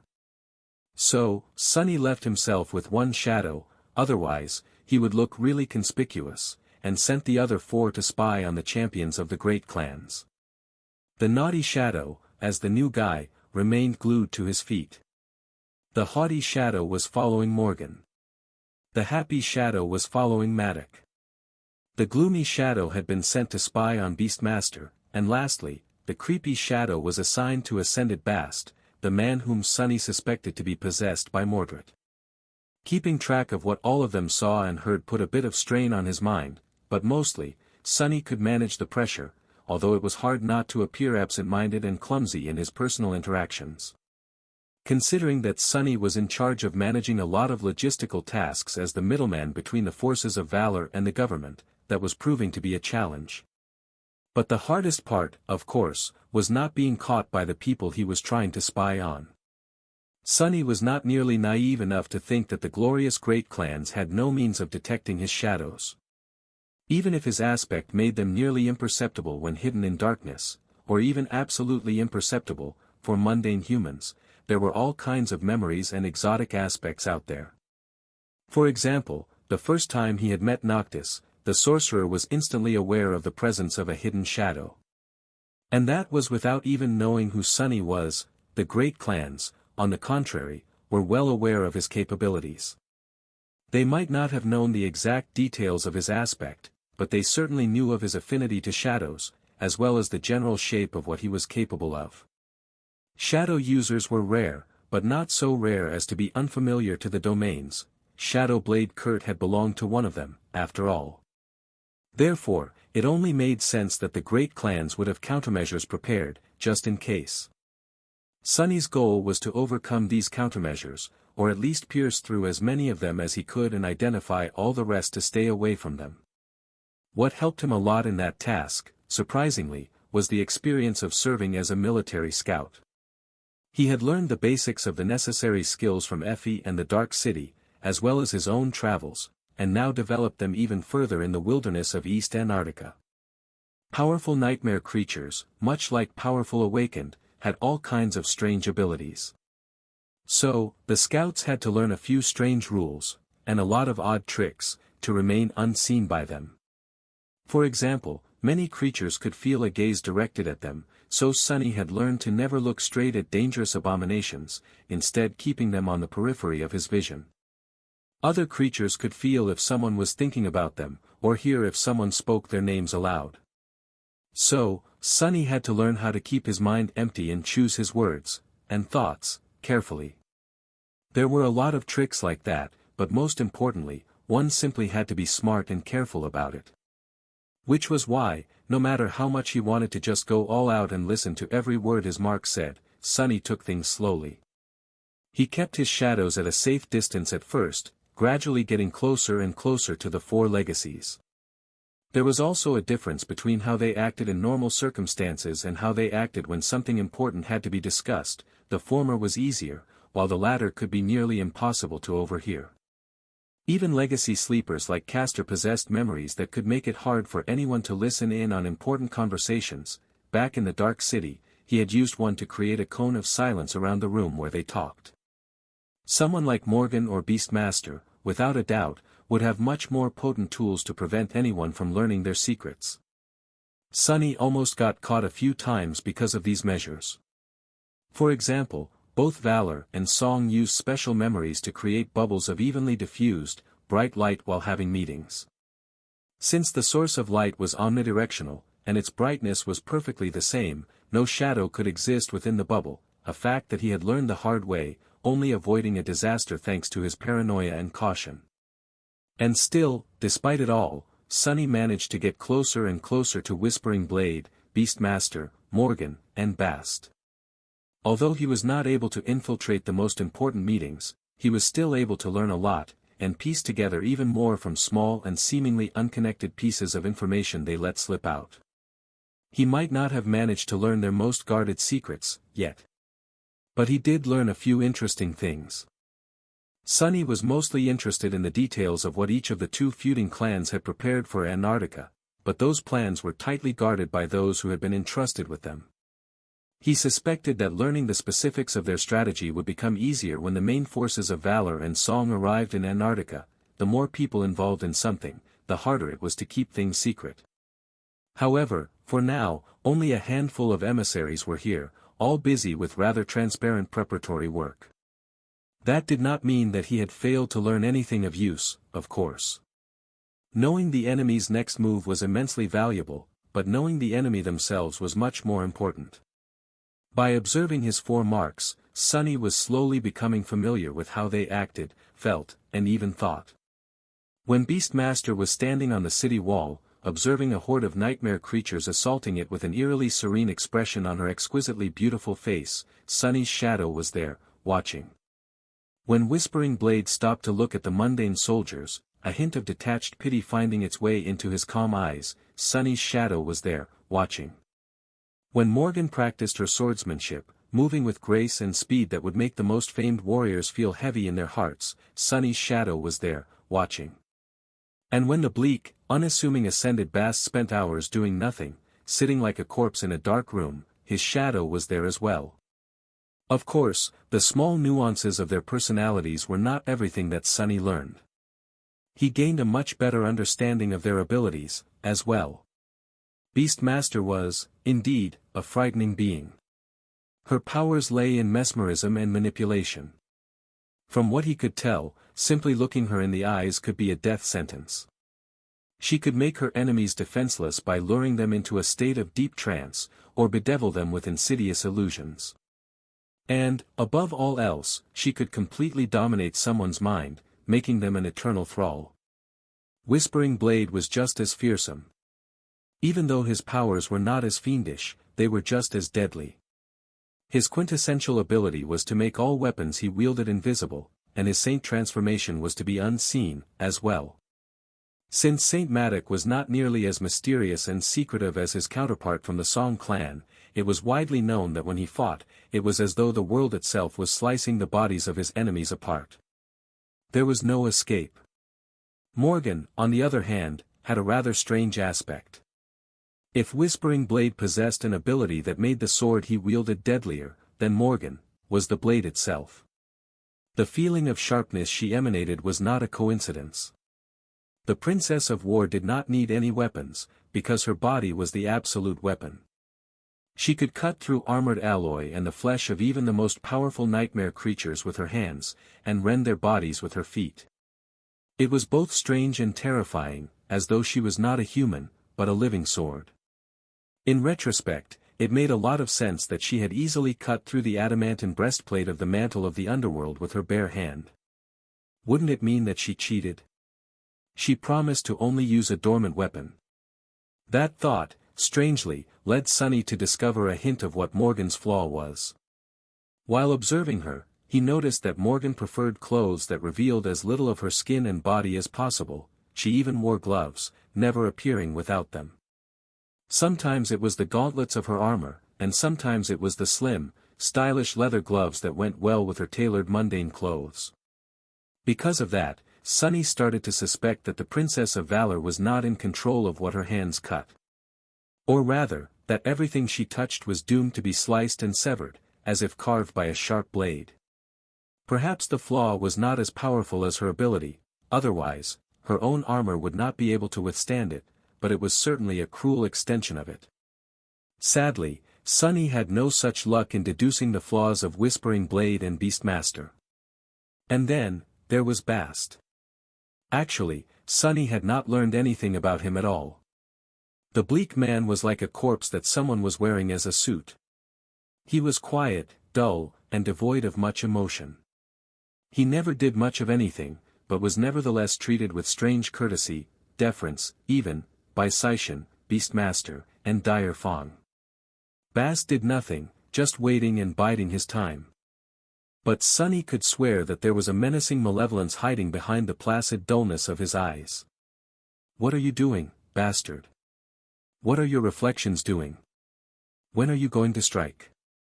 Sonny was not the only one who paid close attention to Bast.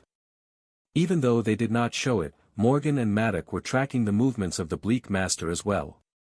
In fact, he learned a few things about Mordred from the fragments of their conversations about the man. For example, he learned that Anvil had personally crafted the enchanted talisman that protected Ascended Wealth from being possessed by her ward. He also learned Anvil's title, the King of Swords. Apparently, the King of Swords had prepared a few more tools to trap and destroy his eldest child. However, both Whispering Blade and Morgan were hesitant to use them yet. They were unnerved by Bast's inaction, too. Just like that, a few days passed. Sonny had been gathering information like a spider sitting in the middle of a vast web. He had not made any earth-shattering discoveries in that short time, but it was a good start. In truth, he was more concentrated on finding safe ways to get closer to his marks, for now, than on actually stealing their secrets. Once he truly learned how to slither through their defenses, the secrets would be revealed as a result. On the fourth day, it was time to say his goodbyes to Jet. Both Song and Valor were leaving the siege capitals to travel to the respective port fortresses and meet the arriving reinforcements. After that, they would proceed to other cities, and the clandestine war would start in earnest. Sonny was leaving with the emissaries of Valor, and Jet was leaving with the emissaries of Song. Chances were, they would not meet face to face for a long time. He would have been worried if it was anyone else, but there was little doubt that Soul Reaper would be able to keep herself alive. He had already warned her to steer clear of the man who called himself Bast, just to be safe. Really, the person Sonny had to worry about, was himself. "I'll survive, too." But that was the thing, simply surviving was not enough. It had not been for a long time. And that was what could get him killed. With a sigh, Sonny called back the shadows that had been watching the emissaries of Song, and went to find Nephice. It was time for the two of them to travel side by side once again. On a vast plain peppered with twisting streams and shallow lakes, a cataclysmic battle was taking place.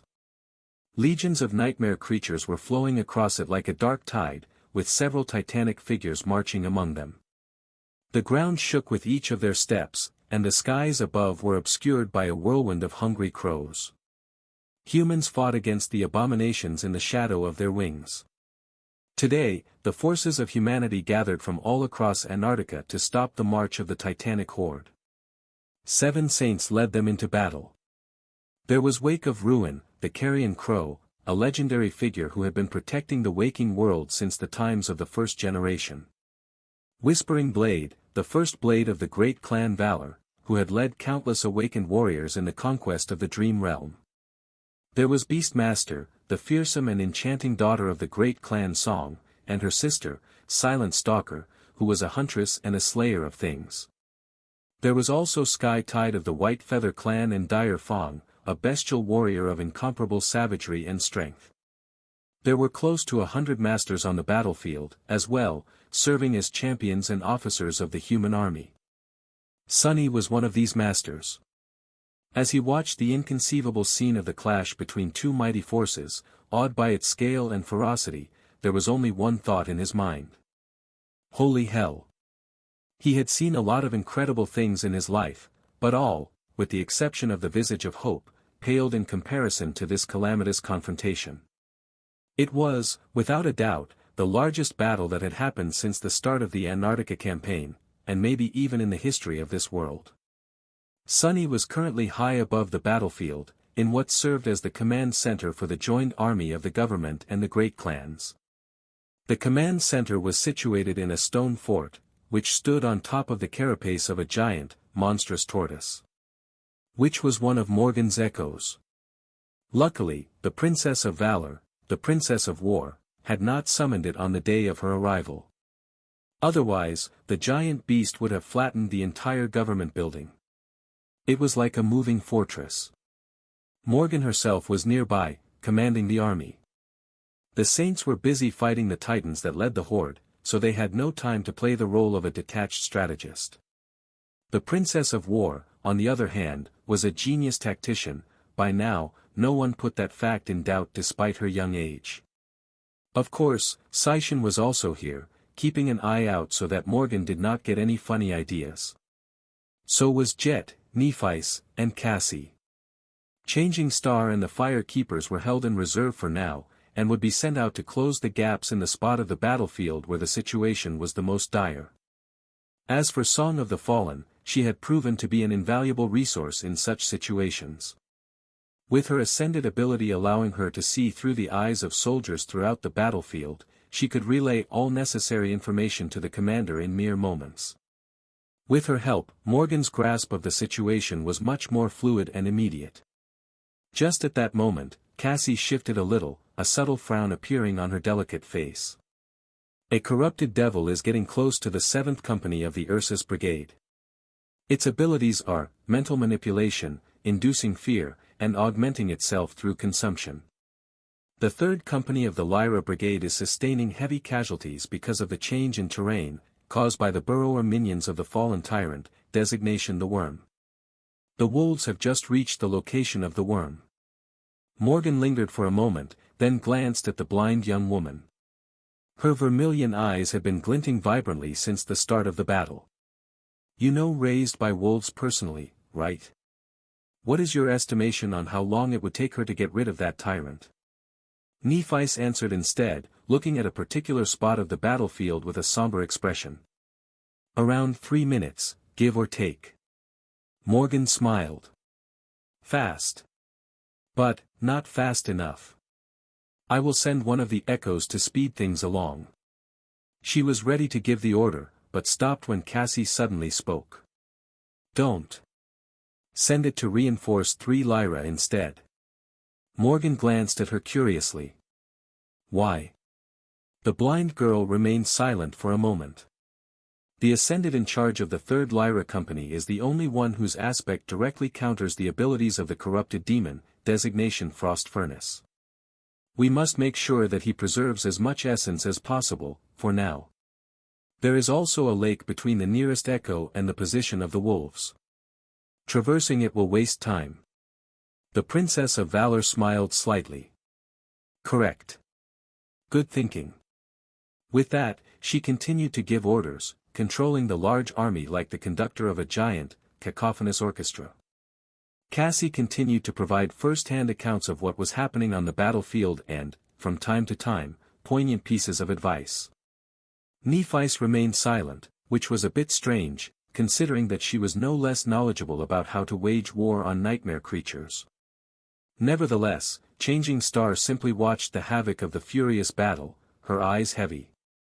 Sunny was willing to bet that he knew what she was thinking about. Because he was thinking the same thing. Today was their first time seeing all the saints of Antarctica go all out. And that was a priceless source of information, not the least because these mighty demigods would one day be Neff's own opponents. The powers they showcased today would be turned against her in the future. And maybe against Sunny, too. Damn it. How scary. Looking at the battlefield, he could feel a cold chill running down his spine.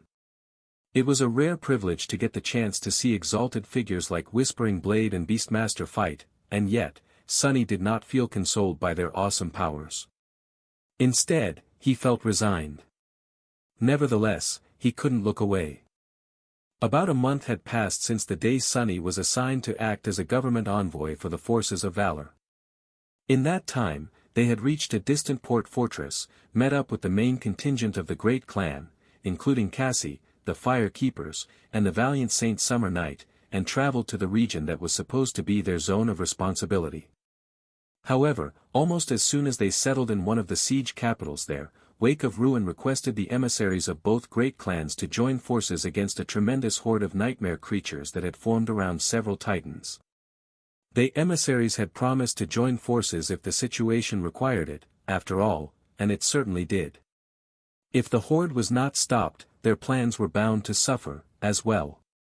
So, they reluctantly answered Saint Cor's summons and ventured into the wilderness to form a united army. Valor and Song were hellbent on destroying each other, but that did not mean that they couldn't cooperate. Once faced with a common enemy, the champions of the two warring domains at least had the decency to not strike their opponents in the back, or at least they hadn't yet. Mordred was suspiciously absent from the battlefield, though. Who knew what Ascended Bast was doing right now? Actually, Sunny knew exactly what he was doing. Jet was doing him a favor by keeping an eye on the Bleak Man, so Sunny was well informed on Master Bast's movements. He was currently in a siege capital far to the west, establishing a supply chain for Song's expedition forces, which prowled the wilderness in search of suitable nightmare gates. Ascended Bast was also in charge of an industrial production facility. In that facility, he was making mirrors. Thousands of them, for unknown reasons. Or at least he had been a few days ago. Currently, Jet was right here by Sunny's side, watching the battlefield with a hungry expression. For all they knew, the Bleak Man might have slaughtered the entire siege capital by now. Jet suddenly raised her head. There. Look. Everyone except for Cassie looked up. In the skies above them, a titanic clash was taking place.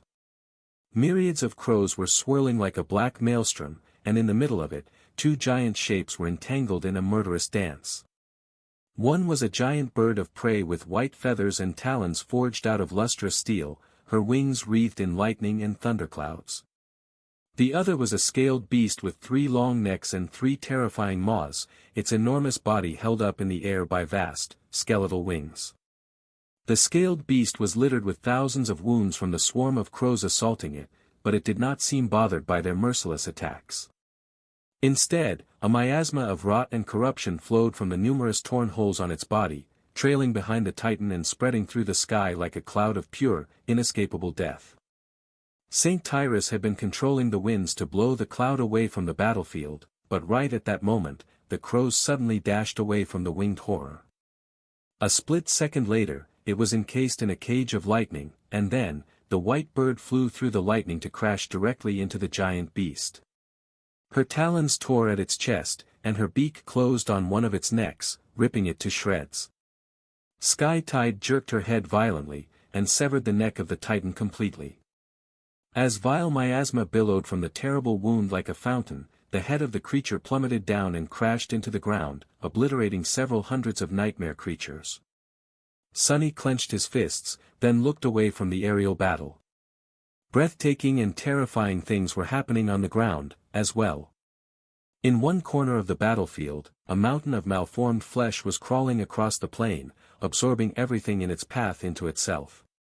Those nightmare creatures that were unfortunate enough to approach it were instantly caught by fleshy tentacles, drawn into the body of the ghastly titan, and consumed, becoming a part of it. If the mountain of flesh reached the defense line of the human army, the same fate awaited the soldiers. However, it did not get the chance. Long before the Titan drew close to the ranks of awakened, a lone figure stepped forward from between them, and then, disappeared. Sunny saw the moment clearly, but even still, it seemed as though Whispering Blade had never been there at all.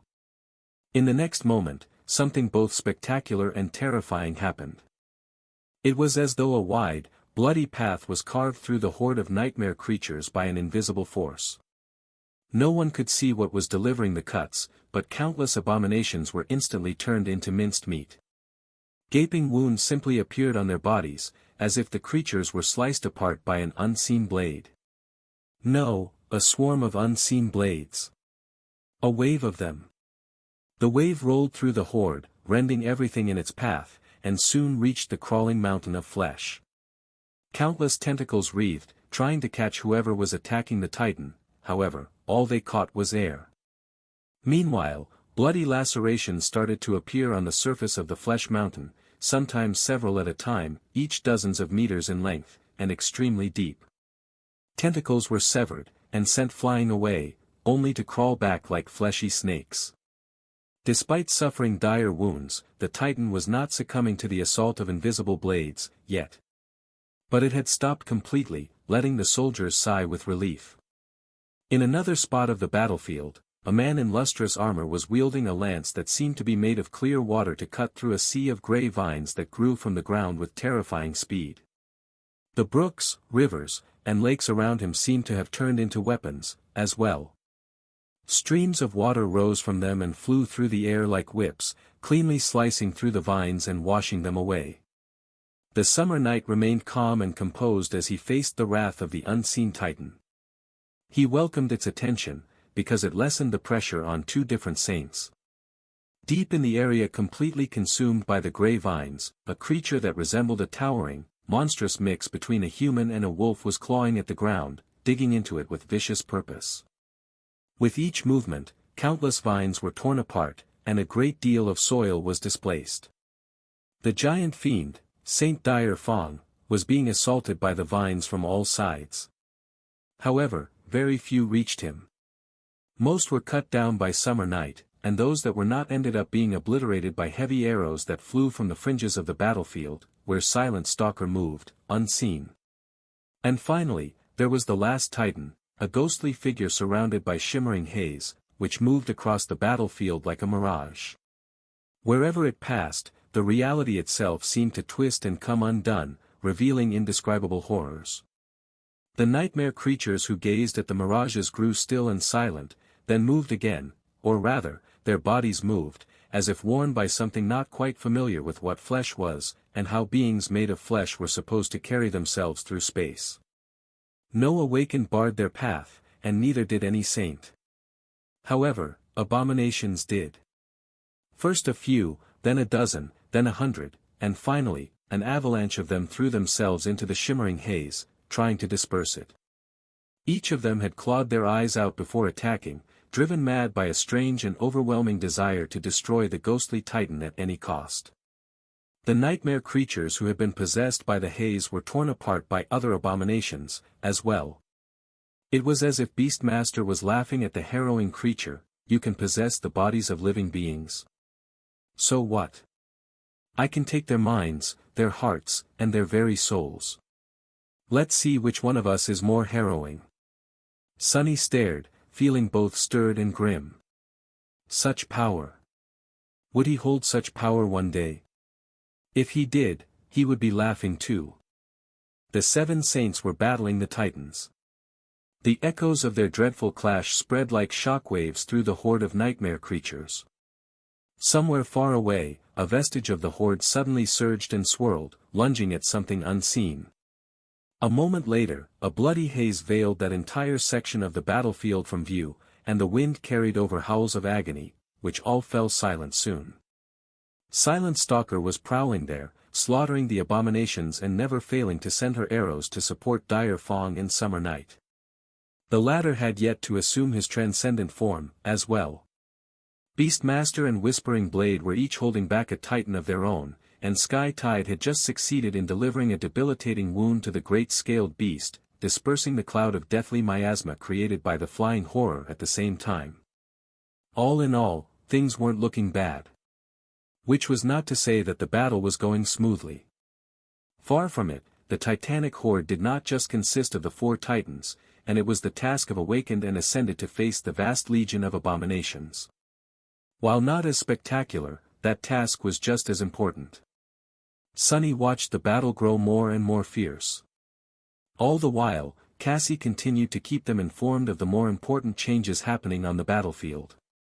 Her voice was calm and composed. The fallen tyrant, designation Worm, has been slain. 3rd Company of the Lyra Brigade is advancing to support the 5th. The corrupted demon, designation Frost Furnace, has been slain. Ascended Eugen of the 1st Company of the Cassiopeia Brigade has fallen. The corrupted devil, designation Hexblade, has been slain by Ascended Nightingale. It would be prudent to temporarily withdraw the Nightsingers from the Flashpoint Delta. At first, the good news was mixed with the bad news in equal measure. Morgan continued to react to the changes on the battlefield, moving her many pieces around to present an almost flawless defense against the onslaught of nightmare creatures. The battle formation created by her was fluid and flexible, bending when needed and lashing out with tremendous force at other times. In fact, it seemed that Cassie and her were not just reacting, but actually anticipating many of the changes on the chaotic battlefield. It was a lot like personal combat. Being able to anticipate what move the enemy would make was half the victory. The other half was using that knowledge to deliver a fatal strike. Sadly, there was a limit to what Morgan could do. No matter how good she was, the enemy facing them was just too dreadful. The Princess of War remained calm, but her face was slowly growing grim. As time went on, Cassie's reports began to sound more and more dire. 7th Company of the Ursus Brigade is routed. 1st Company of the Cassiopeia Brigade is suffering heavy casualties. Ascended Ripple of the 7 Ursus has fallen. 1st Company of the Cassiopeia Brigade is routed. Defensive line is breached. Wolves and Nightsingers are advancing to seal the breach. I don't think they'll be able to hold out. Morgan remained silent for a few moments, then nodded slowly. Yes. That is, troublesome. Sunny stared at her silently. To use the word troublesome was the understatement of the century. With both layers of the defensive line breached, the nightmare creatures would be free to pour through and attack the formation from the rear. Once they did, one company after another would collapse, causing a fatal cascade. There were forces that could be pulled back from other places the battlefield to plug the breach, but they needed time to reach it. Morgan glanced at Nephice and suddenly smiled. How about it, dear sister? Are you ready to solve that problem for me? Neph looked at the battlefield, then turned her head slightly and nodded. It is the reason why you have held me in reserve, is it not? Morgan laughed. Indeed. Take your fire keepers and go, then, show these abominations what a daughter of valor is capable of. Changing Star simply turned away, ready to jump down from the stone fort onto the carapace of the giant tortoise. However, at that moment, Sunny finally spoke. Can I go, too? Morgan, and Seishan, as well, gave him surprised glances. After a short moment, the Princes of War asked. Really? But you don't have to, Master Sunless. As a government envoy, your duties are simply to serve as a messenger between us and your army command. In fact, it would be very embarrassing for me if the envoy entrusted to Clan Valor went and died. Sunny frowned. Really? It would be very embarrassing for me, too, so I'll make sure to stay alive. Morgan smiled, it seemed that there was some approval in her smile. She gave him a nod. Well, in that case, by all means. You were designated as a special strategic asset, after all. I'd imagine that you can handle yourself on the battlefield. After that, she gave Seishan a short glance, as if mocking the heiress of Song for having a less capable government spy assigned to her. Jet stretched her arms, looking down with a hungry glint in her eyes. Then I'll join, too. Watching all this slaughter got me riled up. She seemed very comfortable playing into her reputation as a psychotic killer. Neither Morgan nor Sishan said anything, at least. Without delaying any further, Nephis, Sunny, and Jet jumped down to the carapace of the giant Echo, then slid off its side and landed on the ground near where the fire keepers were waiting, ready to do battle. Noticing them, the survivors of the Dark City broke out in smiles. Lady Nephis. Are you deploying? Finally. Hey, Sunny. Where is your armor? Hurry up and summon it. Oh, man. Sunny is with us. Effie and Knight are fighting, too. Lady Nephis is in charge, feels like the good old times. What good old times, you fool? What was good about those times? Get your head on straight. Nephis looked at them with her calm, cold gray eyes, and then smiled. Her smile seemed to illuminate the gloomy autumn day like a ray of sunshine. Yes, we are being deployed. Get ready and follow me. What can these pathetic abominations do to us? Nothing. Let us burn their filth from this world. The fire keepers looked at her with expressions of adoration and zealous devotion, passionate fires igniting in their eyes. Their voices joined in a choir. Follow Lady Changing Star. Burn them. Burn them all. Sunny observed them with a neutral expression as he gathered shadows around him and summoned the Sin of Solace, which immediately started whispering insidious provocations into his ears, a vague figure materializing a few steps away and following behind him. He ignored the hallucination and shook his head in reproach. What a bunch of crazies. Led by Nephis, Sunny, and Jet, the fire keepers surged forward. They were aiming for the section of the Joint Army's formation where the flood of nightmare creatures had broken through the dam of human bodies, threatening to consume them all. Somewhere out there, far ahead, Effie and Kai were already trying to stall the fatal advance of the frenzied abominations as they waited for reinforcements to arrive. Their soldiers were fighting fiercely, without a doubt, and yet, the horde had already gained momentum, so the wolves and the Nightsingers had no hope of stopping it on their own. They were just 200 men and women who had volunteered to join the Second Army. After all, no matter how elite of a status the two companies earned because of their strength, valor, and the fame of their commanders, they were still ordinary awakened. The fire keepers were different. Even though there were just about 50 of them, each of the people following Changing Star was a seasoned veteran of the Dark City. They were the best and the brightest of what humanity had to offer, simply for the fact that nothing less would have allowed one to survive the cruel crucible of the Forgotten Shore. They had only grown stronger and more experienced under Cassie's guidance after escaping that starless abyss, too, and especially now that the mighty, and opulent, Clan Valor stood behind the personal troops of its adopted daughter. The Fire Keepers had undergone a comprehensive upgrade of their soul arsenals, with those who needed it receiving enough shards to finish fully saturating their cores.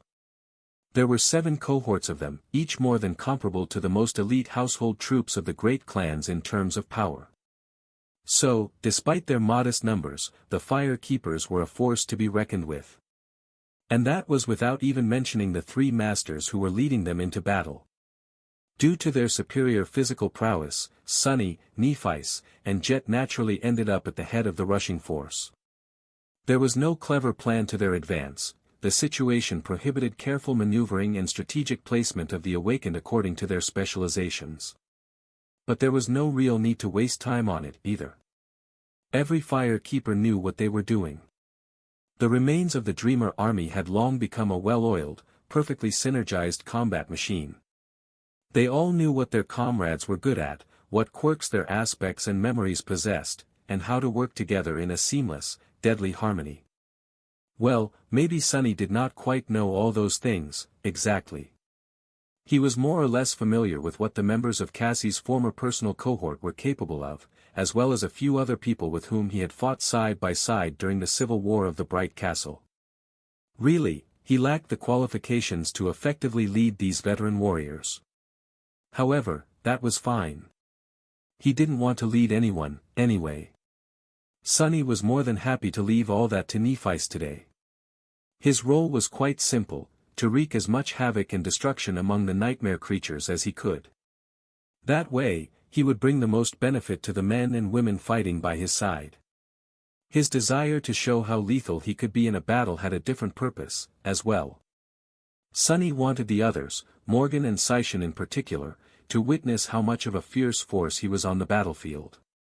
Having some respect from the representatives of the great clans would be convenient in the coming months, but mostly, he wanted to deceive them. People were usually good at one thing or another, great fighters were very rarely amazing utility specialists, and people specializing in subterfuge were usually less capable in direct combat. Of course, there were always freaks like Sunny, who could do anything, from swinging a sharp sword to weaving memories. But they were rare enough for a subconscious bias to subtly deny their existence. The more capable of a fighter Sunny would show himself to be, the harder it would become for people who didn't know him to assume that he also possessed other formidable abilities, like excelling in stealth or being a master of utility. It was a different kind of deception. In the past, Sunny had tried extremely hard to remain under the radar, hiding his power to appear weak and insignificant. That ship, sadly, had long sailed. After coming to Antarctica, he was forced to reveal enough of his strength so that no sane person would ever think of him as a weakling. So, now, he needed a new disguise. And today was the day he would start to create it. Come on, look at me, look at the devil of Antarctica. Am I not strong? Am I not fearsome? Am I not a frenzied beast, just like what a lofty legacy would expect an uneducated brute from the outskirts to be? As Sunny ran, he gathered the shadows from the shadow lantern around his body, manifesting them into the shape of a towering, four-armed fiend. He wielded the sin of solace in one hand, the cruel sight in another, the other two remained free, to be used to tear the enemies apart with sharp claws or switch to a two-hand grip of the jade Jian on the fly. A moment later, he circulated his essence and activated the mantle, trait of the marble shell. A fearsome armor of black onyx suddenly encased the tenebrous shadow spawn into an impervious carapace, coming together with a dull clangor. Sunny was not going to use finesse and cunning tricks today, no, what he was going for was maximum carnage, maximum barbarity. The more feral he appeared, the better. God knew he had some pent-up anger to vent. They had already flashed through the ranks of the retreating soldiers that belonged to the crushed companies. He could already see the wolves and the nightsingers fighting ahead, stubbornly refusing to give ground to the onslaught of abomination. A glimpse of Effie's lustrous steel figure ignited his heart, flooding his body with strength and vigor. There were, really a lot of nightmare creatures in front of him. Damn! Sunny summoned the dying wish, slotting it into the mantle and activating the underworld armament, trait of the onyx armor. Now, for the finishing touch. Finally, he summoned the extraordinary rock, placing it into the mouth of the shadow spawn and activating the sonorous enchantment to make the transferred voice sound as loud as possible. As the fire keepers closed in on the desperate melee, the towering four-armed fiend that moved at the head of Changing Star's force raised his horned head and let out an earth-shattering, chilling, bloodthirsty roar. For a moment, it seemed as though the whole battlefield around them was momentarily frozen. Even the nightmare creatures seemed a little taken aback. Cradled in the embrace of shadows, Sunny smiled with satisfaction. Yes. I think that will do the trick. Sunny's life had been pretty complicated as of late. But right now, it was very simple. All he had to do was, kill. Kill, kill, kill. Even the sin of solace seemed to be enjoying the spectacle. There was no more hiding, no more caution, and no more trying to undersell his abilities, well, at least the most obvious and visible of his abilities. Sunny had much more tricks up his sleeve, and in fact, this display of power was meant to misdirect his opponents and draw their attention away from his more insidious talents. However, even that did not matter right now. All that mattered was murder. Dashing through the formation of the wolves and nightsingers like a lightning made of darkness, Sunny tore into the tide of nightmare creatures. The echo of his deafening roar was still rolling across the battlefield when the sin of solace reaped its first life. It passed through the body of a massive abomination, easily rending it into two halves. You have slain a. Your shadow grows. It was a fallen, Sunny had activated the Omen of Dread, enchantment of the Jade Sword, just for good measure. The faint remnant of a whisper of Ariel, the demon of dread, lingered on the cursed blade. All beings who witnessed it had no choice but to be stricken by terror. The nightmare creatures seemed to slow down a little. The awakened soldiers behind him trembled, too. However, they were also being affected by the dying wish. Fear and inspiration fused together in their hearts to produce savage awe. The soldiers surged forward, their spirits ignited with killing intent. The abominations, meanwhile, were being assaulted both by the feeling of fear and the irresistible desire to rip the dreadful four-armed fiend to shreds above all else. Such a contradiction was enough to drive one mad. Good. Give me madness, give me insanity, the more, the better. Didn't the sin of Solace feel especially light, sharp, and lethal today? Maybe it was just the effect of his body being augmented by 5 shadows. Full of rapturous malice, Sunny continued to move. His mind was cold, calculating, and full of dark, murderous glee. His shell was brimming with so much power that it seemed as though it would soon burst at the seams. His hands moved faster than his thoughts. Kill. The jade sword flashed through the air, sending an abomination's head flying away in a fountain of blood. The cruel sight pierced the throat of another and ignited with incandescent light, filling the air with the smell of burnt flesh. His tail shot forward, the armored spike on its tip shattering a monstrous abomination's temple. Sunny whipped his tail, throwing the collapsing corpse into the mob of beasts. All of it took a split second. Kill. A monster lunged at him, its maw full of sharp fangs. Sunny caught it with his 2 lower hands, his armored gauntlet scraping against bone, and tore the creature's jaws apart. At the same time, he severed another abomination from top to bottom with the pristine blade of the Sin of Solace. At the same time, he gutted a third one with the silver short sword that was burning with the immolating heat of divine flames. All of you, die. At the same time. Nephice entered the melee. Changing Star was wearing the black armor forged by the Smiths of Valor, wielding a sword that seemed to be made of pure white flame. Her silver hair flew in the wind like a radiant crown, and on her forehead was a simple band of metal adorned by a single gem, the Dawn Shard. All around them, the memories wielded by the awakened soldiers suddenly grew vastly more powerful. Neph's skin was suffused with a brilliant white glow. She looked like a spirit of pristine flame, and in front of her, the nightmare creatures seemed to melt and turn to ash. Her incandescent sword moved with such speed and precision that it was almost invisible. All that could be seen was the carnage left in its wake. Sunny had not seen Nephice fight in a long, long time. He had almost forgotten how beautiful her skill was. But she was an ascended now, and so, swordsmanship was not her only tool. As the corpses of the nightmare creatures she had slain caught fire, that fire swelled and moved, as if being controlled by an invisible will. The air rippled from the unbearable heat, and the flames surged forward in an immolating wave. A deafening explosion rang, ripping a dozen abominations apart. As Changing Star moved through the mass of them, the fires moved with her like a whirlwind, burning and incinerating the nightmare creatures in her path. Tearing an APC-sized monster limb from limb, Sunny frowned. That won't do, she's stealing my spotlight. At that moment, Jet finally joined them, followed by the Fire Keepers. The tide of abominations was momentarily pushed back. Neph's voice drowned out the cacophony of battle. Spread out. Hold the line. Ascended, step forward. The 7 cohorts of the Fire Keepers separated, reinforcing the faltering line of the wolves and the Fire Keepers. At the same time, 5 figures stepped forward to become the wave breakers against the flood of abominations. Nephice, Sunny, Effie, Kai, and Jet. What a fearsome quintet. Sunny spared a split second to appreciate the image of them standing against the tide of nightmare creatures, and then threw all unnecessary thoughts out of his mind. His task had only grown harder. Now, he had to outdo all these monstrous talents. Commanding the extraordinary rock to let out a harrowing growl, one stolen from the demented corrupted devil, myriad eater, no less, he launched himself forward. The sin of solace whispered as it severed flesh and bone. The cruel sight sang.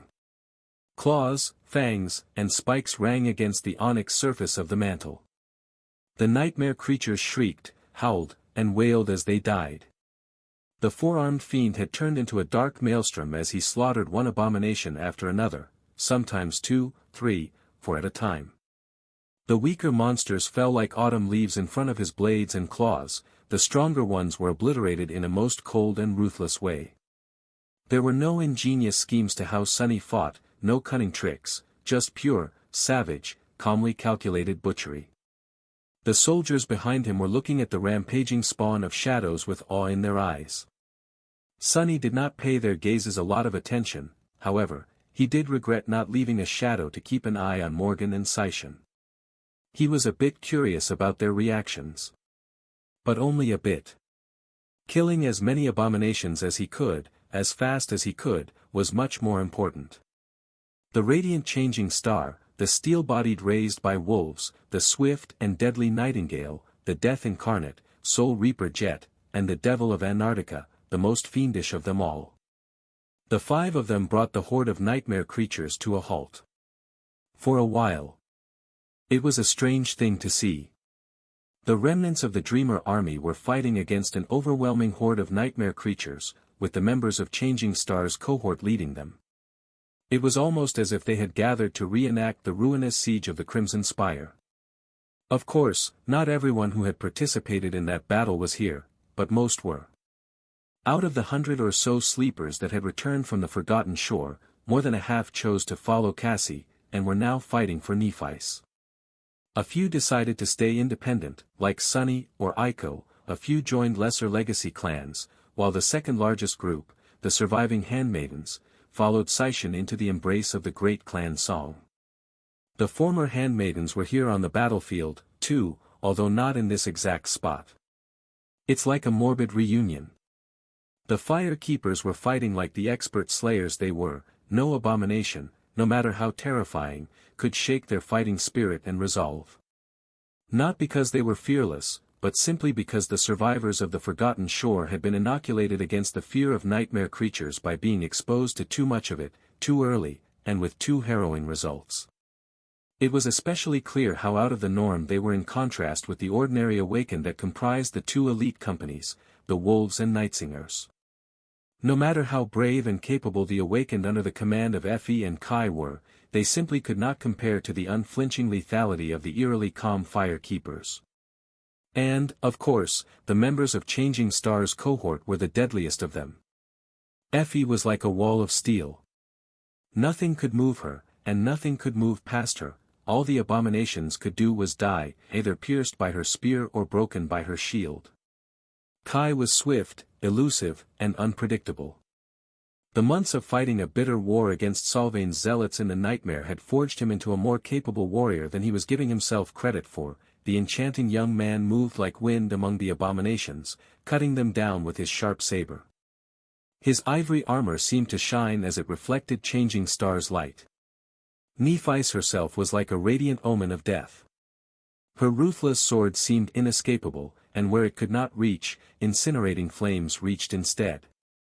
Shining like a beacon of light in the dark sea of nightmare creatures, she was without a doubt the heart of the battle, and the guiding star that kept hope alive in the hearts of the struggling soldiers. As long as the immortal flame burned, humanity would not be extinguished. Even those who were indifferent to such sentimental proclamations were compelled to believe it now, watching the beautiful white radiance of Changing Star's light devour the dark tide of nightmare creatures. There was Jet, as well. Although not a part of the former Dreamer army, she was no less deadly than the rest of them, maybe even more so. There was nothing particularly flashy about how she fought, but nonetheless, the number of dead abominations surrounding her was staggering. The more of them died, the more alive she looked. It was a sight both disturbing and beautiful. And lastly, there was Sunny. In the past, he had perhaps been the most unassuming member of Changing Stars' cohort. Every impossible feat he had performed, every improbable victory he had achieved, all of it had happened where no one could bear witness, very much so by design. Today, however, Sunny was at the center of everyone's attention. Because he was just too savage, brutal, and domineering. The slaughter he was perpetrating could only be described as barbarous. Towering at 3 meters of height, crowned by twisting horns, and clad in fearsome onyx armor, the frenzied four-armed fiend tore through the nightmare creatures like a man possessed by a devil. Or was he a devil possessed by a man? All 4 of his hands were sleek with blood. His armor was slick with blood. Even his face was covered in blood, because Sunny had used his sharp teeth to bite through an abomination's throat at some point, finding it more convenient than bringing his sword around. He did not know if he was the deadliest of the 5 masters today. But he was definitely the most eye-catching.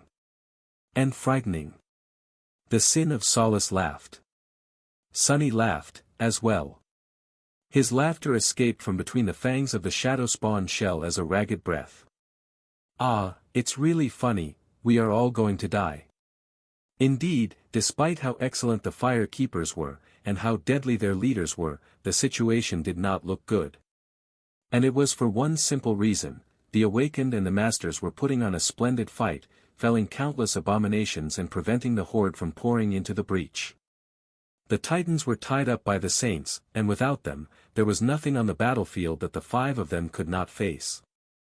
If it were any other group of Ascended, perhaps things would have been different. But they were not just any masters. They were perhaps the 5 most powerful masters alive, not counting monsters like Mordred and Morgan. But there was one big problem with that. The problem was that their essence, as well as the essence of their soldiers, was being slowly depleted, while the tide of abominations was seemingly endless. Only Jet could fight indefinitely, but she alone was not enough to change the scales of this massive battle.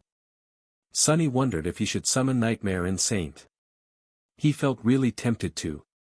But something was holding him back.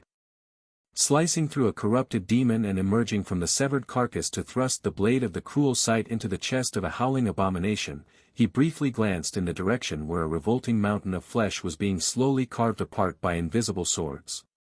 Sunny was pretty sure that, together with Neff, he could take down one of these titans. Perhaps he wouldn't be able to do it alone, not without substantial preparations at least. And perhaps Changing Star wouldn't be able to do it alone either. But together, they could. All they would have to do, really, was bestow all of their blessings, all of his shadows and all the heat of Neff's flame, onto Saint, and send her forth. His taciturn devil was already immensely powerful, and if her strength were augmented 15 times over, even a corrupted titan would perhaps have to retreat. A fallen one would just die. However, it was not the titans Sunny was worried about. It was the saints. Today, they were fighting nightmare creatures. But one day soon, they would most likely have to fight one or several of the 7 saints dominating the battlefield. Whispering Blade, Beastmaster, Summer Night, Silent Stalker, Dire Fawn, perhaps even Saint Tyrus. There was Mordred, too. And Morgan, and Syshen. These people were no less frightening than the titans. Actually, they could be considered more terrifying than the dreaded nightmare creatures. So, Sunny was reluctant to reveal his hand. His life could very well depend on it. Well. Without ever slowing his bloody rampage, he started considering his options. If Sunny wanted to do something drastic, he had to do it now, while his reserves of essence were still somewhat substantial. He thought long and hard, as he continued killing one abomination after another in increasingly wild and ruthless ways, making the soldiers pale in sickened awe, and in the end, Sunny decided to do nothing. Cassie must have a plan.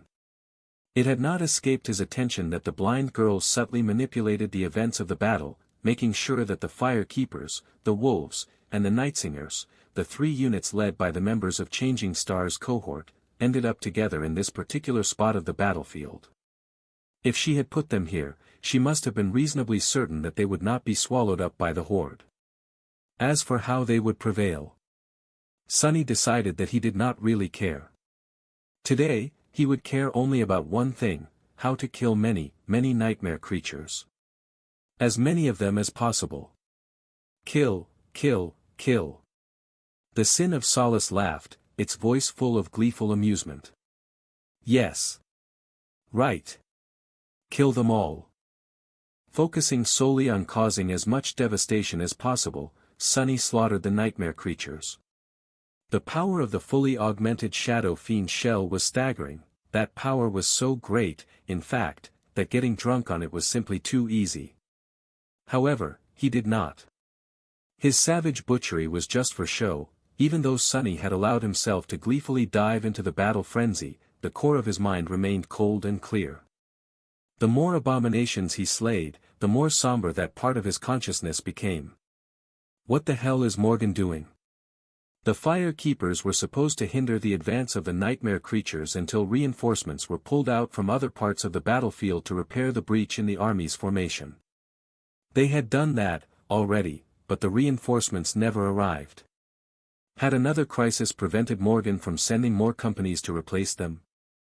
Or was something else at play? Sunny did not know, and he had no time to care. He might have made it look as though cutting through numerous abominations was effortless for him, and in fact brought him nothing but vicious joy, but it was really not an easy task. He was strong, fast, and immensely skilled. His armor and weapons were outstanding, too. However, there were just too many enemies pressing down on the five masters as their soldiers. The horde of nightmare creatures truly seemed endless. Even if most of these abominable creatures were not strong enough to threaten Sunny, and easy to kill, the sheer number of them posed a threat. His task was not just to withstand the flood of monsters, but to cut through it, breaking its momentum. And that was a perilous task. Sunny had to watch his every step, and keep the next dozen steps in mind. Otherwise, it would be too easy to end up in a situation where there was no next step to take. Granted, he could carve his way out of many situations that would have doomed a different ascended. But still, Sunny had to be careful about where he moved and what he did. The others were struggling with the same issue. Kai had it the easiest, since his speed and the ability to fly made maneuvering around the battlefield almost a non-issue. Nephice had some breathing room, too, because her flames could clear out the space around her. Sunny, Effie, and Jet were starting to struggle, though.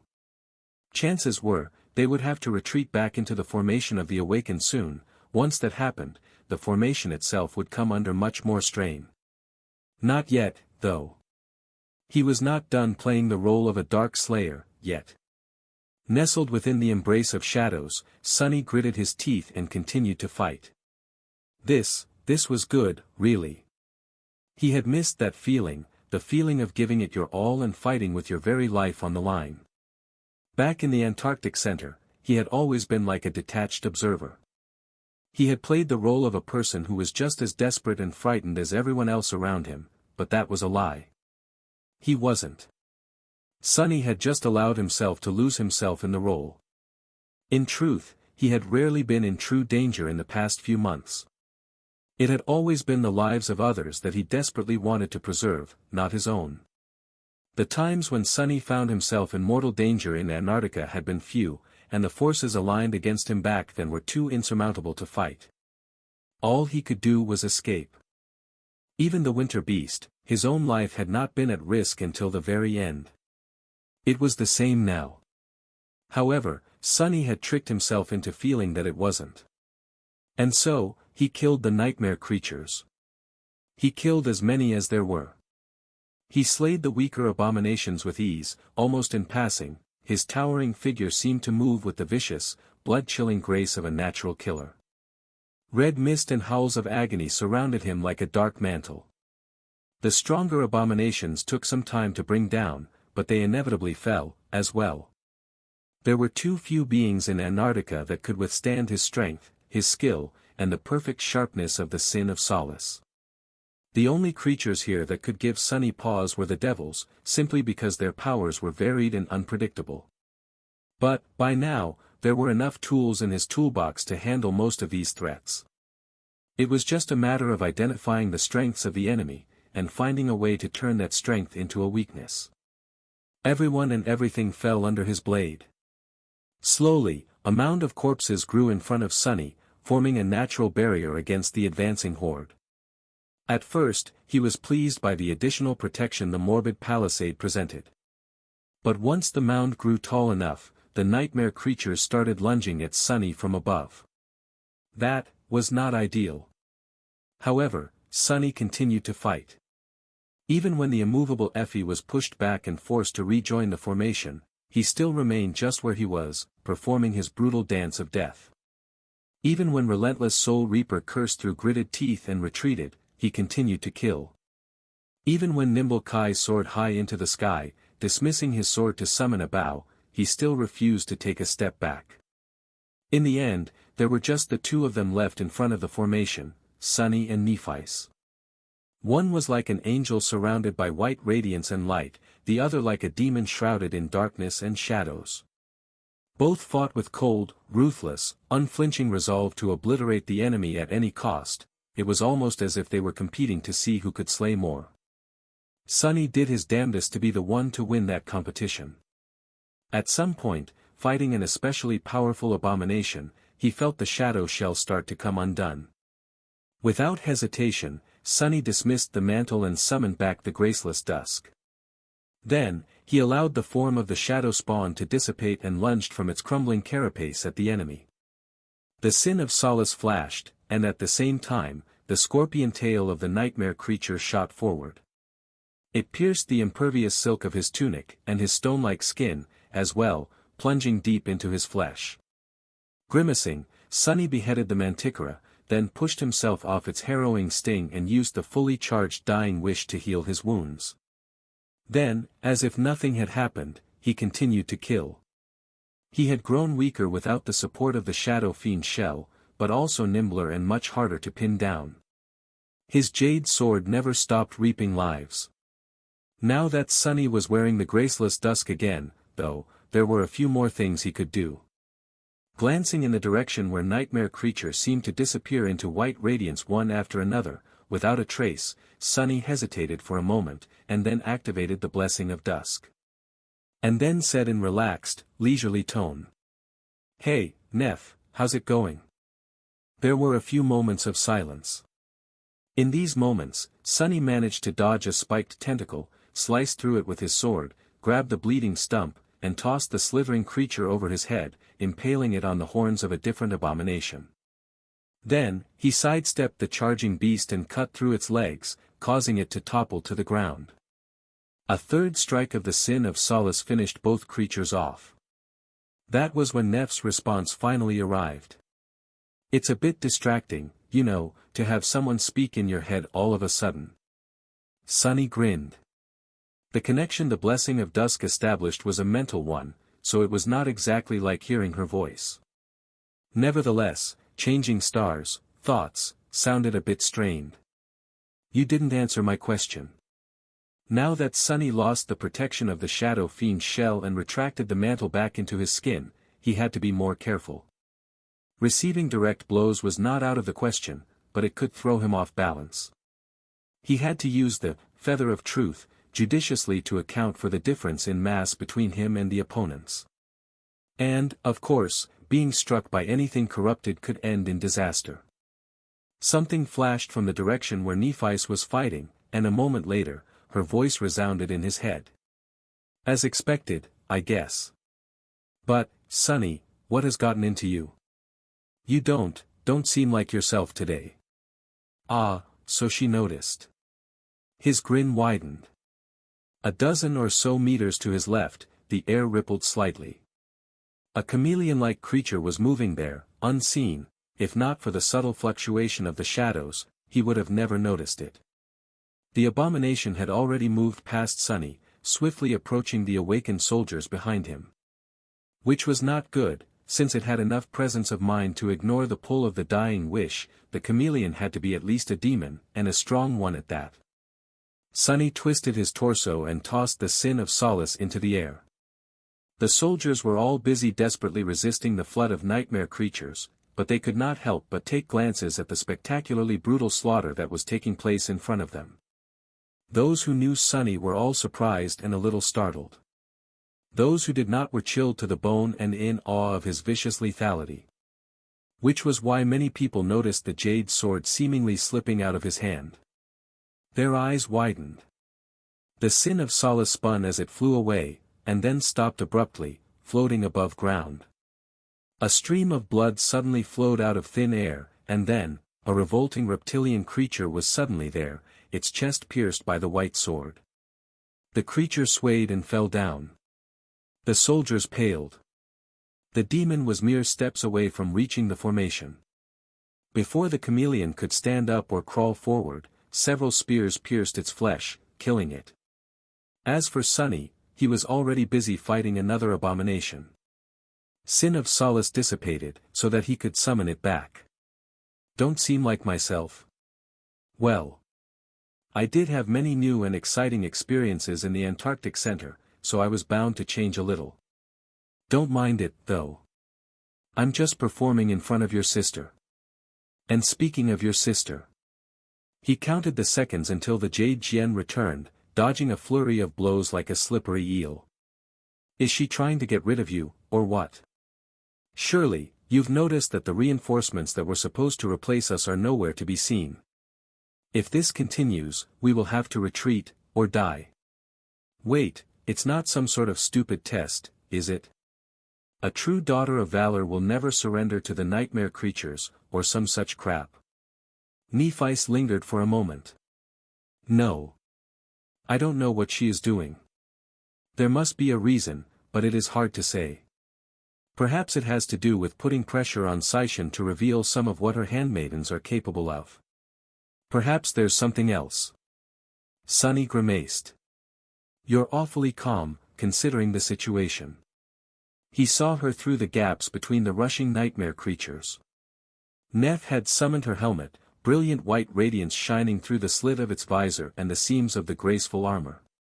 It was as though there was nothing beneath its black steel but pure light. Sunny could not see her face, but he knew how much pain fighting like this, for that long, was causing her. Nephice was most likely approaching her limits, too. Do I seem calm? He finally felt the slight weight of the sin of Solace in his hand. Shifting his stance, Sunny immediately switched from being evasive to being ruthlessly lethal. Don't you know? You always seem calm. He killed the abomination that was trying to crush him with a stone hammer by severing both of its arms and its head, then added. Should we go all out? Each of them was holding something back.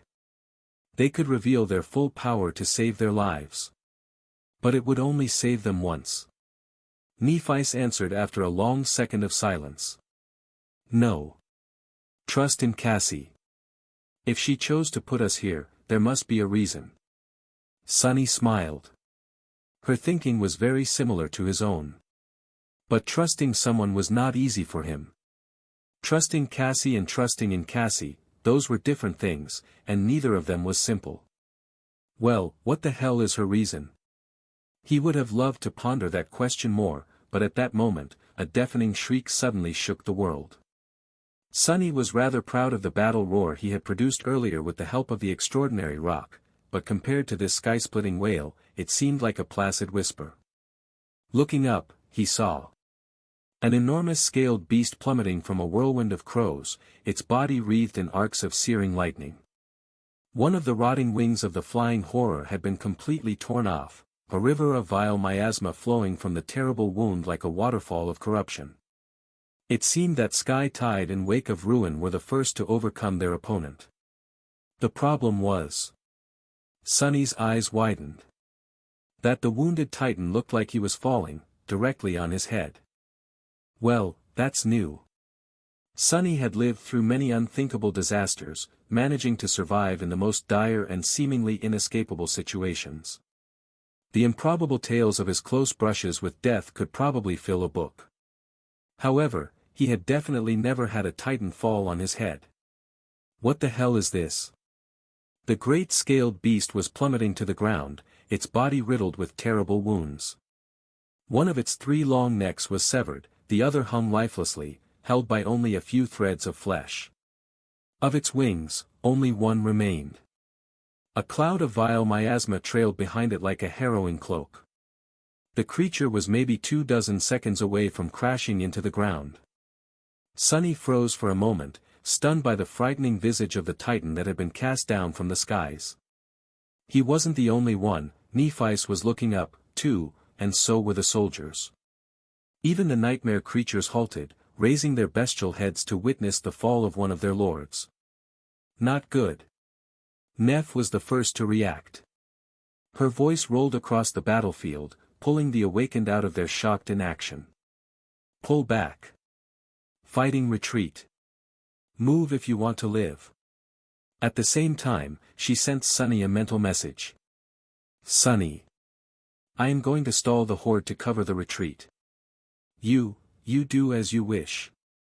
The meaning of her words was clear. What Neph meant to say was, help me. But due to the nature of their bond, she couldn't. Because that would be an order. Sunny hesitated. Behind him, every second awakened turned around and dashed back. Those who remained doubled their efforts to resist the flood of abominations, who had already recovered from their momentary passivity. Once the soldiers who fell back ran for a few seconds, they turned around and assembled into a loose line. Then, it was the turn of those who had stayed behind to retreat. Like that, alternating between running and fighting, the fire keepers, the wolves, and the nightsingers started to move away from the perceived impact zone. Of course, such a maneuver was perilous and had the potential to result in many casualties. Every time you turned your back on the enemy in a battle, you were risking your life, after all. But with the help of the experienced fire keepers and the 3 masters who had joined the formation, the soldiers managed to preserve their lives through the hasty retreat. Changing Star, meanwhile, moved forward. The ring of flame that raged around her changed, growing narrower. A few moments later, the fire seemed to be absorbed into her radiant figure. Clad in black armor and wreathed in blinding white flames, Nephi's took a second step. Sunny sighed. Do as I wish, huh? What he wished to do today was make a suitable kind of impression. And the impression he was going for was that of someone who would never retreat from a trivial nuisance like a plummeting titan. Opening the gate of the shadow lantern, he called forth all the shadows that were stored inside, and sent them forth. In front of Sunny, a wall of shadows suddenly rose from the ground, blocking off a wide swath of the battlefield. The tide of nightmare creatures was momentarily stemmed. At the same time, far to his left, Nephis unleashed her flames. The wrought fire that she had wrapped tightly around her armor and compressed into a furious mass of incinerating white radiance was suddenly devoid of the pressure of her control. It furiously exploded forward. A deafening explosion rang out, and a crudely directed wave of white flame rolled from her staggering figure in a wide fan. It swallowed many ranks of nightmare creatures, some were torn to tiny pieces and turned to ash, crumbling into nothingness, some survived, receiving terrible and debilitating burns.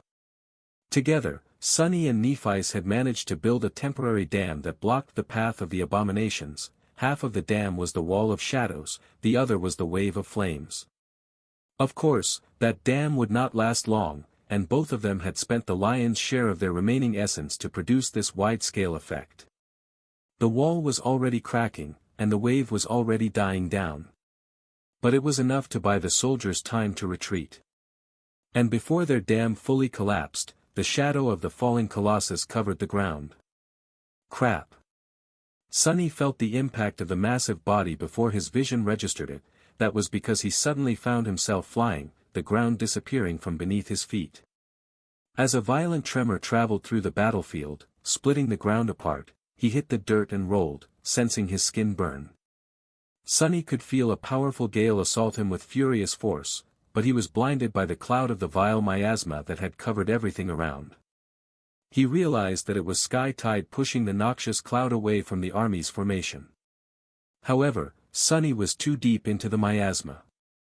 Even though he had stopped breathing and closed his eyes, he could still feel the deadly poison seep into his skin. Marble shell and blood weave were preventing his flesh from rotting and dissolving, for now. He did not know how long his defenses would last, though. The miasma flowing from within the body of the scaled beast was much more virulent and powerful than any toxin he had encountered before. That's just great. Sunny summoned the essence pearl. As soon as the memory manifested itself, he placed it in his mouth, regaining the ability to breathe without inhaling deadly poison. He still hesitated to open his eyes, though, perceiving the world through the shapes and movements of shadows. The shadows were a mess.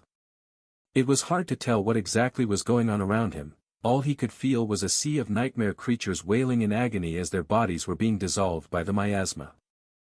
It was sort of ingenious, actually. By controlling the wind to blow the cloud away from the human formation, Saint Tyrus was pushing it into the horde of abominations. It did not matter that the Titan had been on their side, the nightmare creatures plunged into the miasma were doomed to be destroyed, just like humans would. The devastation was so thorough that, in this section of the battlefield, the pressure on the defensive line of Awakened had drastically lessened. Nothing would be able to pass through the breach now. So, that problem was solved. The problem that remained was that Sunny and Nephice had found themselves within the cloud of miasma. Changing Star could probably burn the poison away with her flames, but he was having a very unpleasant time. Arg, damn it. Escape. I need to escape back to where the fire keepers had retreated. But Sunny was all turned around because of the earthquake from the Titan's fall. Where to go?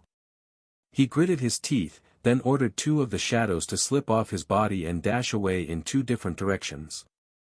With some luck, one of them would leave the noxious cloud and show him the way. Before that happened, however. Ah, crap. Sunny felt a massive shadow lunging at him from somewhere unseen. He blindly slashed with the Sin of Solace, feeling the jade blade bite into something extremely tough, then sink into something soft. Then, something hard crashed into him, and he was sent flying for a second time in the last minute. This time, Sunny fell on a pile of abomination corpses. He felt sharp spikes and scales scrape against the silk of the graceless dusk and rolled down, tracking the movements of the massive shadow. What the hell was it? It didn't seem to have legs, or arms, simply floating above the ground. One thing was certain, though, the thing, whatever it was not feeling swell.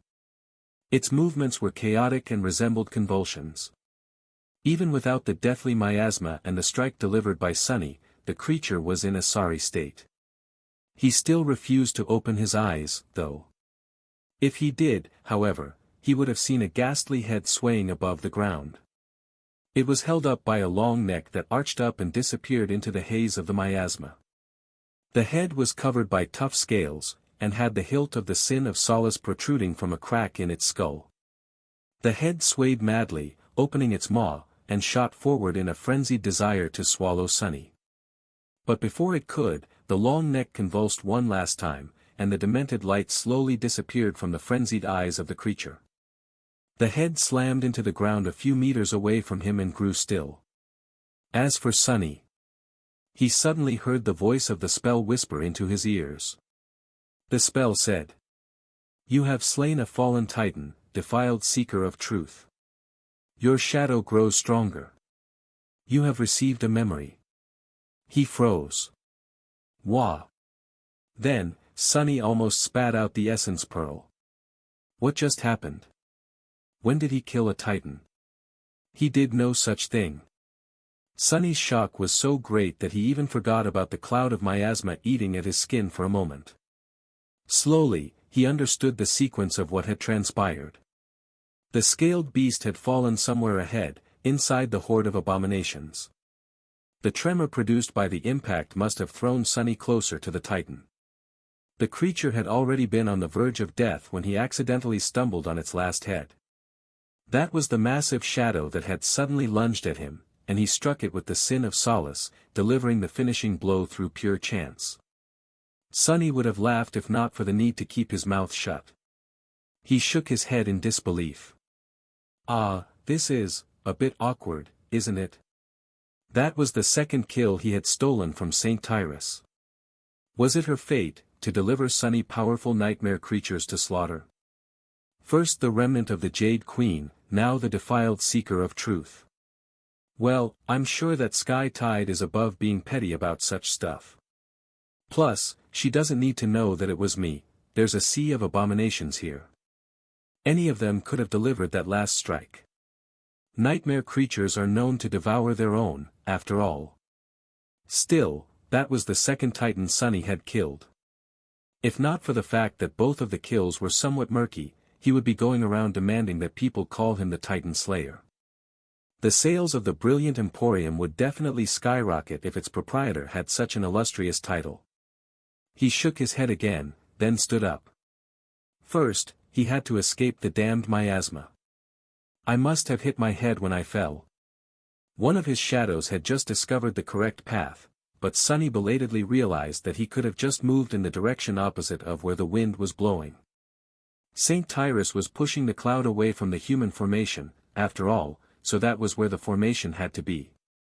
As he made the first step, the burning sensation gnawing at his skin suddenly disappeared, replaced by searing, but pleasant heat. Then, Sunny was surrounded by bright light. He opened his eyes at the same moment as a strong hand gripped his shoulder. Nephice was standing by his side, both of them surrounded by a whirlwind of flame. The fire burned away the miasma, creating a pocket of clean, if somewhat thin, air. Are you all right? Sunny lingered for a moment, then nodded and smiled crookedly.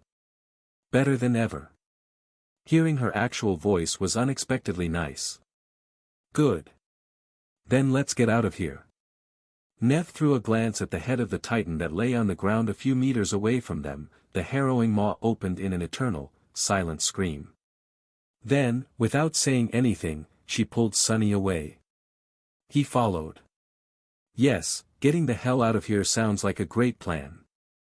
By the time Sunny and Nephice escaped from the noxious cloud, the situation on the battlefield had changed.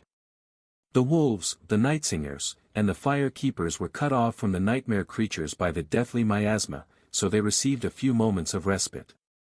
The poison itself, meanwhile, was blown into the depths of the horde by Sky Tide's winds, wreaking havoc among the abominations. Suddenly, the pressure on the center of the army formation lessened.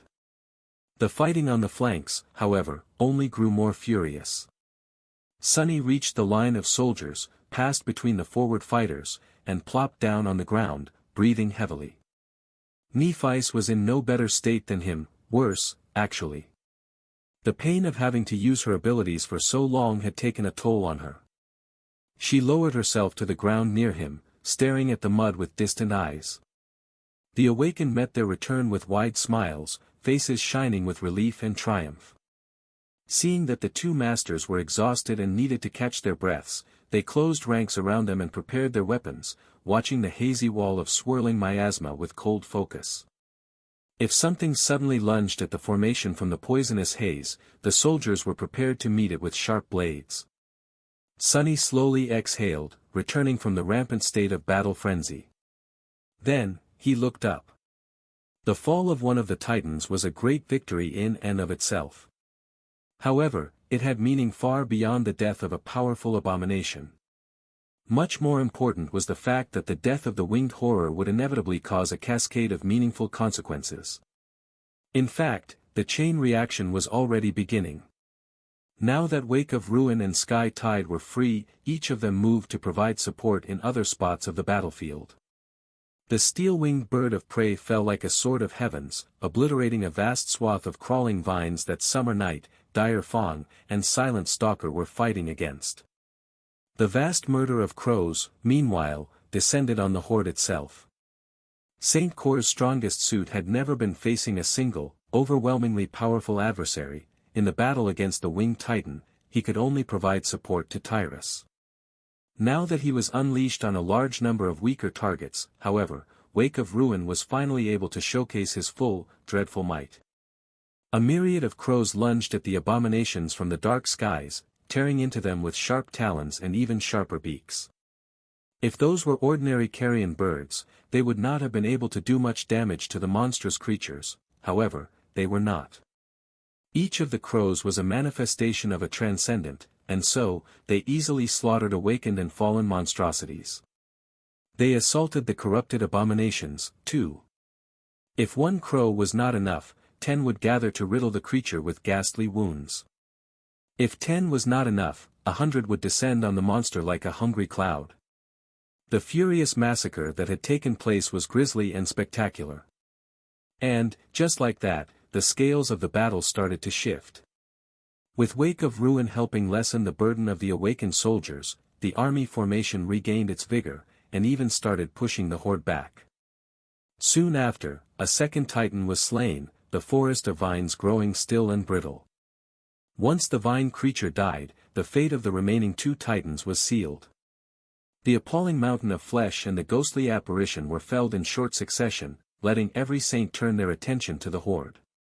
Even then, the outcome of the battle was not yet decided. The advantage was on the side of the humans, but even with the Transcendent joining the fight against the sea of nightmare creatures. The saints were all tired and spent after their clash with the titans, and the number of abominations was simply too great. There remained truly powerful creatures among them, as well, tyrants, devils, and demons of all kinds. Additionally, nightmare creatures were not humans, or even sane in any definition of the word. An ordinary enemy would have had their morale broken and fled after sustaining terrible losses and watching 4 mighty titans, the driving force of the horde, fall. But abominations knew no retreat.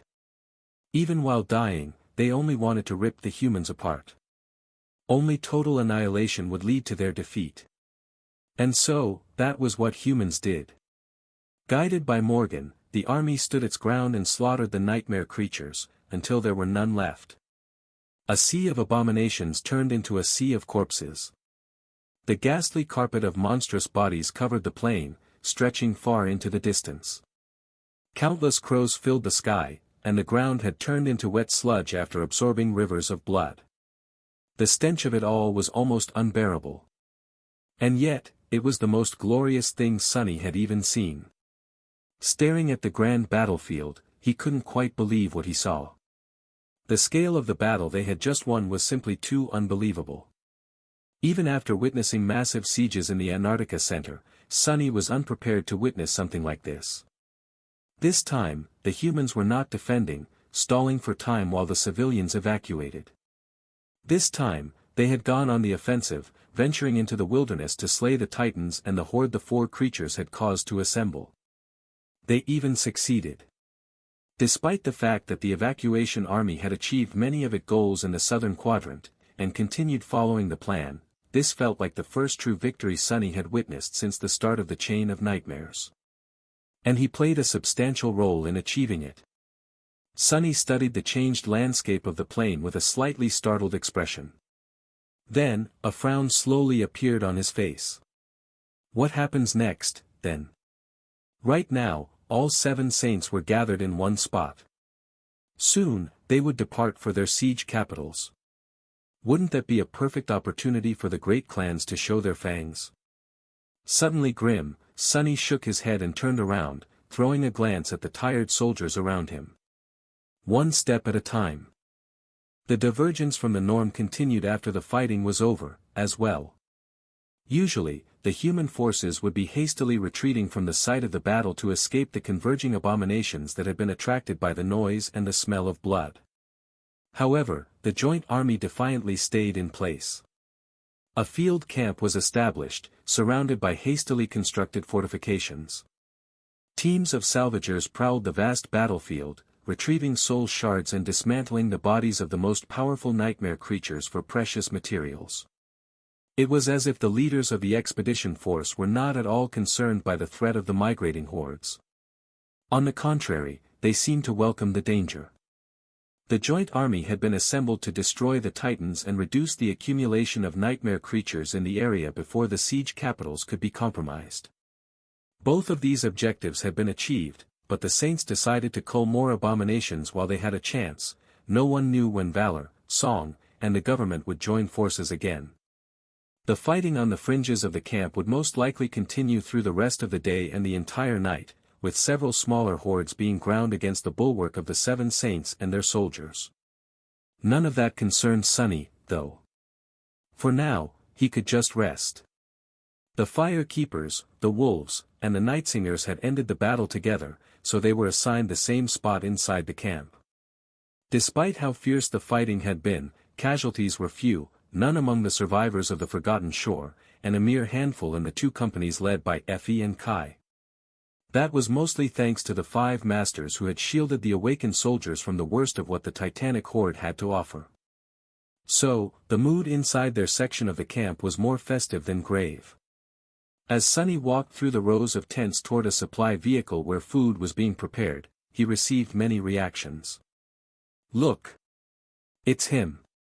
Gods almighty, when Master Sunless lured that tyrant to the river, I knew that he was good. But I thought that he was just an extremely competent scout, you know. Who knew that we had such a monster with us this whole time? A monster? More like a devil. Damn, now I know where that nickname comes from. He has to be one of the scariest ascended in the quadrant, right? No, in the whole world. Why are you guys so surprised? Master Sunless is from Changing Stars cohort, like our Wolfie. Of course he's just as crazy as her. I think I'm going to have a dream about him today. I just don't know if it'll be a nightmare or, you know, a different kind of dream. Are you so smitten that you've lost what little brain you used to have, fool? You're an awakened. You don't dream. Ah, yes, what a pity, relief. Sunny was slightly amused by that last one, but he did not let it show. It seemed that his little performance had worked, at least on these ordinary soldiers. What effect it had on the intended targets, Morgan, Sishan, and by extension the forces of the great clans on the continent, remained to be seen. He got a generous portion of army stew and made his way to the tent where the other 4 masters were gathered. The atmosphere inside was relaxed, but none of them had dismissed their armor. Even though the situation seemed to be under control, and the saints appeared confident in their ability to protect the camp, one could never know what would happen when the spell was involved. So, experienced fighters like them never allowed themselves to completely lower their guards. Kai was absent-mindedly cleaning his face with a wet towel, Nephice was sitting tiredly on a cot, Jet was stretched on another one with a blissful expression on her face, and Effie, of course, Effie was wolfing down an unreasonable amount of food. When she saw him, however, she forced herself to pause for a moment. The huntress stared at Sunny with wide eyes. "Sunny, what the hell was that? You just, boom. And went berserk. It was actually sort of spectacular." Effie paused for a moment, and then added with a glint in her eyes. "And since when can you turn into that shadow fiend? Have you transcended? Are you secretly a saint now?" "No, that can't be right, can it?" He endured the deluge of questions, then coughed. "It's just a trick I picked up in the Antarctic Center. A special application of my ascended ability." Effie remained silent for a few moments, then shook her head. "You are scary. Let's be friends." Then, she added with a grin. "Oh, and try making that shadow fiend bigger, next time. Looking at it made me really want to ride you again." As a strange expression appeared on Jet's face, the huntress started giggling and stuffed a spoonful of stew into her mouth. Sunny shook his head in resignation. "Don't mind her. The fiend was actually my body in the nightmare. While that, overgrown delinquent, was sent into the body of a small child. So I let her ride on my shoulders, to save time. In retrospect, that was a huge mistake." Jet smiled at him lazily from her cot. "You don't really have to explain, you know." Sunny briefly glanced at Neff and rolled his eyes. "I know. I still want to, though." Soul Reaper chuckled. "I see. Well, in any case, good job today. As for what Sunny did and the reputation he earned." She looked at Kai, Effie, and Nephice with a shrug. "That's just how it goes. In the Antarctic Center, everyone knew how fierce of a fighter he is. Now, people in East Antarctica will know, too." Kai lingered for a bit, then said. "We all know it as well, of course. More than anyone. It's just that. Sunny, You usually shy away from the spotlight. Seeing you acting out of character is a little strange. Is everything all right? Sunny sent his friend a reassuring smile and nodded. Sure. I shied away from the spotlight because it was convenient, and now I don't, because it's more convenient. So, don't worry. Then, he looked at Nephi's and raised an eyebrow. And what about you? No comment. She turned her head and studied him for a few moments. Eventually, Neph looked away and said simply. Your swordsmanship has improved. And that was it. Sunny opened his mouth to respond, but then grew silent. A slight frown appeared on his face. With a sigh, he found himself a seat and concentrated on the food. That was because the shadow he had left outside the tent noticed someone heading their way. Black armor, red cape, vermilion eyes that were sharp enough to cut steel. Morgan was coming to pay them a visit. Sunny settled in a corner and stuffed his mouth with stew. A few moments later, the flap of the tent opened, and Morgan walked in, followed closely by Cassie. The Princess of Valor seemed to be in a good mood. Her strange vermilion eyes were lively and vivid, shining with barely contained excitement. It was as though the calamitous battle had invigorated the usually restrained young woman, revealing a glimpse of her true self. Without the habitual mask of composed decorum, Morgan looked younger. Her words echoed Sunny's thoughts. A pleasant, and disturbingly familiar, smile appeared on her beautiful face, and with a melodious laugh, Morgan said. That was spectacular. Dear sister, venerable masters, you did not disappoint. With that, her lips twisted a little in an expression of wistful regret.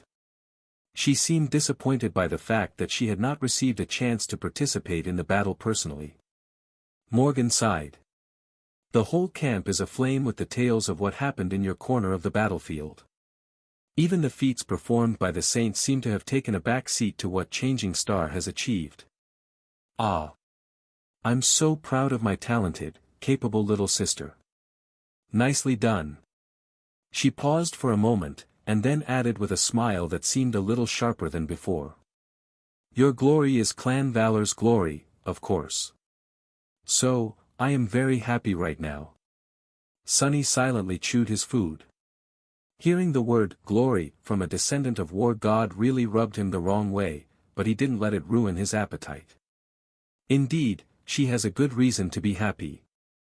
If the War of the Great Clans was a popularity contest, which it was, in a sense, then Valor was currently winning.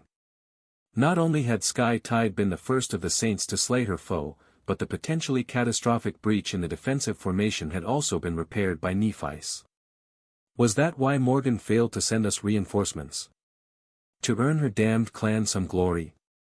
Sunny frowned. That was a possibility, but a small one. Anvil's daughter was not someone who would sacrifice strategic benefits to earn a little bit of fame, especially because Clan Valor already had too much of it. So, he simply glanced at Morgan and asked. By the way, what happened to those reinforcements we were supposed to receive? Not looking particularly guilty or taken aback by his bluntness, she shrugged. It didn't look like you needed any, so I sent them someplace else. Sunny wanted to rebuke her, but then changed his mind and turned his attention back to the stew. They had indeed managed to hold out by themselves, in the end. The perspective of the people directly participating in the bloodshed was, naturally, limited. Morgan, on the other hand, had enjoyed the broad view of the whole battlefield, especially because of Cassie. She must have known that Saint Tyrus had been close to defeating the defiled seeker of truth. In fact, Morgan might have been the one to coordinate with Sky Tide and make sure that the Titan fell in front of the breach, sealing it with the cloud of lethal miasma. So, while it seemed as though the Fire Keepers had been left for dead from Sunny's perspective, she really could have had no reason to send reinforcements their way. I'm not sure that I'm buying it, but on the other hand, I'm also not sure that I'm not buying it. His thoughts were interrupted by the fact that Morgan was staring at him intently. Sunny shifted. What? Her smile grew wider. My dear sister fought admirably, but I expected nothing less from a daughter of valor. You, however. Master Sunless, you gave me a very, very pleasant surprise. It seems that the reports I've read about you were not nearly detailed enough. She took a step closer and leaned forward, staring at him with something that almost resembled hunger. To be honest, I never understood what my little sister saw in you. But now, I take it all back. She has a good eye. You fought beautifully, Master Sunless, we really should spar sometime. I have not had a good sparring partner in a long, long time. My dear sister indulged me at first, but now, she is always busy. Neff's mouth twitched a little. Sunny, meanwhile, shivered under Morgan's burning gaze. Right. I forgot. She's a complete battle maniac. He coughed awkwardly. Sure. Why not? A friendly spar sounds like a good idea. Oh, but I mostly fight nightmare creatures, so my habits are a bit rough. So do tell me if I get carried away. Morgan's eyes gleamed with a dangerous light. That won't be a problem. I tend to get carried away myself, sometimes. That's why it's hard to find suitable sparring partners, most people are so brittle, you know. Sunny shrugged. Can't say that I do. He was definitely not brittle, so there was no reason to be concerned. A spar was just a spar, after all. So why was he suddenly feeling cold? As if he had just gotten himself into a really, really sticky situation. Morgan lingered for a few moments, staring at him with gleaming eyes, then shook her head.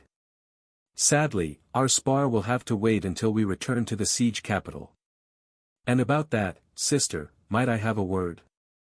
There are things we must discuss. Nephice nodded, then rose from her seat and followed Morgan out of the tent. Soon, there were only 5 people inside once again. Cassie stayed behind, sitting quietly in a corner. Sunny finished his stew and asked her in a low tone. What is that about? The blind girl hesitated for a moment. They need to plan a route to the siege capital. The way back is shaping up to be perilous. For a few reasons. He nodded, understanding the underlying message. Then, Sunny gave Cassie a complicated look. When things seemed especially dark during the battle, Neff had told him to trust in the blind girl. So, what had been Cassie's intent in placing them there? Had she simply known that the fire keepers would not end up stranded in the sea of nightmare creatures? Or had she known more? For example, that Sunny would deliver the fatal blow to the wounded Titan if put in that particular spot of the battlefield. And speaking of the dead Titan, there was a memory that Sunny had yet to take a look at. An ascended memory of the 7th tier. Putting his plate away, Sunny found a cot, stretched his tired body on it, and closed his eyes. Then, he dove into the soul sea. Walking past the legion of silent shadows to stand between the 5 dark suns of his lightless soul, Sunny summoned the memory forth. Soon, a round hand mirror of dark silver appeared in the air in front of him. Its front looked like a pool of still mercury, while its back was decorated with beautiful engravings. Sunny saw his pale reflection in the silver mirror, and suddenly felt an eerie chill creep up his spine. That memory gave him a very ominous feeling. When he took the mirror, it felt strangely heavy in his hand. Not a weapon, and not an armor. A tool, then. Or a charm. He hesitated for a moment, and summoned the runes. Strings of shimmering symbols appeared in the air, surrounding the hand mirror. He read them, frowning slightly. Memory, mirror of truth. Memory rank, ascended. Memory tier, 7. Memory type, tool. The first 4 strings held no surprises. The next few, however. Sunny's eyes widened slightly. Why is that name here? The first word in the description of the mirror of truth was not one that he had expected to see today, but one that he knew all too well. That word was Weaver. Sunny glanced at the hand mirror with a tense expression, a deep scowl appearing on his face. Then, he slowly turned back to the runes and continued to study them. Since the start of the Antarctica campaign, he had often encountered hints and mentions of Ariel, the demon of dread. So why did Weaver's name suddenly show up in the runes of a memory? There was only one way to find out. The description read. Memory description: Weaver was known as the master of lies, while Ariel was known as the keeper of truths. The two were not close and rarely met, which was why Ariel was surprised to find Weaver staring at his pyramid one day. "Isn't it beautiful, this tomb of mine? Have you come to admire it?" Ariel said. After a moment of silence, Weaver responded. "I have not known that you've built a tomb, nor have I ever seen it. How would I know to admire it? I just happened to be here by chance. Now that I've seen it, my heart is untouched. I feel nothing." Then, Weaver asked. "But you seem to feel too much, demon of dread. Your face is unsightly. You are smiling, but there are tears streaming from your eyes. Why?" Ariel laughed. "I'm not sure." He laughed and cried as he looked at the tomb, saying, "I built it to bury the truth. Truth is the most hideous thing in the world, Weaver, and knowing it is a cruel torment. I mean to bury the truths that I cannot endure at the heart of this tomb, and be free of them forever." Weaver remained silent. After a while, Weaver spoke. "It seems to me that you already did. And you already are." With that, the demon of fate turned and walked away without looking back. Walking away, Weaver whispered. "You wanted to be free of the truth, so you didn't deserve it." Just like Weaver in the description, Sunny remained silent for a long time. Wait, the tomb of Ariel is not the burial place of Ariel, the demon of dread? Instead, it's the tomb that he built. That information alone was worth a lot. However, there was so much more in that strangely verbose description. Like the fact that Ariel had apparently constructed the Black Pyramid to hide ugly truths from existence, or rather, those truths that he could not bear to know. Wouldn't that mean that the clan, or person, to conquer the pyramid would learn all those secrets? But even more than that, Weaver's appearance in the description of the Mirror of Truth was itself very interesting. Sunny remembered the exact words. "I have not known that you've built a tomb, nor have I ever seen it. How would I know to admire it? I just happened to be here by chance. Now that I've seen it, my heart is untouched. I feel nothing." Since Weaver had just been called the master of lies in the previous string of runes, wouldn't it mean that Sunny should take these words with a grain of salt? So the demon of fate had actually known of the existence of the tomb, had seen it before, had come to look at it again on purpose, and had felt a great deal of things as a result. Maybe. Sunny thought about it for a while, then shook his head. "I'll probably only know if I actually look at it myself." With that, he shifted his gaze and glanced at the runes describing the enchantments of the Mirror of Truth. Or rather, an enchantment. There was only one. By now, Sunny knew that more powerful enchantments demanded more space within the weave. Which meant that for a memory of the 7th tier to possess a single enchantment, that enchantment had to be a really powerful one. He read the runes. Memory enchantments, searching reflection. Enchantment description: catch the visage of a being into the Mirror of Truth. Activate the enchantment to destroy the mirror and gain 1 power of the reflected being for a period of time that depends on its potency. Sunny blinked a couple of times. Wah! His hand trembled. Wouldn't that make him a discount Mordred? What the hell? He stared at the mirror, not knowing how to feel. On one hand, being able to steal an ability of any being, be it a human or a nightmare creature, was crazy. On the other hand, the Mirror of Truth would be destroyed in the process, and the stolen ability would only persist for a period of time. Which was still incredible. But damned Prince of Nothing could do it any time he wanted, for as much time as he needed. Sunny shook his head. No, this is an amazing memory. It's just that Mordred is seriously broken. And he even seems to be immortal, to boot. Where's justice in that? Grimacing, he left the soul sea and opened his eyes, staring silently at the roof of the tent.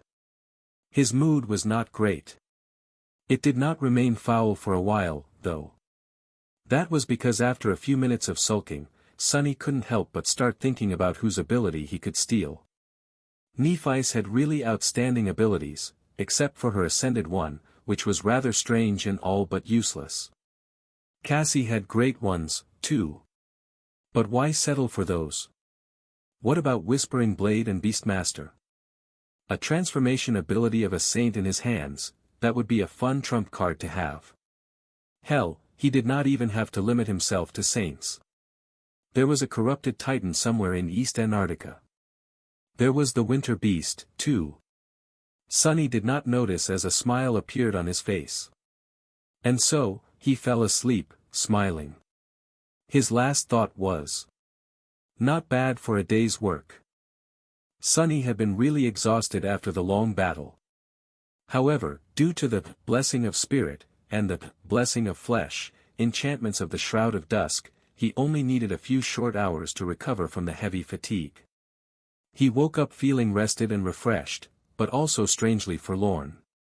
Sonny had not dreamed in a long while, but tonight, he did. The dream had already disappeared from his memory, but the feeling of sorrow and loss remained, pressing at his heart. He let out a sigh. I actually had a nightmare, wow.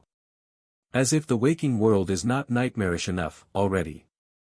Sonny was in a subdued and contemplative mood. Before falling asleep, he had been thinking about how to use the enchantment of the Mirror of Truth. Now that he had woken up, however, he found his mind drifting to its description. No matter how he looked at it, the conversation between Weaver and Ariel was really too strange. Especially the words Weaver had whispered at the end. You wanted to be free of the truth, so you didn't deserve it. Why would the demon of fate, who was known to weave countless lies, admonish Ariel for discarding the truth? Unexpectedly, Sonny thought of the sin of solace. Not its enchantments, and not even its description, but the name of the cursed sword itself. Why was solace a sin, exactly? The description of the Shroud of Graceless Dusk spoke about how the Sibyls found salvation and solace within the tomb of Ariel. However, in the end, they too were destroyed. Dusk had been the last of them. The hideous truth, enchantment of the sin of solace, meanwhile, was supposed to grant revelations to those who succumbed to madness.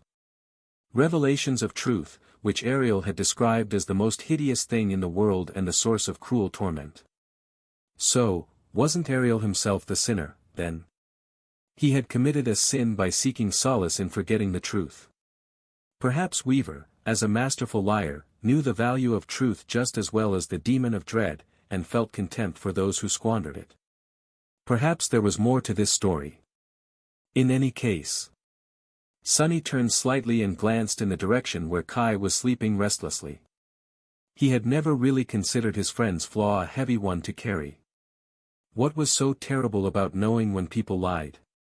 However, with that knowledge came the knowledge of truth.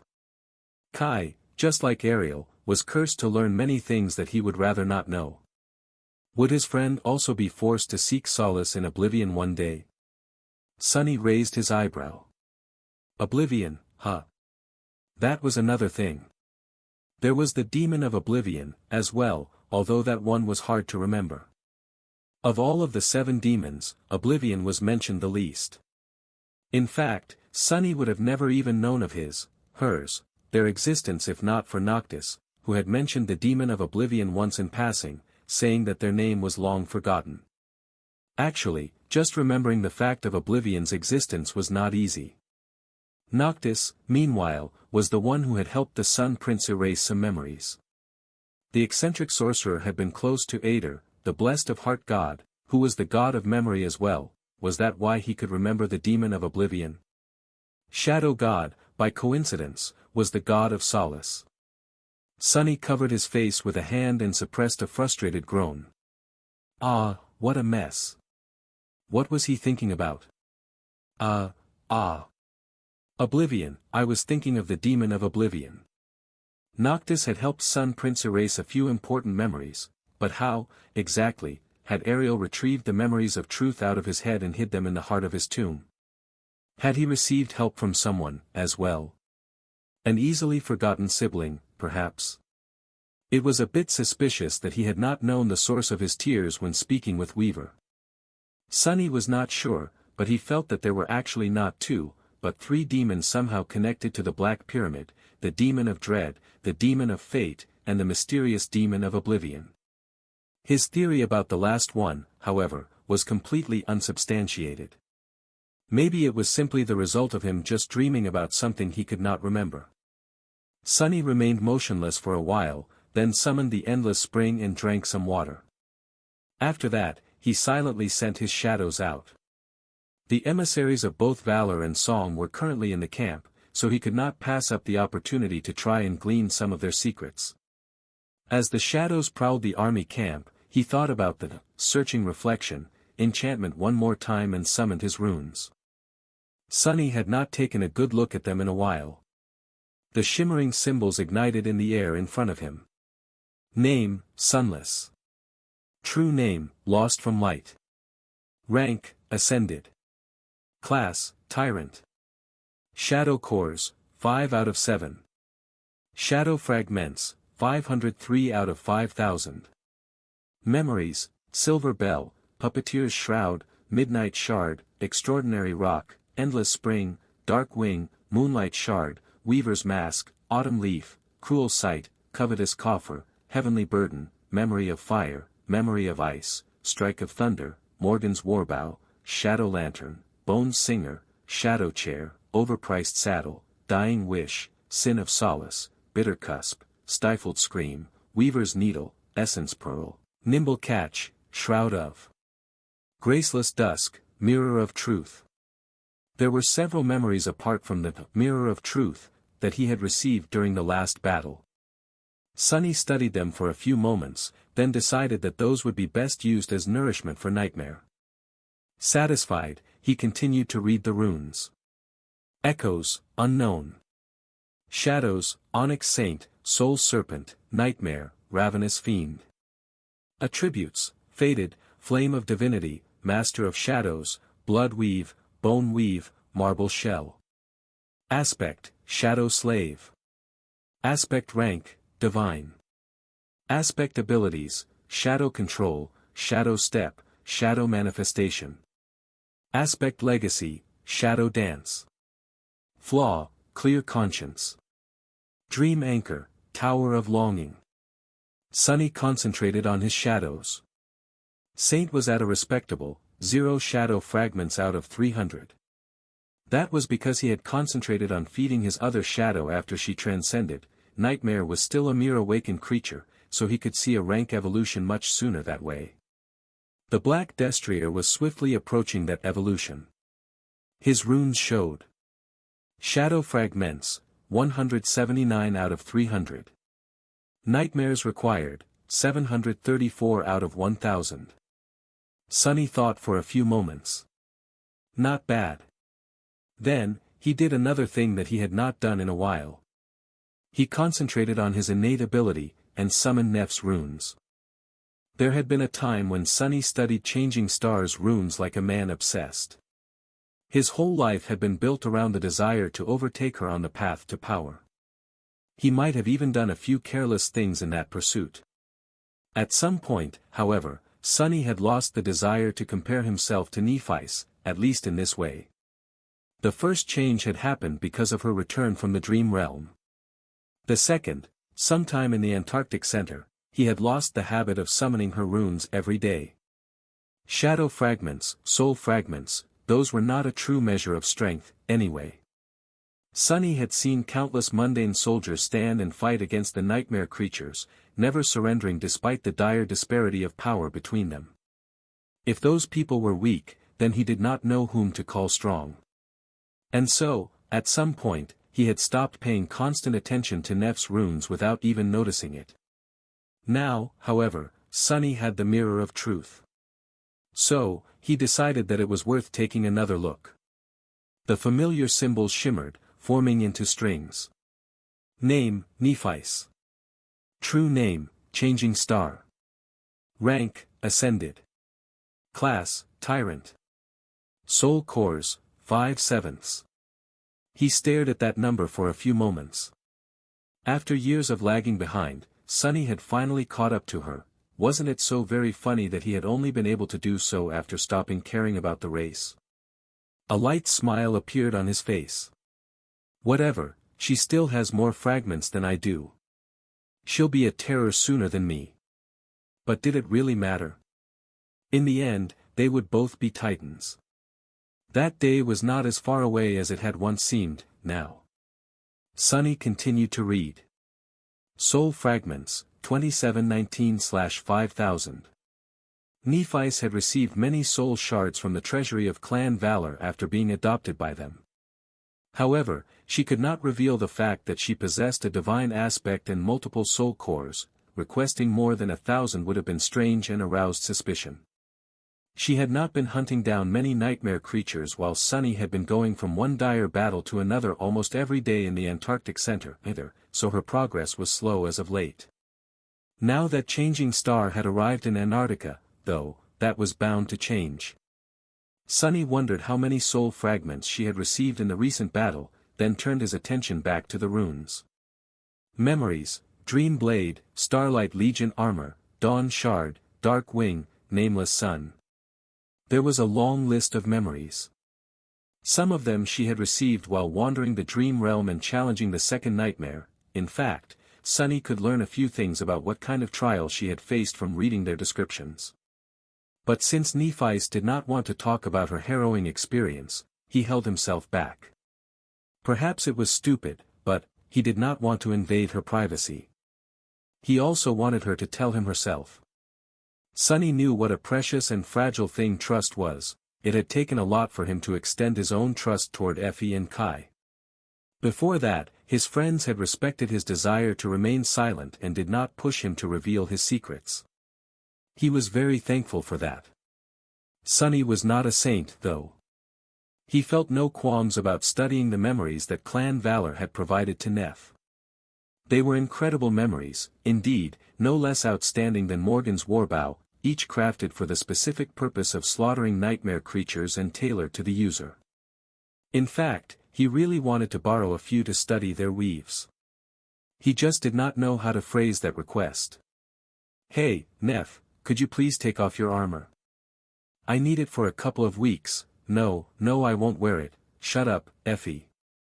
Just thinking about it made him wince. Chasing away the dreadful image, Sunny continued to study the runes. Attributes, Dream Spawn, Nephilim, Flame of Divinity, the Fire. Dream Spawn, Attribute Description, you are born of two worlds, belonging to both, but welcomed in neither. Your soul exists on the edge between nightmare and reality. Nephilim, Attribute Description, there once were terrible creatures born of an unholy union between the divine and the profane. Nephilim were the most beautiful, and the most harrowing of them all. Flame of Divinity, Attribute Description, your soul is a flame with the light of divinity. The Fire, Attribute Description, you have inherited the lineage of Sun God. Those had not changed. Sunny himself had received a couple new attributes in the past years, but Nephi's had not. Neither had she unlocked her aspect legacy, which was not very surprising. Each aspect was unique, after all, and possessed unique requirements for acquiring the legacy. Awakened who received their legacies were rare, and most only accomplished that feat after becoming saints, with an even smaller number doing so as masters. Otherwise, there would have been countless legacy clans in the world. So, it was Sunny who was an anomaly. He sighed wistfully, thinking of Serpent, and turned back to the shimmering symbols. Aspect, Lightbringer. Aspect rank, Divine. Aspect description, you are a creature of light that was banished and doomed to exist in the darkness. You bring radiance and warmth to wherever you go, but with it comes indescribable longing. Innate ability, Half-breed. Half-breed, ability description, you can directly absorb a portion of the soul essence of any nightmare creature destroyed by your flames, as well as of any human. Aspect abilities, Soul Flame, Flame Manipulation, Longing. Soul Flame, ability description, your soul burns with the purest of flames. That flame can both restore and destroy, and is both a blessing and a curse. He was perfectly familiar with the first of Nef's three aspect abilities. It had grown slightly more versatile since the Forgotten Shore, now augmenting the soul, as well, but otherwise remained the same. The other two abilities, her awakened and ascended ones, respectively, were new. The awakened ability was rather straightforward. Flame manipulation, ability description, you can bend all fire to your will. That was how Nephis was able to control fire, turning it into her weapon. That fire did not have to be her own, although she could produce flames if there were none around at the cost of feeling terrible pain. The ascended ability, on the other hand, was a bit strange. Longing, ability description, your soul is incorruptible. And that was all. Not only was it a passive ability, which was incredibly rare for ascended abilities, it also did not do anything. It did not even raise Nef's protection against soul attacks, or improve the rate of her essence regeneration. For all intents and purposes, longing was useless. Of course, Sunny knew a thing or two about the type of corruption the runes spoke of. So, he understood how incredibly special that ability was. In theory. In practice, they had never even faced corruption. Sunny did not even know of anyone who knew how corruption happened. All humans were familiar with was the result of it, the nightmare creatures. Against those, having a pure soul was of no help. A pure soul. Sunny sighed and looked at the last string of runes. Flaw, pristine soul. Flaw description, you must suffer to use your power. He lingered for a while, staring at them, and then dismissed the symbols.